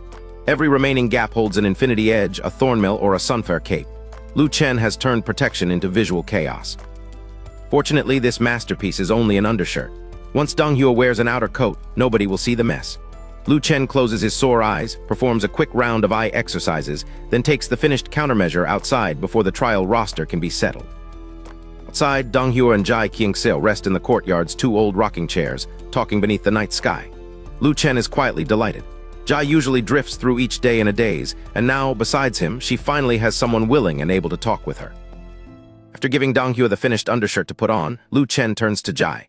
He initially tells her to remain here while they go to Juling Peak. He fears another encounter with the 2 hostile true immortals. Unveiled in the moonlight, Jai watches him, then quietly answers, "Okay." Her obedience stops Lu Chen cold. He only wanted to prevent a clash, but why should Jai be the one forced to hide? This is the Jade Pool's sacred land. She did nothing wrong, and those 2 men were fortunate she did not break them last night. Lu Chen abruptly laughs and claims he was joking. Since Jai slept until noon, she cannot be tired anyway, she should come watch the show. Then he says what truly matters. The Jade Pool's sacred land is his home, and from now on it is hers too. She may go wherever she wants. And Jai asks, "Really?" Lu Chen answers with complete certainty. He tells her to bring the pot of crayfish, and the mood lifts at once. Dong Hyo rejoins them with the embroidered undershirt concealed beneath her outer clothing, and the 3 set off together to watch the night's contest. At the main hall, the trio runs directly into Gu Qingwan and the others coming out. They have not yet noticed Lu Chen. Their expressions are grave, and the black-robed authority stands among the upper realm visitors. Whatever they have discussed, the competitor decision appears close to settled. Lu Chen trots toward the group and Jai follows close behind. The 2 hostile true immortals notice her and visibly tremble, each retreating half a step. Lu Chen understands the balance immediately. They are not afraid of the mortal approaching them. They are afraid of the woman at his back. Ignoring the 2 men, Lu Chen asks Gu Qingwan whether she is competing tonight. She confirms that the group chose her and that the black-robed venerable lord considered her the most advantageous option. Lu Chen gives one grave nod, then overturns the decision. "Grandmaster, don't go. Let Empress Dong Hyo compete today." Lu Chen's demand hangs over the gathering. Gu Qingwan must stand down, and Empress Dong Hyo must fight Holy Mother Lanchen instead. Silence swallows the scene. The black-robed person finally tilts their concealed head, while Gu blinks at the mortal who has just challenged everyone's plan. For Gu Qingwan, the surprise quickly warms into happiness. Lu Chen has objected in his heart before, but never like this, aloud in front of everyone and directly about her affairs. Her little brat is finally letting his concern leave the privacy of his thoughts. Still, affection is not an explanation.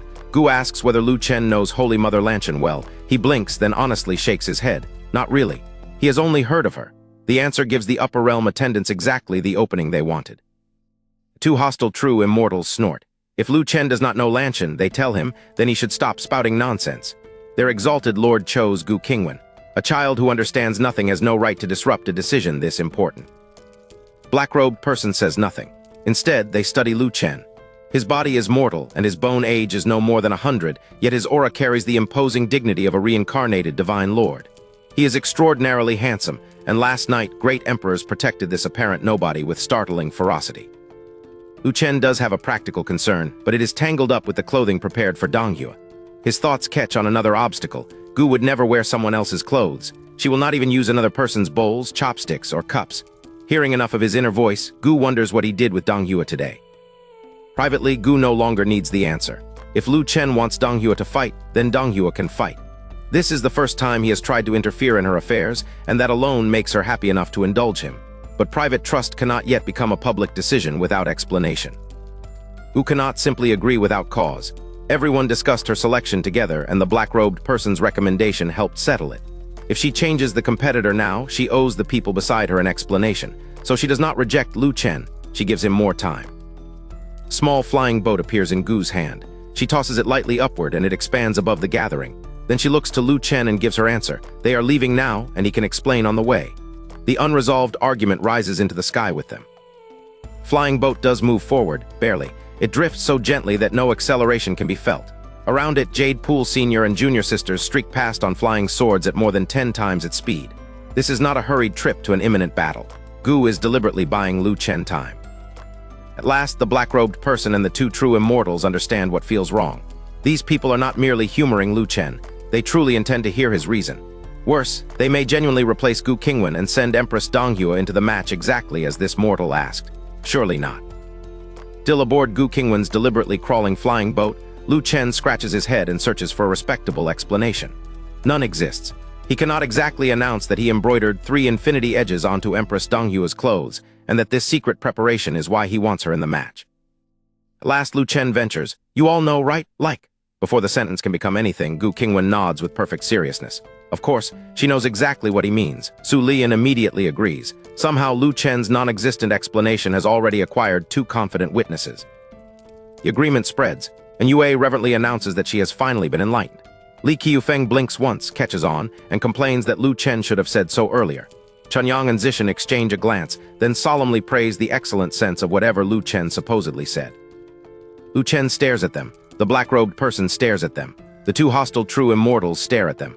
For one perfect moment, all 4 sides of the dispute share the same question. What exactly did Lu Chen just say? The answer is nothing. Absolutely nothing. Lu Chen tries again. What he meant was, Gu Qingwan and Su Lian cut him off together. They understand. And Yue blames her own foolishness for understanding so late. Li Qiufeng somehow turns the timing into Lu Chen's fault, and the 2 great emperors eagerly agree. The rescue is now impossible to interrupt. Their faith has a history. Nearly everyone here has personally benefited from Lu Chen. Great Emperor Chunyang is the stated exception, yet even he trusts the mortal's judgment. Lu Chen usually remains quiet between Gu Qingwan and Su Lian. Precisely because he rarely intervenes, every decision he does voice feels extraordinarily steady. Black-robed person finally snaps. If this is an act, it is an insultingly careless one. Lu Chen only made a few meaningless sounds. The concealed authority demands to know what the group is doing, then warns them plainly. Every upcoming battle matters, and even the smallest mistake is unacceptable. Gu Qingwan gives the protest only a brief glance. The matter is settled, she says. Lu Chen's reasoning makes sense, and Empress Donghua will take the stage. It is a magnificent endorsement of an explanation nobody heard, but beneath the comedy, it is also a firm decision to trust Lu Chen's hidden plan. The instant Gu Qingwan finishes speaking, the flying boat's deliberate crawl ends. It surges forward at tremendous speed. For Lu Chen's companions, the discussion is over. Donghua will fight, and they can return to their own business. Behind them, the black-robed person is left carrying all the urgency alone. Flying boat races toward Juling Peak, but its passengers scatter across the deck, as though battle were the last thing on their minds. Great Emperors Chunyang and Zishan chat apart from Lu Chen's circle. To the black-robed person, the whole expedition looks less like a desperate campaign than a spring outing. The black-robed person finally shouts that the group must remember why this help was offered and consider the consequences of their willfulness. Nobody even turns around.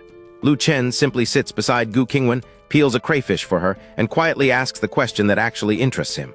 Why are those 3 still here? Gu Qingwan explains that the trio also came for the secret realm. More surprising, the black-robed person can enter it, intends to take part in one stage, and claims that stage is a guaranteed victory. Lu Chen blinks. That does not fit what he understood about upper realm beings being barred from participation. For Empress Donghua, Lu Chen's entire preparation amounts to one garment he told her to put on. She cannot tell whether it has any special effect. She cannot even deny that it looks extremely ugly. After reflection, however, she decides its chaos must possess a higher, messy beauty that her own taste has not yet reached. Whatever the garment does, Donghua trusts Lu Chen completely. She nods and flies down without another question. Below, Juling Peak bears no trace of yesterday's devastation. Immortal arts have erased in Yue's craters and the enormous ravines left when Jai Qingxiao battered the 2 hostile true immortals. The arena is whole again. Donghua closes her eyes and settles into meditation, adjusting her chi as Yue did before her. Above the arena, Lu Chen has already begun eating and drinking. Because he shows no concern, everyone around him relaxes as well. Even the black-robed person sits nearby, watching a group that seems to have forgotten a battle is coming. 2 upper realm true immortals still want an accounting for the previous night's attempt to break their limbs. Lu Chen does not argue. Smiling, he offers each of them a large cup of beer. Ordinary alcohol is little more than water to cultivators like these, but the unfamiliar aroma reaches them, and their anger immediately loses some of its heat. The pair insist they are reasonable. Trying to shatter someone's limbs without a word was far too much, they say. Lu Chen nods eagerly and accepts all the blame with a smile. Satisfied, they forgive him, but attach one condition. Whatever happens today, his group had better listen to their venerable master. Unable to resist any longer, both true immortals tip back their cups and drain the beer. A moment later, they begin to sway. Lu Chen's apologetic smile disappears. He turns to Jai Qingxiao and declares that the 2 drunks are about to cause trouble. His solution is immediate: beat them up. Jai Qingxiao answers, "You got it." Jai Qingxiao answers Lu Chen's order without hesitation. 2 movements blur across the spectator area. 2 sharp thuds follow, and both drunken upper realm true immortals collapse unconscious before either can make another demand. Only after confirming that both men are down does Lu Chen sit, perfectly satisfied. If they came to watch, he says, they should have watched quietly. Instead, they kept croaking like a pair of toads. The black-robed person does not defend the fallen men, but warns Lu Chen that he has made enough of a scene. Lu Chen sees nothing worth worrying about. He chats with Gu Qingwan and the others while everyone eats and drinks as though another victory is guaranteed. Watching them laugh, the black-robed person clenches both fists. Are they truly this confident, or do they not care about the secret realm? In the guide's judgment, Donghua is the worst possible choice. Even Gu Qingwan would need luck. Quarter of an hour later, the secret realm gate ignites. 4 golden beams streak toward the 4 corners and join into luminous lines. Holy white radiance pours down, and within it appears a tall, crowned figure holding a scepter, Holy Mother Lanchen's clone. Clone's response to Donghua makes one thing clear: the peaceful root is already slipping away. The black-robed person explains the strange balance within this incarnation. It retains only a sliver of Lanchen's kindness, but her Tao makes that sliver strong enough to suppress every negative emotion. Lu Chen reduces the metaphysics to kitchen logic. When fat is trimmed from meat, he says, some lean meat inevitably comes away with it. So this leftover incarnation carried a little kindness too. Gu Qingwan cannot help chuckling. The rascal always finds the most shocking comparison. That sliver creates an extraordinary shortcut. If a challenger possesses true kindness and a mind pure enough to resonate with Holy Mother Lanchen, no battle is necessary. A few words can move the clone to concede and hand over the victory. Among them, the guide says, Gu Qingwan comes closest. Her face may be cold, but her heart is the purest. Donghua stands at the opposite extreme. The Southern Brilliance mind cultivation technique has left her least suited to this test. Everyone finally understands why the guide expects a fight.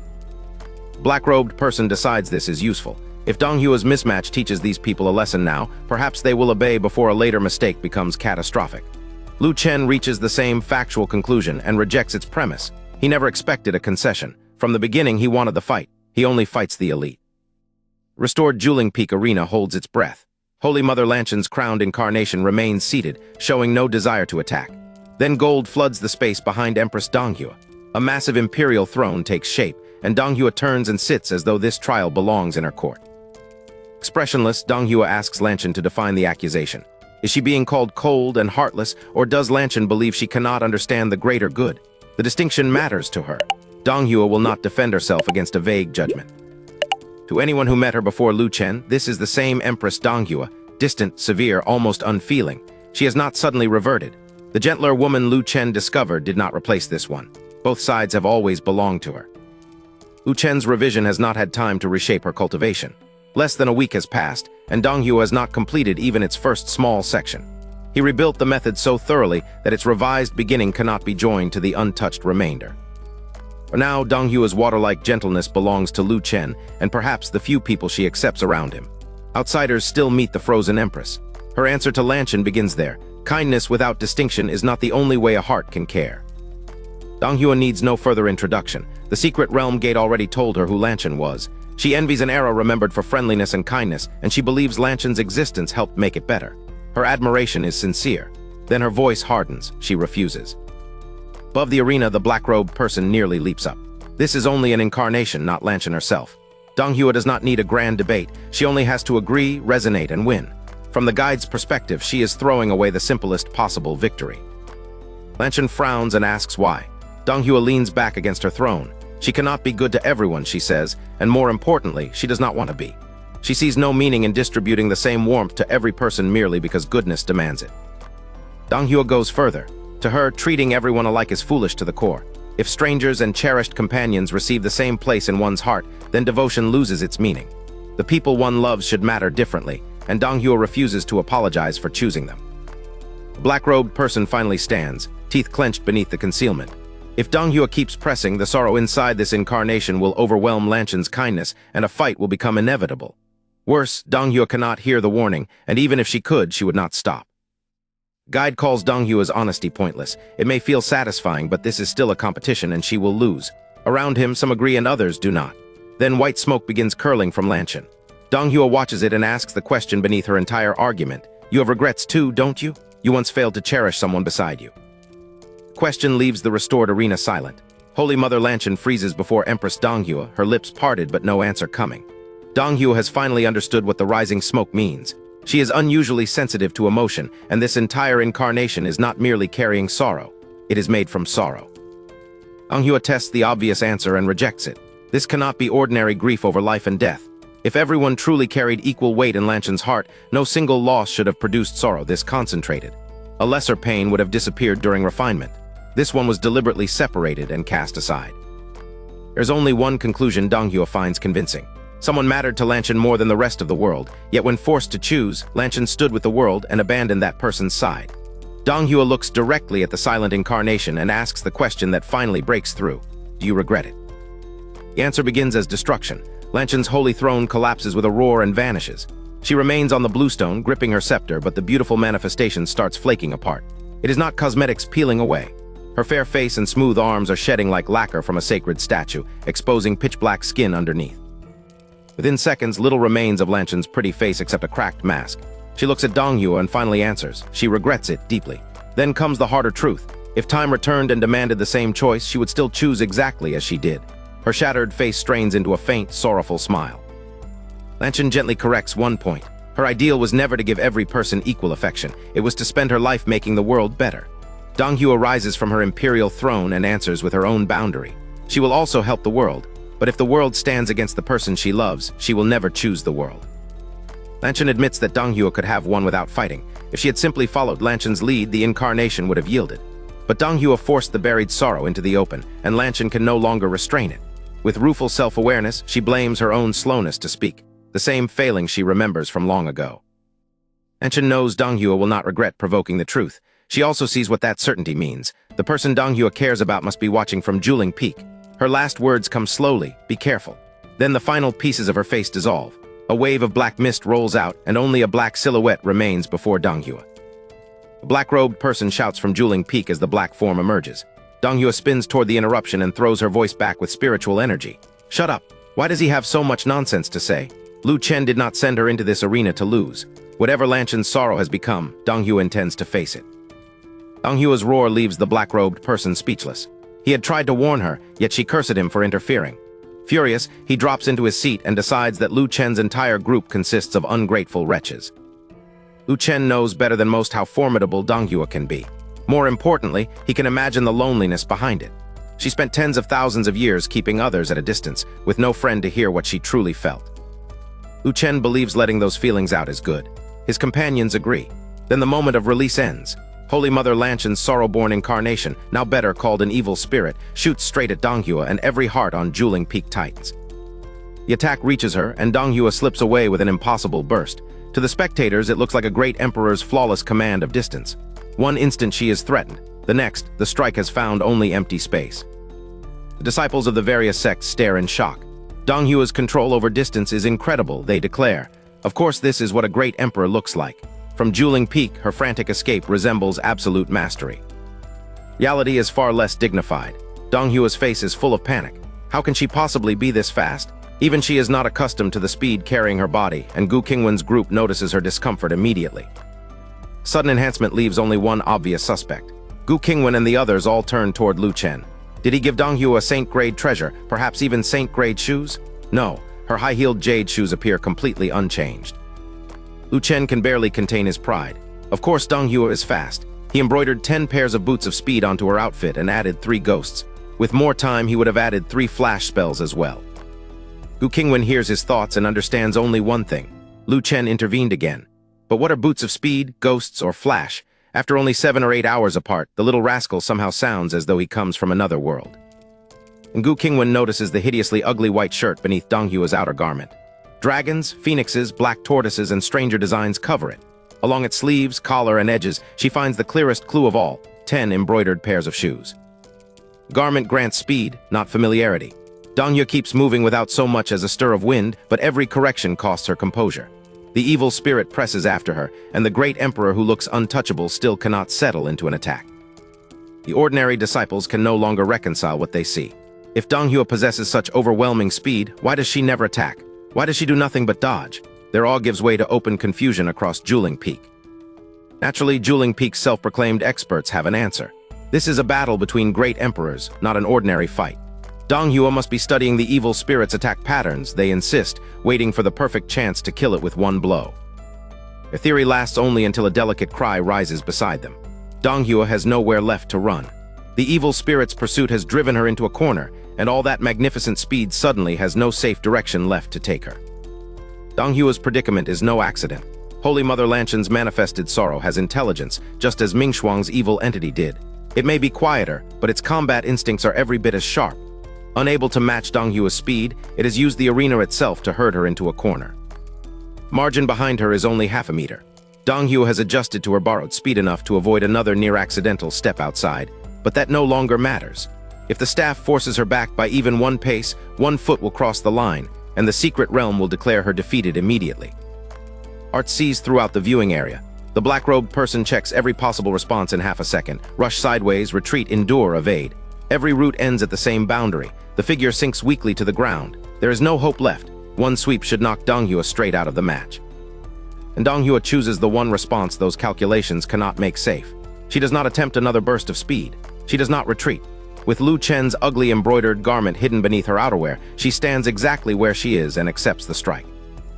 Staff connects, yet the expected defeat never comes. Dong Hua has not fled, invoked a visible sacred artifact, or crossed the boundary.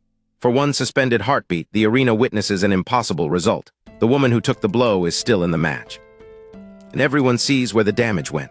Red and purple fire erupts across the Sorrow entity's pitch-black body. The intelligent hunter that had engineered a perfect corner now wails in pain and tumbles across the arena floor, burning for the simple act of striking Dong Hua. Lu Chen's grin nearly reaches his ears. Inside, he celebrates without restraint. His Sunfair Thornmel Landry-inspired idea, the wonderfully shameless principle that hitting Dong Hua means hitting yourself, works here too. The experiment is no longer theory. His embroidery can make an attacker pay for every successful blow. Satisfaction immediately becomes a new plan. Now he can start thinking about what to embroider tomorrow. Gu Qingwan hears every word and understands almost none of it. Sunfire, Thornmel, Landry. Once again, Lu Chen is speaking as though he comes from a world whose common sense she has never encountered. They have been apart for only a few hours, yet 2 of every 3 sentences from Lu Chen already seem incomprehensible. Gu Qingwan reaches a quietly alarming conclusion. She cannot afford to stay separated from him for long. Otherwise, the distance between their worlds may keep widening until she can no longer follow him at all. Gu Qingwan is not the only one looking. The surrounding observers turn toward Lu Chen, compare his enormous grin with the burning entity below, and arrive at the obvious answer. Somehow, impossibly, it is Lu Chen again. Black-robed person is completely stunned. If Dong Hua had activated some sacred artifact, there would at least be a cause to examine. But she displayed nothing. She simply stood there, accepted the blow, and made her attacker burn. After already failing to follow her speed, the concealed expert can no longer contain the frustration. Black-robed person demands to know what is happening to Dong Hua and why the battle has become like this. Lu Chen glances over, then immediately shakes his head. He does not know. He has no idea what happened. The denial is shameless, and the furious disbelief it earns is entirely justified, but Lu Chen offers nothing more. Red and purple flames finally die away, leaving Holy Mother Lanchan's clone riddled with holes. Yet the pitch-black figure climbs back to its feet. It does not attack. It simply stands before Empress Dong Hua and watches her in silence, startling everyone around the arena. Trick becomes clear. The clone is not surrendering. It is stalling. Secret realm matches have a 1-hour limit, a rule normally meaningless when great Emperor-level opponents can settle a fight quickly, but suddenly lethal when one side only needs to remain standing and inside the boundary. The hour expires while the clone can still fight and has not gone out of bounds. The secret realm can judge Dong Hua the loser, or award a draw. Either result is disastrous. This is not a points contest. There are 10 battles and Lu Chen's side needs 6 outright victories. Dong Hua moves the instant she understands. Her speed is overwhelming, far greater than the clone's. Yet the clone does not wait to see where she goes. It predicts each movement and begins dodging a second before she starts, repeatedly escaping the path of her charge. A black-robed person sees no route to victory. Even if Dong Hua catches the clone, one hit may not kill something this durable. It can simply escape again. How many times could she possibly catch it within an hour when she cannot even touch it now? When the outcome is settled, the black-robed person declares that they have lost and asks what everyone was thinking. Gu Qingwan's group falls silent. The criticism is obvious. They trusted Lu Chen's judgment instead of their own. If Gu Qingwan had fought, the concealed expert claims they would already be resting. The lecture never reaches its conclusion. Lu Chen has been staring below the entire time, reading the repeated escapes. Suddenly, he sees the flaw and shouts over everyone. It is a blind spot. Dong Hua is going to hit it. The black-robed person scoffs. Even if Dong Hua lands the hit, what difference could it make? The dismissal is still unfinished when Dong Hua reaches the predicted blind spot. One collision detonates below with a thunderous bang. Bang becomes a heaven-shaking roar. The earth bucks, the mountains sway, and the entire Juling Peak arena shudders under the force. The disturbance spreads through the surrounding mountain range until even the space itself seems to tremble. Cracking sounds chase the shock wave. An enormous golden light pours down from the secret realm gate. The black-robed person stares at it in horror. Impossible. It makes no sense. A moment ago, the match had supposedly been lost. Now the concealed expert cannot even explain what Donghua has just done. Golden light gives way to cheers. Empress Donghua returns to Lu Chen's group carrying the golden ball of victory, but she looks nothing like a triumphant champion. Her face is full of questions. Even she cannot explain what just happened. Lu Chen stays beside Gu Qingwan and keeps eating crawfish. He wants answers too, but not before this crowd. That conversation can wait until they return to the courtyard. Black-robed person rushes straight up to him and demands to know what he did to Empress Donghua. Lu Chen leans a little closer to Gu Qingwan, finishes his bite and finally looks up. He says he does not know. The concealed figure grits their teeth and calls that answer nonsense. What harm could there be in telling them? Lu Chen only spreads his hands and repeats with maddening calm that he truly does not know. Side, Lu Chen's answer is far less polite. There is no chance he will tell this person anything, especially not that he spent the whole day embroidering. Gu Qingwan hears every word. Only now does she understand that the powers stitched into Donghua's garment were not embedded or copied from some ready-made pattern. Lu Chen had sewn them himself, one needle at a time. The image of this little rascal patiently wielding an embroidery needle is so unexpected that amusement slips across her face. Who asks whether he rested at all. He returned late, rose early, and has been working through the entire day. Until now, the embroidery and the battle had kept Lu Chen alert. With the danger over and his mind finally loose, exhaustion catches him at once. He yawns broadly and admits he is sleepy. First, though, he intends to finish the crawfish. They have already been sitting for almost 2 days. Leave them much longer and the whole pot may spoil. Ulian immediately squats beside him, peels a crawfish with her jade-like hand and holds the meat directly to his mouth. Eat quickly, she tells him softly, then go rest. Gu Qingwan cannot quite bring herself to feed him in front of everyone. Instead, she lays each peeled piece on a clean plate. Her care comes as an order: sleep properly tonight and do not get up to cook breakfast. Missing one meal will not kill any of them. Donghua squats opposite Lu Chen. The surrounding disciples do not trouble her. What restrains the formidable empress is the presence of Gu Qingwan and Su Lian. Alone with Lu Chen, she would not hesitate. She has fed him snacks before. Here, she quietly places her peeled crawfish onto the empty plate instead. After a brief pause, the short-haired great emperor Yue also crouches beside the group and begins helping. Around sleepy Lu Chen, the victory celebration turns unexpectedly domestic.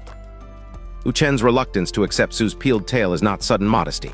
He likes to suck the flavor from a crawfish head before peeling and eating its meat, so being handed the bare tail breaks his preferred order. Su had found the hesitation suspicious. This is the same little pervert who once grabbed her foot in the Great Hall, held her jade shoe, and touched her thigh in front of other people. Why would being fed by her be the thing that finally embarrassed him? Who gives him a machinoid glare, but the smile on her face ruins the performance. Oh, is the little thing dissatisfied with his big sister's service? Lu Chen knows perfectly well that she is pretending. Grinning, he peels a fresh tail himself and holds it out to her instead. Then you eat it, sis. The teasing confidence vanishes from Su's face for half a heartbeat. She stares at the crawfish, and a faint flush rises across her cheeks. Lian is not someone who retreats for long. After that half-second pause, she parts her red lips and bites the crawfish from Lu Chen's hand. While eating, she immediately proposes a new arrangement. From now on, he can suck the heads, then peel all the meat for his big sister. The flirtation has come full circle, and Gu Qingwan has finally had enough. Her sharp protest cuts across them. Those two have gone quite far enough. Round the unfinished pot, the others keep peeling while Lu Chen and Gu Qingwan continue eating. 4 people peel while only 2 truly eat, so the remaining mountain of crawfish disappears in barely a quarter of an hour. Lu Chen insists on sucking every head before taking the meat. Gu Qingwan is less selective and happily accepts almost everything the others peel. It is only a little after 1 in the morning, but Juling Peak has emptied. Lu Chen scoops a large glass of beer from the wooden barrel, ice shards clinking inside, and drains it in one breath. Refreshed enough to burp with satisfaction, he reaches for a second. Before Lu Chen can drain the second glass, Gu Qingwan is suddenly beside him. Her normally unreadable face now carries unmistakable expectation. She looks from the beer to Lu Chen and makes the simplest possible request. She wants to drink too. Empress Donghua soon joins the tasting. Within seconds, both beautiful faces change from fair to bright red. Their eyes lose focus, and Jai begins to sway. Lu Chen can only shake his head.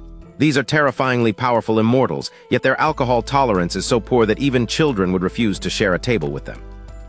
Nearby, the 2 Upper Realm true immortals finally climb back to their feet. Dizzy and utterly confused, they wonder what happened, why everyone has gone, and whether the competition is already over. Then the swaying Gu Qingwan turns toward them and tilts her head. Jai peers at the pair as if their recovery is an error that needs correcting. Why are these 2 awake? 2 blunt impacts answer the question. Both immortals drop again. The absurd night finally ends, and once Lu Chen returns home, nearly 2 days of exhaustion claim him completely. Lu Chen does not wake once through the entire morning, not even to use the restroom. At noon, he finally stretches, leaves his room, and stops in surprise. Gu Qingwan and Su Lian are both waiting in the courtyard, though there is no longer much competition business left to discuss. Su Lian has barely risen when a graceful figure moves ahead of her. Empress Donghua looks genuinely anxious. Without waiting for a courtyard greeting, she seizes Lu Chen, pulls him straight back into his room, and shuts the door behind them. The embroidered white shirt demands a private conversation. Private exchange returns to the white shirt and its mortifying embroidery. Lu Chen's defense is emphatic. Those patterns were not embroidered by him. He is a dignified, upright man. How could he possibly make something like that? Before Donghua can untangle the denial, he opens the door and escapes. Donghua remains frozen, wondering why Lu Chen refuses to admit it. His door had indeed been locked yesterday, but his window had been wide open. She had leaned against that window and watched him embroider for more than an hour. Lu Chen's grand denial has fooled precisely no one. Late in the morning, Lu Chen lounges in an old rocking chair in his Shenyang Peak courtyard. Gu Qingwan and Su Lian are supposed to make lunch, but everyone is waiting for the Secret Realm Gate's third announcement. Better to delay than fly off carrying leeks and celery. Peaceful courtyard still carries last night's aftermath. Donghua sits alone, quietly holding up the ugly white garment as though measuring it. Jai Qiangxiao has not even risen. After knocking the 2 upper realm immortals unconscious with 2 punches, she drank deeply from the beer barrel and went to sleep. Neither Gu Qingwan nor Su Lian asks Lu Chen what truly happened with Donghua. They know enough about his mysterious practice of playing a mortal to understand the boundary. If he wants them to know, he will tell them. Their restraint leaves Lu Chen comfortable enough to ask a question of his own. Lu Chen asks why the 2 upper realm true immortals always go first and keep everyone else away. Gu Qingwan and Su Lian explain the pattern. One enters to read each contestant's information while the other guards the entrance. Only after their private screening can the remaining observers approach. Right on cue, the secret realm gate high in the sky blooms with golden light. The 3rd contestant has been announced. The 2 immortals behave exactly as described. One slips inside to inspect the information, while the other stands outside and refuses to let anyone else pass. Half a minute later, the reader emerges and shakes his head. The 3rd contestant is not the opponent the black-robed person seeks. Both immortals fly toward the Jade Pool's main hall, and the path finally opens. Gu Qingwan, Su Lian, and Great Emperor Chenyang immediately rise to inspect the gate themselves. Lu Chen stays in his chair and considers what to embroider for Gu Qingwan. After Donghua's trial, he knows exactly how absurdly powerful his work can be.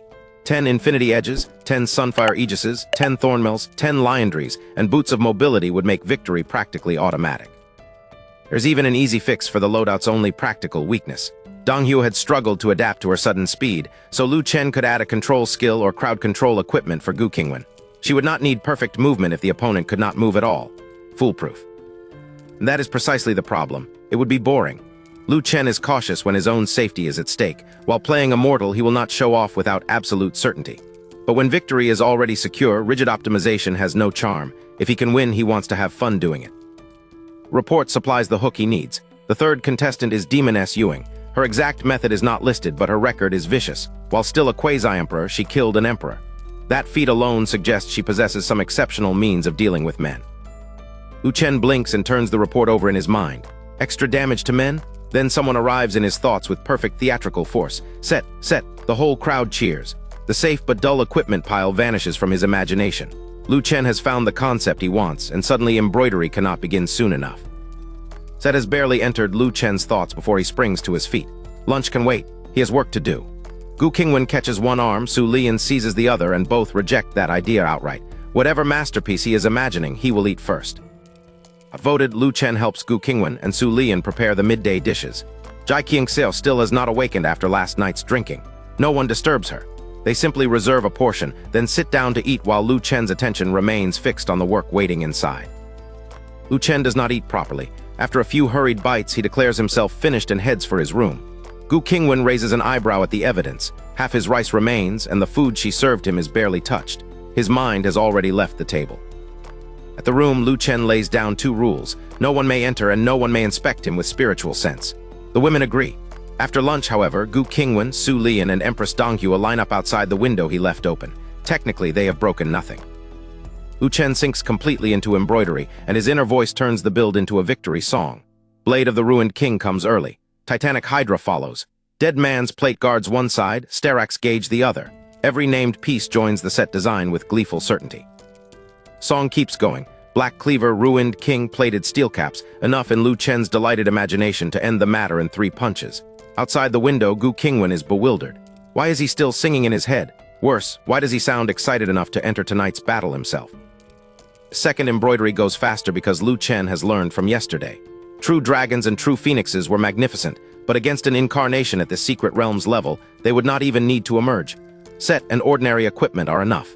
Anything greater would be wasted power and wasted time. Lu Chen, using those divine beasts here would be like installing 10 RTX 3090 graphics cards merely to play Minesweeper. Even running League of Legends and PUBG together would barely make them work. The comparison is absurd, but precise. Overwhelming capacity has no value when the task cannot demand it. True dragon and true phoenix patterns demand exceptional delicacy, and that delicacy consumes time. Today's design does not. Lu Chen already has 1 full embroidery session behind him, so his hands are quicker, the pattern is leaner, and the set coat reaches completion long before yesterday's elaborate work would have allowed. With the coat finished, Lu Chen turns to the question of tonight's wearer. An ecstatic voice immediately erupts from a corner of the courtyard. "Brother, for real?" Lu Chen whirls around. Li Qiufeng is standing there with an excited face, and only then does Lu Chen notice the people beside him. They are all here. Li Qiufeng has barely presented himself when Lu Chen turns to answer him. Before he can speak, the black-robed person surges to their feet, teeth clenched. Tonight, they declare, absolutely no man can enter the competition. The contestant must be a woman. 2 brocade-robed true immortals immediately echo their sovereign. Lu Chen must stop causing trouble and obey. Instead of arguing, Lu Chen reaches into his spatial bag, produces a large keg of beer, and smiles as though he intends to apologize properly for last night. Thump thump, both true immortals crumple before the beer reaches them. Lu Chen stares past their unconscious bodies and finds Jai Qingxiao standing behind them. His first reaction is not alarm but bewilderment. They had not even drunk the alcohol yet. Jai Qingxiao blinks at the fallen pair, considers Lu Chen's complaint, and admits she forgot. Then, with perfect seriousness, she promises to improve. Next time she will wait until they drink the alcohol before hitting them. To her, that completely solves the problem. The black-robed person refuses to be diverted. Su Lian is the most suitable choice, they insist. If Lu Chen rejects her, Gu Qingwan would also work. Either woman is acceptable. The one unacceptable answer is a man, especially after yesterday's victory seemed to them like luck. Lu Chen looks past the warning and studies Li Qiufeng. Among everyone present, Li alone carries the temperament the design needs, wild, arrogant, and ready to explode into a fight. Lu Chen means that aura, not Set's notorious domestic violence association. If they are performing, they should perform properly. Li Qiufeng does not even understand every image embroidered across the coat. He understands the important part. He may finally fight. As a quasi-emperor, even one with the extreme Tao-taking sacred body, he was only a substitute who would enter after the emperors lost. After watching Empress Donghua dominate yesterday's battle, Li assumed no embroidered contestant ahead of him would ever lose. A substitute like him would never be needed. Yet Lu Chen has now opened a direct path onto the stage. For the battle maniac, the unexpected opportunity is irresistible. Lu Chen nods and hands the coat over. He names it the Sure Victory Battle Robe, assures Li that it is powerful, and tells him to wear it tonight. Li immediately pulls it on. Beaming, he promises, "Don't worry, brother, I definitely won't embarrass you." The black-robed person stares at the completed handoff. Had Lu Chen not just promised to listen today? Lu Chen looks up with a baffled huh. The visitor grinds out that he absolutely did. Lu Chen blinks, solemnly concedes that he must have said it, and changes nothing. With the contestant settled, Lu Chen simply turns away from the protest. He asks Great Emperors Chunyang and Zishan whether they can handle spicy food. He has a jar of homemade chili sauce that is especially satisfying. Both men immediately nod and answer yes. Lu Chen looks toward the stove where Empress Donghua is helping and calls, "Sister, bring that jar of chili sauce over." Both Donghua and Su Lian answer, "Okay," at the same time. The overlapping response leaves a tiny beat of domestic confusion. The black-robed person stands amid the gathering, utterly lost. The argument is over, dinner has resumed, and nobody even looks their way. A dreadful possibility forms beneath the concealing hood. Can these people not see me? Am I invisible? Have I somehow become transparent? Midnight settles over Juling Peak, but the mountain is anything but quiet. Yesterday brought tens of thousands of spectators. Tonight, the crowd is several times larger. Almost every sect in Nanking-Jan Prefecture has arrived, led by clan chiefs and elders with their most talented disciples in tow. In their usual spot, Lu Chen looks less like the architect of a battle plan and more like a roadside cook. A tattered fan works in one hand while the other turns a dozen skewers. Oil flashes over the coals, meat crackles, and the smell of cumin drifts into the tense night. Lu Chen turns from the coals. "Sister, these are ready. You guys eat first." Empress Gu accepts the lean meat skewers and places them on the small table.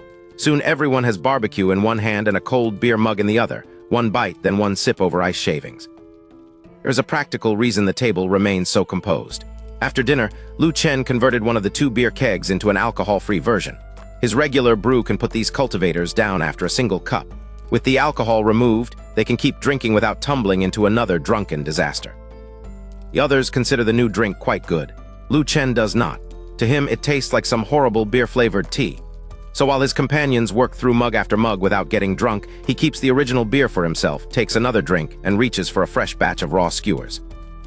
Everyone eats as if no major battle is about to begin. Everyone, that is, except the black-robed person. The group truly has ignored the visitor all evening. It is not because they failed to notice. Whenever anyone engages them, the lecture starts and never seems to stop. Eventually, everyone simply gave up. Lu Chen chooses a simple peace offering. He holds out a grilled chicken wing. Even when the black-robed person resists, he does not withdraw it. Instead, he concedes the first point. His own group handled the afternoon badly too. The admission is sincere, but it is not surrender. Lu Chen reminds the visitor what happened yesterday. They had insisted Empress Gu could not win, yet she won anyway. "You're not the only capable person in this world, right?" he asks. "Don't look down on others. There are many powerful people in this world." The chicken wing remains extended like a stubborn olive branch. Black-robed person is stunned because Lu Chen is right about the tone. What had sounded like explanation carried no spirit of discussion. It treated everyone else as ignorant trash. Yet pride answers immediately. As an upper-realm true immortal born in the Xianwu era, why should speaking harshly to lower-realm juniors be wrong? Strength does not change the result. The visitor's contempt made everyone stop listening. At last, the black-robed person relents. "Fine, I didn't handle things well today either. Starting tomorrow, we will both correct ourselves." Lu Chen immediately grins. He never wanted a pointless enemy when the two of them could become friends. Lu Chen lifts the wing again. "Then, do you still want the chicken wing?" The black-robed person turns away as if preserving the last scrap of dignity and gives a small huff. Then comes the answer, "Extra spicy, add that jar of chili sauce from dinner." So much for refusing the peace offering. The argument is over, and Lu Chen now has to honor the peace offering. He pulls the chicken wing back, brushes on a cautious layer of his homemade chili sauce, and warns the completely concealed visitor, "Here, but this stuff is really spicy." The black-robed person gives a light huff. "Why so stingy? Why only brush on a little?" Lu Chen stares, then silently accepts the challenge. Fine. The brush goes deep into the jar, and this time he buries the wing beneath a thick, gleaming coat. Satisfied at last, the black-robed person takes an eager bite and lets out a soft, pleased Lu Chen's eyebrows twitch. Was that the reaction of a woman? The thought is tempting, but useless. The visitor's altered voice remains a jumble that reveals no gender at all. And the heat catches up. The visitor hisses, gasps, and demands to know what kind of chili could possibly burn this fiercely. Lu Chen only reminds them that he issued a warning.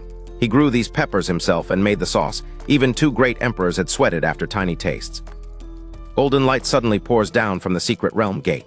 Conversation gives way to the arena as a striking figure materializes below Lu Chen and the others. Demoness Yuing has arrived at last, facing Li Qiufeng beneath the gaze of Juling Peak's enormous midnight crowd. Lu Chen nearly gets a nosebleed. He has seen alluring beauty before. Su Lian's dresses could trace every curve while keeping her covered. Demoness Yuing is the opposite. Her effect comes from exposure itself. Strings and 3 small triangular scraps comprise almost everything she is wearing. Still eating the fiery chicken wing between gasps, the black-robed person asks, "How long do you think Li Qiufeng can last?"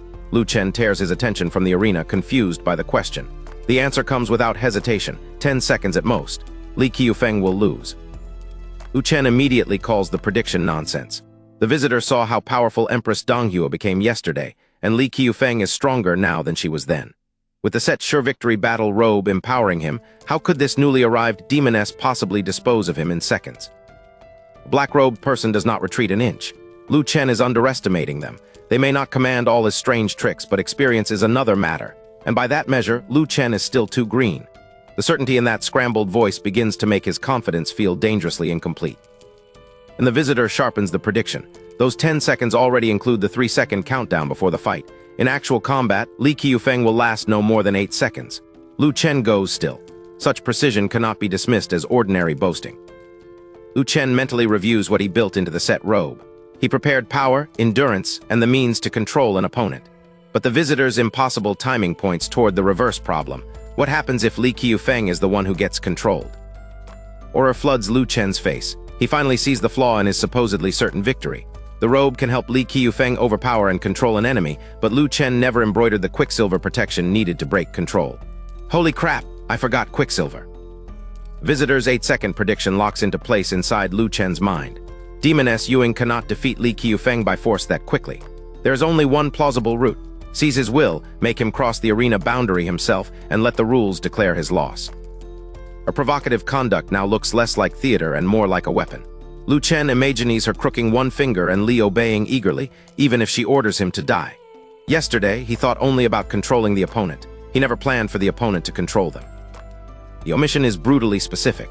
Lu Chen embroidered no quicksilver cleanse into Li Qiufeng's set robe. There is no hidden escape from crowd control, and the countdown leaves no chance to add one. His supposedly certain victory now looks like a trap he prepared for his own fighter. The black-robed person turns toward Lu Chen with unmistakable satisfaction. This is why Su Lian should have fought. Among their group, her innate conditions give her the strongest resistance to this kind of charm. Against Demoness Yuing, Su might not merely resist, she could seize control in reverse. Lu Chen asks what those innate conditions are. The visitor only replies, "What do you think?" Lu Chen looks toward Sister Su, and his thoughts immediately wander into a shameless comparison of her figure. Somehow, tactical analysis ends with him privately declaring Su Lian #1 in the world. Empress Donghua hears the entire private comparison. Her outrage rises in layers. What kind of nonsense is this little rascal thinking? Why has he dragged her into it at all? And how did Su Lian become #1 merely for having a little more flesh in certain places? Lu Chen jolts back to the match and turns his frustration on the black-robed person. Why was none of this explained at dinner? If the warning had come earlier, he could have embroidered quicksilver into the robe. Announcing the weakness now, with the countdown overhead, is useless. The black-robed person nearly grinds their teeth apart. They were going to explain, but Lu Chen never let the preamble finish. Everyone simply stopped listening. So the visitor refuses the blame. Lu Chen lost this bet through his own impatience, and tomorrow he will have to listen. Lu Chen clicks his tongue, but the protest dies there. In the end, this was his own lack of experience. He considered how to dominate an opponent and forgot that opponents bring their own methods. More importantly, the 3-second countdown is already in the sky. Reflection will have to wait. Before the count even finishes, Demoness Yuing moves. She sways toward Li Qiufeng with every motion exaggerated, filling the arena with repeated breathy sounds. Outside the barrier, the audience hears only an ordinary version. Inside, Li receives the voice with its spiritual force intact. Even stripped of its supernatural effect, Demoness Yuing's voice leaves male cultivators flushed and breathing faster. That reaction makes the spectators imagine how overwhelming the unfiltered charm must be inside. Attention converges on Li Qiufeng. Lu Chen braces for the instant his fighter loses control. Li Qiufeng does not stagger, obey, or step toward the boundary. He puts one hand on his hip, leans aside, and glares at Demoness Yuing with naked impatience. Then he asks whether she intends to keep braying like a donkey. Lu Chen blinks and finally remembers who he sent into the arena. The answer was never hidden in the embroidery. Li Qiufeng's head is so completely filled with cultivation that seduction barely registers as seduction. To him, women would only slow the speed at which he draws his blade. The missing quicksilver still exists, but for this opening exchange, Li himself is the cleanse. The arena holds its breath. Male disciples stare down at Li Qiufeng in open shock. Demoness Yuing's voice had flushed them even through spiritual protection, yet Li has not yielded an inch. In their eyes, that makes him a real man. The black-robed person shoots upright. There must be an explanation. Lu Chen predicted how Yuing tortured and killed men and prepared Li beforehand. Otherwise, no lower realm man could possibly escape her seduction. The accusation lands with absolute certainty. Lu Chen can only stare. He is still trying to understand the reversal himself, so what does any of this have to do with him? Aloud, he points out that he has not even figured out the Xianwu era. How could he know the people of the Dark Spirit era? The black-robed person still insists Li could not resist naturally. Lu Chen studies the concealed figure, then grins. "Old brother," he says, recalling their agreement. "Why must every capable person belong to the upper realm, and why must every man lose himself before Demoness Yuing?" Lu Chen adds that he is merely a mortal surrounded by great and quasi-emperors. What could he possibly offer? The black-robed person nearly curses aloud. If Lu Chen counts as a mortal, then the ordinary disciples around them scarcely count as human. Lu Chen asks why the figure is upset when Li is unharmed. Could this be an attempt to break the earlier promise? That charge works. The black-robed person insists on keeping the agreement and counts the exchange as Lu Chen's win, though only because of his supposed clever preparation. The concession changes nothing in the black-robed person's mind. Yuing's charm technique has barely begun. A man pure enough to resist her might exist somewhere, but certainly not in the lower realm. Lu Chen hears that certainty and raises an eyebrow. Lu Chen proposes another bet. this time, a large one on the entire match.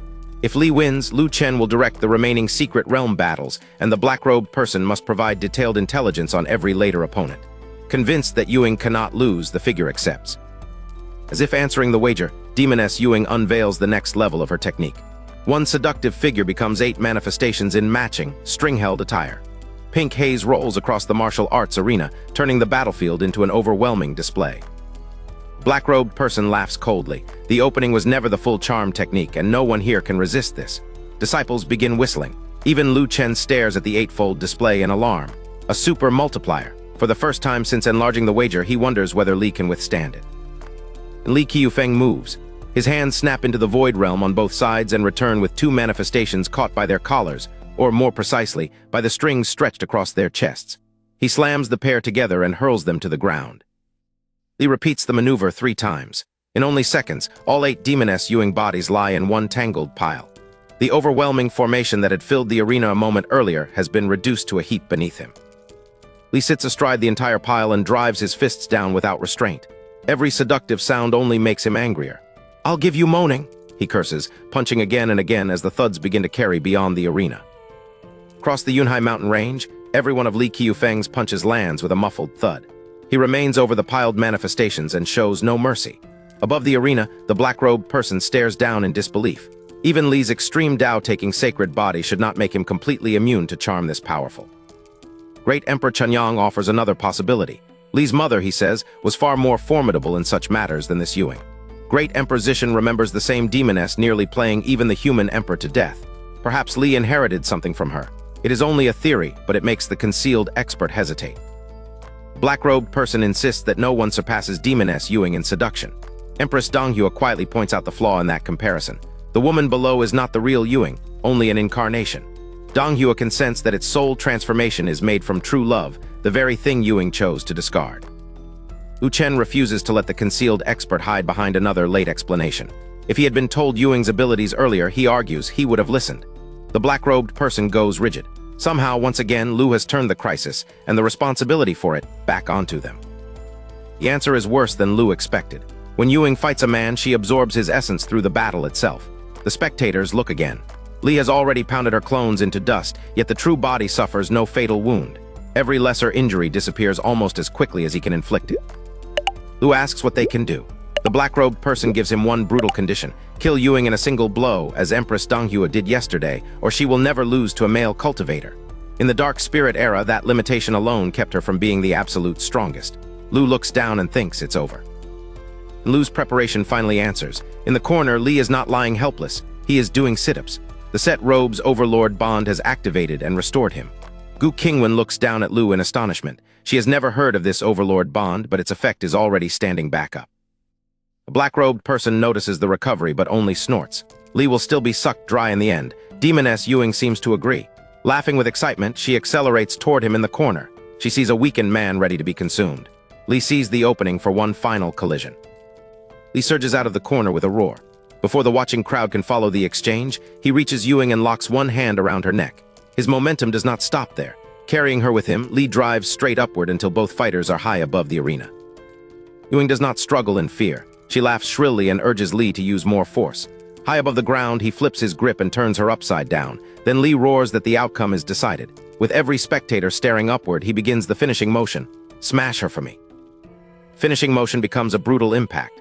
Li Qiufeng drives the inverted demoness Ewing straight into the ground. The 4 golden lines beneath the arena vanish at once, confirming that the incarnation, which could recover from lesser wounds, has been destroyed in a single decisive blow. Secret Realm Gate erupts with brilliant golden light. When the radiance fades, a golden orb is already resting in Li's hand. From the slam to the appearance of the victory token, only 2 or 3 seconds have passed. Li raises his prize and scoffs. Is that it? How could I possibly lose? Black-robed person has collapsed into a stunned slump. Lu Chen is already turning back toward his skewers. He had known the result was secure as soon as Li began recovering in the corner. The set bond had activated, converting ordinary damage into true damage and giving Li exactly the force needed to break through Ewing's regeneration. That was only one layer of Lu's design. Set's hidden passive dealt double damage to women. Then the final move, Showstopper, concentrated everything into the slam. Against an opponent who could survive almost anything except an instant kill, the combination was perfect. The ordinary disciples stare blankly until the shock finally breaks, then erupt into excited roars. They had come hoping to learn from Emperor-level battles, but 2 days had taught them almost nothing. Dong Hua's match ended in a sudden explosion. Li's became punches and a suplex before anyone could study it. Still, it was spectacular, and that was enough. Still tending the skewers, Lu glances at the dazed, black-robed person and calmly says that the matter is settled. Before he can fully understand the response, the 2 upper realm attendants insist, "We'll do it ourselves." 2 sharp impacts follow. Bang, bang. Next day, Lu Chen wakes in his old man's rocking chair to find the sun already high, nearly noon. Gu Qingwan and Su Lian whisper beside the stone table. In another corner, Empress Dong Hua and the upper realm swordswoman Jai Qingxiao squat together as if they have nothing better to do than count ants. Farther away, the black-robed person sits alone. The 2 attendants from last night are nowhere to be seen. By the open-air stove, Li Qiufeng, Great Emperor Chenyang, and Great Emperor Zishan drink while finishing the leftover skewers. They keep dipping into the chili sauce and gasping from the heat. In the otherwise silent courtyard, those gasps are the loudest sound. Lu stretches broadly in the rocking chair and releases a satisfied sound. Every person in the courtyard looks toward him at once. Before he can rise and greet them, a notification sounds inside his mind. Yesterday's mortal value, plus 2,568. Second message explains the larger reward. Lu has now accumulated 20 days with mortal value above 2,000. For reaching that threshold, the system grants something named Fusion and places it directly in his spatial bag. No description follows. Lu freezes halfway through getting up. Is Fusion another secret manual? What does the name even mean? Gu Qingwan hears every puzzled thought. Watching him sit dazed in the rocking chair, she raises one elegant brow and wonders whether he is still half asleep and talking in his sleep. While Gu studies him, Su Lian has already crossed the courtyard. She stops in front of Lu with pursed lips and a charming smile, checking on him after he wakes. Lu comes back to himself, waves off the immediate offer of food, and says he has no appetite yet. There's nothing pressing to do today, so Lu proposes hot pot for the evening. He also promised the black-robed person. Su Lian asks what hot pot is. Lu considers the question, then calls it something magical. It cannot be eaten alone, and it is wrong for strangers. Hot pot is a meal meant for family and friends. Su Lian is not satisfied with being told that hot pot is magical. She blinks at Lu Chen and coaxes him to explain exactly what it is. Lu only raises an eyebrow and tells her she will know tonight. Then he turns and walks away. Su watches his back, plants her hands on her hips, and fondly mutters, "Little rascal." Lu, the answer is obvious. Hot pot is not meant for one lonely diner, however dramatically that poor soul might pretend to sob. Nor is it a stiff meal for strangers discussing business. Its magic lies in everyone gathering around the same pot. It belongs with friends and family, which makes tonight's invitation more meaningful than Lu says aloud. Lu stops before the black-robed person and asks where her 2 lackeys have gone. Without moving from her isolated seat, she explains that seeing him every day might leave their necks broken within a week, so they refuse to come. Lu grins. They struck themselves last night. That has nothing to do with him. Besides, the pair were rather noisy. Black-robed person does not defend her attendants. Instead, she asks what is really going on with the embroidery on those clothes. At last, Lu has spent all this time wondering why nobody asked. Empress Dong Hua, Gu Qingwan, and the others let the matter pass, even though he prepared an immaculate excuse. Now someone has finally given him the chance to use it. She insists that he made the embroidery. Lu refuses to admit what he did not do. He is merely a mortal after all, and embroidery is women's work. How could he know it? The visitor is not convinced. She has watched Emperor Realm fighters use those patterns to shrug off restraints and crush obstacles without elaborate schemes. Power that effortless is too important to ignore.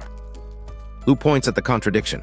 She demands his secret while hiding her face, even here in the lower realm where no one would recognize her. That means she does not trust them. If their relationship is not close, neither side has the right to pry. His grin turns the interrogation around. Until she reveals herself, they should stop asking each other questions. After several stunned seconds, the black-robed person suddenly offers a trade. She will let Lu see what she looks like if he explains the embroidery. Lu blinks. That works. He is less desperate to see her face than he is eager to perform the answer nobody else requested. She adds one condition. Whatever he sees, he must not make a sound or the bargain is void. Lu cannot resist asking whether such precautions mean she is hideous. The haze around the black-robed person dissipates. Her face remains hidden because the enormous hood is still in place, but 2 slender, jade-like hands emerge, smooth as congealed fat. Lu's earlier suspicion is confirmed. The mysterious figure is a woman. Then those hands rise to the edge of the hood. Hands stop. A soft SSS slips from beneath the hood like a tongue flicking through the silence. Lu recoils on instinct and shouts. The moment collapses. Every eye in the courtyard turns toward him while the black-robed person is once again an illusory shape with nothing visible. Lu can only stare, mouth open. Forget her face. What kind of woman flicks her tongue like that? Lu Chen remains rooted in the courtyard, too stunned to produce more than a stammer. Across from him, the fully concealed, black-robed person trembles as she tries to suppress her laughter. She soon gives up and openly mocks the sturdy, upright man who was reduced to panic by one little sound. Lu Chen grits his teeth. Anyone would have been frightened by something that sudden, and this attempt absolutely does not count. When she reminds him that silence was the condition, he accuses her of making the sound on purpose so he would fail. If she insists otherwise, he will keep the embroidery secret.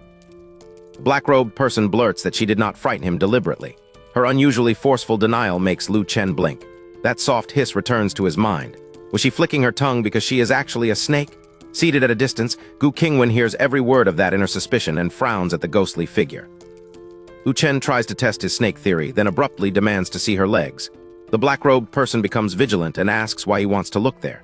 He is imagining the legendary Nuwa or Fuxi, a human head joined to a snake body, but she answers with a flat no, even more resolute than when guarding her face. A refusal does not lessen her hunger for the embroidery secret. After a few quiet seconds, the black-robed person changes tactics. She says that hiding her identity is also a way of protecting Lu Chen.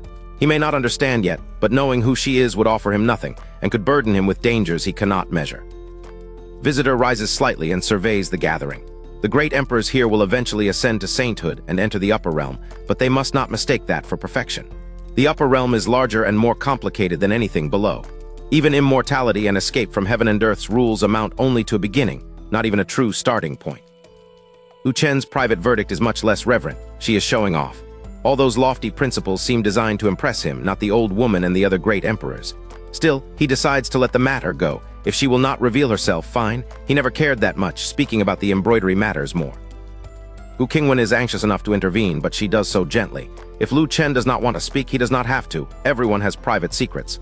Lu Chen immediately shakes his head. He can say it. After building the atmosphere this far, keeping the story inside would torment him more than revealing it.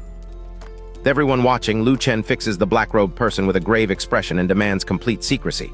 She answers just as solemnly, of course. Lu Chen clears his throat, lets the suspense settle, and finally reveals his great secret. He has a beautiful master. Gu Qingwan blinks once. That is enough. Everyone may as well disperse. Whatever follows will be a lie. Lu Chen continues his grand explanation without pause. Every winding sentence circles back to his beautiful master, delivered with the same grave eyes and earnest tone as before. To the people who know him, the performance is becoming painfully familiar. And memory clicks into place. In Yulong Garden, Lu Chen presented a nameless blade technique with this exact air of mystery. Later, everyone discovered the author's name written on it, Lu Chen. This is not revelation. It is the face of a man preparing another scam. Black-robed person has one reason to believe him. After the night involving Empress Donghua, she secretly investigated Lu Chen. The beautiful master is not wholly imaginary to her. Curious, she asks where he found such a master. Lu Chen only shakes his head. He would never dare question her. Whatever she gives, he accepts. Once food becomes the priority, Lu Chen takes command. Great Emperor Chunyang, Great Emperor Zishan, and Li Qiufeng are sent to the river for fish and shrimp. Their catch will become springy fish balls and shrimp paste for tonight's hot pot.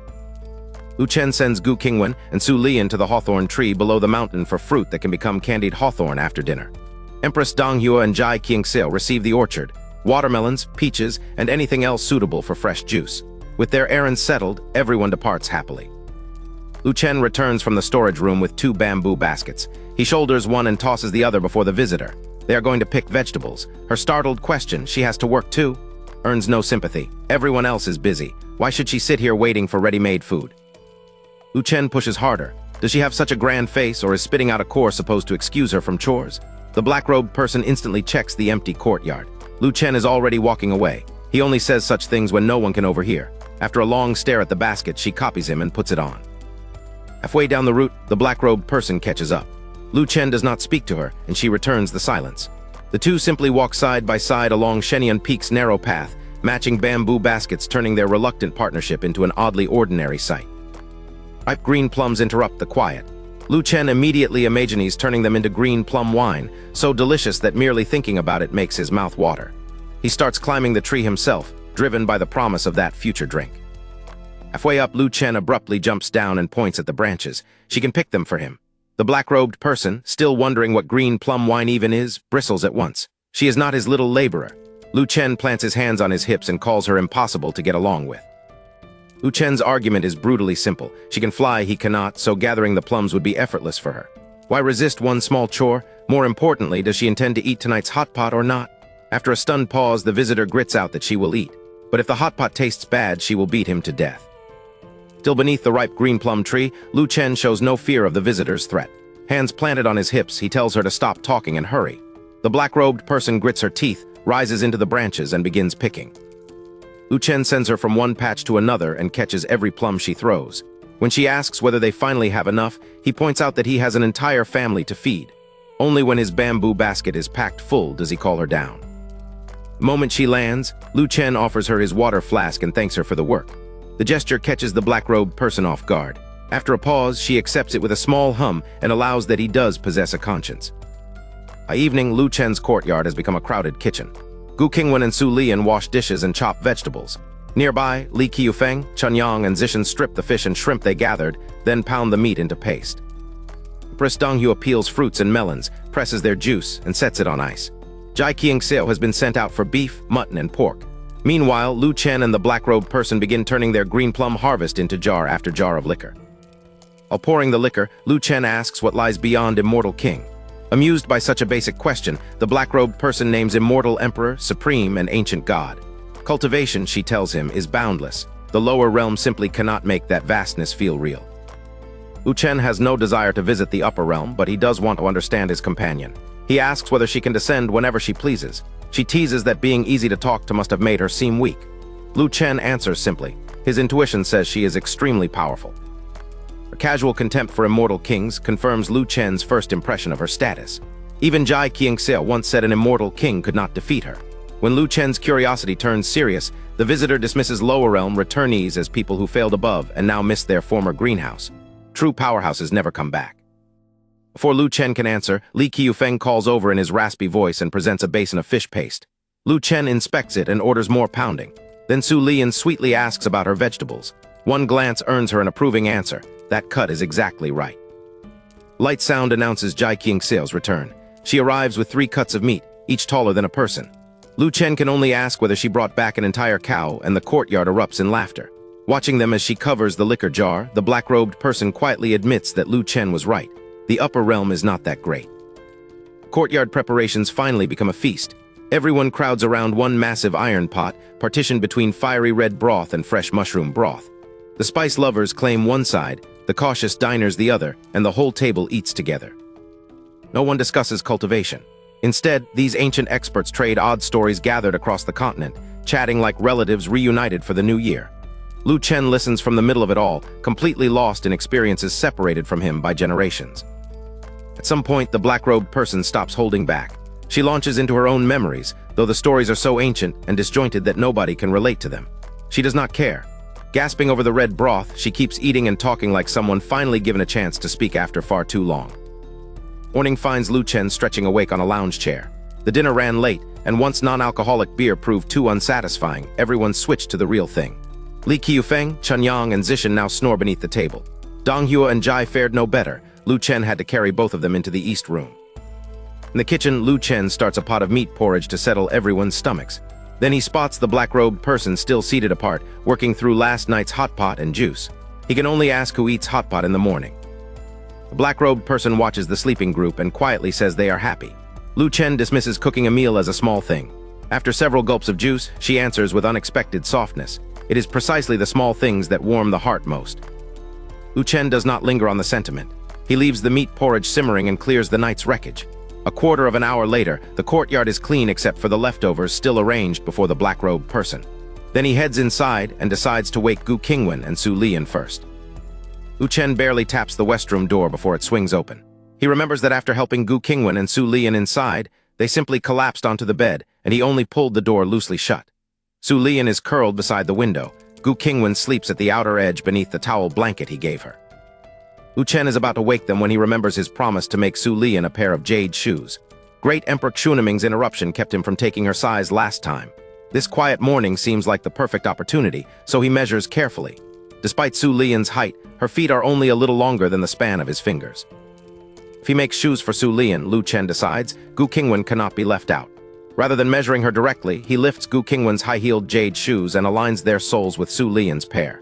They match exactly. Amused that the two women are even compatible in this, he memorizes the shared size. Lu Chen sets both pairs down, and a soft voice asks what he is doing. He turns in bewilderment. Gu Qingwan is awake, still lying on her side with one hand propping up her face, watching him crouch beside the bed and the neatly arranged jade shoes with a deeply puzzled expression.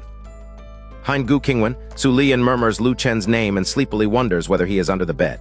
A moment later, she drapes herself over Gu Qingwan, rests her chin on her companion, and smiles down at the bewildered man. She invites him closer so his big sister can hug him. Gu Qingwan immediately protests in a dissatisfied, coquettish voice that Su Lian is crushing her.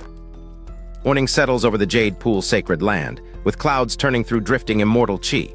In Lu Chen's courtyard, however, the atmosphere is painfully mortal. Lu Chen, Gu Qingwan, and Su Lian sit over the restorative porridge with flushed faces, lowered eyes, and not one of them willing to begin. Women had understood the moment Lu Chen sprang up in a panic, and they noticed both pairs of high-heeled jade shoes. He tried to explain. They murmured as though they accepted every word, yet their deepening blushes said otherwise. Even Lu Chen's sturdy pride cannot survive being caught in a tableau like that. Fortunately, the embarrassment stays within the trio. Idle chatter carries the household through the morning until the conversation turns practical. What should they eat for lunch, and what kind of opponent will appear tonight? The answer is due in less than an hour, so every guest now carries a little tension. Brilliant light erupts above the secret realm gate. Everyone looks up, expecting the information early, but the black-robed person is already on her feet, and Gu Qingwan's group rises with her. Lu Chen catches the difference a heartbeat later. This is not an announcement. Another true immortal is arriving from the upper realm. Column of pure silver holy light strikes the courtyard. When it thins, a second concealed figure stands before them, matching the black-robed person's form but dressed in white. The resemblance is immediate. The welcome is not. The newcomer settles in with the effortless superiority of someone who never considered the lower realm his equal. White-robed person treats the household's apparent calm as proof that his counterpart has brought them into line. The black-robed person's hidden expression turns extremely strange. Obedient because of her, these people ignored her instructions, contradicted her, and often seemed determined to do the exact opposite. She answers with only a restrained snort. If the white-robed person does not take Lu Chen's group seriously, they offer him precisely the same consideration. Conversation and ordinary work resume around him. The two concealed true immortals are equally quiet, so the courtyard settles into an armed social truce while everyone waits for the gate's real announcement. As past noon, brilliant light returns to the secret realm gate. Two distant upper realm figures sweep toward it, inspect the information, and depart without approaching the courtyard. When the white-robed person asks why they are not coming over, the black-robed person gives the simplest answer possible. They are not needed. Gu Qingwan and the others rise to check the gate themselves. The white-robed person naturally expects them to return and present the result to the two true immortals. Instead, they descend, pass both robed figures without ceremony, and gather around Lu Chen. In this courtyard, rank is less important than the person who can produce a plan. Knight's opponent is Great Emperor Misheng. To the white-robed person, the conclusion is immediate. Lower realm cultivators have no business challenging such an opponent. His warning is not offered as a discussion, but as a verdict from someone certain that status and orthodox power have already decided the result. Warning earns only a glance. This group has already won 3 consecutive matches, and none of those victories came from obeying a true immortal. Compared with the newcomer, even the black-robed person now seems considerate. She shares their meals, respects their choices, and after last night's drinking feels less like an overseer than a difficult new friend. No one wastes another word on the white-robed person. Every gaze settles on Lu Chen instead. He lets the name Misheng, the coming battle, and the need for overwhelming summoned force connect inside his mind. Then one triumphant sentence rises through his Dao heart. "Shiorama, your emperor has returned." Gu Qingwan hears the triumphant declaration in Lu Chen's Dao heart. She has no idea what Shiorama is or which emperor he means, but she understands the part that matters. Faced with the allegedly invincible Great Emperor Misheng, Lu Chen is not frightened. He already has a plan. He starts toward his embroidery, then stops. Does Great Emperor Misheng have any special abilities? Lu Chen is not asking about raw strength. Demoness Yuing had proved how dangerous a hidden gimmick could be. Li Qiufeng survived that trap only because he was so perfectly, stubbornly straight that her charm found nothing to exploit. Black-robed person shakes her head. Misheng has dominated the ages through orthodox strength alone. No strange charm, no concealed trick, nothing except power. That answer is exactly what Lu Chen needs. He relaxes, nods once, and heads straight into his small room. Everyone knows what comes next, so no one interrupts him. From the holy throne, the white-robed person realizes the group still intends to compete. They have already offered one warning and refused to nag, yet the choice seems absurd. Misheng is invincible. Why spend strength on a guaranteed defeat when they could concede now and preserve everything for the matches that follow? Black-robed person admits she once thought exactly the same way. Persistence had looked like a polite name for doing meaningless things, but 2 or 3 days with this household and 2 supposedly unwinnable victories have changed her judgment. She refuses to explain further. She simply says, "No, I think they will win tonight." The white-robed person stares. "Are you crazy?" Inside the room, Lu Chen's hands are already flying. This is real embroidery at terrifying speed. Swish, swish, swish. In roughly a quarter of an hour, a lifelike figure fills the back of the garment. It may resemble a yellow chicken, but Lu Chen knows the truth. This is Azir, the Emperor of the Sands. Ordinarily, Lu Chen would move on to embroidering equipment. This time he hesitates. Can one yellow chicken really carry the match? No. One Azir produces only 2 or 3 sand soldiers. Against Miss Heng's orthodox, overwhelming force that is nowhere near enough. The first idea is good, but it cannot be the entire plan. Lu Chen stops designing one champion and starts designing an army. Summons for the front, tower defense behind them, a rushing force to break the line. Then the guns, one called fire, the other answered by delighted laughter, clear the entire screen. Finally, a dragon crashes straight into the enemy's face. Layer upon layer, every weakness covers another. How could he lose? Outside, the white-robed person's disbelief begins to change shape. The black-robed person had called this group different, then predicted victory. Throughout the afternoon, every contemptuous remark about them drew an immediate rebuttal. It was more than analysis now. The newcomer could hear something unmistakable in those replies. The black-robed person was shielding Lu Chen's household. At last, patience breaks. Still seated on the holy throne, the white-robed person demands to know whether Lu Chen is coming out at all. Has he recognized the impossible and decided to surrender? Yet the question is no longer pure mockery. The black-robed person's faith has piqued their interest. Now they genuinely want to see what this lower realm group is relying on. White-robed person is still waiting for surrender. The black-robed person answers with certainty. If there is one thing Lu Chen's household does not understand, it is giving up. The reply earns only a cold snort. Persistence means nothing, the white-robed person says, when defeat is inevitable.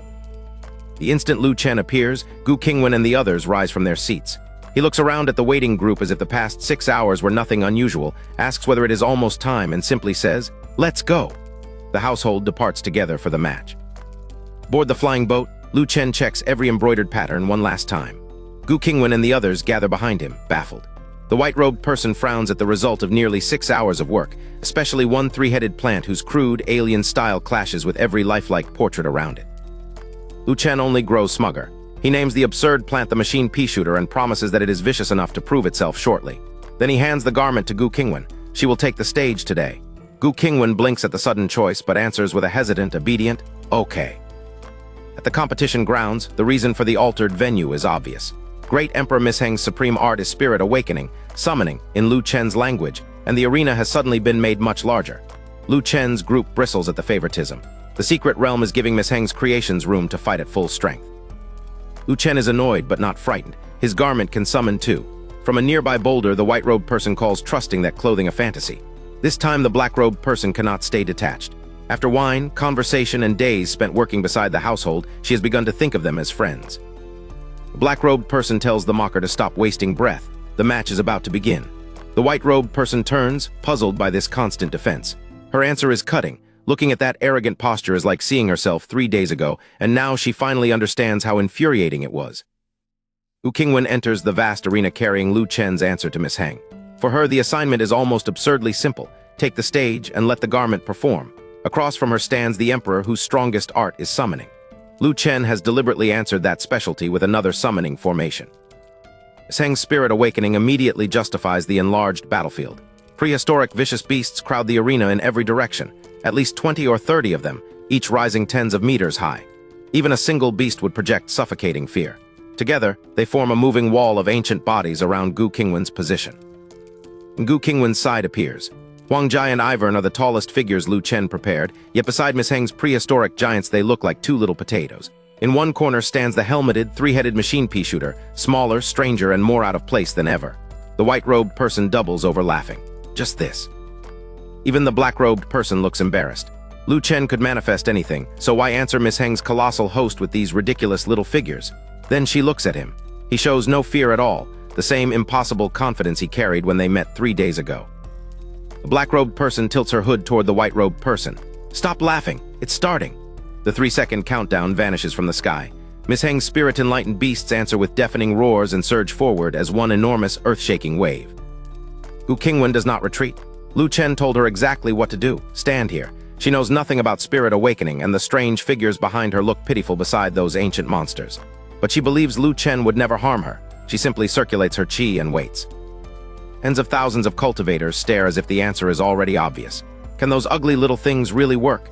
Even Su Lian's group looks toward Lu Chen in a daze, yet his confidence steadies them. Whatever mistakes he might make elsewhere, he would never set Gu Qingwan up to fail. Lu Chen glances toward the white-robed person laughing on the boulder and snorts. What a lack of vision. The pea shooter needs its mana bar to charge. Even a fighter jet has to taxi before takeoff. For now, he only has to let the bullets fly a little longer. Da-da-da, 3 tiny beans leave the pea shooter and strike the leading giant. For one suspended instant, everyone assumes they are nothing more than an itch scratched against a body dozens of meters tall. And the giant's entire body lurches backward. The 3 beans drive the dozens of meters tall beast more than 10 meters across the arena. The impossible recoil silences every joke at once. Those were not harmless little seeds. They were enough to stop a primordial monster in its tracks. The arena erupts in disbelief. Of course, the spectators decide Gu Qingwan and the Jade Pool's old ancestor could not have entered merely to play. Above them, the white-robed person sits upright, amazed. Beside him, the black-robed person exhales, and a small smile touches the hidden edge of her composure. Lu Chen has not disappointed her. More important than the first impact, the pea shooter's firing rate is still climbing. Separate puffs tighten into rapid bursts. Its beam fire keeps hammering the advancing mass and steals precious seconds from beasts that otherwise would have crossed the arena almost instantly. Yet the pea shooter is carrying the defense alone. Everything else behind Gu Qingwan still appears to be slacking off. Miss Heng has too many monsters for one firing line to stop. One giant forces its way through, reaches Gu Qingwan, and lifts a massive foot over her head. Just before the foot comes down, an old voice rings across the arena, lively, almost playful, and completely at odds with the terror of the moment. Daisy! The name arrives before its owner, leaving Gu Qingwan beneath the giant's shadow as Lu Chen's next answer begins. Lively voice barely registers. Every eye remains fixed on Gu Qingwan, still standing beneath the giant foot. Just before it falls, space tears open overhead. A stone humanoid more than 10 meters tall bursts from the wormhole. Daisy has arrived. Daisy crashes onto the giant before it can stomp. Straddling the beast, the stone guardian brings both thick arms down. The ground seems to split with the blow. The giant shatters, and the shockwave hurls every nearby attacker away from Gu Qingwan. At the same moment, the pea shooter's third head finishes evolving. Its rhythm loses every pause. Beans pour out like an unbroken chain of firecrackers.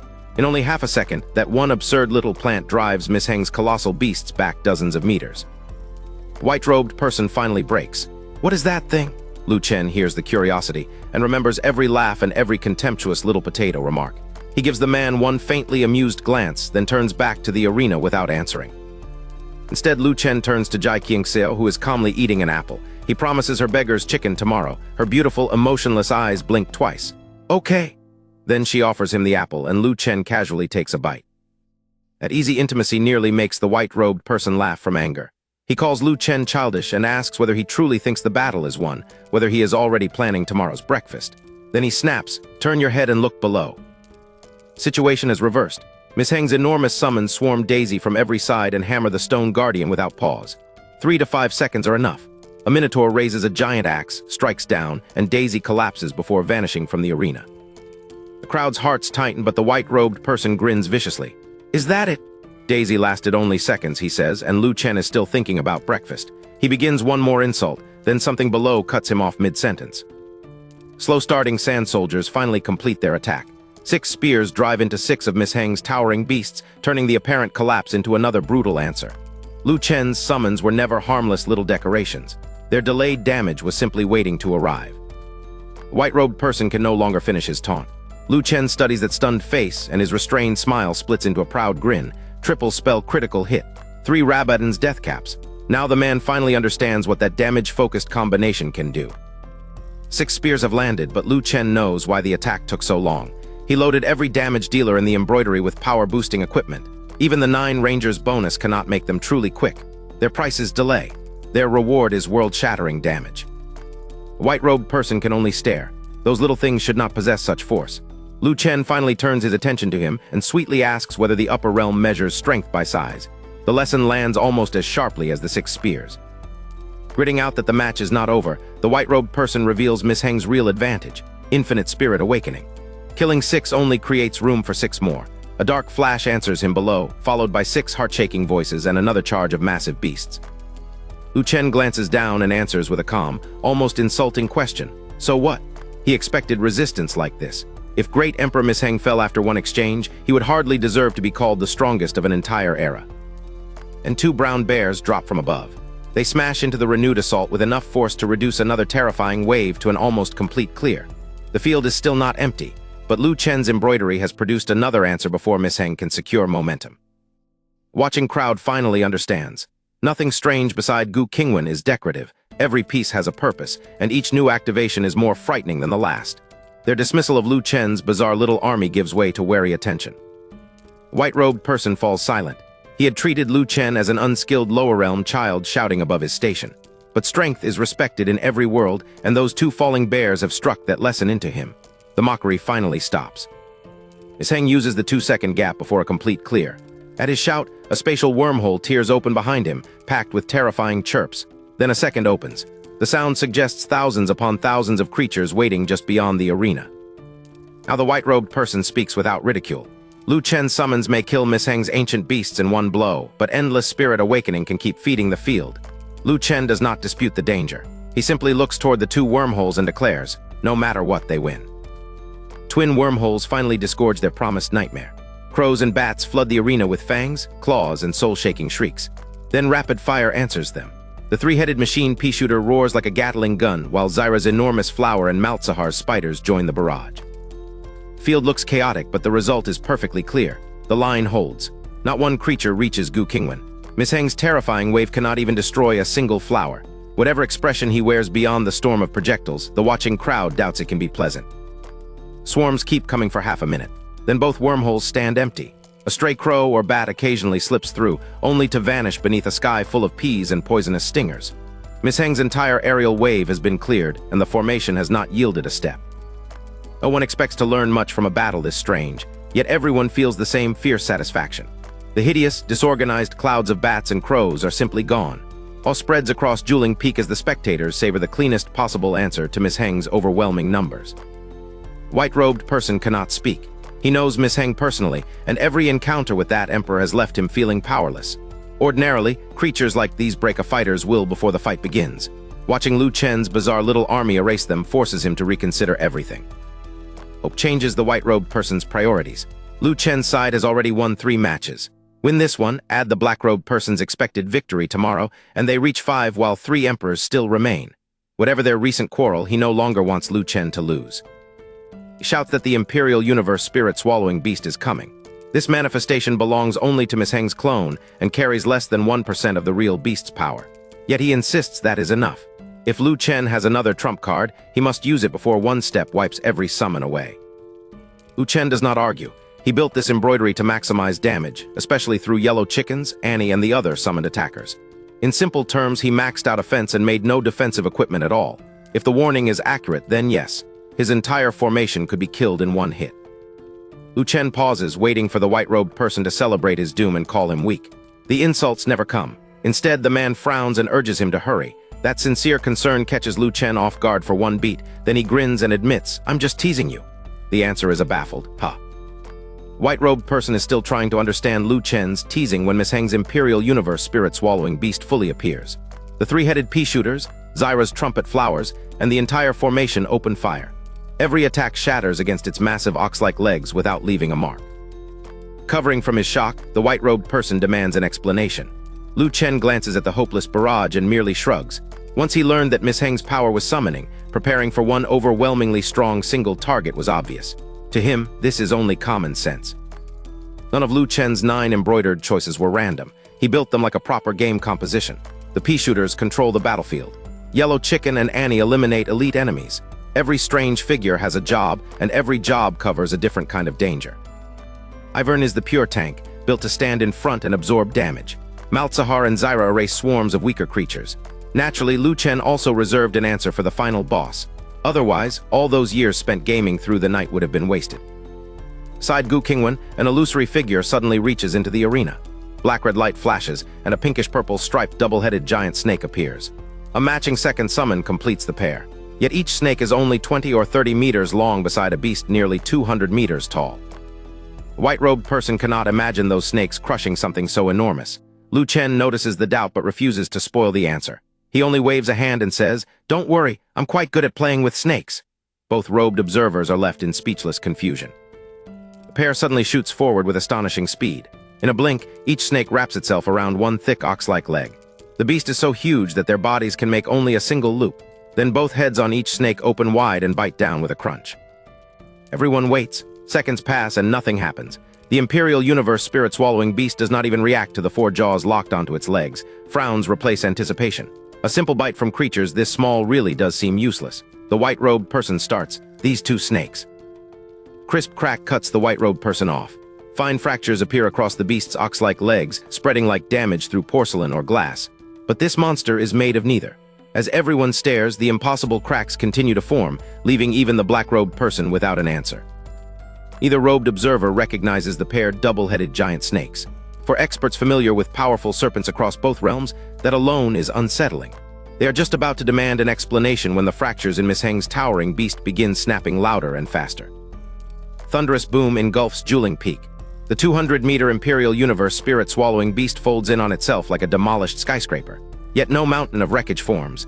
Every falling fragment becomes dense black smoke, and within moments the majestic summon is simply gone. For a long moment, nobody on Juling Peak can speak. The monster awakened less than 2 minutes ago has vanished. The white-robed person swallows. They had allowed themselves one tiny fantasy that Lu Chen might win again, but never imagined his answer would look this effortless. And every gaze shifts to Great Emperor Miss Heng. His greatest creature is gone, but the match is not over. With the field cleared, Miss Heng can simply awaken more spirits. Destroying his army means little unless someone can reach and defeat the summoner himself. The answer looks grim. The pea shooter, Daisy, Yellow Chicken, and Sand Soldiers are dangerous, but their attacks cannot follow Miss Heng's speed. The pea shooter fires faster than before. Its peas do not fly much faster. Miss Heng can simply take to the air and maneuver inside the 4 golden lines. That leaves Gu Qingwan. Yet even if she can match Miss Heng's movement, strength is another matter. The previous battles already proved these clones have reached an upper realm true immortals level. Without a special answer like Empress Donghua's, Gu Qingwan cannot catch him and win by force. A black-robed person steps straight up to Lu Chen. Is there really nothing else? Stop pretending.